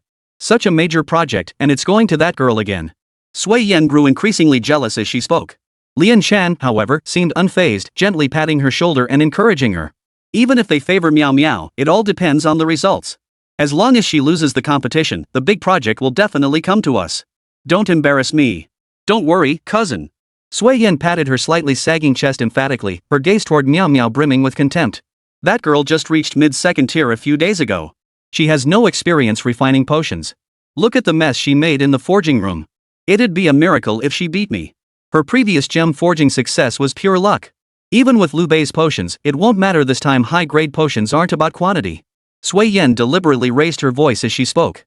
She still hadn't given up on Lu Bei's commission, hoping he might change his mind at the last moment. However, Lu Bei merely stared at her for a moment before casually activating Inside Eye. Sui Yan, Grade A Soldier Maiden, Derived Cauldron. Attack Power, 35-100. Durability, 80-100. Traits, Alchemy Expertise, Random Buffs.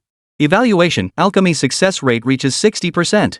Potions crafted often gain minor additional attributes. This trait correlates with her personality. Her potions invariably carry seductive properties. This might also explain the primary cause of her sagging breasts. Lu, you just said that if Miao Miao wins, I have to reinstate her position. But you didn't mention what happens if she loses. Lianchan's eyes sparkled mischievously as she playfully proposed a new wager. How about this? I happen to have a commission for 50 potions. Miao Miao will also be tasked with refining 50. Let's see who ends up with more high-grade potions. If Sui Yan wins, Miao Miao continues honing her skills at the grassroots level and you hand over your project package to me. How does that sound? Lianchan sure knows how to play her cards. This way, she wouldn't lose either way. A sharp gleam flashed in Lu Bei's eyes as he pushed all 200 potions toward Lianchan. With a carefree air, he declared. Manager Lian, that's too petty. If we're going to play, let's play big. 200 potions is the cap. If Miao Miao wins, all the potions Sui Yan refines will be mine too. If you win, I'll cover every single loss from this trial. What? Lianchan never expected Lu Bei to propose such a high-stakes wager so casually. After all, alchemy wasn't like gem forging. It incurred far greater losses during the process. Moreover, experience potions held far greater value than crystal cores of the same grade. Seeing hesitation flicker across Lianchan's face, Lu Bei and Su Youwei exchanged a glance. The latter immediately flicked open her crystal core storage, displaying its contents 10,000. 10,000 crystal cores? You're spending this much just to cover this girl's losses? You're insane. Absolutely insane. Sui Yan's eyes lit up. Before Lianchan could react, she grabbed 200 potions and dashed into the forging chamber. A faint unease stirred within Lianchan, but Lu Bei's wager was simply too tempting. Reason told her she had to proceed with this trial. Chow Miao Miao took a few deep breaths, then led Su Youwei and Lu Bei toward the forging room. Hold on. Only one person can enter the forge room. Su, you'll have to wait outside with me. Lianchan summoned her courage to call out to Su Youwei. Deep down, she couldn't shake the suspicion that Chow Miao Miao's previous forging success was somehow connected to Su Youwei. As for Lu Bei, he was merely a spirit tamer without a refined spirit core. If he wished to accompany them, so be it. Fine, I'll wait right here and see how you two lose. Su Youwei's tone brimmed with confidence. Lu Bei and Chow Miao Miao wasted no time, rushing into the forging chamber. LED screens simultaneously lit up on both forging room doors. The count for successful refinements reset to 0, broadcasting Chow Miao Miao and Sui Yan's real-time progress inside. News of their duel spread quickly, drawing crowds of off-duty soldiers who rushed over upon hearing the commotion. What kind of luck does Chow Miao Miao have? How did she end up paired with big shots like Lu Bei and Su Youwei? Last time, she forged 10 gems in a row, all high-grade ones. I was so jealous. I heard today was even more outrageous. Lu Bei smashed 200 low-grade experience potions to redeem Miao Miao. What? 200? Holy cow. Does the top-ranked player on the leaderboard get that much? Our top player only got 50. Well, Lu Bei didn't align with any faction before the exam, so his rewards are richer than any previous top-ranked student. Hey, look. Sister Sui Yan's door is reacting. A forging soldier girl pointed at Sui Yan's forging room and shouted loudly. The LED screen clearly displayed, medium-grade experience potion 2. Sis Sui Yan truly lives up to her reputation and a great artifact spirit and mastery in alchemy. Chow Miao Miao's gonna lose big time this time. If she really messed up 200 potions, I wonder how Lu Bei and Su Youwei would react. As they spoke, the symbol for successful refinement flashed across Sui Yan's door once more. High-grade experience potion 1. Current potion count, 30. A faint smile touched Lianchan's lips as she instinctively glanced at Su Youwei beside her. Huh? Why did Su Youwei sit down? Wasn't she at all interested in the data on Chow Miao Miao's door? Where does she get the confidence? Or does she simply have no hope for Chow Miao Miao? No, impossible. Who would bring 200 experience potions to a listening session? For a newcomer breaking through to the second tier, experience potions are priceless. Watching the steadily rising numbers on Sui Yan's screen, Lianchan's confidence gradually solidified. Regardless of what tricks Lu Bei and Su Youwei had up their sleeves, she was certain to win this contest. 200 low-grade potions mean at least 80 lost. Lu Bei will have to compensate over 4,000 crystal cores. Hey, look over there. Chow Miao Miao's door is reacting. She forged a mid-grade endurance gem? Ha! This is a potion-making contest. Why is she forging gems? This is such disrespect to the competition. Sister Sui Yen is working her ass off refining potions right now. The murmurs of discontent grew louder in the crowd. Youwei found them grating and turned to give the group of soldier girls a cold, sweeping glance. Instantly, the entire venue fell silent. The oppressive aura emanating from an SSS-tier combat spirit was bone deep. Even if its cultivation level wasn't exceptionally high, the sheer contempt radiating from such a top-tier spirit made breathing difficult for everyone present. The competition is nearly over. Sui Yen has produced 10 high-grade potions. And you, still just a pile of gems? Lian Chan could no longer hide the smile tugging at her lips, but Su Youwei remained utterly unfazed, even yawning widely. Don't cry when you lose later. Su Youwei's words stunned everyone present once more. At the same moment, inside the forging chamber where Chao Miaomio was located, Lu Bei's inside eye remained active. Finally, Chao Miaomio's koi attribute reached its peak moment. Evaluation: due to numerous prior failures and recent refinement, this koi furnace's properties have shifted. After accumulating enough sacrificial failures, it can trigger a koi surge. Seize the rhythm, and it will unleash surprises beyond your imagination. Alright, 99 consecutive failures, now is the moment. Evaluation: current koi furnace success rate 100%. The moment has arrived. Climb to the summit with her and witness this glorious moment. Lu Bei dumped all the experience potions in his hands into Chao Miaomio's spirit core. Chao Miaomio's face was already flushed crimson, her breath coming in soft gasps. Ha! Absorbing so many potions at once? I'm afraid I can't handle it. My koi furnace is completely stuffed. What if it fails? The loss would be enormous. Chao Miaomio stared at the scattered debris from failed refinements littering the ground, her heart pounding like a rabbit, threatening to burst from her chest. It's fine. Just do your best. Oh, and these gems too, forge them as well. Ha! Chao Miaomio's mouth fell open. She'd never attempted refining two resources simultaneously before. Your koi furnace has triple chambers, it can easily hold all of these. You just lacked confidence before. Once you succeed this time, I'll share the secret to success with you. Really? Chao Miaomio's face lit up with excitement. She immediately activated the koi furnace and began melting all the resources together. Instantly, the tiny forging room erupted in intense heat, and a torrent of white steam spewed from the doorway. What the hell is going on? Holy crap, did Lu Bei mess with Chao Miaomio? Oh my god, what if Lu Bei flies into a rage and kills Miaomio to vent his anger? The soldiers at the entrance all looked terrified. Even Chan was worried something might go wrong. But driven by the enormous potential profit, she couldn't even spare a thought for Chao Miaomio's safety. The next second, Chao Miaomio's LED screen began displaying wildly fluctuating data. Refining successful. High-grade experience potions +1+1+1+1. Refining successful. High-grade endurance gem +20, high-grade strength gem +30, high-grade intelligence gem +25. Refining successful, high-grade gems 180, supreme endurance gem +1, supreme agility gem +2, supreme strength gem +2. Total, high-grade experience potion +23, supreme gem count +6. At the doorway, all the onlookers, the soldier girls and Lian Chan, dropped their jaws in shock. What the hell are Chao Miaomio and Lu Bei doing in there? Does she think refining is popping popcorn? Chapter 51, Can two succubi lying together possibly be good? After the trial ended, Sui Yen burst through the forging room door, waving a high-grade experience potion at Lian Chan with excitement. Cousin, Manager Lian, I succeeded with 10. We've totally won. Miao couldn't even manage 10 successful refinements in a whole day. Su, get your crystal core ready. You lose, you pay up. Don't try to back out now, we've got plenty of witnesses watching. Sui Yen stepped before the crowd and declared solemnly to the gathered soldiers. Everyone, be my witnesses. Once I get the crystal core, you'll all get your share. However, no one responded to Sui Yen. Everyone, including Lian Chan, wore expressions of utter shock. Hey, what's wrong with you all? I did break the record today, but it was just a normal performance. Is this really necessary? A soldier girl pointed tremulously at Chao Miaomio's data and reminded Sui Yen, you should take a look behind you first. Turn around?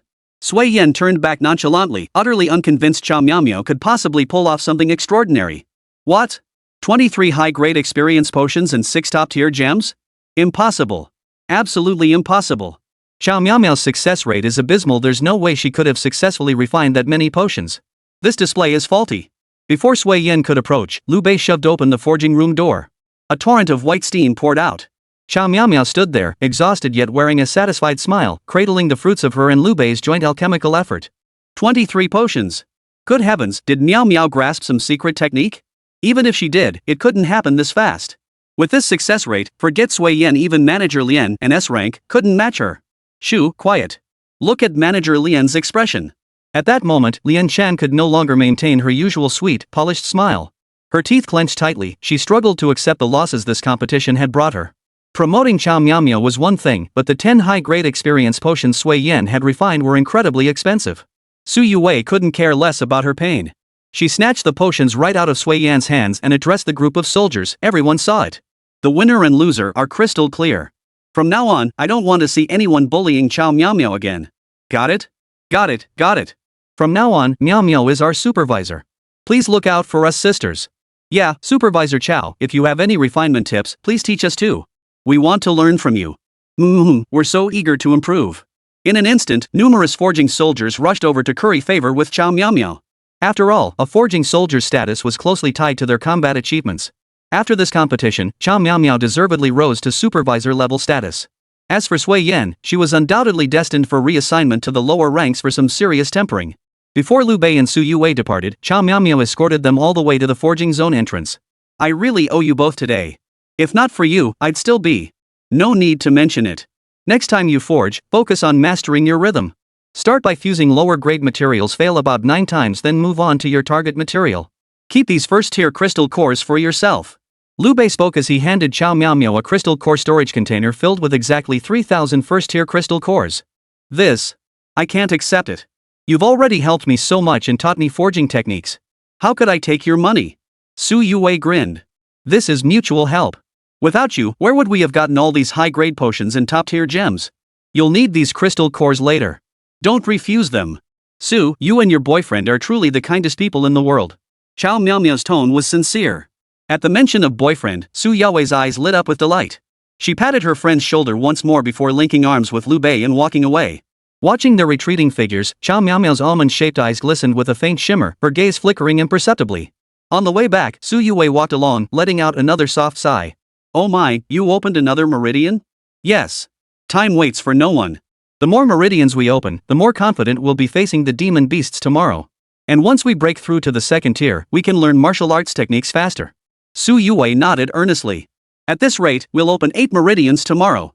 With these top-grade gems, neither the human-faced owl nor the lava crocodile will stand a chance against us. Our opponents aren't just demon beasts. It won't hurt to be over-prepared. Lu Bei finished speaking, then pulled out an experience potion and downed it in one gulp. High-grade experience potions differed entirely from low-grade ones. Not only did they grant massive experience gains in a short time, but they also demanded greater spiritual energy expenditure from the spirit tamer to absorb. In an instant, colossal power surged through Lu Bei's limbs and bones, subjecting his body to immense strain. Without a flicker of emotion, Lu Bei mobilized 10,000 times his usual spiritual energy. He countered the strain while continuously absorbing the transformative power unleashed by the potion. Remarkably, the moment his spiritual energy manifested, it dispersed all the pressure from the potion. Like a raging flood breaching a fragile dam, sweat poured from Lu Bei's body. In that instant, his 5 fundamental attributes underwent a profound transformation. Next, Lu Bei divided the potion into 2 portions and drank it alongside Su Youwei. Su Youwei's spiritual energy couldn't withstand the overwhelming pressure from the experience potion. Fortunately, Lu Bei promptly took her hand, and immediately, a vast surge of righteous spiritual energy poured into Su Youwei's body. Ah! Lu, this is it. My body's being filled with spiritual energy. This experience potion is incredible, I feel like I'm transcending. In the darkness, Su Youwei occasionally let out soft, childlike whimpers. By the time they returned to their dorm, 8 potions remained. Both had maxed out their experience points, needing only breakthrough materials to ascend to the second tier. If anyone else had seen them guzzling the potions like they were soda, they would have been utterly stunned. After all, even when consuming low-grade experience potions, others needed a quiet, comfortable environment. They had to prepare spirit energy potions, recovery potions, and more, then synchronize their minds with their spirit maidens before taking them together. The slightest misstep during this process could cause the potion's overwhelming pressure to backfire, harming not only the spirit master but also the weapon spirit. But Lu Bei, shielded by 10,000 times the spiritual energy, found any pressure or backlash utterly trivial. It had to be said 10,000 times the normal spiritual energy was truly absurdly powerful. Wonderful. Barring any mishaps, we should break through to the second tier by tomorrow night. In the dormitory, Su Youwei lay on her side, quietly feeling the rhythm of Lu Bei opening her meridians with his spiritual energy. The spiritual energy surged like waves, one after another. Yet for some reason, Su Youwei felt a faint warmth spreading across her face. Lu, slow down a bit. The pace of opening my meridians feels a little too fast. I'm starting to feel uncomfortable. Su Youwei murmured softly. Beneath the covers, her smooth, rounded thighs pressed tightly together, as if she were struggling to suppress something. Strangely enough, Lu Bei felt it too. Ever since drinking the first potion, he'd been plagued by an uncomfortable, burning sensation throughout his body. At first, he'd thought it was a side effect of the potion. But now, this side effect is way too intense. Oh, I get it, it's Xue Yin. Her artifact spirit's attribute is alchemy, and the potion might carry a seduction effect. Lu Bei exclaimed in realization, finally understanding why both he and Youwei felt this peculiar sensation. Two succubi lying together, it would be strange if sparks didn't fly. Meanwhile, Youwei had already rolled over and pounced on Lu Bei. Little Lulu, I've always wondered how many fangs you have. How about I count them? Ha? How are you going to count them? With my tongue, of course. Senior, don't be impulsive. We're under the debuff's influence right now, Chapter 52, Hunting the Human-Faced Owl. Night Owl Ridge lay deep within the Chaos Zone. Another 100 miles forward led to the even more perilous lower district. Autumn winds howled through the night, a cold moon hanging high.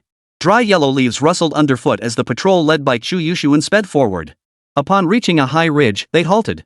The soldier maidens transformed, beginning to map out tonight's combat route.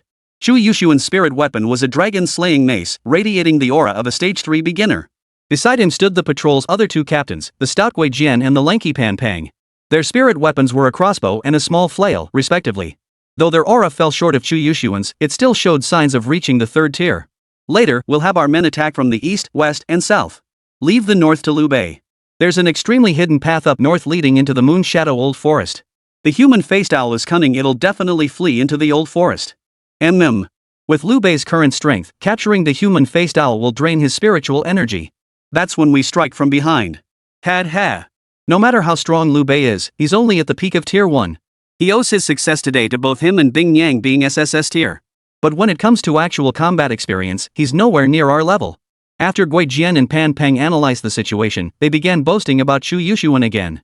Our boss really had foresight bringing us to scout the terrain early. In that old forest, unless Lu Bei has a high great speed gem, he'll never catch that human-faced owl, he'll just wear himself out trying. Boss, after we take care of this kid tonight, let's keep his weapon spirit. None of us have experienced an SSS-tier weapon spirit yet. Chu Yushuan frowned at this and said gravely, be careful not to leave any evidence. Also, the gem embedded in Youwei is the most crucial part.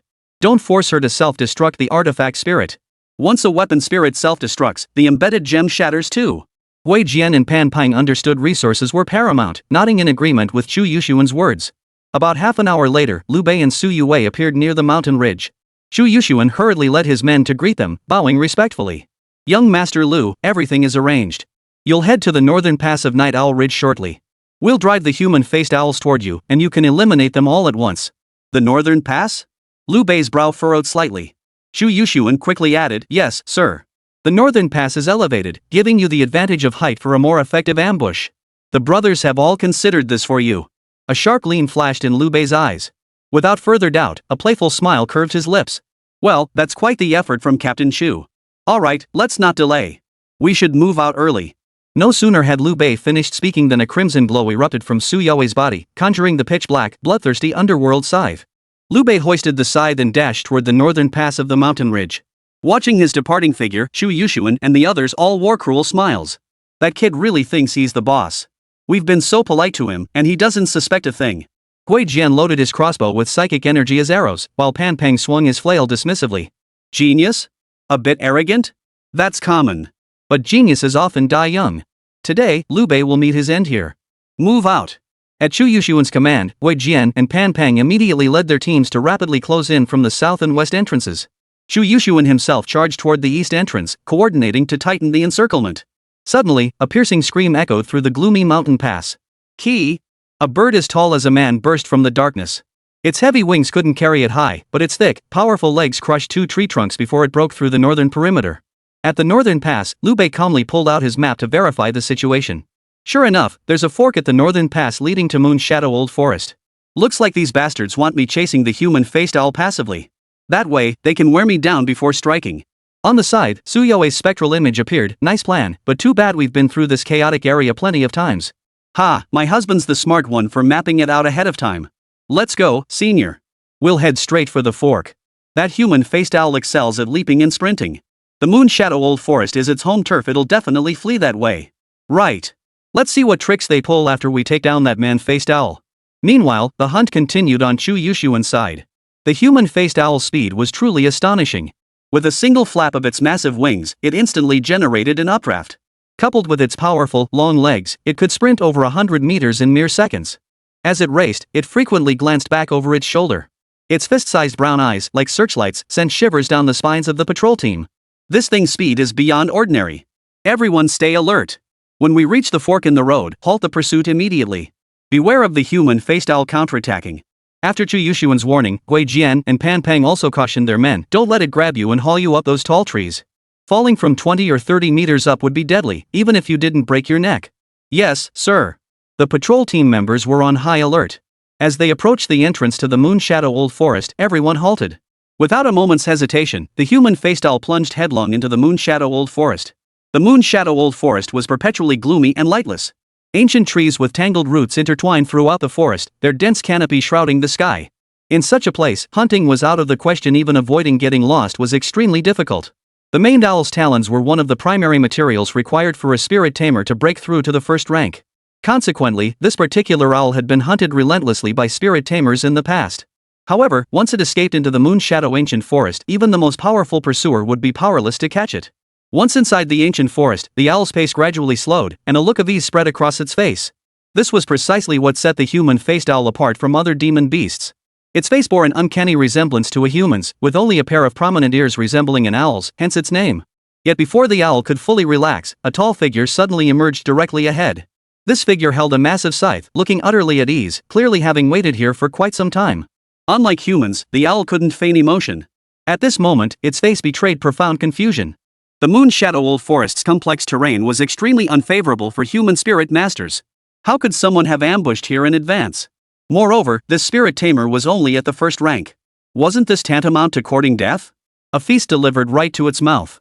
Key. The next instant, the human-faced owl let out an excited cry and charged swiftly toward Lu Bei. Its specialty was diving from low altitudes, seizing the spirit tamer, then swiftly leaping to the towering treetops before hurling the tamer down from the heights. By then, the human spirit tamer would be smashed into a fresh pile of minced meat, the finest flavor imaginable. At this thought, a bloodthirsty grin spread across the human-faced owl's face. Whoosh! Its speed was so swift that it appeared before Lu Bei in the blink of an eye. Simultaneously, a massive claw swept through the air, stirring up a wave of foul wind as it lunged viciously toward Lu Bei's head. Slashing! A streak of blood flashed, and crimson spattered. To the owl's disbelieving eyes, its claw moving so fast it left afterimages was effortlessly struck by Lu Bei. When did human spirit masters gain such blazing speed? No, a first-tier spirit tamer shouldn't even be able to see my movements. What kind of attack speed does this kid have? He's actually faster than me? With near-instantaneous execution, Lu Bei swung his spinning scythe, slicing clean through the owl's talons at the last possible moment. A crimson streak sliced through the air. The bloodthirsty nether scythe's sharpness far exceeded the owl's expectations. In a single exchange, that scythe had actually severed its claw. Terrifying. Absolutely terrifying. This first-tier spirit tamer is no ordinary opponent. At that very moment, the only thought in the owl's mind was to flee. Run. Run as far as possible. It flapped its wings, dragging its wounded leg, and burst into its fastest speed, leaping 100 meters away in an instant. Leveraging its knowledge of the terrain and the cover of night, within mere breaths, Lu Bei vanished from sight behind the owl. Just as it thought it had narrowly escaped the hands of the killing star, a crimson streak of bloodlight slashed down from above its head. The source of the bloodlight was a razor-sharp scythe blade, upon which intense green and orange flames flickered alternately. These were the top-tier speed gem and attack speed gem Lu Bei had just forged. Empowered by both gems, the owl had no time to react. With a crisp snap, its neck was severed in a single stroke. Even in death, the owl remained baffled. How could it, the speed champion of Night Owl Ridge, have fallen to a mere first-tier spirit tamer? Chapter 53, High-level hunters often appear as prey. The battle in the Moon Shadow Old Forest concluded swiftly. Lu Bei severed the owl's talons, flicked off the residual blood, and set them aside before leaning against a large tree to rest. Youwei remained in her spirit maiden form, her ethereal voice asking, "Did we make too little noise? With the fight ending so quickly, will those bastards still dare to come after us?" Lu Bei pointed deep into the Moon Shadow Old Forest and explained confidently, "This forest is vast. Based on their assumptions, they'll think we'll be chasing that human-faced owl for ages. So keeping things quiet was the right call. Before we exit, we'll just chop down a few trees to make it look like a fierce battle." Just thinking about fighting so many people later makes my heart pound with excitement. They actually want to mess with my little Lulu? They must be out of their minds. Youwei's crimson eyes sparkled with excitement as her fair, jade-like hands cradled her delicate cheeks. Beside her lay a pool of blood and the decapitated corpse of the human-faced owl. Such a bizarre scene would haunt anyone who witnessed it for days with nightmares. At the entrance to Moon Shadow Old Forest, sweat beaded on Gui Jian's hands gripping his crossbow, while Pan Pang beside him remained intensely focused. For some reason, despite facing only a first-tier peak rookie, they felt far more tense than in any previous battle. Damn it, this isn't my first time ambushing someone. Why am I so damn excited? After venting, Gui Jian wiped his hands on his clothes. Behind him, Chu Yushuan's voice was grave. Keep your aim steady. Wait for my signal before moving. Don't act impulsively. No sooner had the words left his mouth than a series of booming sounds erupted from the Moon Shadow Old Forest. Moments later, a night wind carrying the stench of decay swept through the forest, whipping up clouds of dust toward its edges. Lu Bei has succeeded. Everyone, prepare yourselves. Chu Yushuan's voice rang out as he narrowed his eyes, staring intently in the direction of the dust cloud. A figure emerged from the forest, a scythe strapped to his back, one hand clutching a pair of blood-soaked beast claws. It was Lu Bei.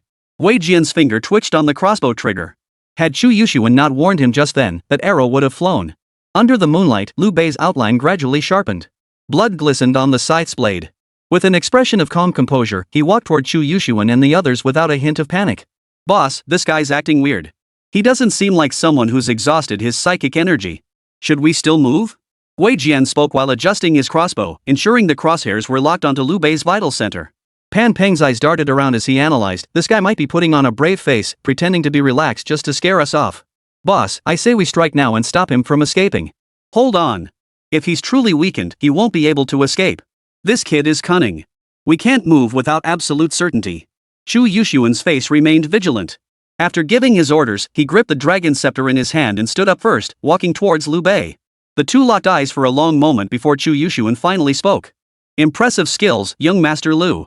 To actually take down that human-faced owl seems our hunt has gotten off to a promising start. As he spoke, Chu Yushuan's eyes darted around, scrutinizing Lu Bei's every detail, afraid to miss anything that might allow Lu Bei to deceive him. It took considerable effort indeed. That beast was too swift. I should have had the others enter the old forest to help intercept it. As Lu Bei spoke, he discreetly adjusted his breathing twice, his gaze momentarily darting away. Every shift was keenly observed by Chu Yushuan. Wei Jian and Pan Pang were also seasoned observers. They knew this was the telltale sign of Lu Bei's uncertainty. The two immediately tightened their grips on their weapons and gestured ready to the patrol team members behind them. Meanwhile, Lu Bei was continuously pumping vast amounts of spiritual energy into Youwei's body, ensuring he could unleash a full power strike to open her 5 meridians at any moment. Just as tension simmered beneath the surface, Chu Yushuan suddenly burst into laughter, unexpectedly relinquishing the prime opportunity to strike at Lu Bei. Young Master Lu, now that we've secured the human-faced owl, let's proceed to Lava Valley. As usual, my patrol team and I will clear the path ahead for you. When the real fight begins, you take charge. Chu Yushuan's uncharacteristic move left everyone around him stunned. Even Lu Bei's pupils contracted slightly, his gaze toward Chu Yushuan tinged with surprise. What a cautious mind this man possessed. I truly underestimated him earlier. Sighing inwardly, Lu Bei's expression remained unchanged as he offered a faint smile. Then thank you for your trouble, Captain Chu. No sooner had the words left his mouth than Lu Bei flicked a second-tier crystal core toward the other man. As promised, your payment. Young Master Lu is generous. We'll clear the path for you first.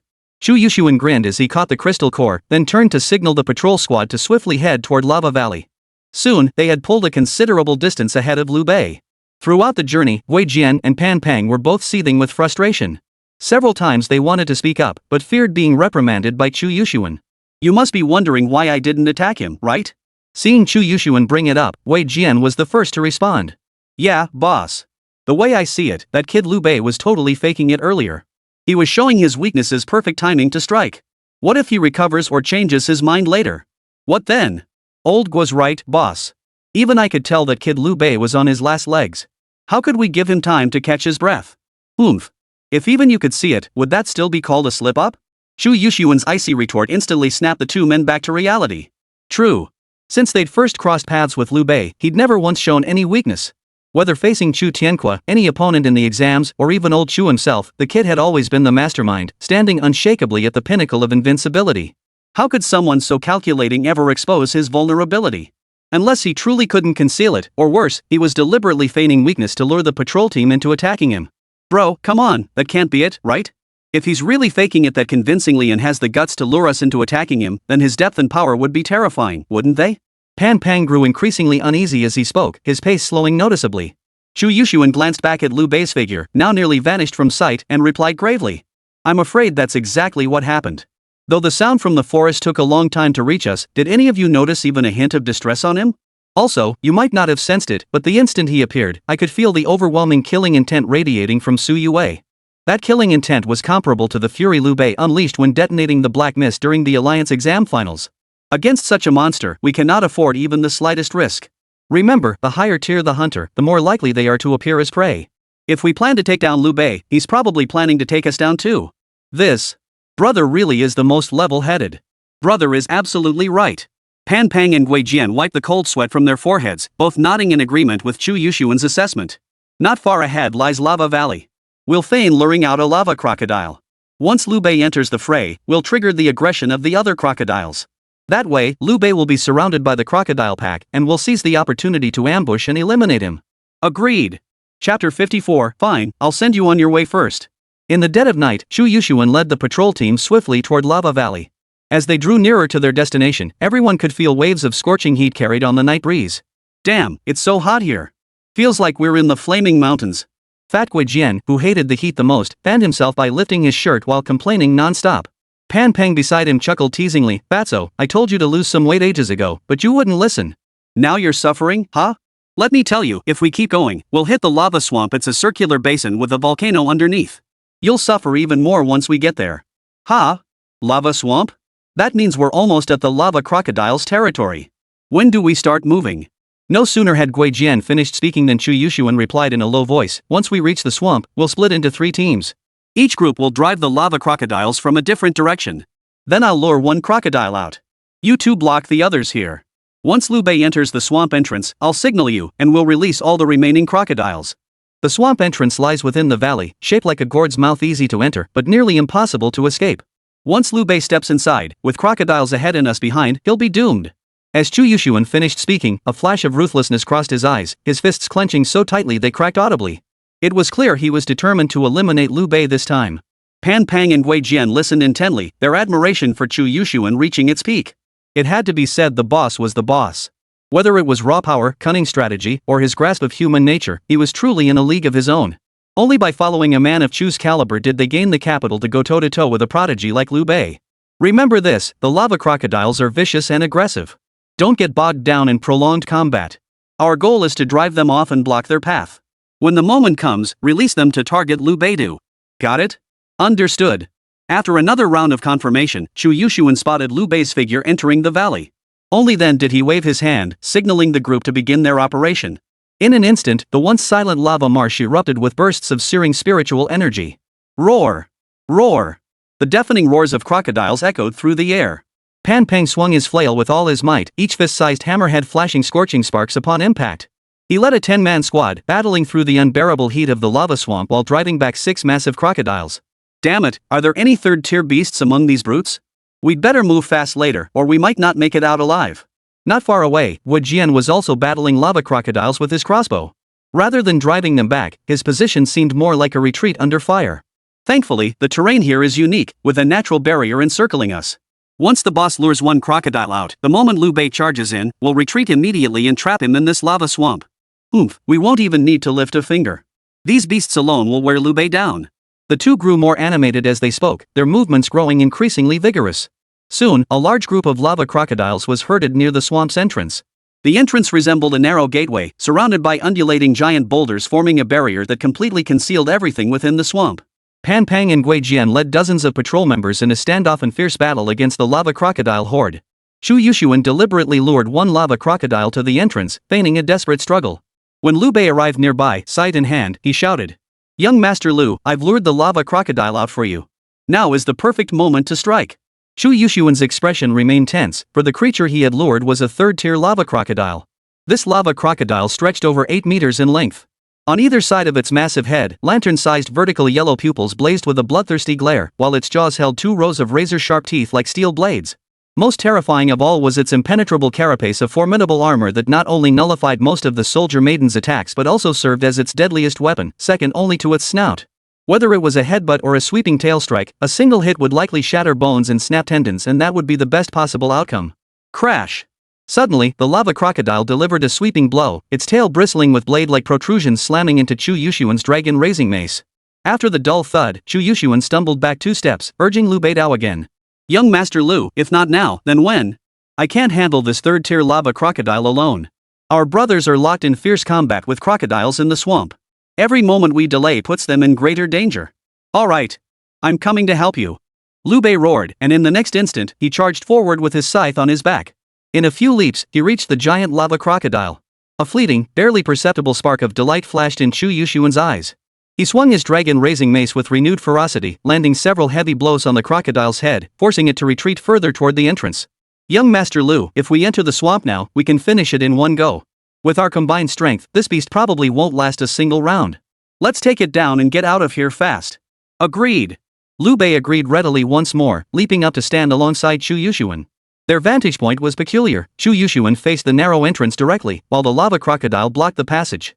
Yet from Lu Bei's vantage point, the interior of the lava swamp remained utterly obscured. At this moment, Chu Yuxuan felt certain Lu Bei had fully bought into his scheme. He was thoroughly pleased with his performance, a masterful blend of truth and deception. He thought, Lu Bei really is cunning. He even spent half the slope observing the terrain. But he'd never guess I'd exploit the terrain to its absolute limit, blocking his view so completely.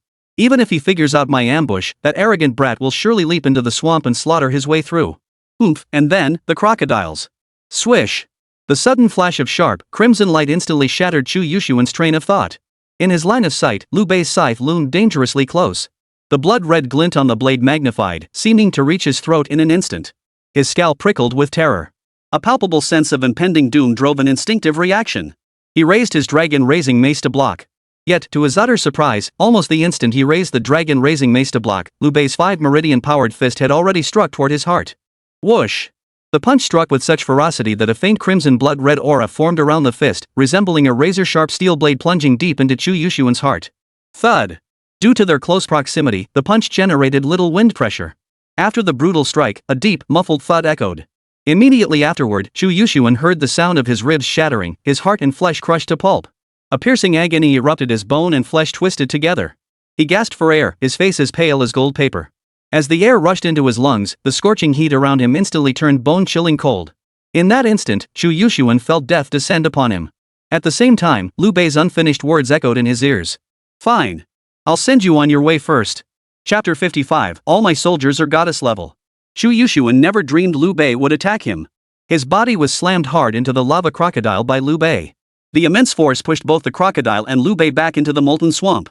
Gui Jian, Pan Pang, and every member of the patrol team were stunned. How could the boss? Wait, the lava crocodile got pushed back? This is bad.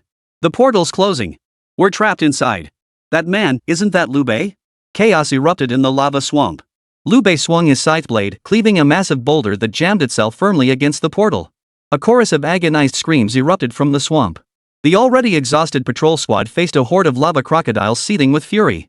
The battle reignited, inflicting heavy casualties on the patrol. Afterward, Lu Bei obtained the lava crocodile's heart, gathered all the breakthrough materials, and successfully advanced to the second tier. He arrived at the moon-grasping pavilion to pay his respects to Chao Tiangu. Chao Tianga could scarcely believe Lu Bei had truly broken through to the second tier within 3 days. Even more astonishing to her was that both Lu Bei and Su Youwei had opened 8 meridians. They had completed the forging of the extreme martial body and could now learn Koodian's Beast Shadow Kill. The so-called Beast Shadow Kill harnessed hand shadows accumulated by slaying demon beasts to unleash immense power comparable to the beasts themselves, thereby devastating enemies. This technique consumed minimal spiritual energy, relying more on the extreme weapon body's explosive power. Thus, it had always been the go-to choice for spirit masters with limited spiritual reserves. But with Lu Bei possessing 10,000 times the normal spiritual energy, as long as his cooldown was fast enough, he could achieve terrifying effects of infinite firepower. After all new recruits advanced to the second tier, the Alliance launched the Strategic Unit's official operations. Tactical instructors led members into high-risk zones to carry out demon beast extermination operations. The area under Chao Tianji's command was called Yudu, the most perilous, the largest in area, and the one bordering the lower zones. Upon entering Yudu, Lu Bei first hunted down a pack of second-tier moon shadow wolves, obtaining the wolf pack Beast Shadow. Later, he and Su Youwei rescued several wandering children. From their accounts, the pair learned that many indigenous people still lived within Yudu. These indigenous people endured harsh living conditions, trapped in a precarious position where their safety was even more precarious than that of the lower district residents. Lu Bei's ultimate target in this expedition was a 4th-tier demon beast, the Man-Bear. This man-bear terrorized the region, frequently slaughtering the indigenous people of the Nether City. Its movements were elusive, and despite multiple attempts, Chao Tianji's hunts had always ended in failure. During the hunt for the man-bear, Lu Bei encountered another faction, the Moon Shadow Rangers. These individuals were also teams of spirit masters and battle maidens, but unlike those from the upper districts, they were natives of Yodo. They had awakened their powers through their own efforts and chosen to remain in this place. Their resources were severely limited, and they harbored a certain distrust toward those from the upper regions. By demonstrating his prowess in rescuing the Moon Shadow Rangers, Lu Bei earned the recognition of most within their ranks. During this journey, he also encountered the black market of the Nether City. The black market traders cared not for the lives of rangers or natives. They acquired resources from the upper districts through clandestine channels, then sold them at exorbitant prices in the Shadow City, exploiting the blood and sweat of the lower classes. Lu Bei couldn't stand idly by. He slaughtered a black market merchant and resolved to investigate the black market operation after hunting down the man-bear. After successfully slaying the man-bear and obtaining its beast shadow, Lu Bei tracked down the mastermind behind the black market, the Chu family. After uprooting the black market entirely, Lu Bei exposed the evidence publicly, causing the Chu family's standing to collapse completely. But the Chu family refused to give up. They secretly researched combining demon-beast bloodline power with human spirit masters, scheming to gain demon-beast strength.